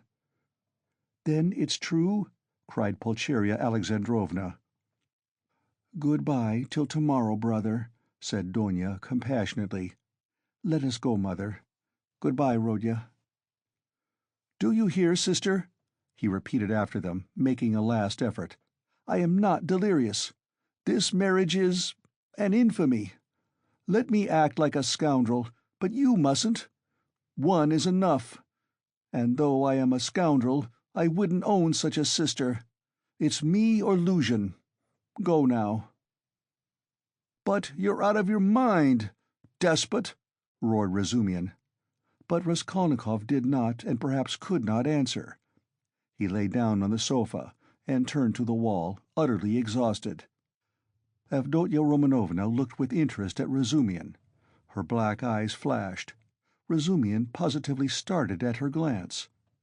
Pulcheria Alexandrovna stood overwhelmed.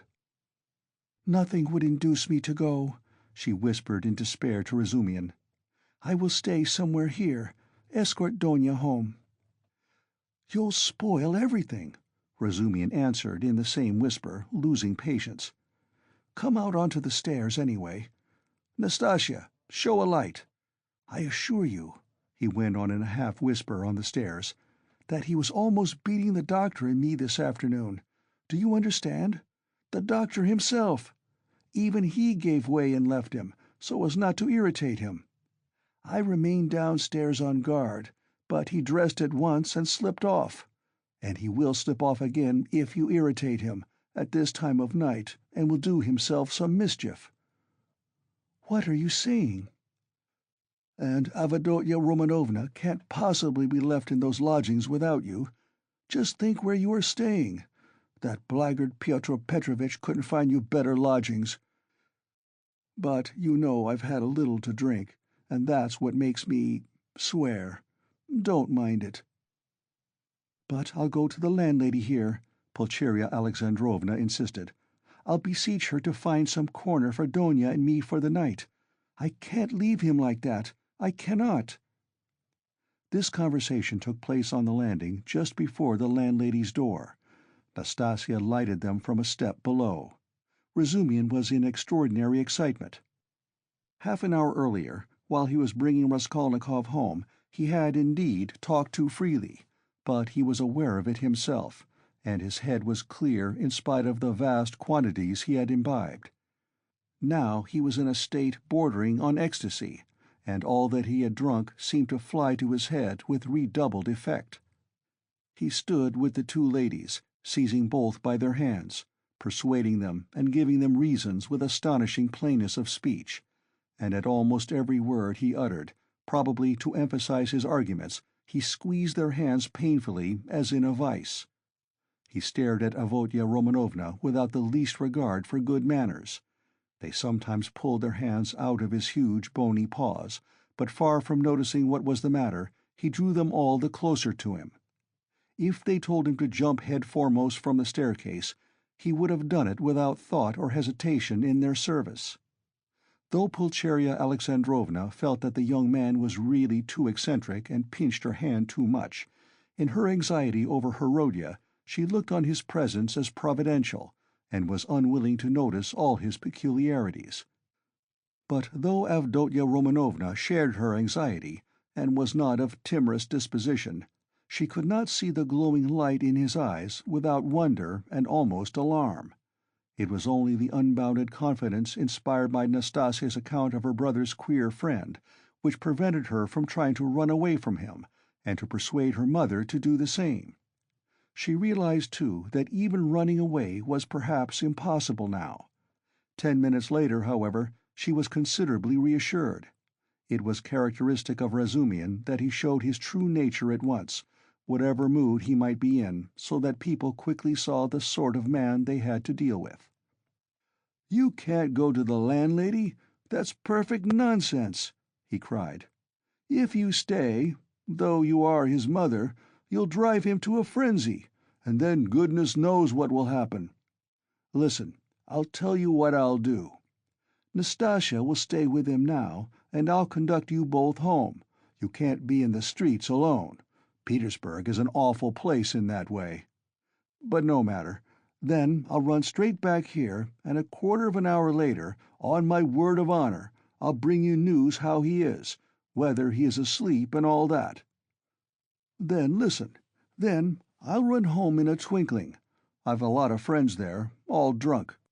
I'll fetch Zossimov. That's the doctor who is looking after him. He is there too, but he is not drunk. He is not drunk. He is never drunk. I'll drag him to Rodya, and then to you, so that you'll get 2 reports in the hour. From the doctor, you understand. From the doctor himself. That's a very different thing from my account of him. If there's anything wrong, I swear I'll bring you here myself. But if it's all right, you go to bed. And I'll spend the night here in the passage. He won't hear me, and I'll tell Zossimov to sleep at the landlady's, to be at hand. Which is better for him, you or the doctor? So come home then. But the landlady is out of the question. It's all right for me, but it's out of the question for you. She wouldn't take you, for she's a fool. She'd be jealous on my account of Avdotya Romanovna, and of you too, if you want to know. Of Avdotya Romanovna, certainly. She is an absolutely unaccountable character. But I am a fool too. No matter. Come along. Do you trust me? Come, do you trust me or not? Let's go, Mother, said Avdotya Romanovna. He will certainly do what he has promised. He has saved Rodya already, and if the doctor really will consent to spend the night here, what could be better? You see, you understand me, because you are an angel, Razumihin cried in ecstasy. Let us go. Nastasya, fly upstairs and sit with him with a light. I'll come in a quarter of an hour. Though Pulcheria Alexandrovna was not perfectly convinced, she made no further resistance. Razumihin gave an arm to each and drew them down the stairs. He still made her uneasy, as though he was competent and good-natured. Was he capable of carrying out his promise? He seemed in such a condition. "Ah, I see you think I am in such a condition," Razumihin broke in upon her thoughts, guessing them as he strolled along the pavement with huge steps, so that the 2 ladies could hardly keep up with him, a fact he did not observe, however. "Nonsense! That is, I am drunk like a fool, but that's not it. I am not drunk from wine. It's seeing you has turned my head. But don't mind me. Don't take any notice. I am talking nonsense. I am not worthy of you. I am utterly unworthy of you. The minute I've taken you home, I'll pour a couple of pailfuls of water over my head in the gutter here, and then I shall be all right. If only you knew how I love you both. Don't laugh, and don't be angry. You may be angry with anyone, but not with me. I am his friend, and therefore I am your friend too. I want to be. I had a presentiment. Last year there was a moment, though it wasn't a presentiment really, for you seem to have fallen from heaven. And I expect I shan't sleep all night. Zossimov was afraid a little time ago that he would go mad. That's why he mustn't be irritated." "What did you say?" cried the mother. "Did the doctor really say that?" asked Avdotya Romanovna, alarmed. "Yes, but it's not so. Not a bit of it. He gave him some medicine, a powder. I saw it, and then you're coming here. Ah, it would have been better if you had come tomorrow. It's a good thing we went away. And in an hour Zossimov himself will report to you about everything. He is not drunk, and I shan't be drunk. And what made me get so tight? Because they got me into an argument, damn them. I've sworn never to argue. They talk such trash. I almost came to blows. I've left my uncle to preside. Would you believe they insist on complete absence of individualism, and that's just what they relish. Not to be themselves, to be as unlike themselves as they can. That's what they regard as the highest point of progress. If only their nonsense were their own, but as it is—" "Listen," Pulcheria Alexandrovna interrupted timidly, but it only added fuel to the flames. What do you think?" shouted Razumian, louder than ever. "You think I am attacking them for talking nonsense? Not a bit. I'd like them to talk nonsense. That's man's one privilege over all creation. Through error you come to the truth. I am a man because I err.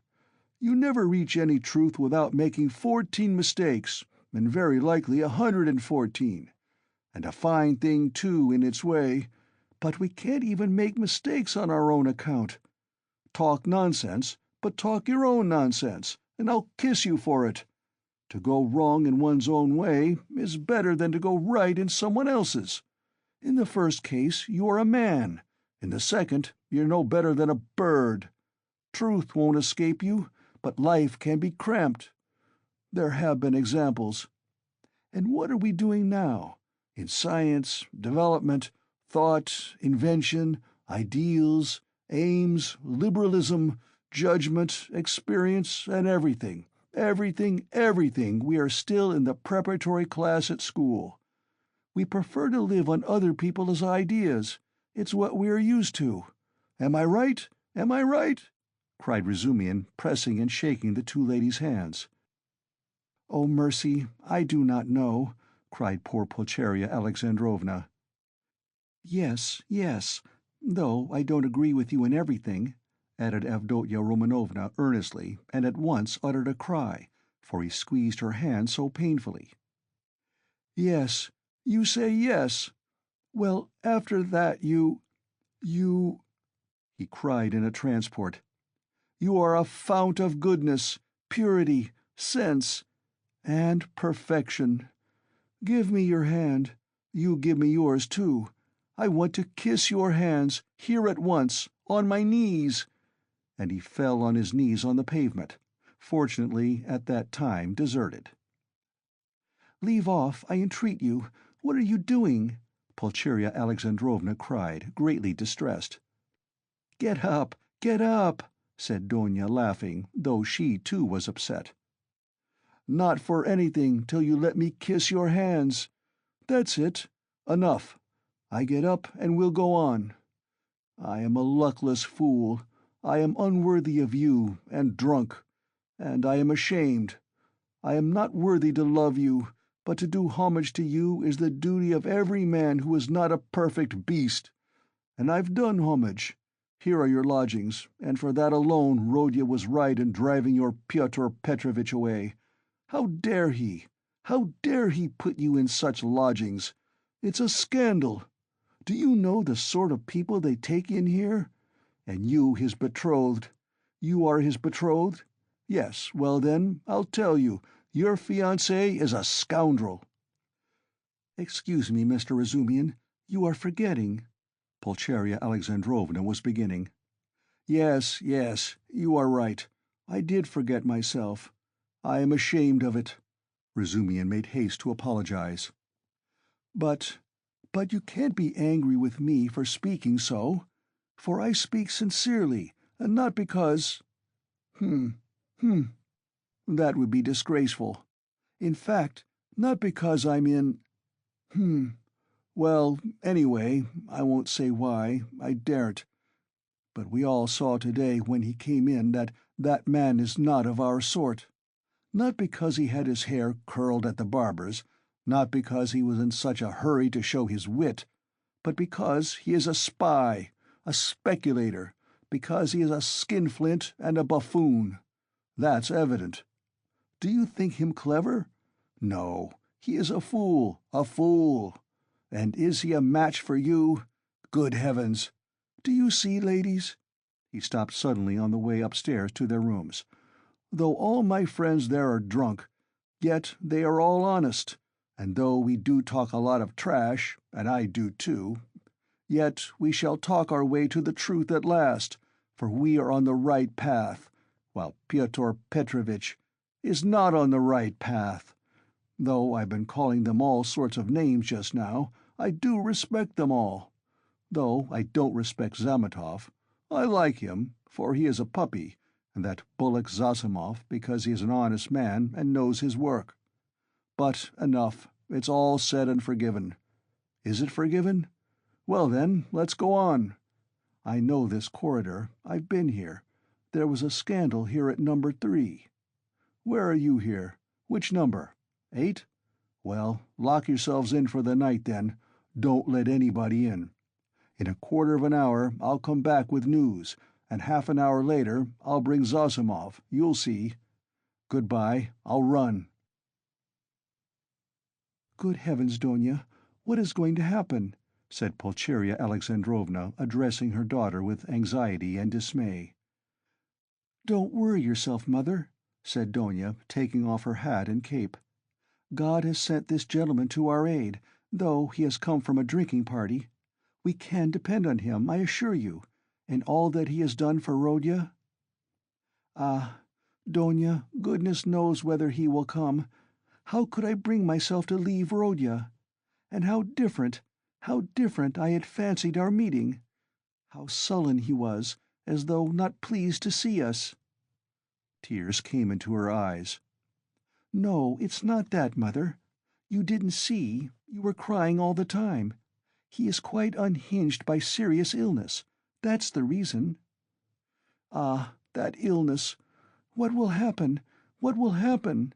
And how he talked to you, Donia, said the mother, looking timidly at her daughter, trying to read her thoughts, and already half consoled by Donia standing up for her brother, which meant that she had already forgiven him.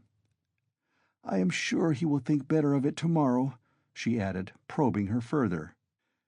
And I am sure that he will say the same tomorrow, about that, Avdotya Romanovna said finally. And of course there was no going beyond that, for this was a point which Pulcheria Alexandrovna was afraid to discuss. Donia went up and kissed her mother. The latter warmly embraced her without speaking.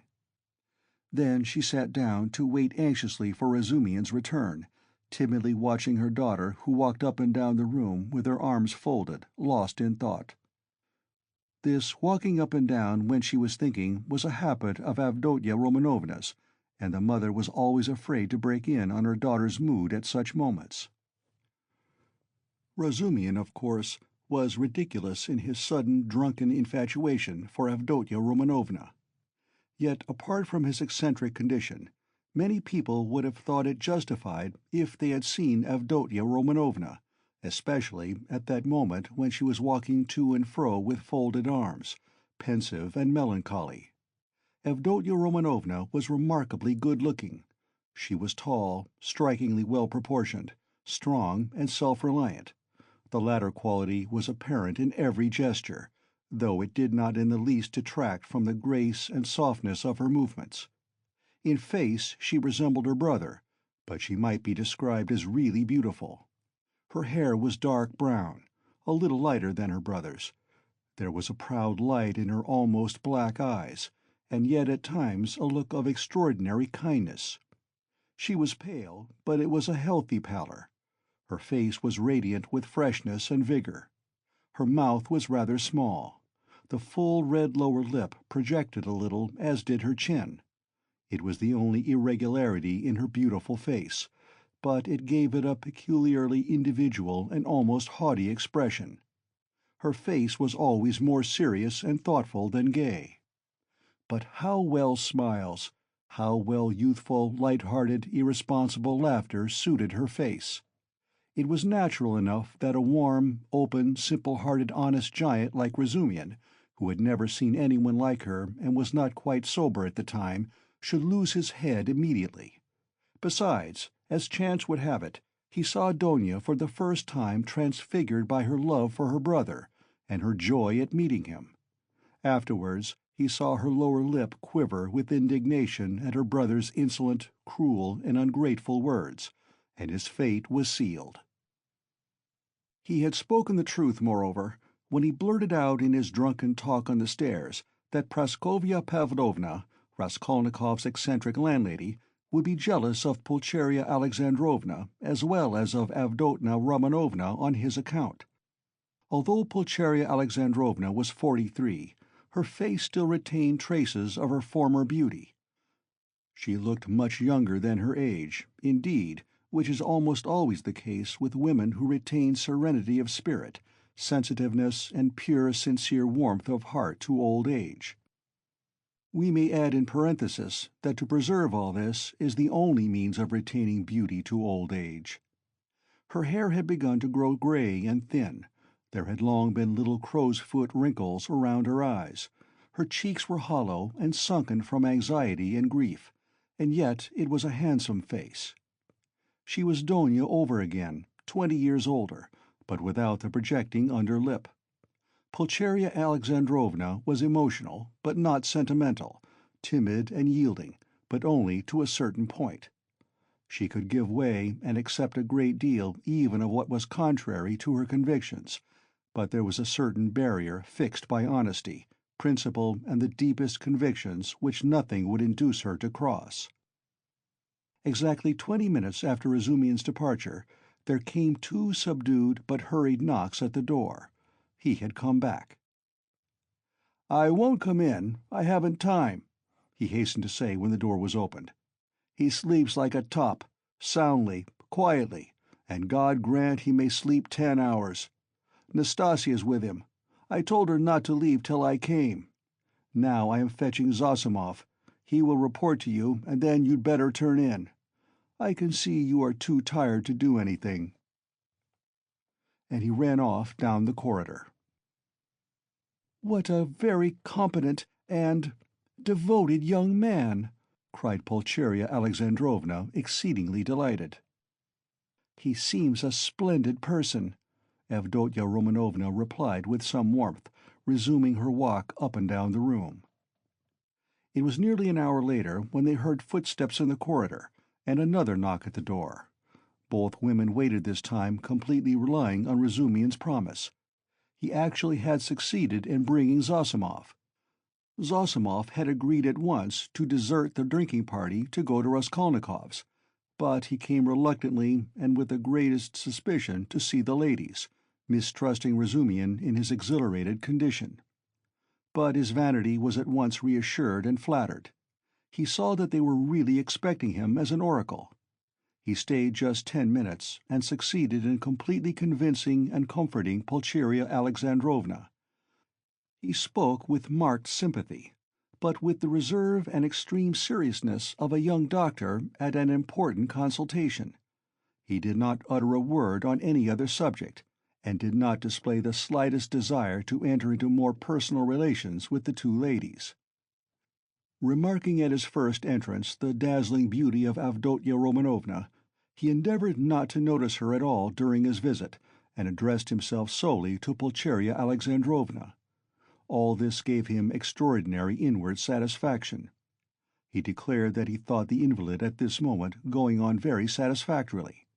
According to his observations, the patient's illness was due partly to his unfortunate material surroundings during the last few months, but it had partly also a moral origin, was, so to speak, the product of several material and moral influences, anxieties, apprehensions, troubles, certain ideas, and so on. Noticing stealthily that Avdotya Romanovna was following his words with close attention, Zosimov allowed himself to enlarge on this theme. On Pulcheria Alexandrovna's anxiously and timidly inquiring as to some suspicion of insanity, he replied with a composed and candid smile that his words had been exaggerated, that certainly the patient had some fixed idea, something approaching a monomania.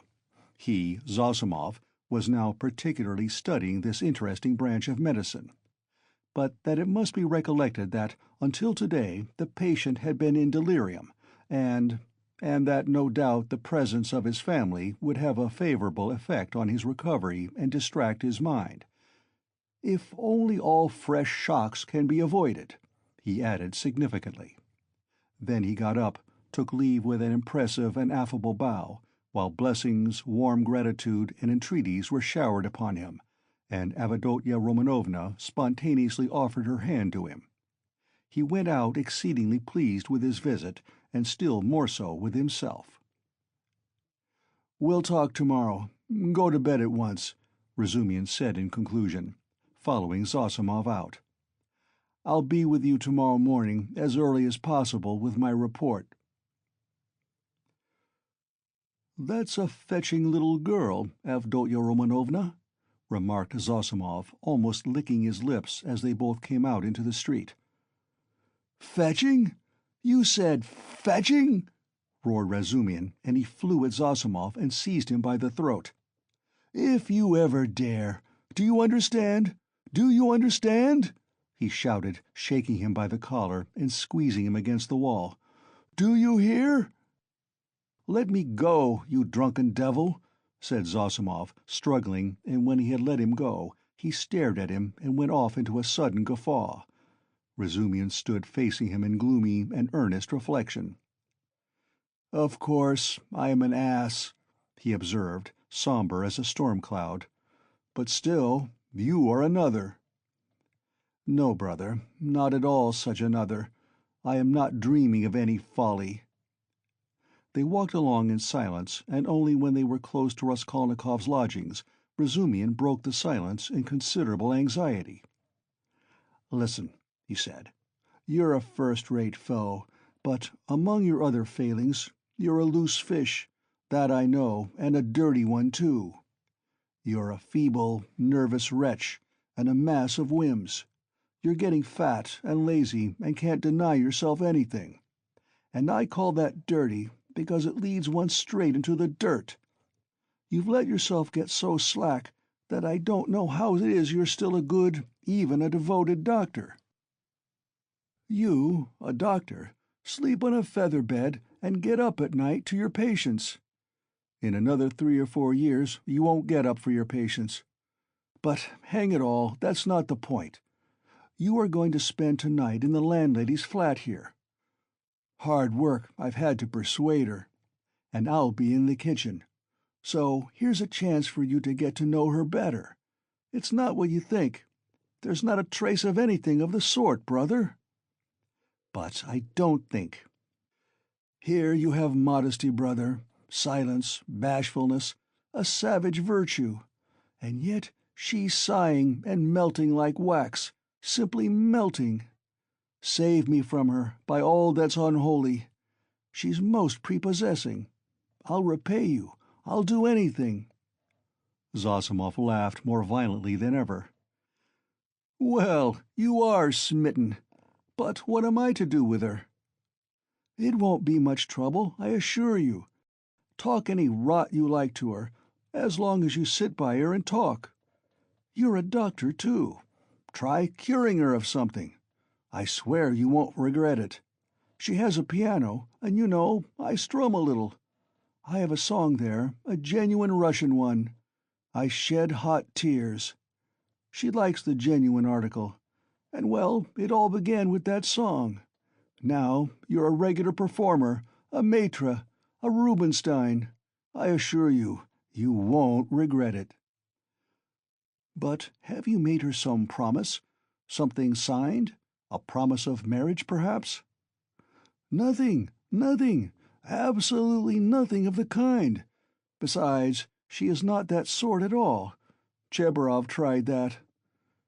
"Well then, drop her." "But I can't drop her like that." "Why can't you?" "Well, I can't. That's all about it. There's an element of attraction here, brother." "Then why have you fascinated her?" "I haven't fascinated her. Perhaps I was fascinated myself in my folly. But she won't care a straw whether it's you or I, so long as somebody sits beside her, sighing. I can't explain the position, brother. Look here, you are good at mathematics, and working at it now. Begin teaching her the integral calculus. Upon my soul, I'm not joking. I'm in earnest. It'll be just the same to her. She will gaze at you and sigh for a whole year together. I talked to her once for 2 days at a time about the Prussian House of Lords, for one must talk of something.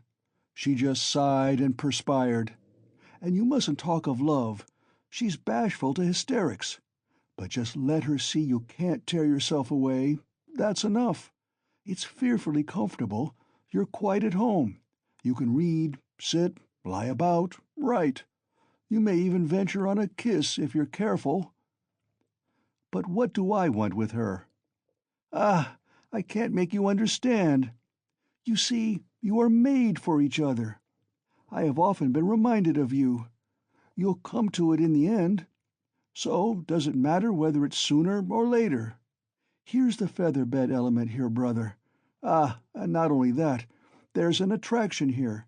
Here you have the end of the world, an anchorage, a quiet haven, the navel of the earth, the three fishes that are the foundation of the world, the essence of pancakes, of savory fish pies, of the evening samovar, of soft sighs and warm shawls, and hot stoves to sleep on, as snug as though you were dead, and yet you're alive. The advantages of both at once. Well, hang it, brother, what stuff I'm talking. It's bedtime. Listen, I sometimes wake up at night, so I'll go in and look at him. But there's no need. It's all right. Don't you worry yourself. Yet, if you like, you might just look in once, too. But if you notice anything, delirium or fever, wake me at once. But there can't be. End of Part 3, Chapter 1.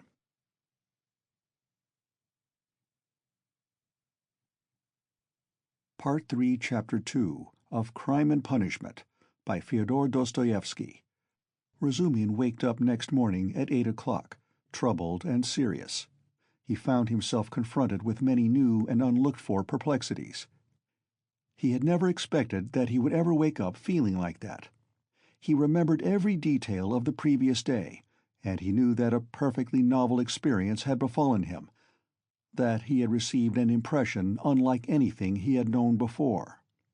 At the same time, he recognized clearly that the dream which had fired his imagination was hopelessly unattainable, so unattainable that he felt positively ashamed of it, and he hastened to pass to the other more practical cares and difficulties bequeathed him by that thrice-accursed yesterday.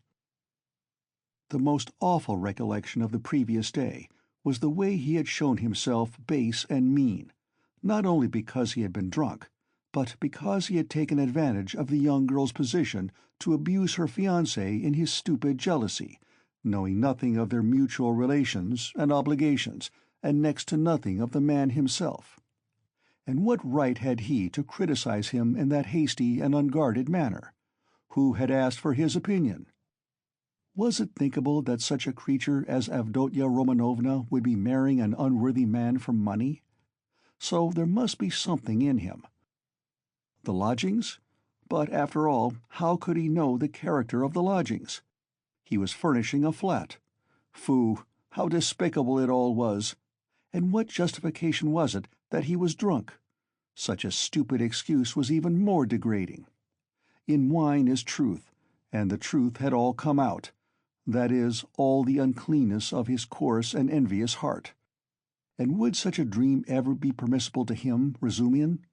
What was he beside such a girl, he, the drunken, noisy braggart of last night? Was it possible to imagine so absurd and cynical a juxtaposition? Razumihin blushed desperately at the very idea, and suddenly the recollection forced itself vividly upon him of how he had said last night on the stairs that the landlady would be jealous of Avdotya Romanovna. That was simply intolerable. He brought his fist down heavily on the kitchen stove, hurt his hand, and sent one of the bricks flying. "Of course," he muttered to himself a minute later with a feeling of self-abasement, "of course, all these infamies can never be wiped out or smoothed over, and so it's useless even to think of it, and I must go to them in silence and do my duty, in silence too, and not ask forgiveness, and say nothing, for all is lost now." And yet, as he dressed, he examined his attire more carefully than usual. He hadn't another suit. If he had had, perhaps he wouldn't have put it on. I would have made a point of not putting it on. But in any case, he could not remain a cynic and a dirty sloven. He had no right to offend the feelings of others, especially when they were in need of his assistance and asking him to see them. He brushed his clothes carefully. His linen was always decent. In that respect, he was especially clean. He washed that morning scrupulously. He got some soap from Nastasia. He washed his hair, his neck, and especially his hands. When it came to the question whether to shave his stubby chin or not, Praskovia Pavlovna had capital razors that had been left by her late husband. The question was angrily answered in the negative. Let it stay as it is. What if they think that I shaved on purpose, too? They certainly would think so. Not on any account. And the worst of it was, he was so coarse, so dirty. He had the manners of a pothouse. And even admitting that he knew he had some of the essentials of a gentleman, what was there in that to be proud of? Everything ought to be a gentleman, and more than that. And all the same, he remembered, he too had done little things, not exactly dishonest, and yet... And what thoughts he sometimes had. And to set all that beside Avdotya Romanovna. Confound it. So be it. Well, he'd make a point then of being dirty, greasy, pothouse in his manners, and he wouldn't care. He'd be worse. He was engaged in such monologues when Zosimov, who had spent the night in Praskovia Pavlovna's parlor, came in. He was going home and was in a hurry to look at the invalid first. Razumihin informed him that Raskolnikov was sleeping like a dormouse. Zosimov gave orders that they shouldn't wake him and promised to see him again about 11. "If he is still at home," he added. "Damn it all, if one can't control one's patients, how is one to cure them? Do you know whether he will go to them, or whether they are coming here?" "They are coming, I think," said Razumihin, understanding the object of the question. "And they will discuss their family affairs, no doubt. I'll be off. You, as the doctor, have more right to be there than I." "But I am not a father-confessor. I shall come and go away. I've plenty to do besides looking after them." "One thing worries me," interposed Razumihin, frowning. "On the way home I talked a lot of drunken nonsense to him, all sorts of things, and amongst them that you were afraid that he might become insane." "You told the ladies so, too." "I know it was stupid. You may beat me if you like. Did you think so seriously?" "That's nonsense, I tell you. How could I think it seriously? You yourself described him as a monomaniac when you fetched me to him, and we added fuel to the fire yesterday, you did, that is, with your story about the painter. It was a nice conversation, when he was, perhaps, mad on that very point." "If only I'd known what happened then at the police station, and that some wretch had insulted him with this suspicion. I would not have allowed that conversation yesterday. These monomaniacs will make a mountain out of a molehill, and see their fancies as solid realities. As far as I remember, it was Zamitov's story that cleared up half the mystery, to my mind. Why, I know one case in which a hypochondriac, a man of 40, cut the throat of a little boy of 8, because he couldn't endure the jokes he made every day at table. And in this case, his rags, the insolent police officer, the fever, and this suspicion, all that working upon a man half frantic with hypochondria, and with his morbid, exceptional vanity. That may well have been the starting point of illness. Well, bother it all. And by the way, that Zamitov certainly is a nice fellow, but, he shouldn't have told all that last night. He is an awful chatterbox." "But whom did he tell it to? You and me?" "And Porphyry." "And what does that matter? And, by the way, have you any influence on them, his mother and sister? Tell them to be more careful with him today." "They'll get on all right," Razumihin answered reluctantly. "Why is he so set against this Luzhin? A man with money, and she doesn't seem to dislike him, and they haven't a farthing, I suppose, eh?" "But what business is it of yours?" Razumihin cried with annoyance. "How can I tell whether they've a farthing? Ask them yourself, and perhaps you'll find out." "Phoo! What an ass you are sometimes. Last night's wine has not gone off yet. Good-bye.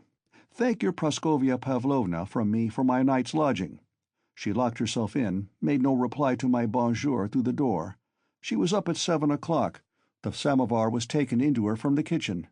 I was not vouchsafed a personal interview." At 9 o'clock precisely, Razumihin reached the lodgings at Bakaleyev's house. Both ladies were waiting for him with nervous impatience. They had risen at 7 o'clock or earlier. He entered looking as black as night, bowed awkwardly, and was at once furious with himself for it. He had reckoned without his host. Pulcheria Alexandrovna fairly rushed at him, seized him by both hands, and was almost kissing them. He glanced timidly at Avdotya Romanovna, but her proud countenance wore at that moment an expression of such gratitude and friendliness, such complete and unlooked-for respect, in place of the sneering looks and ill-disguised contempt he had expected, that it threw him into greater confusion than if he had been met with abuse. Fortunately, there was a subject for conversation, and he made haste to snatch at it. Hearing that everything was going well, and that Rodya had not yet waked, Pulcheria Alexandrovna declared that she was glad to hear it, because she had something which it was very, very necessary to talk over beforehand. Then followed an inquiry about breakfast, and an invitation to have it with them. They had waited to have it with him. Avdotya Romanovna rang the bell. It was answered by a ragged, dirty waiter, and they asked him to bring tea, which was served at last, but in such a dirty and disorderly way that the ladies were ashamed. Razumihin vigorously attacked the lodgings, but, remembering Luzhin, stopped in embarrassment and was greatly relieved by Pulcheria Alexandrovna's questions, which showered in a continual stream upon him. He talked for 3/4 of an hour, being constantly interrupted by their questions, and succeeded in describing to them all the most important facts he knew of the last year of Raskolnikov's life, concluding with a circumstantial account of his illness. He omitted, however, many things, which were better omitted, including the scene at the police station with all its consequences. They listened eagerly to his story, and when he thought he had finished and satisfied his listeners, he found that they considered he had hardly begun. Tell me, what do you think? Excuse me, I still don't know your name," Pulcheria Alexandrovna put in hastily. "Dmitri Prokofitch." "I should like very, very much to know, Dmitri Prokofitch, how he looks, on things in general now. That is, how can I explain?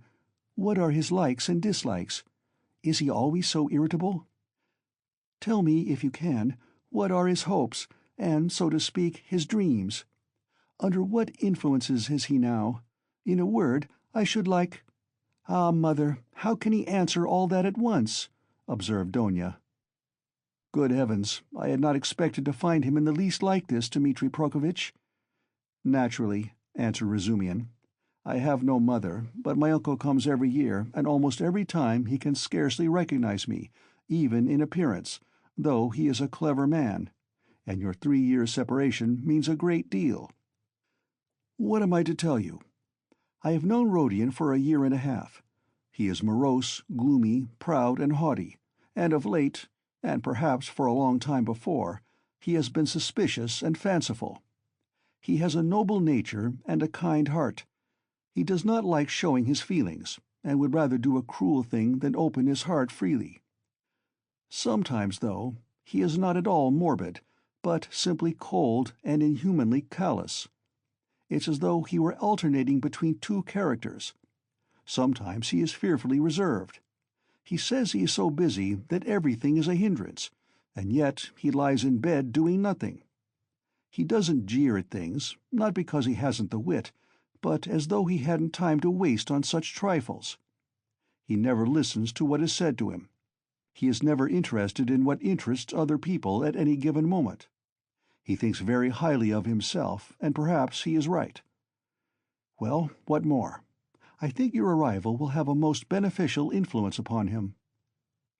"God grant it may," cried Pulcheria Alexandrovna, distressed by Razumihin's account of her Rodya. And Razumihin ventured to look more boldly at Avdotya Romanovna at last. He glanced at her often while he was talking, but only for a moment, and looked away again at once. Avdotya Romanovna sat at the table, listening attentively, then got up again and began walking to and fro with her arms folded and her lips compressed, occasionally putting in a question without stopping her walk. She had the same habit of not listening to what was said.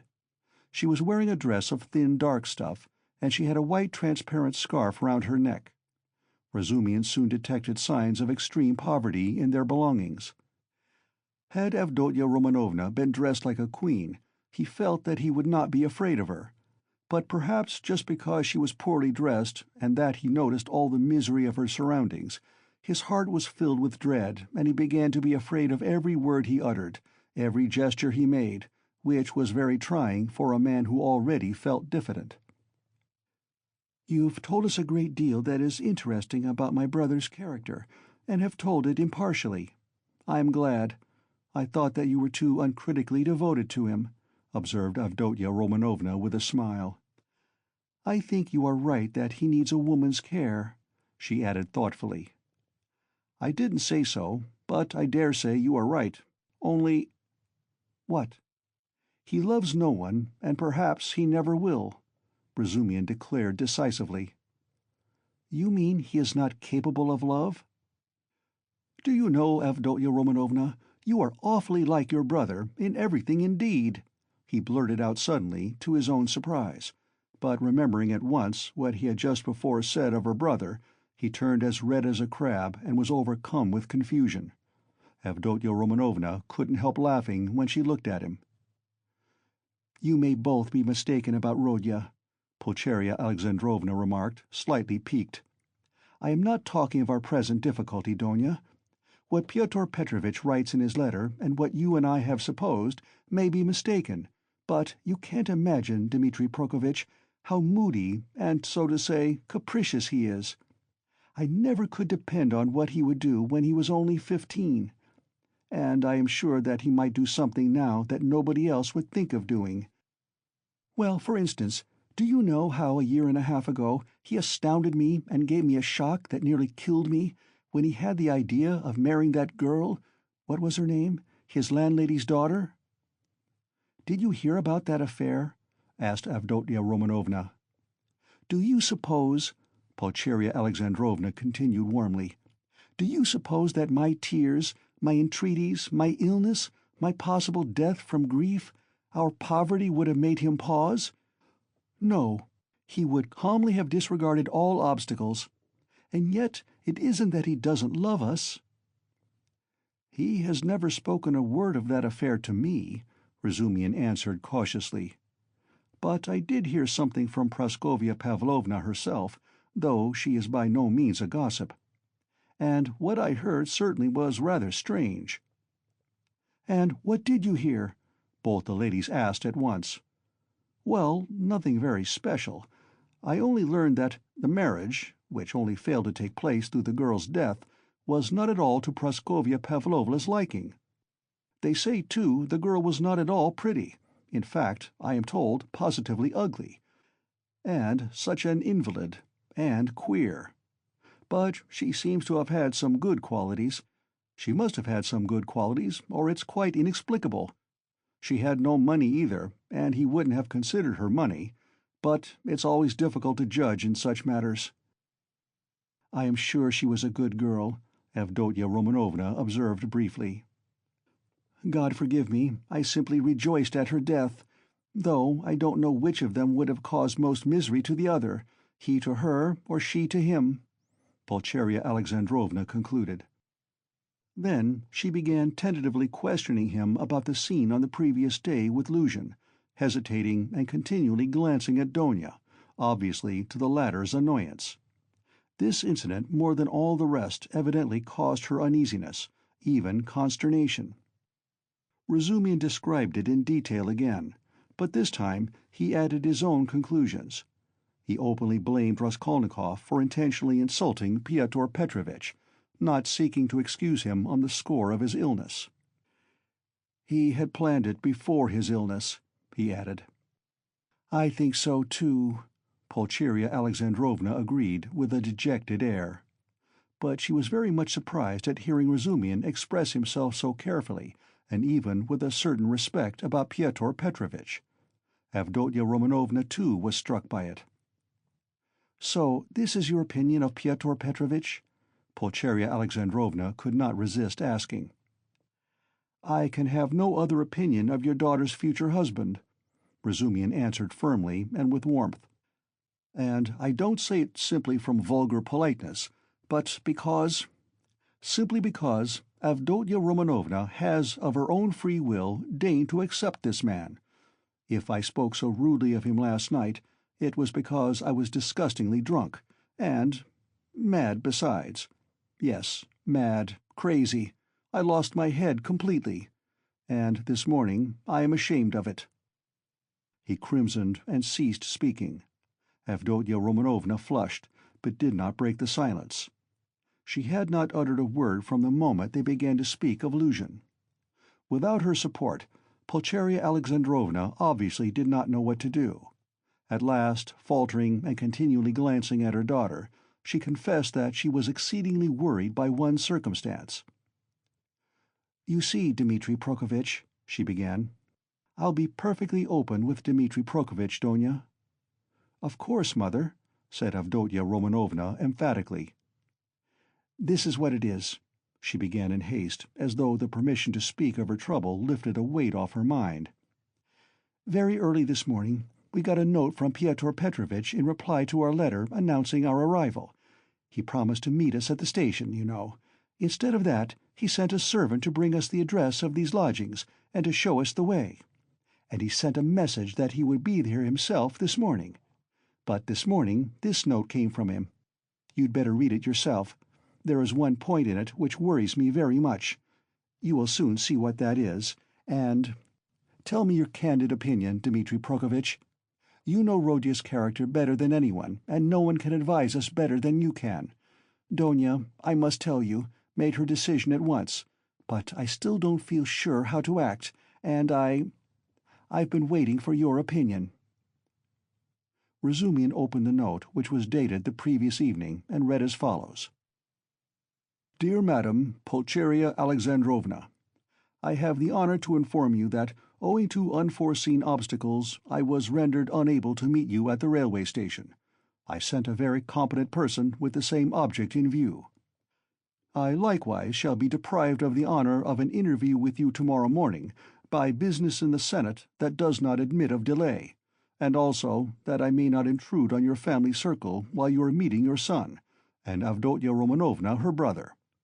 I shall have the honor of visiting you and paying you my respects at your lodgings not later than tomorrow evening at 8 o'clock precisely, and herewith I venture to present my earnest, and, I may add, imperative request that Rodion Romanovitch may not be present at our interview, as he offered me a gross and unprecedented affront on the occasion of my visit to him in his illness yesterday.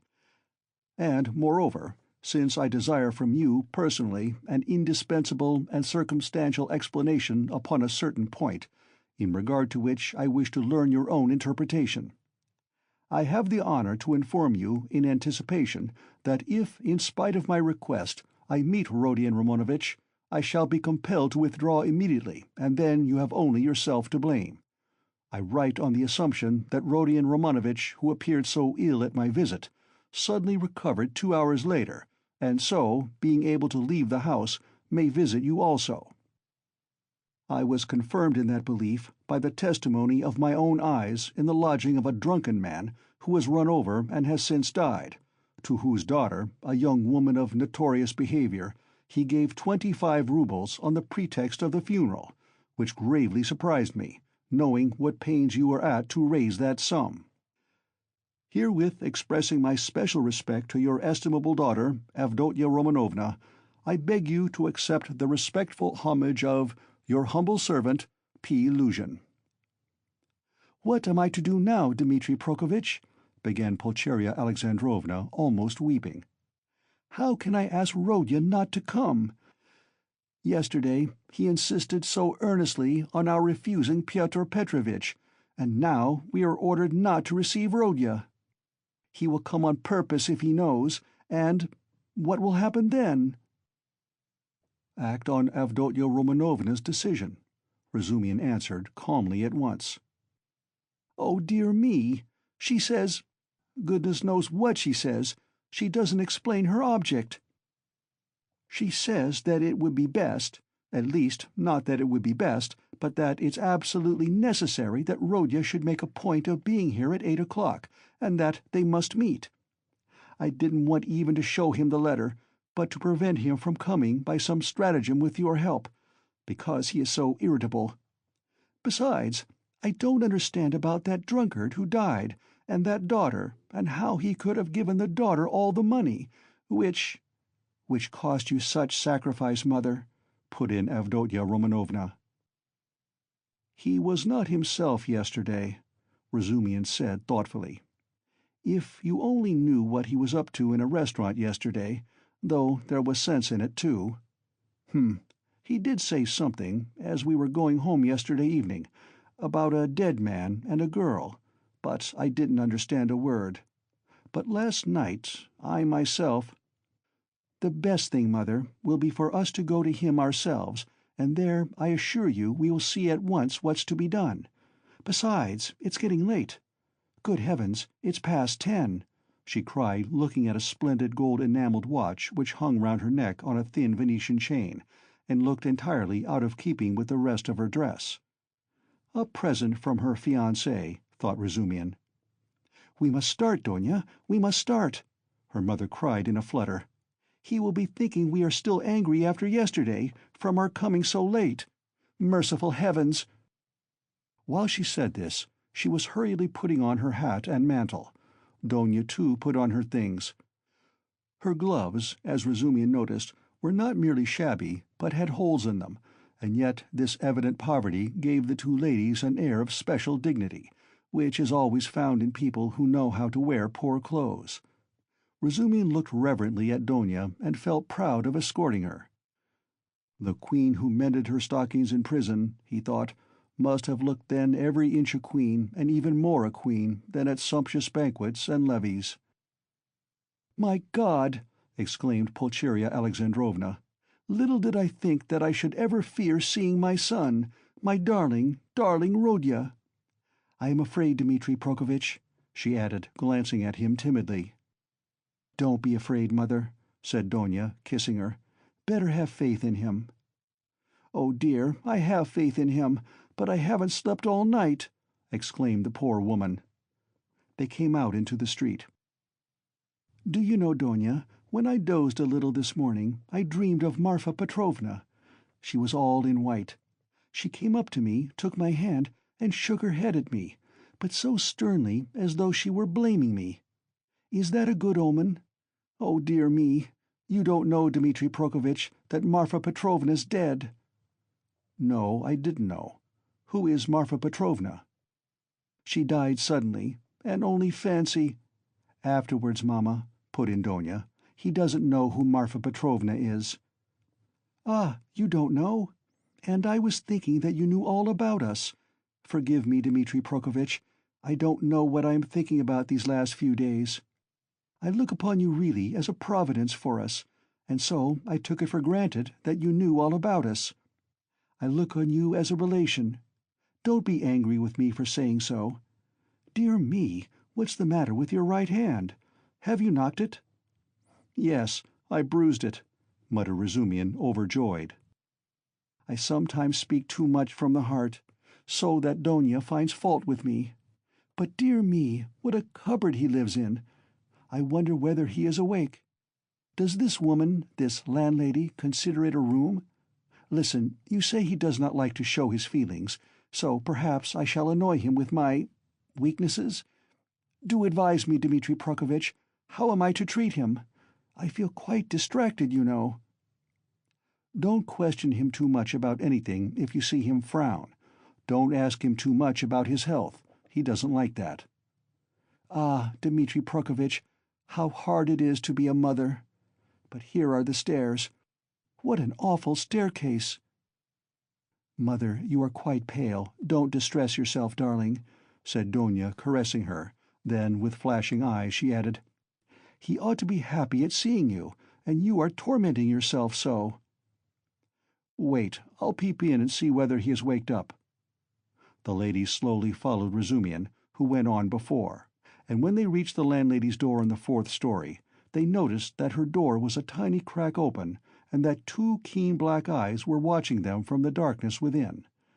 When their eyes met, the door was suddenly shut with such a slam that Pulcheria Alexandrovna almost cried out.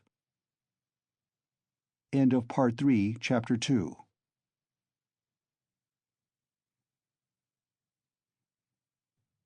Part 3, Chapter 3 of Crime and Punishment by Fyodor Dostoevsky. "He is well, quite well," Zosimov cried cheerfully as they entered. He had come in 10 minutes earlier and was sitting in the same place as before, on the sofa. Raskolnikov was sitting in the opposite corner, fully dressed and carefully washed and combed, as he had not been for some time past. The room was immediately crowded, yet Nastasia managed to follow the visitors in and stayed to listen.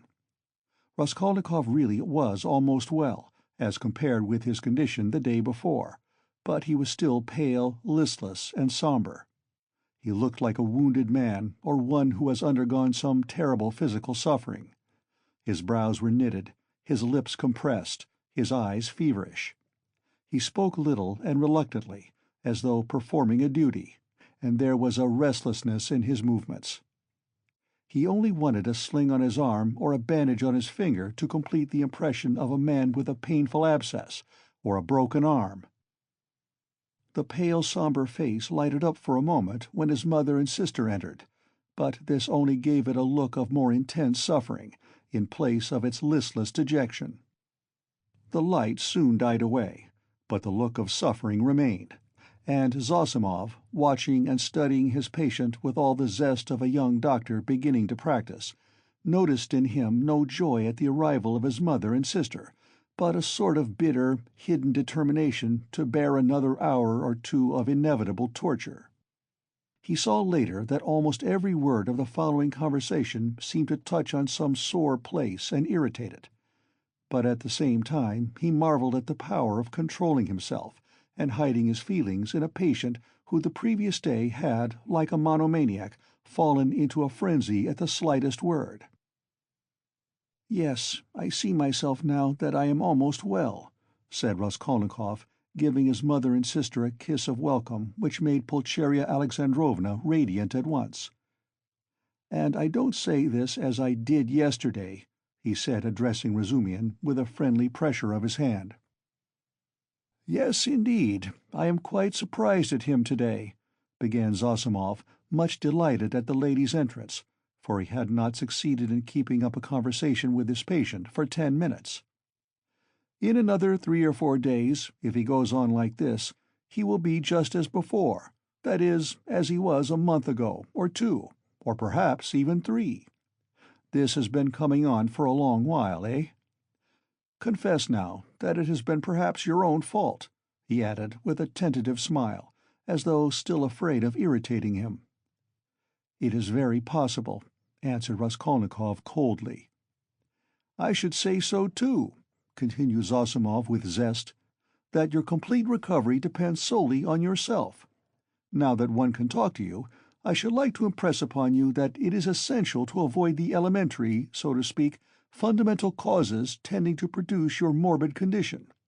In that case you will be cured; if not, it will go from bad to worse.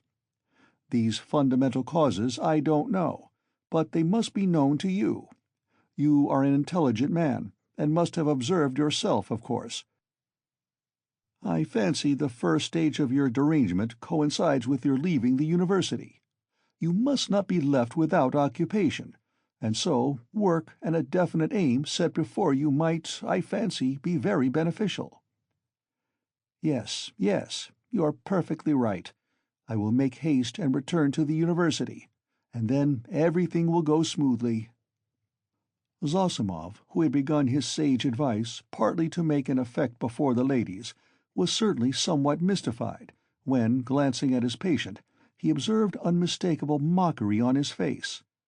This lasted an instant, however. Pulcheria Alexandrovna began at once thanking Zosimov, especially for his visit to their lodging the previous night. "What? He saw you last night?" Raskolnikov asked, as though startled. "Then you have not slept either after your journey."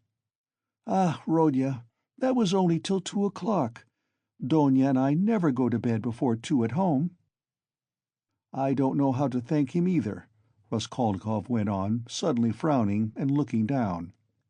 "Setting aside the question of payment, forgive me for referring to it," He turned to Zossimov.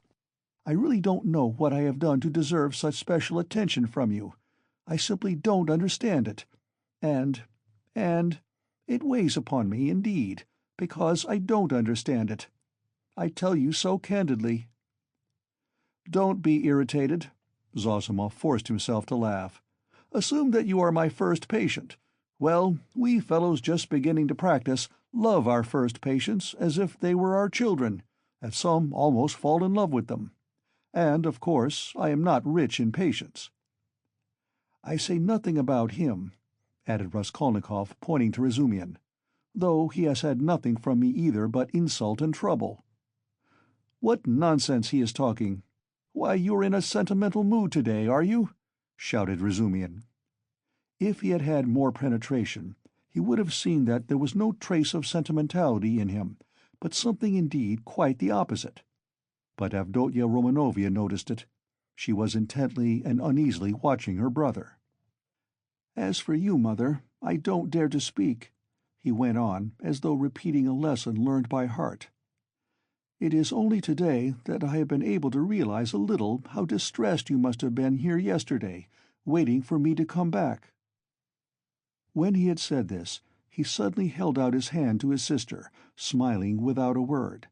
But in this smile there was a flash of real, unfeigned feeling. Donia caught it at once, and warmly pressed his hand, overjoyed and thankful. It was the first time he had addressed her since their dispute the previous day. The mother's face lighted up with ecstatic happiness at the sight of this conclusive unspoken reconciliation. "Yes, that is what I love him for," Razumihin, exaggerating it all, muttered to himself, with a vigorous turn in his chair. "He has these movements." "And how well he does it all!" the mother was thinking to herself. "What generous impulses he has, and how simply, how delicately he put an end to all the misunderstanding with his sister, simply by holding out his hand at the right minute and looking at her like that. And what fine eyes he has, and how fine his whole face is! He is even better looking than Donia. But, good heavens, what a suit! How terribly he's dressed! Vasya, the messenger boy in Afanasy Ivanitch's shop, is better dressed. I could rush at him and hug him, weep over him, but I am afraid.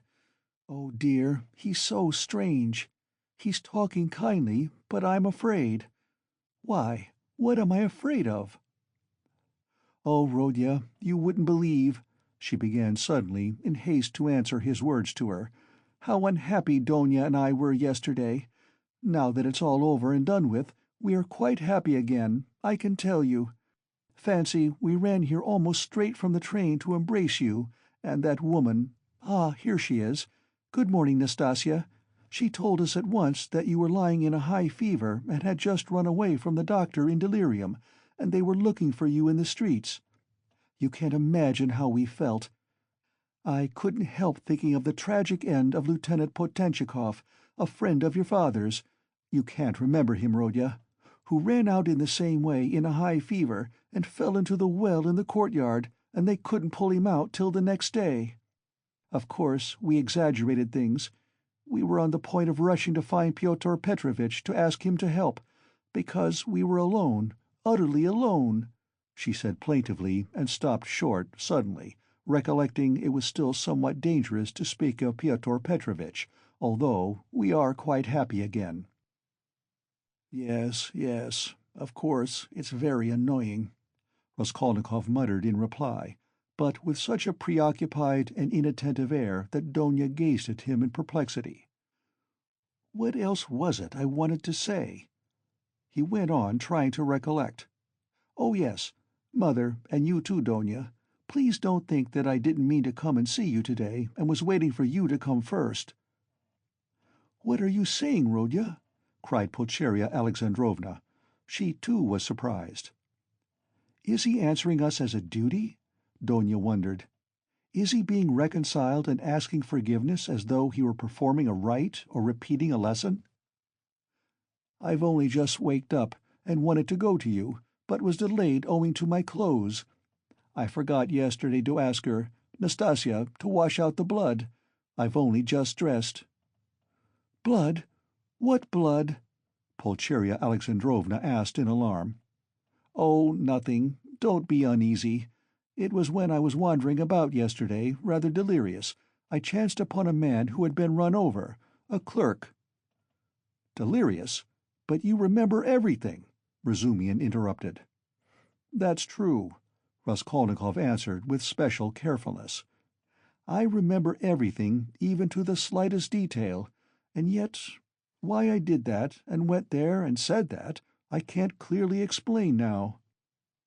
"A familiar phenomenon," interposed Zosimov. "Actions are sometimes performed in a masterly and most cunning way, while the direction of the actions is deranged and dependent on various morbid impressions. It's like a dream." "Perhaps it's a good thing, really, that he should think me almost a madman," thought Raskolnikov.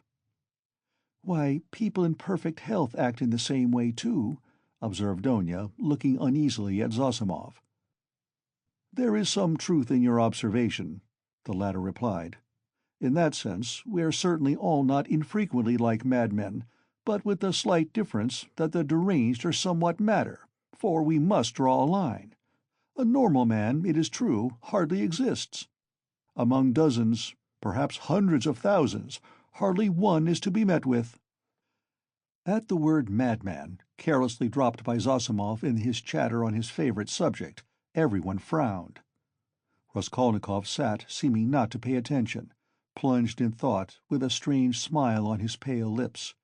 He was still meditating on something. "Well, what about the man who was run over? I interrupted you," Razumian cried hastily.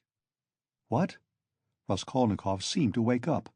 "Oh, I got spattered with blood helping to carry him to his lodging. By the way, Mamma, I did an unpardonable thing yesterday. I was literally out of my mind. I gave away all the money you sent me, to his wife for the funeral. She's a widow now, in consumption, a poor creature. 3 little children, starving, nothing in the house. There's a daughter, too. Perhaps you'd have given it yourself if you'd seen them. But I had no right to do it, I admit, especially as I knew how you needed the money yourself. To help others, one must have the right to do it, or else crevez cham si vous n'êtes pas content." He laughed. "That's right, isn't it, Donia?" "No, it's not," answered Donia firmly. "Bah, you two have ideals," he muttered, looking at her almost with hatred, and smiling sarcastically. "I ought to have considered that. Well, that's praiseworthy, and it's better for you, and if you reach a line you won't overstep, you will be unhappy, and if you overstep it, maybe you will be still unhappier. But all that's nonsense," he added irritably, vexed at being carried away. "I only meant to say that I beg your forgiveness, Mother," he concluded, shortly and abruptly. "That's enough, Rodya. I am sure that everything you do is very good," said his mother, delighted. "Don't be too sure," he answered, twisting his mouth into a smile. A silence followed. There was a certain constraint in all this conversation, and in the silence, and in the reconciliation, and in the forgiveness, and all were feeling it. "It is as though they were afraid of me," Raskolnikov was thinking to himself, looking askance at his mother and sister. Pulcheria Alexandrovna was indeed growing more timid the longer she kept silent. "Yet in their absence I seem to love them so much," flashed through his mind. "Do you know, Rodya, Marfa Petrovna is dead?" Pulcheria Alexandrovna suddenly blurted out. "What Marfa Petrovna?" "Oh, mercy on us! Marfa Petrovna Svidrigailov. I wrote you so much about her." "Ah, yes, I remember. So she's dead. Oh, really?" He roused himself up suddenly, as if waking up. "What did she die of?" "Only imagine, quite suddenly," Pulcheria Alexandrovna answered hurriedly, encouraged by his curiosity. "On the very day I was sending you that letter. Would you believe it, that awful man seems to have been the cause of her death. They say he beat her dreadfully." "Why, were they on such bad terms?" he asked, addressing his sister. Not at all. Quite the contrary, indeed. With her he was always very patient, considerate even. In fact, all those 7 years of their married life he gave way to her, too much so indeed, in many cases. All of a sudden he seems to have lost patience." "Then he could not have been so awful if he controlled himself for 7 years. You seem to be defending him, don't you?" "Oh, no, no, he's an awful man. I can imagine nothing more awful," Donia answered, almost with a shudder, knitting her brows and sinking into thought. "That had happened in the morning," Pulcheria Alexandrovna went on hurriedly. "And directly afterwards she ordered the horses to be harnessed, to drive to the town immediately after dinner. She always used to drive to the town in such cases. She ate a very good dinner, I am told." "After the beating?" "That was always her habit. And immediately after dinner, so as not to be late in starting, she went to the bath-house. You see, she was undergoing some treatment with baths. They have a cold spring there, and she used to bathe in it regularly every day, and no sooner had she got into the water when she suddenly had a stroke." "I should think so," said Zossimov. "And did he beat her badly?" "What does that matter?" put in Donia. But I don't know why you want to tell us such gossip, Mother," said Raskolnikov irritably, as it were in spite of himself. "Ah, my dear, I don't know what to talk about," broke from Pulcheria Alexandrovna. "Why, are you all afraid of me?" he asked with a constrained smile. "That's certainly true," said Donia, looking directly and sternly at her brother. "Mother was crossing herself with terror as she came up the stairs." His face worked, as though in convulsion. "Ah, what are you saying, Donia? Don't be angry, please, Rodya. Why did you say that, Donia?" Pulcheria Alexandrovna began, overwhelmed. "You see, coming here, I was dreaming all the way, in the train, how we should meet, how we should talk over everything together, and I was so happy I did not notice the journey. But what am I saying? I am happy now. You should not, Donia. I am happy now, simply in seeing you, Rodya." "Hush, Mother," he muttered in confusion, not looking at her, but pressing her hand. "We shall have time to speak freely of everything." As he said this, he was suddenly overwhelmed with confusion and turned pale. Again that awful sensation he had known of late passed with deadly chill over his soul. Again it became suddenly plain and perceptible to him that he had just told a fearful lie, that he would never now be able to speak freely of everything, that he would never again be able to speak of anything to anyone. The anguish of this thought was such that for a moment he almost forgot himself. He got up from his seat, and not looking at anyone, walked towards the door. "What are you about?" cried Razumihin, clutching him by the arm. He sat down again and began looking about him in silence. They were all looking at him in perplexity. "But what are you all so dull for?" he shouted, suddenly and quite unexpectedly. "Do say something! What's the use of sitting like this? Come, do speak! Let us talk! We meet together and sit in silence! Come, anything!" "Thank God! I was afraid the same thing as yesterday was beginning again," said Pulcheria Alexandrovna, crossing herself. "What is the matter, Rodya?" asked Avdotya Romanovna distrustfully. "Oh, nothing. I remembered something," he answered, and suddenly laughed. "Well, if you remembered something, that's all right. I was beginning to think," muttered Zossimov, getting up from the sofa. "It is time for me to be off. I will look in again, perhaps, if I can." He made his bows and went out. "What an excellent man!" observed Pulcheria Alexandrovna. "Yes, excellent, splendid, well-educated, intelligent," Raskolnikov began, suddenly speaking with surprising rapidity, and a liveliness he had not shown till then. "I can't remember where I met him before my illness. I believe I have met him somewhere. And this is a good man, too." He nodded at Razumihin. "Do you like him, Donia?" he asked her. and suddenly, for some unknown reason, laughed. "Very much," answered Donia. "Phoo! What a pig you are!" Razumian protested, blushing in terrible confusion, and he got up from his chair. Pulcheria Alexandrovna smiled faintly, but Raskolnikov laughed aloud. "Where are you off to?" "I must go." "You need not at all. Stay. Zosimov has gone, so you must. Don't go. What's the time? Is it 12 o'clock? What a pretty watch you have got, Donia. But why are you all silent again? I do all the talking." "It was a present from Marfa Petrovna," answered Donia.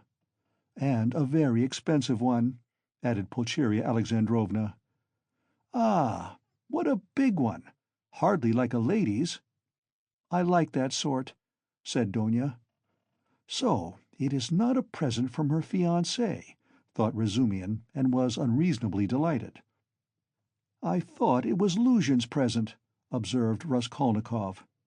"No, he has not made Donia any presents yet." "Ah. And do you remember, Mother, I was in love and wanted to get married?" he said suddenly, looking at his mother, who was disconcerted by the sudden change of subject and the way he spoke of it. "Oh, yes, my dear." Pulcheria Alexandrovna exchanged glances with Donia and Razumian. Yes. What shall I tell you? I don't remember much indeed. She was such a sickly girl," he went on, growing dreamy and looking down again. "Quite an invalid. She was fond of giving alms to the poor, and was always dreaming of a nunnery, and once she burst into tears when she began talking to me about it. Yes, yes, I remember. I remember very well. She was an ugly little thing. I really don't know what drew me to her then. I think it was because she was always ill. If she had been lame or hunchback, I believe I should have liked her better still." He smiled dreamily. "Yes, it was a sort of spring delirium." "No, it was not only spring delirium," said Donia with warm feeling. He fixed a strained, intent look on his sister, but did not hear or did not understand her words. Then, completely lost in thought, he got up, went up to his mother, kissed her, went back to his place and sat down. "You love her even now?" said Pulcheria Alexandrovna, touched. "Her? Now? Oh, yes, you ask about her. No. That's all now, as it were, in another world. And so long ago. And indeed, everything happening here seems somehow far away." He looked attentively at them. "You now, I seem to be looking at you from 1,000 miles away. But goodness knows why we are talking of that. And what's the use of asking about it?" he added with annoyance, and biting his nails, fell into dreamy silence again. "What a wretched lodging you have, Rodya. It's like a tomb," said Pulcheria Alexandrovna, suddenly breaking the oppressive silence. "I am sure it's quite half through your lodging you have become so melancholy." "My lodging," he answered listlessly. "Yes, the lodging had a great deal to do with it. I thought that too.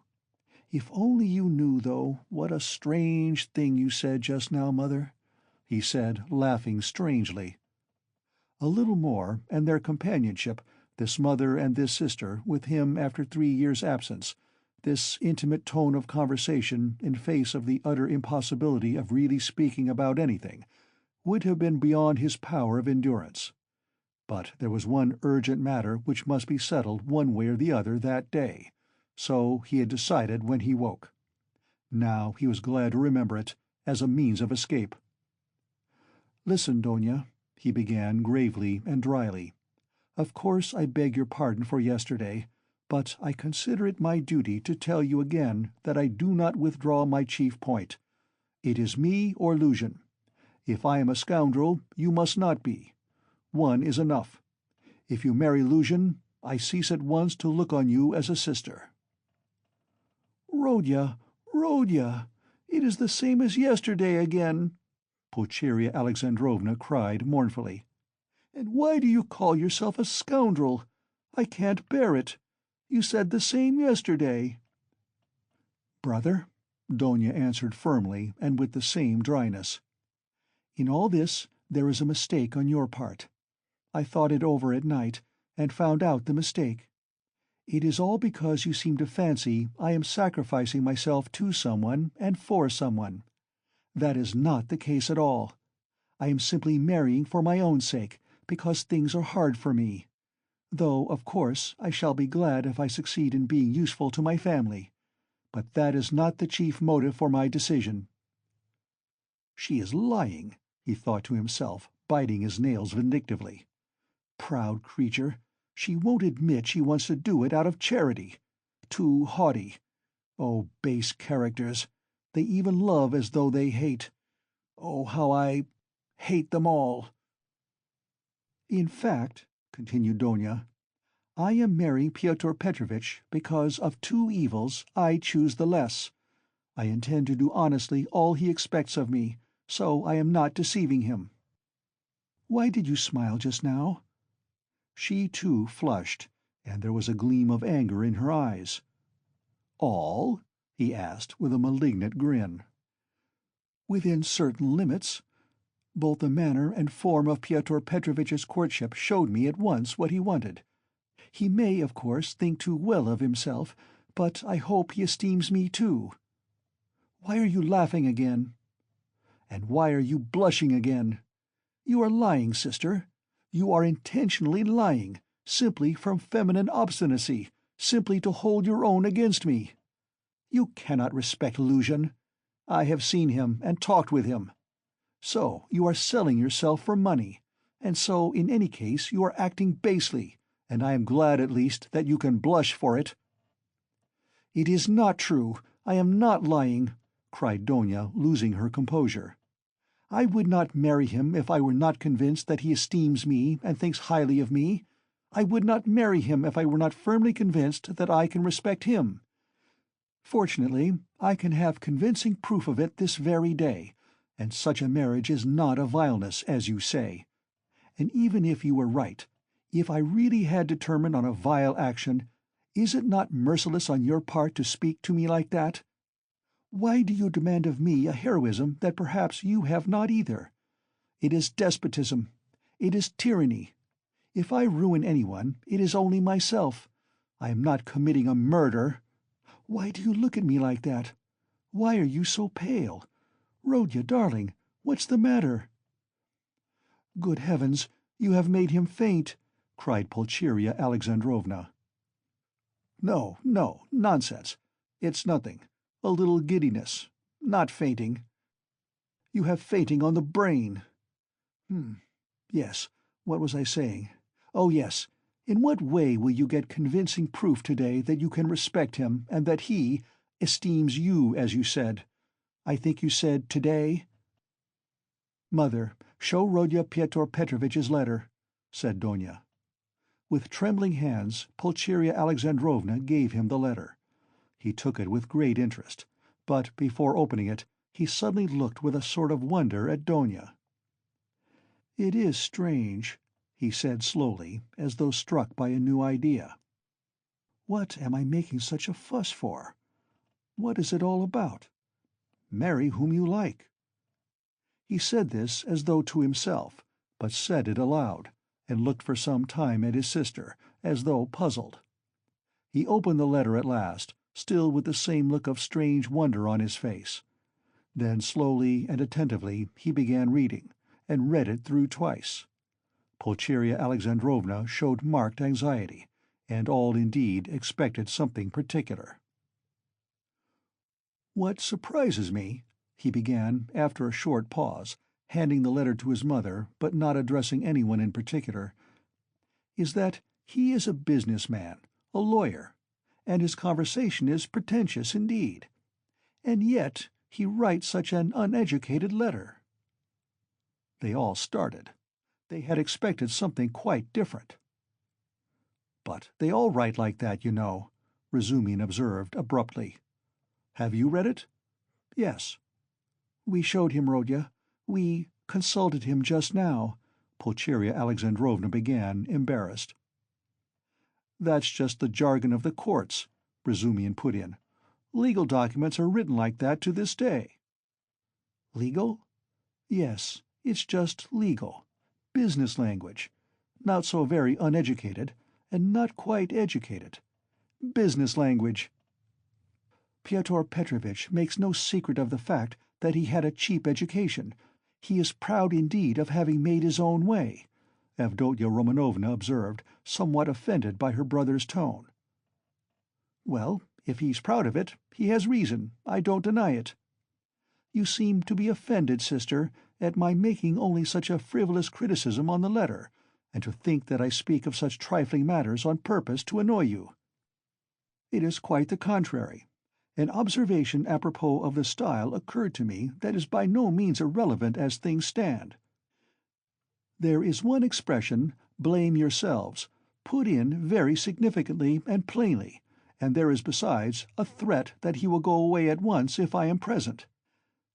That threat to go away is equivalent to a threat to abandon you both if you are disobedient, and to abandon you now after summoning you to Petersburg.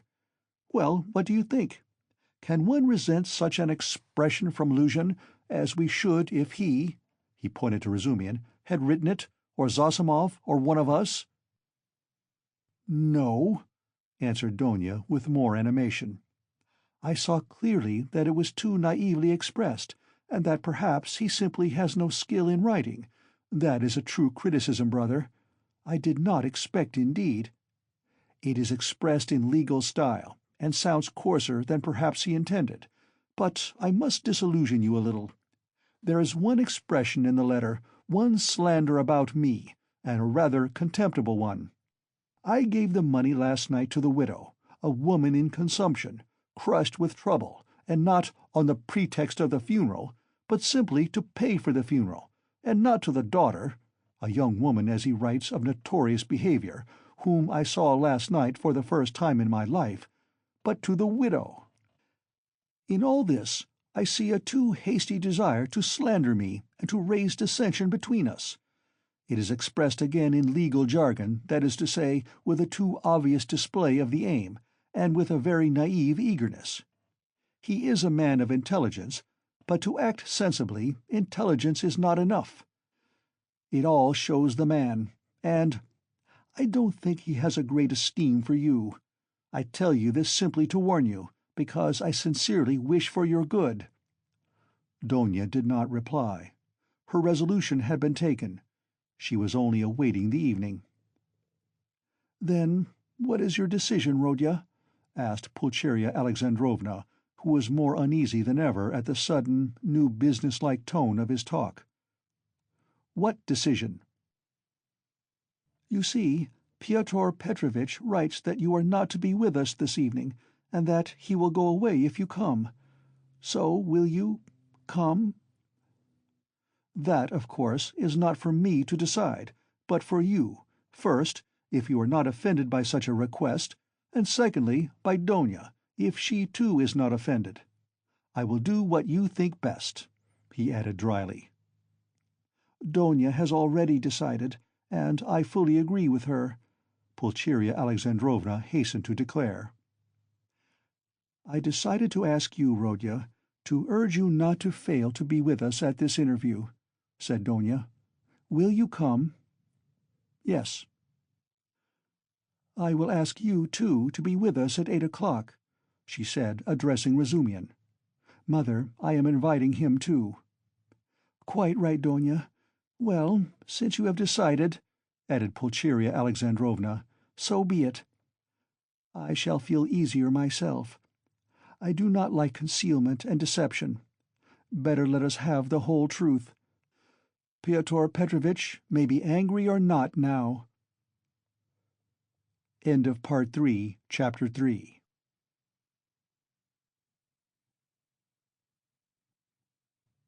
Part 3, Chapter 4 of Crime and Punishment by Fyodor Dostoevsky. At that moment the door was softly opened, and a young girl walked into the room, looking timidly about her. Everyone turned towards her with surprise and curiosity. At first sight Raskolnikov did not recognize her.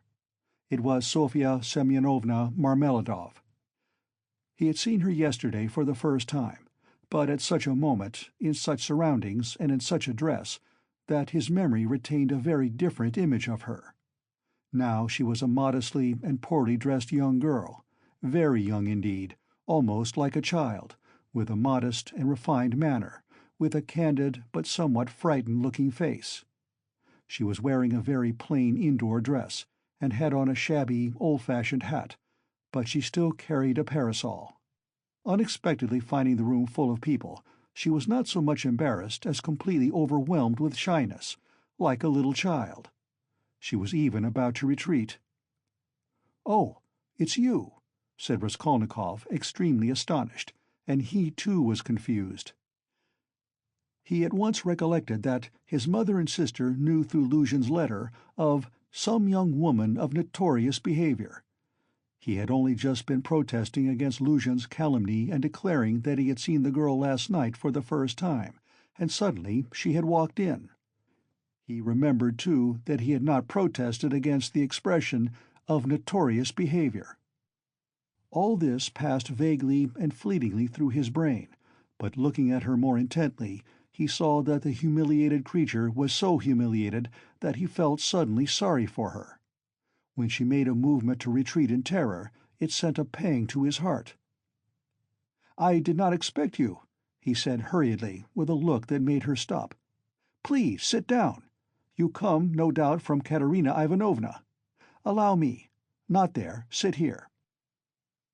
At Sonia's entrance, Razumihin, who had been sitting on one of Raskolnikov's 3 chairs, close to the door, got up to allow her to enter. Raskolnikov had at first shown her the place on the sofa where Zossimov had been sitting, but feeling that the sofa which served him as a bed was too familiar a place, he hurriedly motioned her to Razumihin's chair. "You sit here," he said to Razumihin, putting him on the sofa. Sonia sat down, almost shaking with terror, and looked timidly at the 2 ladies. It was evidently almost inconceivable to herself that she could sit down beside them. At the thought of it, she was so frightened that she hurriedly got up again, and in utter confusion addressed Raskolnikov. I have come for 1 minute. Forgive me for disturbing you," she began falteringly. "I come from Katerina Ivanovna, and she had no one to send. Katerina Ivanovna told me to beg you to be at the service, in the morning, at Mitrovanevsky, and then, to her, to do her the honor, she told me to beg you—" Sonia stammered and ceased speaking. "I will try, certainly, most certainly," answered Raskolnikov.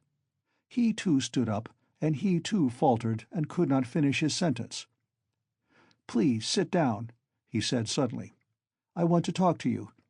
You are perhaps in a hurry, but please, be so kind, spare me 2 minutes." And he drew up a chair for her.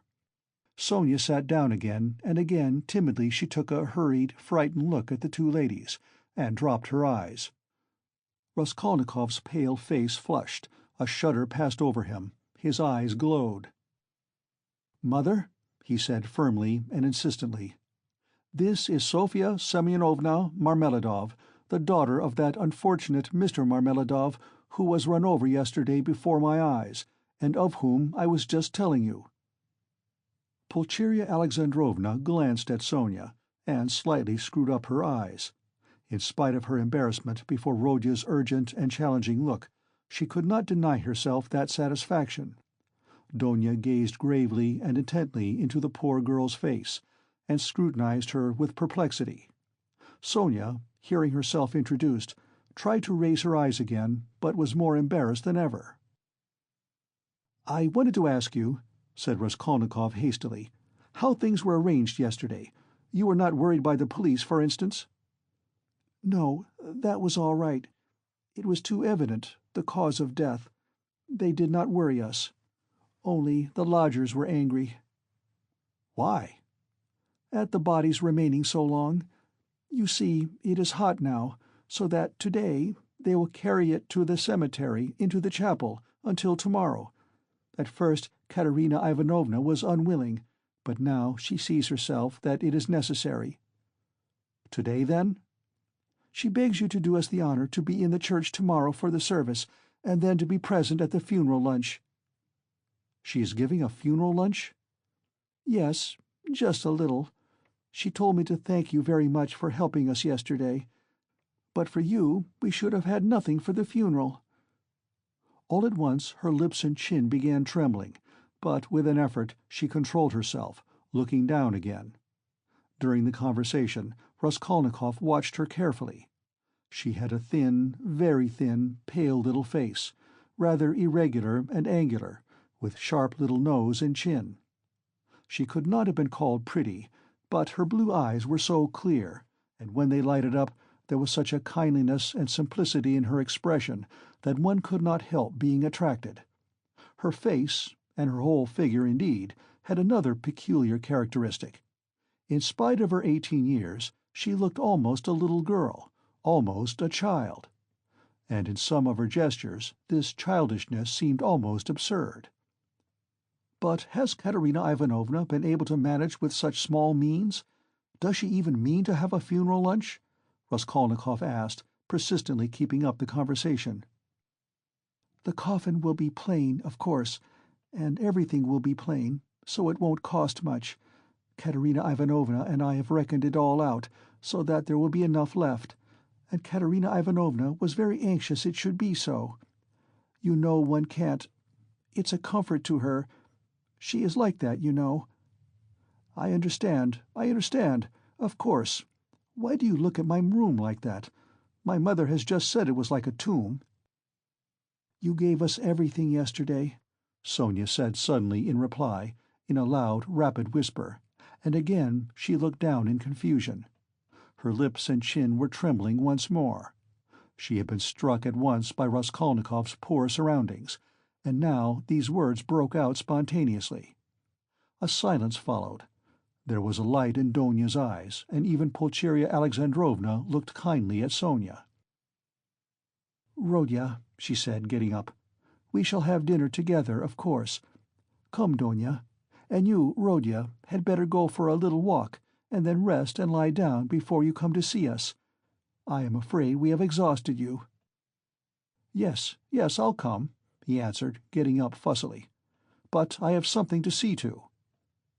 "But surely you will have dinner together?" cried Razumihin, looking in surprise at Raskolnikov. "What do you mean?" Yes, I am coming, of course. And you stay a minute. You do not want him just now, do you, Mother? Or perhaps I am taking him from you." "Oh, no. And will you, Dmitri Prokofitch, do us the favor of dining with us?"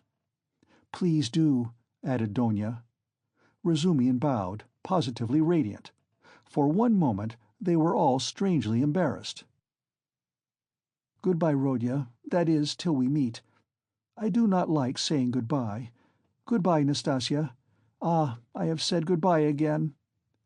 Pulcheria Alexandrovna meant to greet Sonia too, but it somehow failed to come off, and she went in a flutter out of the room. But Avdotya Romanovna seemed to await her turn, and, following her mother out, gave Sonia an attentive, courteous bow. Sonia, in confusion, gave a hurried, frightened curtsy.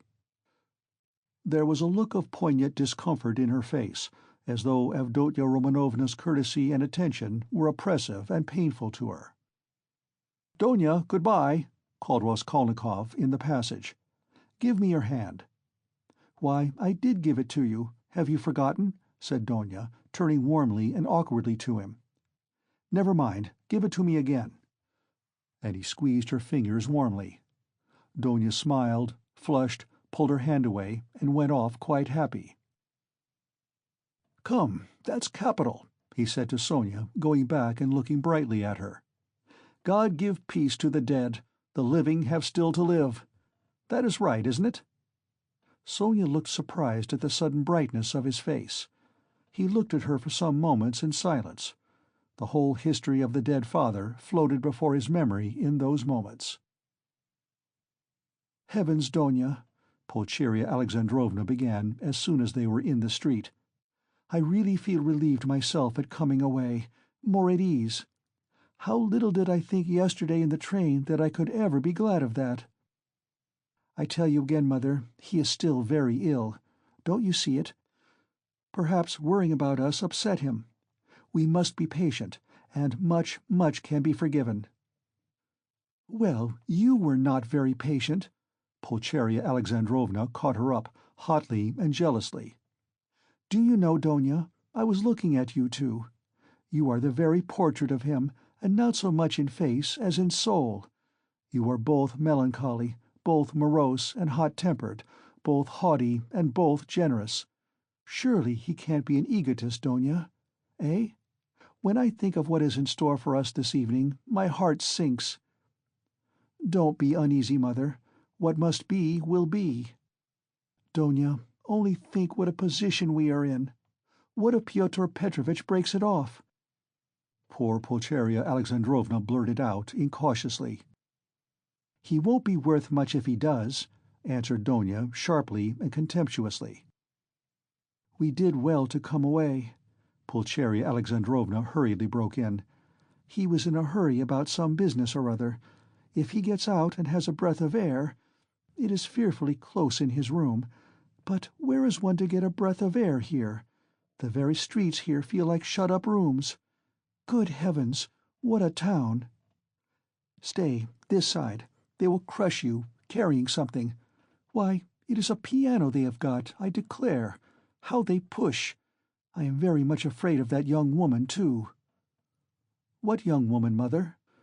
"Why, that Sofya Semyonovna, who was there just now." "Why?" "I have a presentiment, Donia.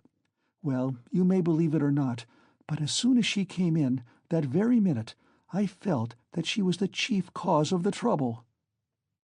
"Nothing of the sort!" cried Donia in vexation. "What nonsense, with your presentiments, Mother! He only made her acquaintance the evening before, and he did not know her when she came in." "Well, you will see. She worries me. But you will see, you will see.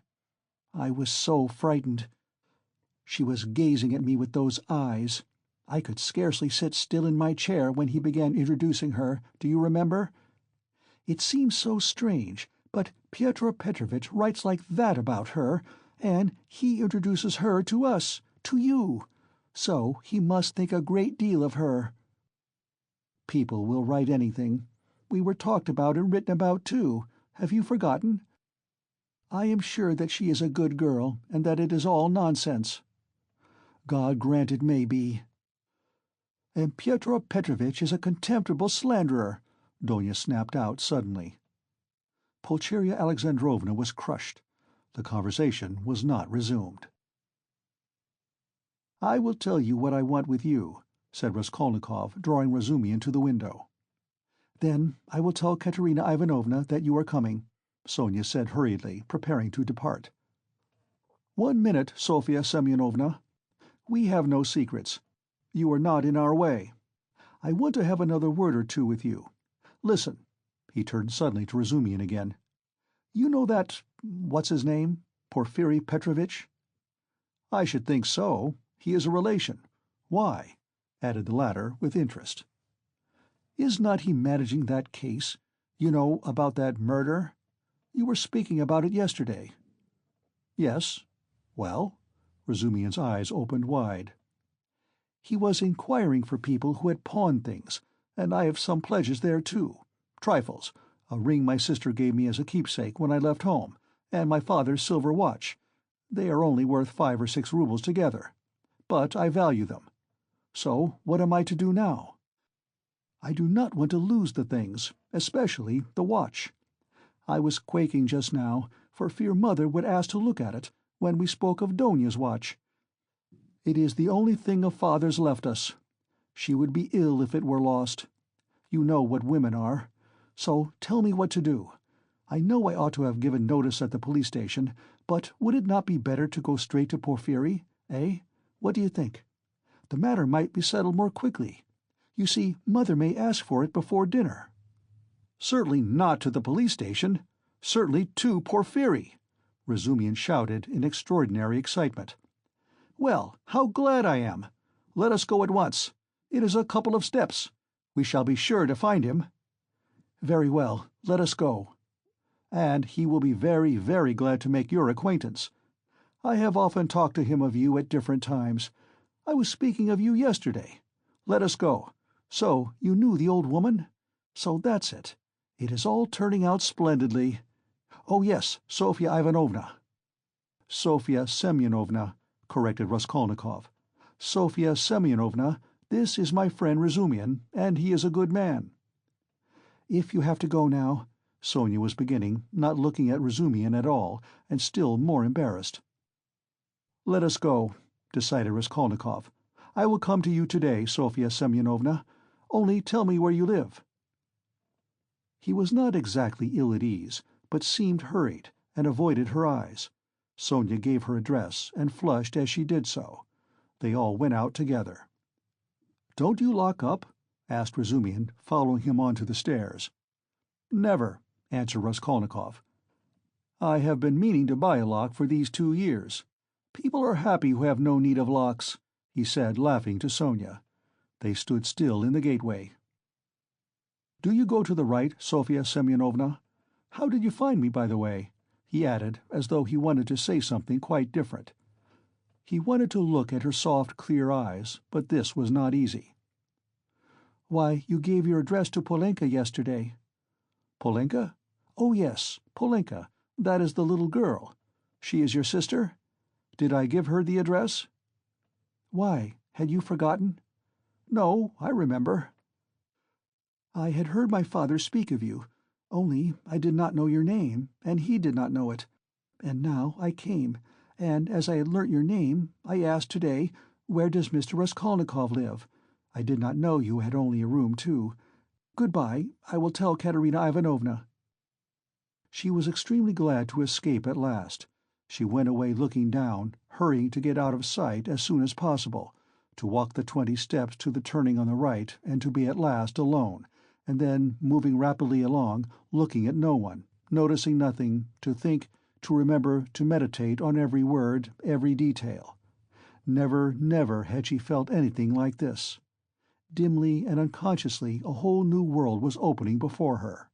She remembered suddenly that Raskolnikov meant to come to her that day, perhaps at once. "Only not today, please, not today," she kept muttering with a sinking heart, as though entreating someone, like a frightened child. "Mercy, to me, to that room. He will see. Oh dear!" She was not capable at that instant of noticing an unknown gentleman who was watching her and following at her heels. He had accompanied her from the gateway. At the moment when Razumihin, Raskolnikov, and she stood still at parting on the pavement, this gentleman, who was just passing, started on hearing Sonia's words, "And I asked where Mr. Raskolnikov lived."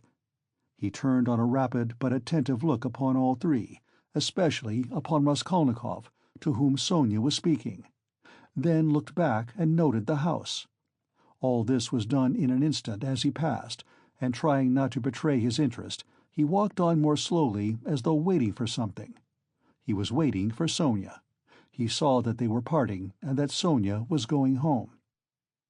Home? Where? I've seen that face somewhere, he thought. I must find out. At the turning he crossed over, looked round and saw Sonia coming the same way, noticing nothing. She turned the corner. He followed her on the other side. After about 50 paces he crossed over again, overtook her and kept 2 or 3 yards behind her. He was a man about 50, rather tall and thickly set, with broad high shoulders which made him look as though he stooped a little. He wore good and fashionable clothes, and looked like a gentleman of position. He carried a handsome cane, which he tapped on the pavement at each step. His gloves were spotless. He had a broad, rather pleasant face, with high cheekbones and a fresh color, not often seen in Petersburg. His flaxen hair was still abundant, and only touched here and there with grey, and his thick square beard was even lighter than his hair. His eyes were blue, and had a cold and thoughtful look. His lips were crimson. He was a remarkably well-preserved man, and looked much younger than his years. When Sonia came out on the canal bank, they were the only 2 persons on the pavement. He observed her dreaminess and preoccupation. On reaching the house where she lodged, Sonia turned in at the gate. He followed her, seeming rather surprised. In the courtyard she turned to the right corner. "Bah!" muttered the unknown gentleman, and mounted the stairs behind her. Only then Sonia noticed him. She reached the third story, turned down the passage, and rang at number 9. On the door was inscribed in chalk, "Kapernaumov, tailor." "Bah!" the stranger repeated again, wondering at the strange coincidence, and he rang next door, at number 8. The doors were 2 or 3 yards apart. "You lodge at Kapernaumov's," he said, looking at Sonia and laughing.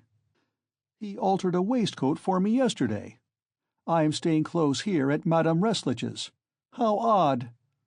Sonia looked at him attentively. "We are neighbors," he went on gaily. "I only came to town the day before yesterday. Goodbye for the present." Sonia made no reply. The door opened, and she slipped in. She felt for some reason ashamed and uneasy. On the way to Porphyry's, Razumian was obviously excited. "That's capital, brother," he repeated several times. "And I am glad. I am glad." "What are you glad about?" Raskolnikov thought to himself. "I didn't know that you pledged things at the old woman's, too. And was it long ago? I mean, was it long since you were there?" What a simple-hearted fool he is. When was it? Raskolnikov stopped still to recollect. 2 or 3 days before her death, it must have been.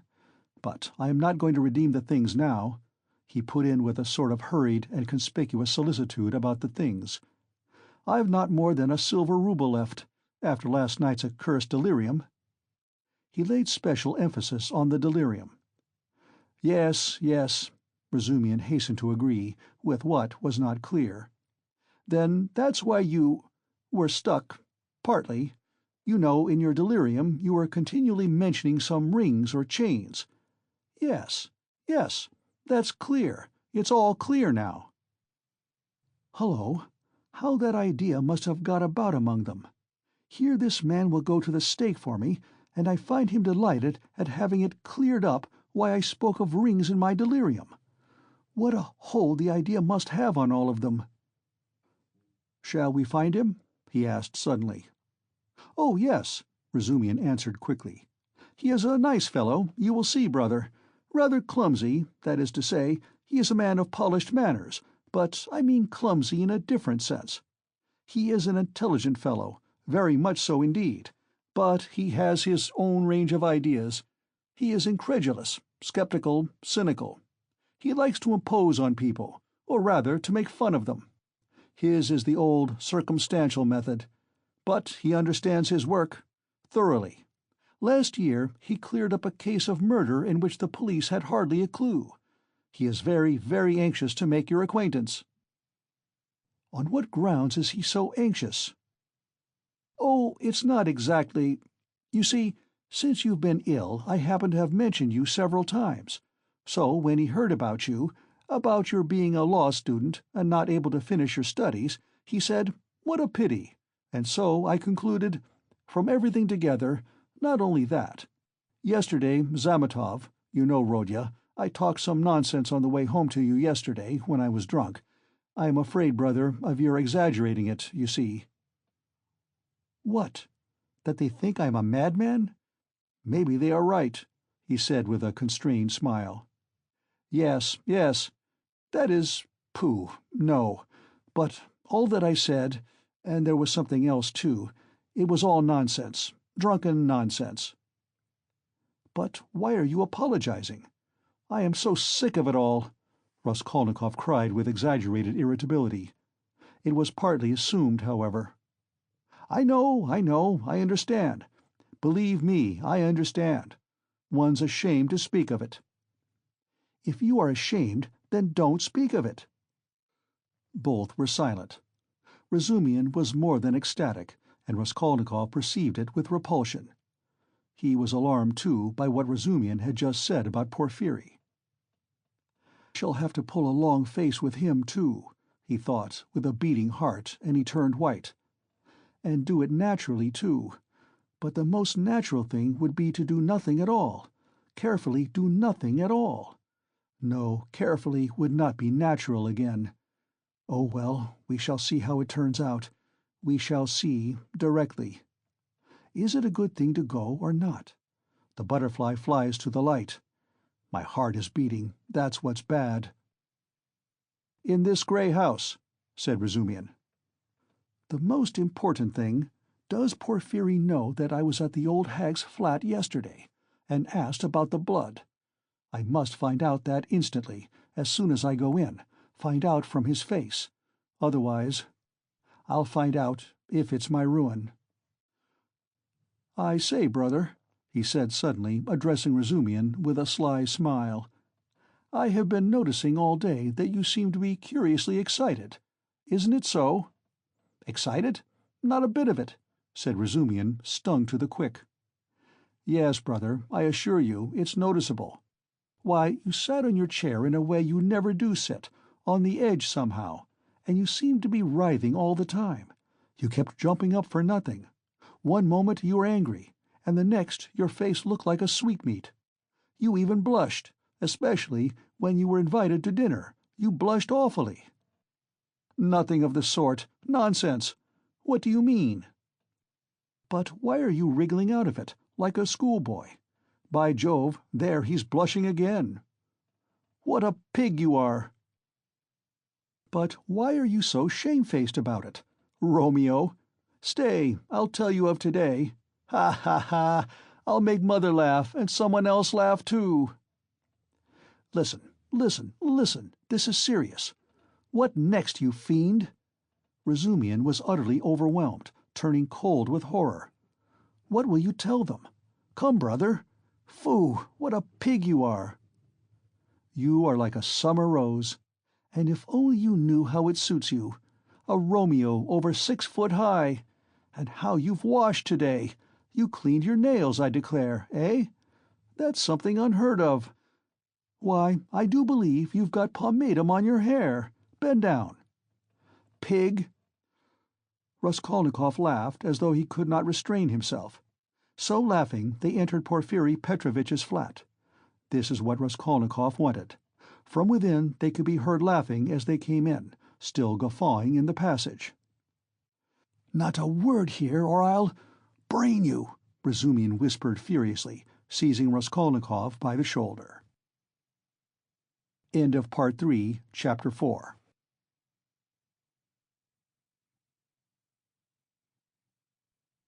Part 3, Chapter 5 of Crime and Punishment by Fyodor Dostoevsky. Raskolnikov was already entering the room. He came in looking as though he had the utmost difficulty not to burst out laughing again. Behind him Razumian strode in gawky and awkward, shamefaced and red as a peony, with an utterly crestfallen and ferocious expression. His face and whole figure really were ridiculous at that moment, and amply justified Raskolnikov's laughter. Raskolnikov, not waiting for an introduction, bowed to Porphyry Petrovitch, who stood in the middle of the room, looking inquiringly at them.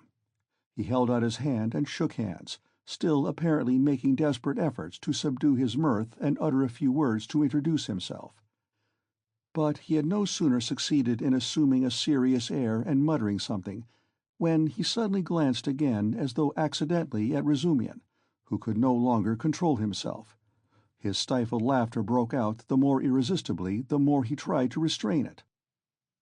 The extraordinary ferocity with which Razumian received this spontaneous mirth gave the whole scene the appearance of most genuine fun and naturalness. Razumian strengthened this impression as though on purpose. "Fool! You fiend!" he roared, waving his arm, which at once struck a little round table with an empty tea-glass on it. Everything was sent flying and crashing. "But why break chairs, gentlemen? You know it's a loss to the crown," Porphyry Petrovitch quoted gaily. Raskolnikov was still laughing, with his hand in Porphyry Petrovitch's, but, anxious not to overdo it, awaited the right moment to put a natural end to it. Razumian, completely put to confusion by upsetting the table and smashing the glass, gazed gloomily at the fragments, cursed, and turned sharply to the window, where he stood looking out with his back to the company, with a fiercely scowling countenance, seeing nothing. Porfiri Petrovitch laughed, and was ready to go on laughing, but obviously looked for explanations. Zametov had been sitting in the corner, but he rose at the visitor's entrance, and was standing in expectation with a smile on his lips, though he looked with surprise, and even, it seemed, incredulity at the whole scene, and at Raskolnikov with a certain embarrassment. Zametov's unexpected presence struck Raskolnikov unpleasantly. "I've got to think of that," he thought. "Excuse me, please," he began, affecting extreme embarrassment. "Raskolnikov." "Not at all. Very pleasant to see you. And how pleasantly you've come in." "Why, won't he even say good morning?" Porfiri Petrovitch nodded at Razumihin. "Upon my honor, I don't know why he is in such a rage with me. I only told him as we came along that he was like Romeo, and proved it. And that was all, I think." "Pig!" ejaculated Razumihin, without turning round. "There must have been very grave grounds for it, if he is so furious at the word," Porfiri laughed. "Oh, you sharp lawyer! Damn you all!" snapped Razumihin, and suddenly, bursting out laughing himself, he went up to Porfiri with a more cheerful face, as though nothing had happened. "That'll do. We are all fools. To come to business. This is my friend Rodion Romanovitch Raskolnikov. In the first place, he has heard of you and wants to make your acquaintance, and secondly, he has a little matter of business with you. Bah, Zametov, what brought you here? Have you met before? Have you known each other long?" "What does this mean?" thought Raskolnikov uneasily. Zametov seemed taken aback, but not very much so. "Why, it was at your rooms we met yesterday," he said easily. "Then I have been spared the trouble. All last week he was begging me to introduce him to you. Porfiri and you have sniffed each other out without me. Where is your tobacco?" Porfiri Petrovitch was wearing a dressing-gown, very clean linen, and trodden-down slippers.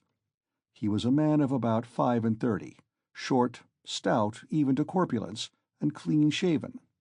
He wore his hair cut short, and had a large round head, particularly prominent at the back. His soft, round, rather snub-nosed face was of a sickly yellowish color, but had a vigorous and rather ironical expression.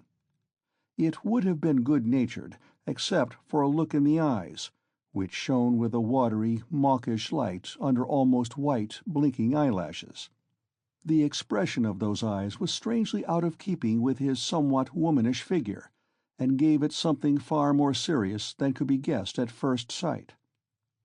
As soon as Porfiri Petrovitch heard that his visitor had a little matter of business with him, he begged him to sit down on the sofa, and sat down himself on the other end, waiting for him to explain his business, with that careful and over-serious attention which is at once oppressive and embarrassing, especially to a stranger, and especially if what you are discussing is, in your opinion, of far too little importance for such exceptional solemnity. But in brief and coherent phrases, Raskolnikov explained his business clearly and exactly, and was so well satisfied with himself that he even succeeded in taking a good look at Porfiri. Porfiri Petrovitch did not once take his eyes off him. Razumihin, sitting opposite at the same table, listened warmly and impatiently, looking from one to the other every moment with rather excessive interest. "Fool," Raskolnikov swore to himself. "You have to give information to the police," Porfiri replied, with a most business-like air. "That having learnt of this incident, that is, of the murder, you beg to inform the lawyer in charge of the case that such and such things belong to you, and that you desire to redeem them. But they were right to you." "That's just the point, that, at the present moment," Raskolnikov tried his utmost to feign embarrassment, "I am not quite in funds, and even this trifling sum is beyond me. I only wanted, you see, for the present to declare that the things are mine, and that when I have money—" "That's no matter," answered Porfiri Petrovitch, receiving his explanation of his pecuniary position coldly. But you can, if you prefer, write straight to me, to say that having been informed of the matter, and claiming such and such as your property, you beg—" "On an ordinary sheet of paper?" Raskolnikov interrupted eagerly, again interested in the financial side of the question. "Oh, the most ordinary." And suddenly Porfiri Petrovitch looked with obvious irony at him, screwing up his eyes and, as it were, winking at him. But perhaps it was Raskolnikov's fancy, for it all lasted but a moment. There was certainly something of the sort. Raskolnikov could have sworn he winked at him, goodness knows why. "He knows," flashed through his mind like lightning. "Forgive my troubling you about such trifles," he went on, a little disconcerted. "The things are only worth 5 roubles, but I prize them particularly for the sake of those from whom they came to me, and I must confess that I was alarmed when I heard—" "That's why you were so much struck when I mentioned to Zosimov that Porfiri was inquiring for everyone who had pledges," Razumihin put in with obvious intention. This was really unbearable. Raskolnikov could not help glancing at him with a flash of vindictive anger in his black eyes, but immediately recollected himself. "You seem to be jeering at me, brother," he said to him with a well-feigned irritability. "I dare say I do seem to you absurdly anxious about such trash, but you mustn't think me selfish or grasping for that, and these 2 things may be anything but trash in my eyes. I told you just now that the silver watch, though it's not worth a cent, is the only thing left us of my father's. You may laugh at me, but my mother is here." He turned suddenly to Porfiri. "And if she knew—" He turned again hurriedly to Razumihin, carefully making his voice tremble, "that the watch was lost, she would be in despair. You know what women are." "Not a bit of it. I didn't mean that at all. Quite the contrary," shouted Razumihin, distressed. "Was it right? Was it natural? Did I overdo it?" Raskolnikov asked himself in a tremor. "Why did I say that about women?" "Oh, your mother is with you?" Porfiri Petrovitch inquired. "Yes." "When did she come?" "Last night." Porfiri paused, as though reflecting. "Your things would not in any case be lost," he went on calmly and coldly. "I have been expecting you here for some time."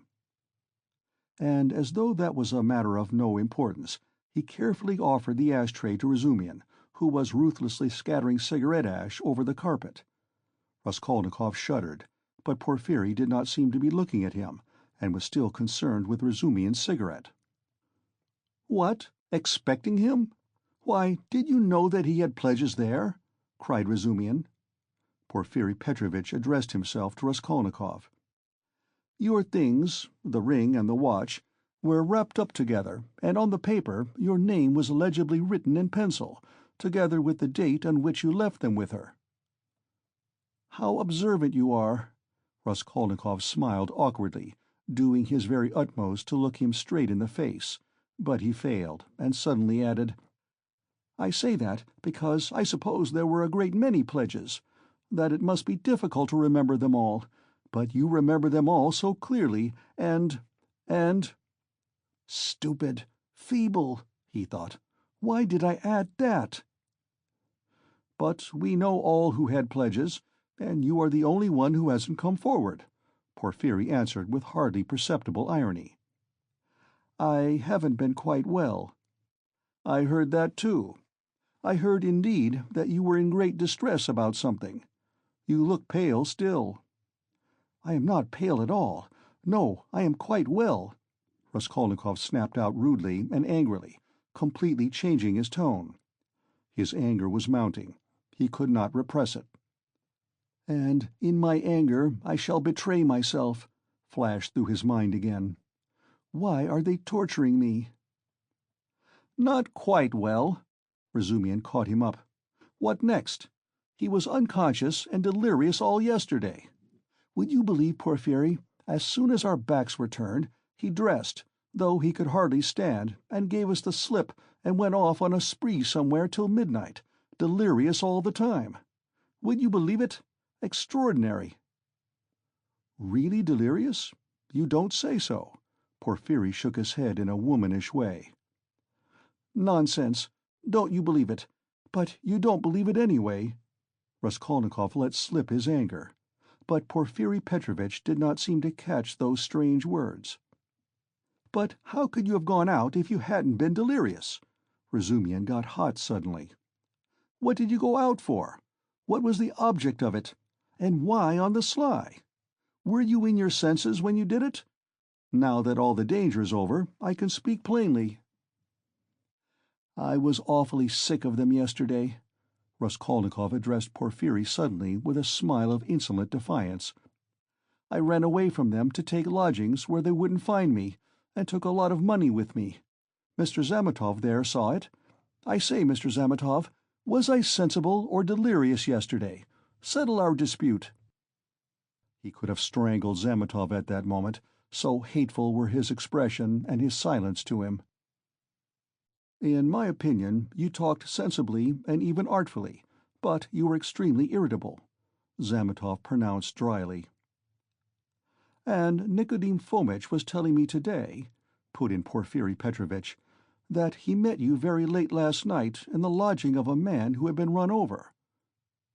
And there, said Razumian, weren't you mad then? You gave your last penny to the widow for the funeral. If you wanted to help, give 15 or 20 even, but keep 3 rubles for yourself at least. But he flung away all the 25 at once. Maybe I found a treasure somewhere and you know nothing of it. So that's why I was liberal yesterday. Mr. Zametov knows I found a treasure. Excuse us, please, for disturbing you for half an hour with such trivialities, he said, turning to Porfiri Petrovitch with trembling lips. We are boring you, aren't we? Oh, no, quite the contrary, quite the contrary. If only you knew how you interest me. It's interesting to look on and listen. And I am really glad you have come forward at last. But you might give us some tea. My throat's dry, cried Razumian. Capital idea. Perhaps we will all keep you company. Would you like something more essential before tea? Get along with you. Porfiri Petrovitch went out to order tea. Raskolnikov's thoughts were in a whirl. He was in terrible exasperation. The worst of it is, they don't disguise it. They don't care to stand on ceremony. And how, if you didn't know me at all, did you come to talk to Nikodim Fomitch about me? So they don't care to hide that they are tracking me like a pack of dogs. They simply spit in my face. He was shaking with rage. Come, strike me openly. Don't play with me like a cat with a mouse. It's hardly civil, Porfiri Petrovitch, but perhaps I won't allow it. I shall get up and throw the whole truth in your ugly faces, and you'll see how I despise you. He could hardly breathe. And what if it's only my fancy? What if I am mistaken, and through inexperience I get angry and don't keep up my nasty part? Perhaps it's all unintentional. All their phrases are the usual ones, but there is something about them. It all might be said, but there is something. Why did he say bluntly, with her? Why did Zametov add that I spoke artfully? Why do they speak in that tone? Yes, the tone. Razumian is sitting here. Why does he see nothing? That innocent blockhead never does see anything. Feverish again. Did Porfiri wink at me just now? Of course, it's nonsense. What could he wink for? Are they trying to upset my nerves, or are they teasing me? Either it's ill fancy, or they know. Even Zametov is rude. Is Zametov rude? Zametov has changed his mind. I foresaw he would change his mind. He is at home here, while it's my first visit. Porfiri does not consider him a visitor, sits with his back to him. They're as thick as thieves, no doubt, over me. Not a doubt they were talking about me before we came. Do they know about the flat? If only they'd make haste. When I said that I ran away to take a flat, he let it pass. I put that in cleverly about a flat. It may be of use afterwards. Delirious indeed. Ha ha ha! He knows all about last night. He didn't know of my mother's arrival. The hag had written the date on in pencil. You are wrong. You won't catch me. There are no facts. It's all supposition. You produce facts. The flat even isn't a fact, but delirium. I know what to say to them. Do they know about the flat? I won't go without finding out. What did I come for? But my being angry now, maybe, is a fact. Fool, how irritable I am. Perhaps that's right, to play the invalid. He is feeling me. He will try to catch me. Why did I come? All this flashed like lightning through his mind. Porfiri Petrovitch returned quickly. He became suddenly more jovial. "Your party yesterday, brother, has left my head rather... and I am out of sorts altogether," he began in a quite different tone, laughing to Razumian. "Was it interesting? I left you yesterday at the most interesting point. Who got the best of it?" "Oh, no one, of course. They got on to everlasting questions, floated off into space. Only fancy, Rodya, what we got onto yesterday, whether there is such a thing as crime. I told you that we talked our heads off." "What is there strange? It's an everyday social question," Raskolnikov answered casually. "The question wasn't put quite like that," observed Porfiri. "Not quite, that's true," Razumian agreed at once, getting warm and hurried as usual. "Listen, Rodion, and tell us your opinion. I want to hear it. I was fighting tooth and nail with them and wanted you to help me. I told them you were coming. It began with the socialist doctrine. You know their doctrine. Crime is a protest against the abnormality of the social organization, and nothing more, and nothing more. No other causes admitted." "You are wrong there," cried Porfiri Petrovitch. He was noticeably animated and kept laughing as he looked at Razumian, which made him more excited than ever. "Nothing is admitted," Razumian interrupted with heat. "I am not wrong. I'll show you their pamphlets. Everything with them is the influence of the environment and nothing else. Their favorite phrase, from which it follows that, if society is normally organized, all crime will cease at once, since there will be nothing to protest against, and all men will become righteous in one instant. Human nature is not taken into account. It is excluded. It is not supposed to exist. They don't recognize that humanity, developing by a historical living process, will become at last a normal society, but they believe that a social system that has come out of some mathematical brain is going to organize all humanity at once and make it just and sinless in an instant, quicker than any living process. That's why they instinctively dislike history. Nothing but ugliness and stupidity in it, and they explain it all as stupidity. That's why they so dislike the living process of life. They don't want a living soul. The living soul demands life. The soul won't obey the rules of mechanics. The soul is an object of suspicion. The soul is retrograde. But what they want, though it smells of death and can be made of India rubber, at least is not alive, has no will, is servile, and won't revolt. And it comes in the end to their reducing everything to the building of walls and the planning of rooms and passages in a phalanstery. The phalanstery is ready, indeed, but your human nature is not ready for the phalanstery.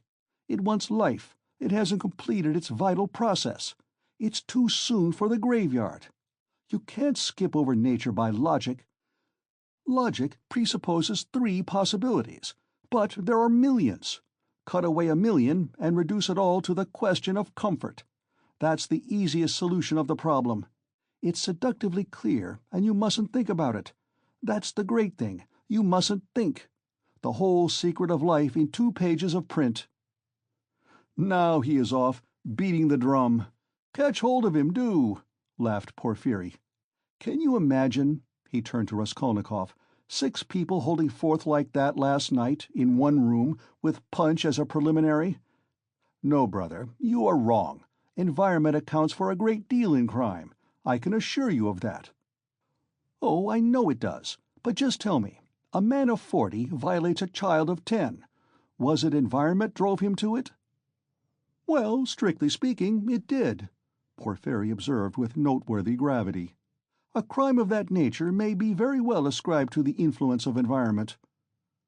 Razumian was almost in a frenzy. "Oh, if you like," he roared, "I'll prove to you that your white eyelashes may very well be ascribed to the Church of Ivan the Great's being 250 feet high, and I will prove it clearly, exactly, progressively, and even with a liberal tendency. I undertake to. Will you bet on it?" "Done. Let's hear, please. How will he prove it?" "He is always humbugging, confound him," cried Razumian, jumping up and gesticulating. "What's the use of talking to you? He does all that on purpose. You don't know him, Rodion. He took their side yesterday, simply to make fools of them. And the things he said yesterday! And they were delighted. He can keep it up for a fortnight together. Last year he persuaded us that he was going into a monastery. He stuck to it for 2 months. Not long ago he took it into his head to declare he was going to get married, that he had everything ready for the wedding. He ordered new clothes indeed. We all began to congratulate him. There was no bride, nothing, all pure fantasy." "Ah, you are wrong. I got the clothes before. It was the new clothes, in fact, that made me think of taking you in." "Are you such a good dissembler?" Raskolnikov asked carelessly. "You wouldn't have supposed it, eh? Wait a bit, I shall take you in too. Ha ha ha! No, I'll tell you the truth. All these questions about crime, environment, children, recall to my mind an article of yours which interested me at the time. On crime, or something of the sort, I forget the title. I read it with pleasure 2 months ago in the Periodical Review." "My article? In the Periodical Review?" Raskolnikov asked in astonishment. "I certainly did write an article upon a book 6 months ago when I left the university, but I sent it to the Weekly Review." "But it came out in the Periodical." "And the Weekly Review ceased to exist, so that's why it wasn't printed at the time." "That's true, but when it ceased to exist, the Weekly Review was amalgamated with the Periodical, and so your article appeared 2 months ago in the latter. Didn't you know?" Raskolnikov had not known. "Why, you might get some money out of them for the article. What a strange person you are. You lead such a solitary life that you know nothing of matters that concern you directly. It's a fact, I assure you." "Bravo, Rodya! I knew nothing about it either," cried Razumian. "I'll run today to the reading room and ask for the number. 2 months ago? What was the date? It doesn't matter, though. I will find it. Think of not telling us." "How did you find out that the article was mine? It's only signed with an initial." "I only learnt it by chance, the other day. Through the editor. I know him. I was very much interested." "I analyzed, if I remember, the psychology of a criminal before and after the crime." "Yes, and you maintain that the perpetration of a crime is always accompanied by illness. Very, very original. But it was not that part of your article that interested me so much, but an idea at the end of the article which I regret to say you merely suggested without working it out clearly. There is, if you recollect, a suggestion that there are certain persons who can, that is, not precisely are able to, but have a perfect right to commit breaches of morality and crimes, and that the law is not for them." Raskolnikov smiled at the exaggerated and intentional distortion of his idea. "What? What do you mean? A right to crime? But not because of the influence of environment?" Razumian inquired with some alarm even. "No, not exactly because of it," answered Porphyry. "In his article, all men are divided into ordinary and extraordinary. Ordinary men have to live in submission, have no right to transgress the law, because, don't you see, they are ordinary. But extraordinary men have a right to commit any crime and to transgress the law in any way, just because they are extraordinary. That was your idea, if I am not mistaken." "What do you mean? That can't be right." Razumian muttered in bewilderment. Raskolnikov smiled again. He saw the point at once and knew where they wanted to drive him. He decided to take up the challenge. "That wasn't quite my contention," he began simply and modestly. "Yet I admit that you have stated it almost correctly, perhaps, if you like, perfectly so." It almost gave him pleasure to admit this. "The only difference is that I don't contend that extraordinary people are always bound to commit breaches of morals, as you call it. In fact, I doubt whether such an argument could be published. I simply hinted that an extraordinary man has the right, that is not an official right, but an inner right, to decide in his own conscience to overstep certain obstacles, and only in case it is essential for the practical fulfillment of his idea, sometimes perhaps of benefit to the whole of humanity. You say that my article isn't definite. I am ready to make it as clear as I can. Perhaps I am right in thinking you want me to. Very well. I maintain that if the discoveries of Kepler and Newton could not have been made known except by sacrificing the lives of 1, a dozen, 100, or more men, Newton would have had the right, would indeed have been in duty bound, to eliminate the dozen or the 100 men for the sake of making his discoveries known to the whole of humanity. But it does not follow from that Newton had a right to murder people right and left, and to steal every day in the market.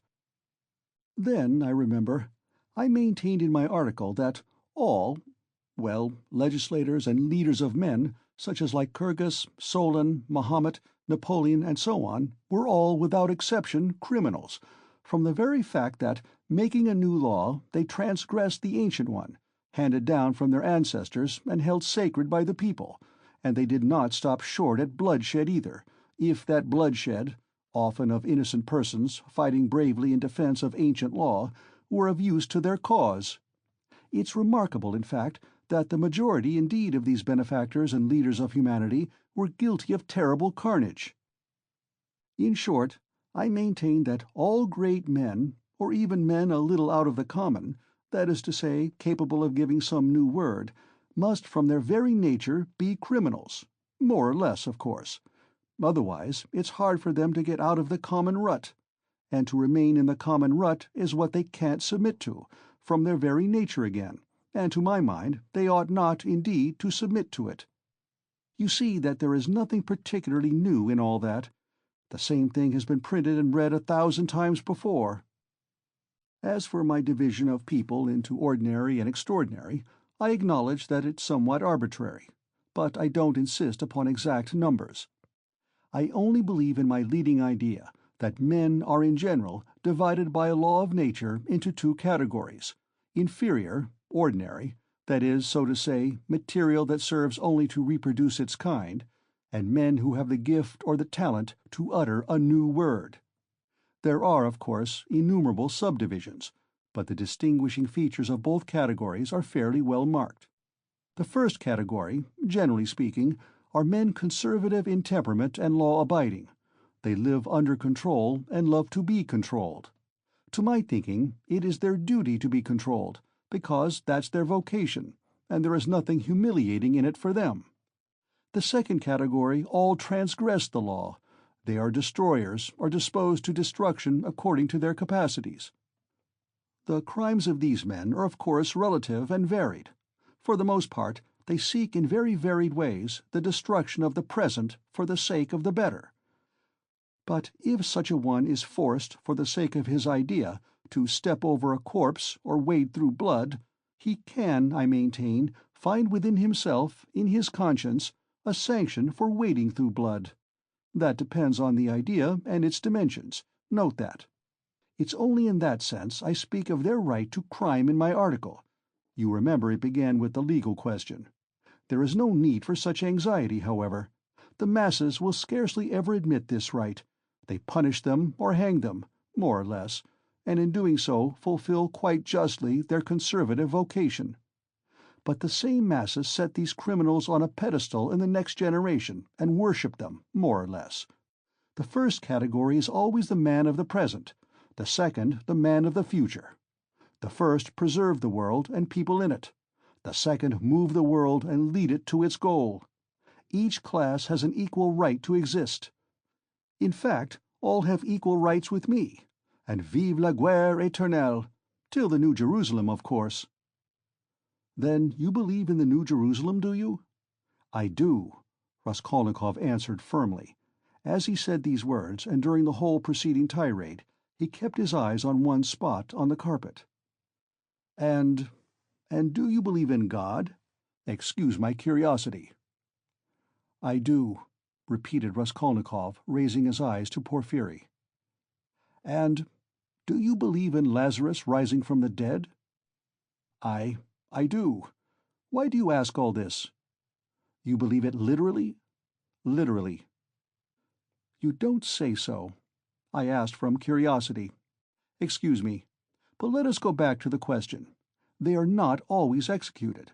Some, on the contrary, triumph in their lifetime. Oh yes, some attain their ends in this life, and then they begin executing other people. If it's necessary. Indeed, for the most part, they do. Your remark is very witty." "Thank you. But tell me this. How do you distinguish these extraordinary people from the ordinary ones? Are there signs at their birth? I feel there ought to be more exactitude, more external definition.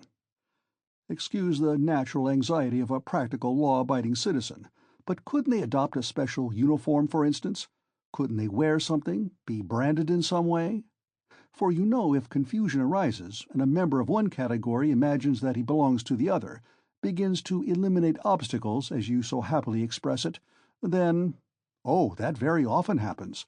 That remark is wittier than the other." "Thank you. No reason to. But take note that the mistake can only arise in the first category, that is, among the ordinary people, as I perhaps unfortunately called them. In spite of their predisposition to obedience, very many of them, through a playfulness of nature, sometimes vouchsafed even to the cow, like to imagine themselves advanced people, destroyers, and to push themselves into the new movement, and this quite sincerely. Meanwhile, the really new people are very often unobserved by them, or even despised as reactionaries of groveling tendencies. But I don't think there is any considerable danger here, and you really need not be uneasy, for they never go very far. Of course, they might have a thrashing sometimes for letting their fancy run away with them, and to teach them their place, but no more. In fact, even this isn't necessary, as they castigate themselves, for they are very conscientious. Some perform this service for one another, and others chastise themselves with their own hands. They will impose various public acts of penitence upon themselves with a beautiful and edifying effect. In fact, you've nothing to be uneasy about. It's a law of nature." "Well, you have certainly set my mind more at rest on that score. But there's another thing worries me. Tell me, please, are there many people who have the right to kill others, these extraordinary people? I am ready to bow down to them, of course, but you must admit it's alarming if there are a great many of them, eh?" "Oh, you needn't worry about that either," Raskolnikov went on in the same tone. "People with new ideas, people with the faintest capacity for saying something new, are extremely few in number, extraordinarily so, in fact. One thing only is clear, that the appearance of all these grades and subdivisions of men must follow with unfailing regularity some law of nature. That law, of course, is unknown at present, but I am convinced that it exists, and one day may become known. The vast mass of mankind is mere material, and only exists in order by some great effort, by some mysterious process, by means of some crossing of races and stocks, to bring into the world at last perhaps one man out of 1,000 with a spark of independence. 1 in 10,000 perhaps, I speak roughly, approximately, is born with some independence, and with still greater independence 1 in 100,000. The man of genius is one of millions, and the great geniuses, the crown of humanity, appear on earth perhaps 1 in many thousand millions. In fact, I have not peeped into the retort in which all this takes place, but there certainly is and must be a definite law. It cannot be a matter of chance."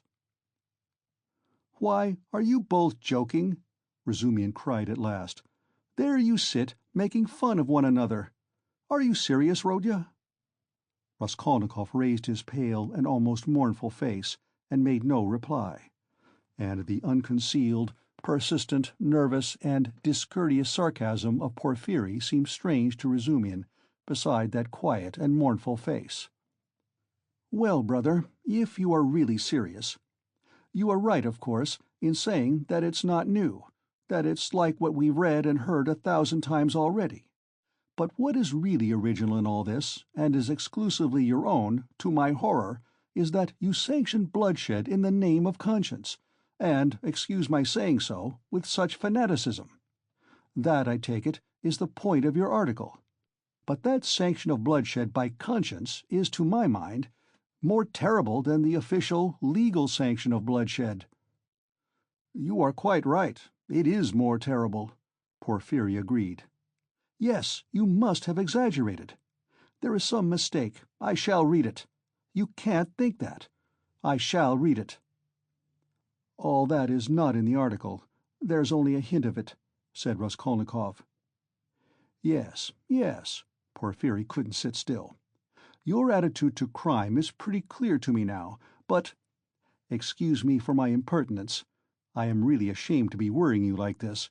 You see, you've removed my anxiety as to the two grades getting mixed, but there are various practical possibilities that make me uneasy. What if some man or youth imagines that he is a Lycurgus or Mahomet, a future one, of course, and suppose he begins to remove all obstacles? He has some great enterprise before him and needs money for it, and tries to get it. Do you see?" Zametov gave a sudden guffaw in his corner. Raskolnikov did not even raise his eyes to him. "I must admit," he went on calmly, "that such cases certainly must arise. The vain and foolish are particularly apt to fall into that snare, young people especially." "Yes, you see. Well, then?" "What then?" Raskolnikov smiled in reply. "That's not my fault. So it is, and so it always will be. He said just now," he nodded at Razumian, "that I sanction bloodshed. Society is too well protected by prisons, banishment, criminal investigators, penal servitude. There's no need to be uneasy. You have but to catch the thief." "And what if we do catch him?" "Then he gets what he deserves." "You are certainly logical, but what of his conscience?" "Why do you care about that?" "Simply from humanity. If he has a conscience, he will suffer for his mistake. That will be his punishment, as well as the prison." "But the real geniuses?" asked Razumian, frowning. "Those who have the right to murder. Oughtn't they to suffer at all, even for the blood they've shed?" "Why the word 'ought'? It's not a matter of permission or prohibition. He will suffer if he is sorry for his victim. Pain and suffering are always inevitable for a large intelligence and a deep heart. The really great men must, I think, have great sadness on earth," he added dreamily, not in the tone of the conversation. He raised his eyes, looked earnestly at them all, smiled, and took his cap. He was too quiet by comparison with his manner at his entrance, and he felt this. Everyone got up. "Well, you may abuse me, be angry with me if you like," Porphyry Petrovitch began again, "but I can't resist. Allow me one little question. I know I am troubling you. There is just one little notion I want to express, simply that I may not forget it." "Very good. Tell me your little notion." Raskolnikov stood waiting, pale and grave before him. "Well, you see, I really don't know how to express it properly. It's a playful, psychological idea. When you were writing your article, surely you couldn't have helped fancying yourself just a little, an extraordinary man, uttering a new word in your sense. That's so, isn't it?" "Quite possibly," Raskolnikov answered contemptuously. Razumian made a movement.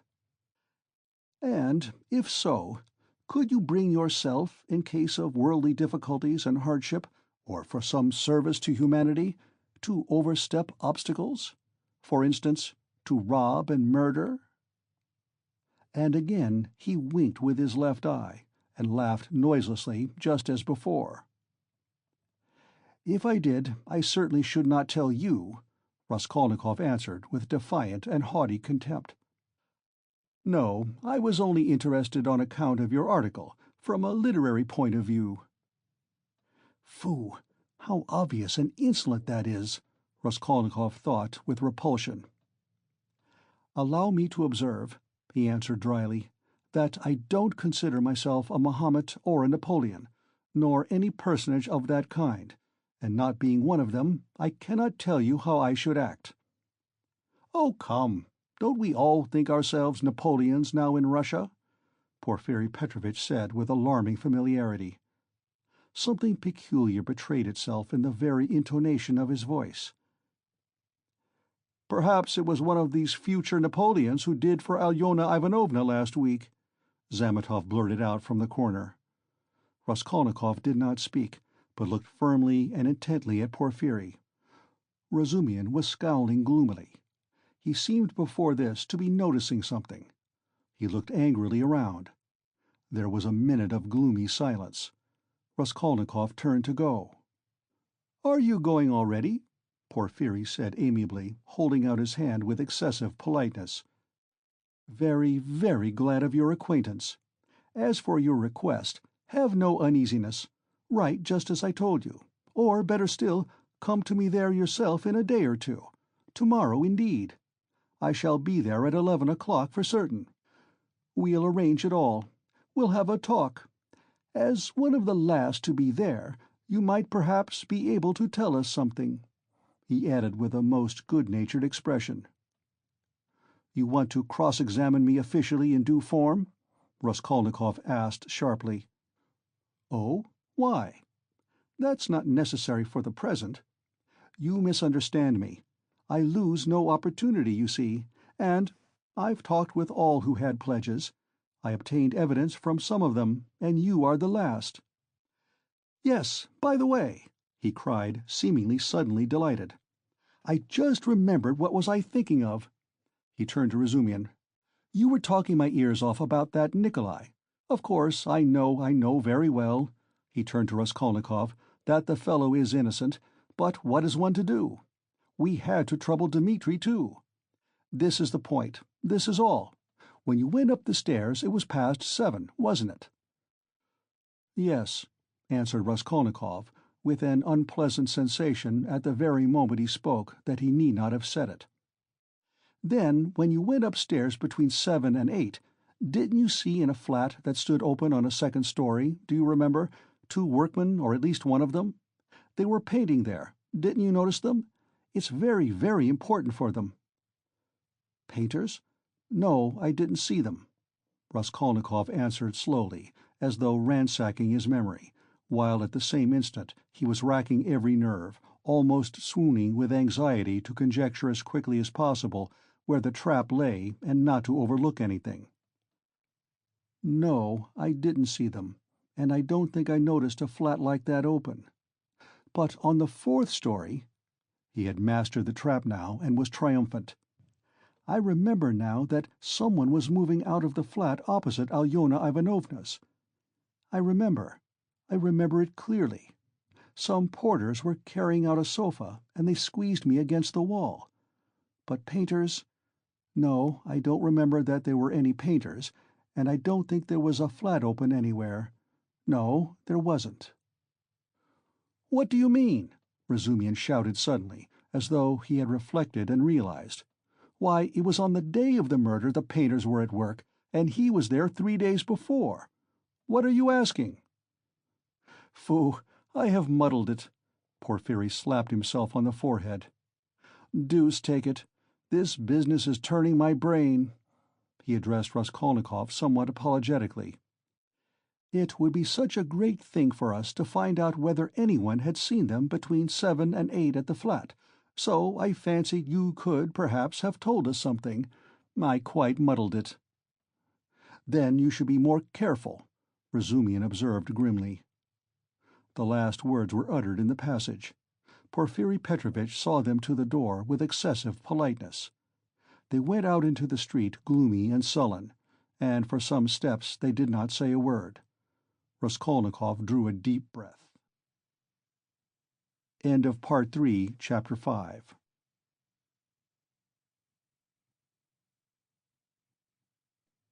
Part 3, Chapter 6 of Crime and Punishment by Fyodor Dostoevsky. "I don't believe it. I can't believe it," repeated Razumian, trying in perplexity to refute Raskolnikov's arguments. They were by now approaching Bakaliev's lodgings, where Pulcheria Alexandrovna and Donia had been expecting them a long while. Razumian kept stopping on the way in the heat of discussion, confused and excited by the very fact that they were for the first time speaking openly about it. "Don't believe it, then," answered Raskolnikov with a cold, careless smile. "You were noticing nothing as usual, but I was weighing every word. You are suspicious. That is why you weighed their words." Certainly, I agree. Porfiry's tone was rather strange, and still more that wretch Zametov. You are right. There was something about him. But why? Why? He has changed his mind since last night. Quite the contrary. If they had that brainless idea, they would do their utmost to hide it, and conceal their cards, so as to catch you afterwards. But it was all impudent and careless. If they had had facts, I mean real facts, or at least grounds for suspicion, then they would certainly have tried to hide their game, in the hope of getting more. They would have made a search long ago, besides. But they have no facts, not one. It is all mirage, all ambiguous, simply a floating idea. So they try to throw me out by impudence. And perhaps he was irritated at having no facts, and blurted it out in his vexation. Or perhaps he has some plan. He seems an intelligent man. Perhaps he wanted to frighten me by pretending to know. They have a psychology of their own, brother. But it is loathsome explaining it all. Stop. And it's insulting, insulting. I understand you. But since we have spoken openly now, and it is an excellent thing that we have at last, I am glad. I will own now frankly that I noticed it in them long ago, this idea. Of course the merest hint only, an insinuation. But why an insinuation even? How dare they? What foundation have they? If only you knew how furious I have been. Think only. Simply because a poor student, unhinged by poverty and hypochondria, on the eve of a serious delirious illness, note that, suspicious, vain, proud, who has not seen a soul to speak to for 6 months, in rags and in boots without soles, has to face some wretched policeman and put up with their insolence, and the unexpected debt thrust under his nose, the IOU presented by Chebarov, the new paint, 30 degrees Réaumur, and a stifling atmosphere, a crowd of people that talk about the murder of a person where he had been just before, and all that on an empty stomach. He might well have a fainting fit. And that is what they found it all on. Damn them! I understand how annoying it is, but in your place, Rodya, I would laugh at them, or, better still, spit in their ugly faces, and spit a dozen times in all directions. I'd hit out in all directions, neatly too, and so I'd put an end to it. Damn them! Don't be downhearted. It's a shame. He really has put it well, though, Raskolnikov thought. Damn them? But the cross-examination again, tomorrow, he said with bitterness. Must I really enter into explanations with them? I feel vexed as it is, that I condescended to speak to Zametov yesterday in the restaurant. Damn it, I will go myself to Porfiry. I will squeeze it out of him, as one of the family. He must let me know the ins and outs of it all. And as for Zametov— At last he sees through him, thought Raskolnikov. "Stay!" cried Razumian, seizing him by the shoulder again. "Stay! You are wrong. I have thought it out. You are wrong. How was that a trap? You say that the question about the workmen was a trap. But if you had done that, could you have said you had seen them painting the flat, and the workmen? On the contrary, you would have seen nothing, even if you had seen it. Who would own it against himself? If I had done that thing, I should certainly have said that I had seen the workmen and the flat. Raskolnikov answered, with reluctance and obvious disgust. "But why speak against yourself?" "Because only peasants or the most inexperienced novices deny everything flatly at examinations.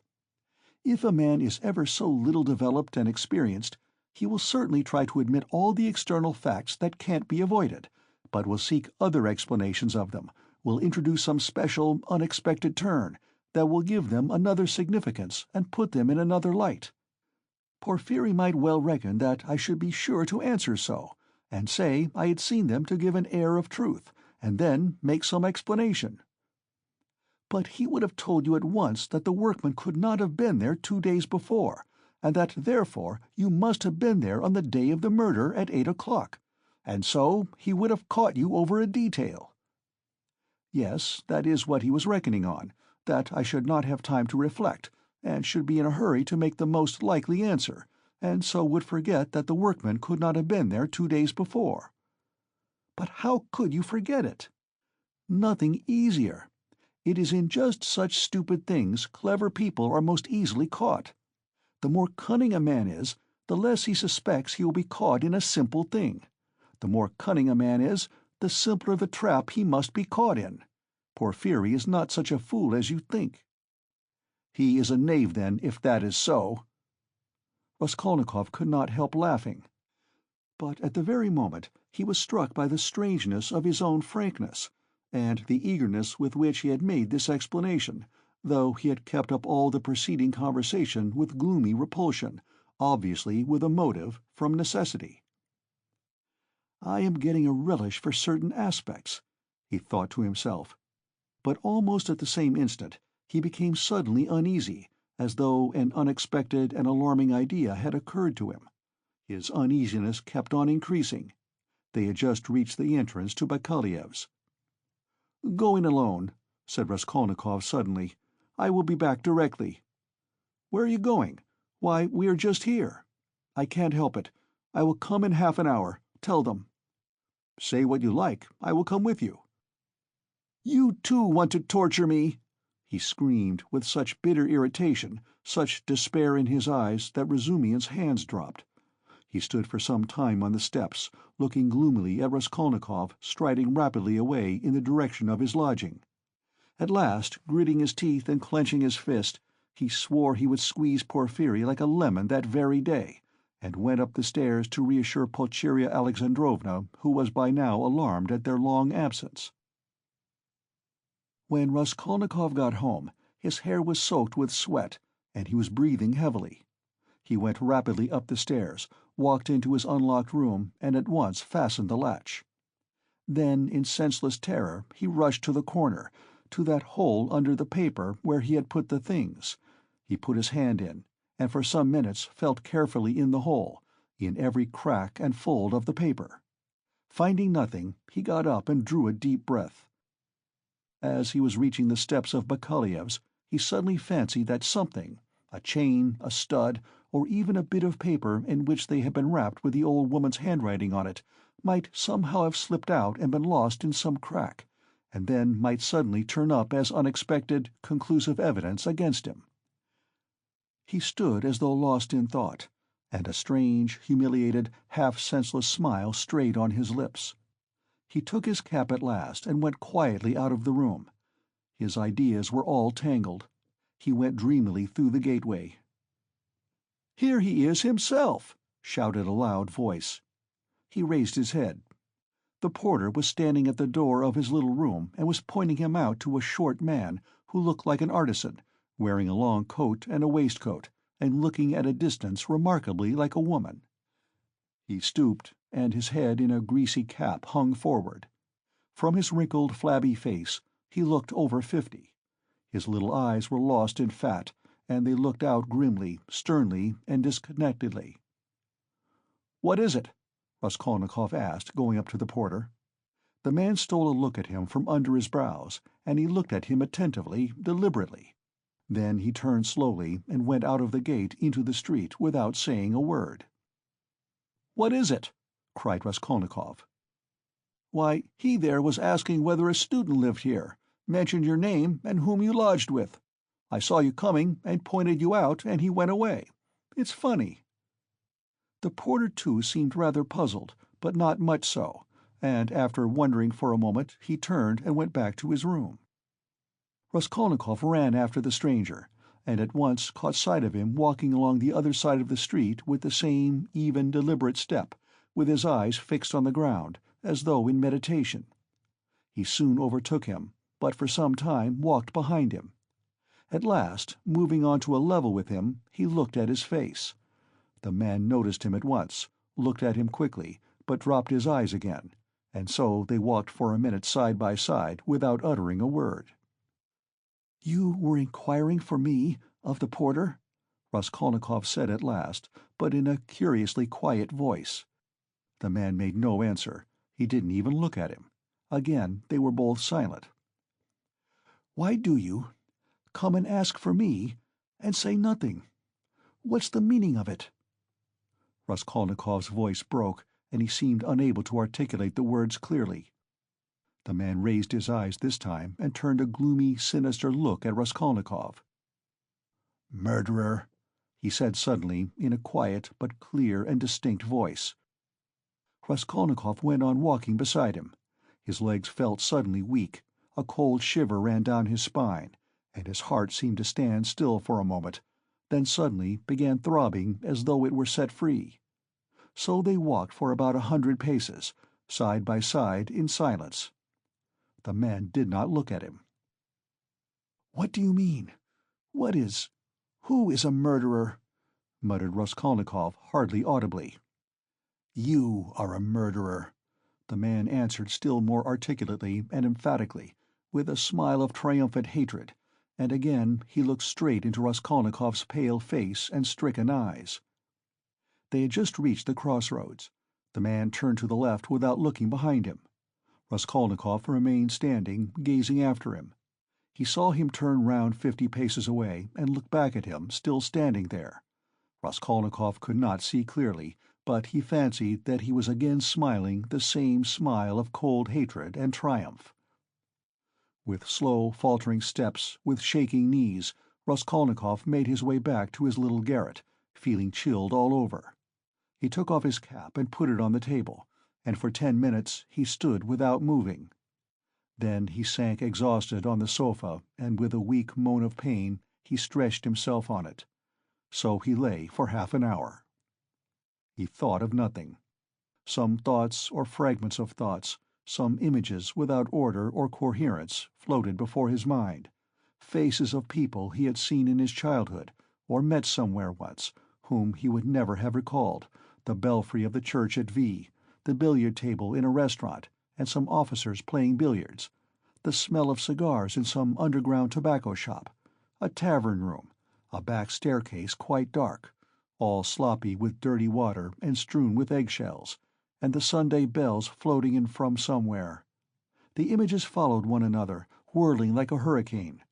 Some of them he liked and tried to clutch at, but they faded, and all the while there was an oppression within him, but it was not overwhelming. Sometimes it was even pleasant. The slight shivering still persisted, but that too was an almost pleasant sensation. He heard the hurried footsteps of Razumihin. He closed his eyes and pretended to be asleep. Razumihin opened the door and stood for some time in the doorway, as though hesitating. Then he stepped softly into the room and went cautiously to the sofa. Raskolnikov heard Nastasia's whisper, "Don't disturb him. Let him sleep. He can have his dinner later." "Quite so," answered Razumihin. Both withdrew carefully and closed the door. Another half-hour passed. Raskolnikov opened his eyes, turned on his back again, clasping his hands behind his head. Who is he? Who is that man who sprang out of the earth? Where was he? What did he see? He has seen it all, that's clear. But where was he then? And from where did he see? Why has he only now sprung out of the earth? And how could he see? Is it possible? Continued Raskolnikov, turning cold and shivering. And the jewel case Nikolai found behind the door, was that possible? A clue? You miss an infinitesimal line and you can build it into a pyramid of evidence. A fly flew by and saw it. Is it possible? He felt with sudden loathing how weak, how physically weak he had become. I ought to have known it, he thought with a bitter smile. And how dared I, knowing myself, knowing how I should be, take up an axe and shed blood? I ought to have known beforehand. Ah, but I did know, he whispered in despair. At times he came to a standstill at some thought. No, those men are not made so. The real master, to whom all is permitted, storms Toulon, makes a massacre in Paris, forgets an army in Egypt, wastes 500,000 men in the Moscow expedition, and gets off with a jest at Vilna. And altars are set up to him after his death, and so all is permitted. No, such people, it seems, are not of flesh, but of bronze. One sudden irrelevant idea almost made him laugh. Napoleon, the Pyramids, Waterloo, and a wretched, skinny old woman, a pawnbroker with a red trunk under her bed. It's a nice hash for Porfiry Petrovitch to digest. How can they digest it? It's too inartistic. A Napoleon creep under an old woman's bed. Ugh, how loathsome! At moments he felt he was raving. He sank into a state of feverish excitement. The old woman is of no consequence, he thought hotly and incoherently. The old woman was a mistake, perhaps, but she is not what matters. The old woman was only an illness. I was in a hurry to overstep. I didn't kill a human being, but a principle. I killed the principle, but I didn't overstep. I stopped on this side. I was only capable of killing. And it seems I wasn't even capable of that. Principle? Why was that fool Razumian abusing the socialists? They are industrious, commercial people. The happiness of all is their case. No, life is only given to me once, and I shall never have it again. I don't want to wait for the happiness of all. I want to live myself, or else better not live at all. I simply couldn't pass by my mother starving, keeping my rouble in my pocket while I waited for the happiness of all. I am putting my little brick into the happiness of all, and so my heart is at peace. Ha ha! Why have you let me slip? I only live once. I too want— Eh! I am an aesthetic louse, and nothing more," he added suddenly, laughing like a madman. "Yes, I am certainly a louse," he went on, clutching at the idea, gloating over it, and playing with it with a vindictive pleasure. "In the first place, because I can reason that I am one, and secondly, because, for a month past, I have been troubling benevolent Providence, calling it to witness that not for my own fleshly lust did I undertake it, but with a grand and noble object, ha ha! Thirdly, because I aimed at carrying it out as justly as possible, weighing, measuring, and calculating. Of all the lice, I picked out the most useless one, and proposed to take from her only as much as I needed for the first step, no more, no less, so the rest would have gone to a monastery, according to her will, ha ha! And what shows that I am utterly a louse," he added, grinding his teeth, "is that I am perhaps viler and more loathsome than the louse I killed, and I felt beforehand that I should tell myself so after killing her. Can anything be compared with the horror of that? The vulgarity, the abjectness! I understand the prophet with his saber on his steed.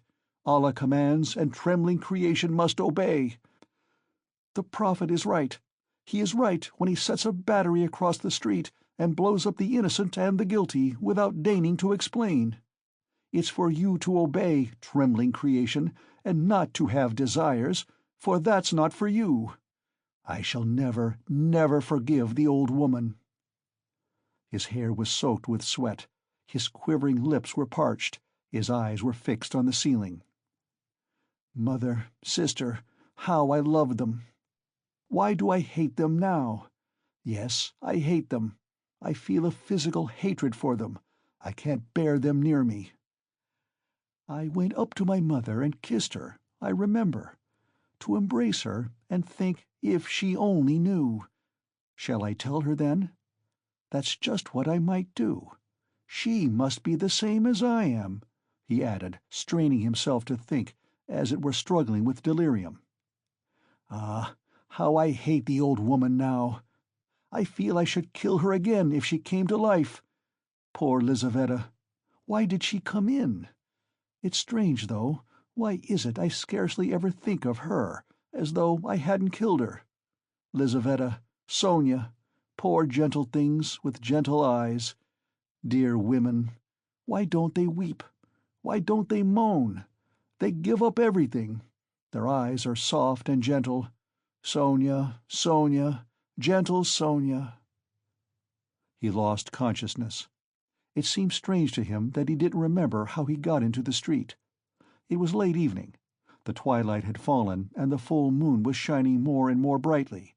But there was a peculiar breathlessness in the air. There were crowds of people in the street. Workmen and business people were making their way home. Other people had come out for a walk. There was a smell of mortar, dust, and stagnant water. Raskolnikov walked along, mournful and anxious. He was distinctly aware of having come out with a purpose, of having to do something in a hurry, but what it was he had forgotten. Suddenly he stood still and saw a man standing on the other side of the street beckoning to him. He crossed over to him, but at once the man turned and walked away with his head hanging, as though he had made no sign to him. Stay, did he really beckon? Raskolnikov wondered, but he tried to overtake him. When he was within 10 paces, he recognized him and was frightened. It was the same man with stooping shoulders in the long coat. Raskolnikov followed him at a distance. His heart was beating. They went down a turning. The man still did not look round. "Does he know I am following him?" thought Raskolnikov. The man went into the gateway of a big house.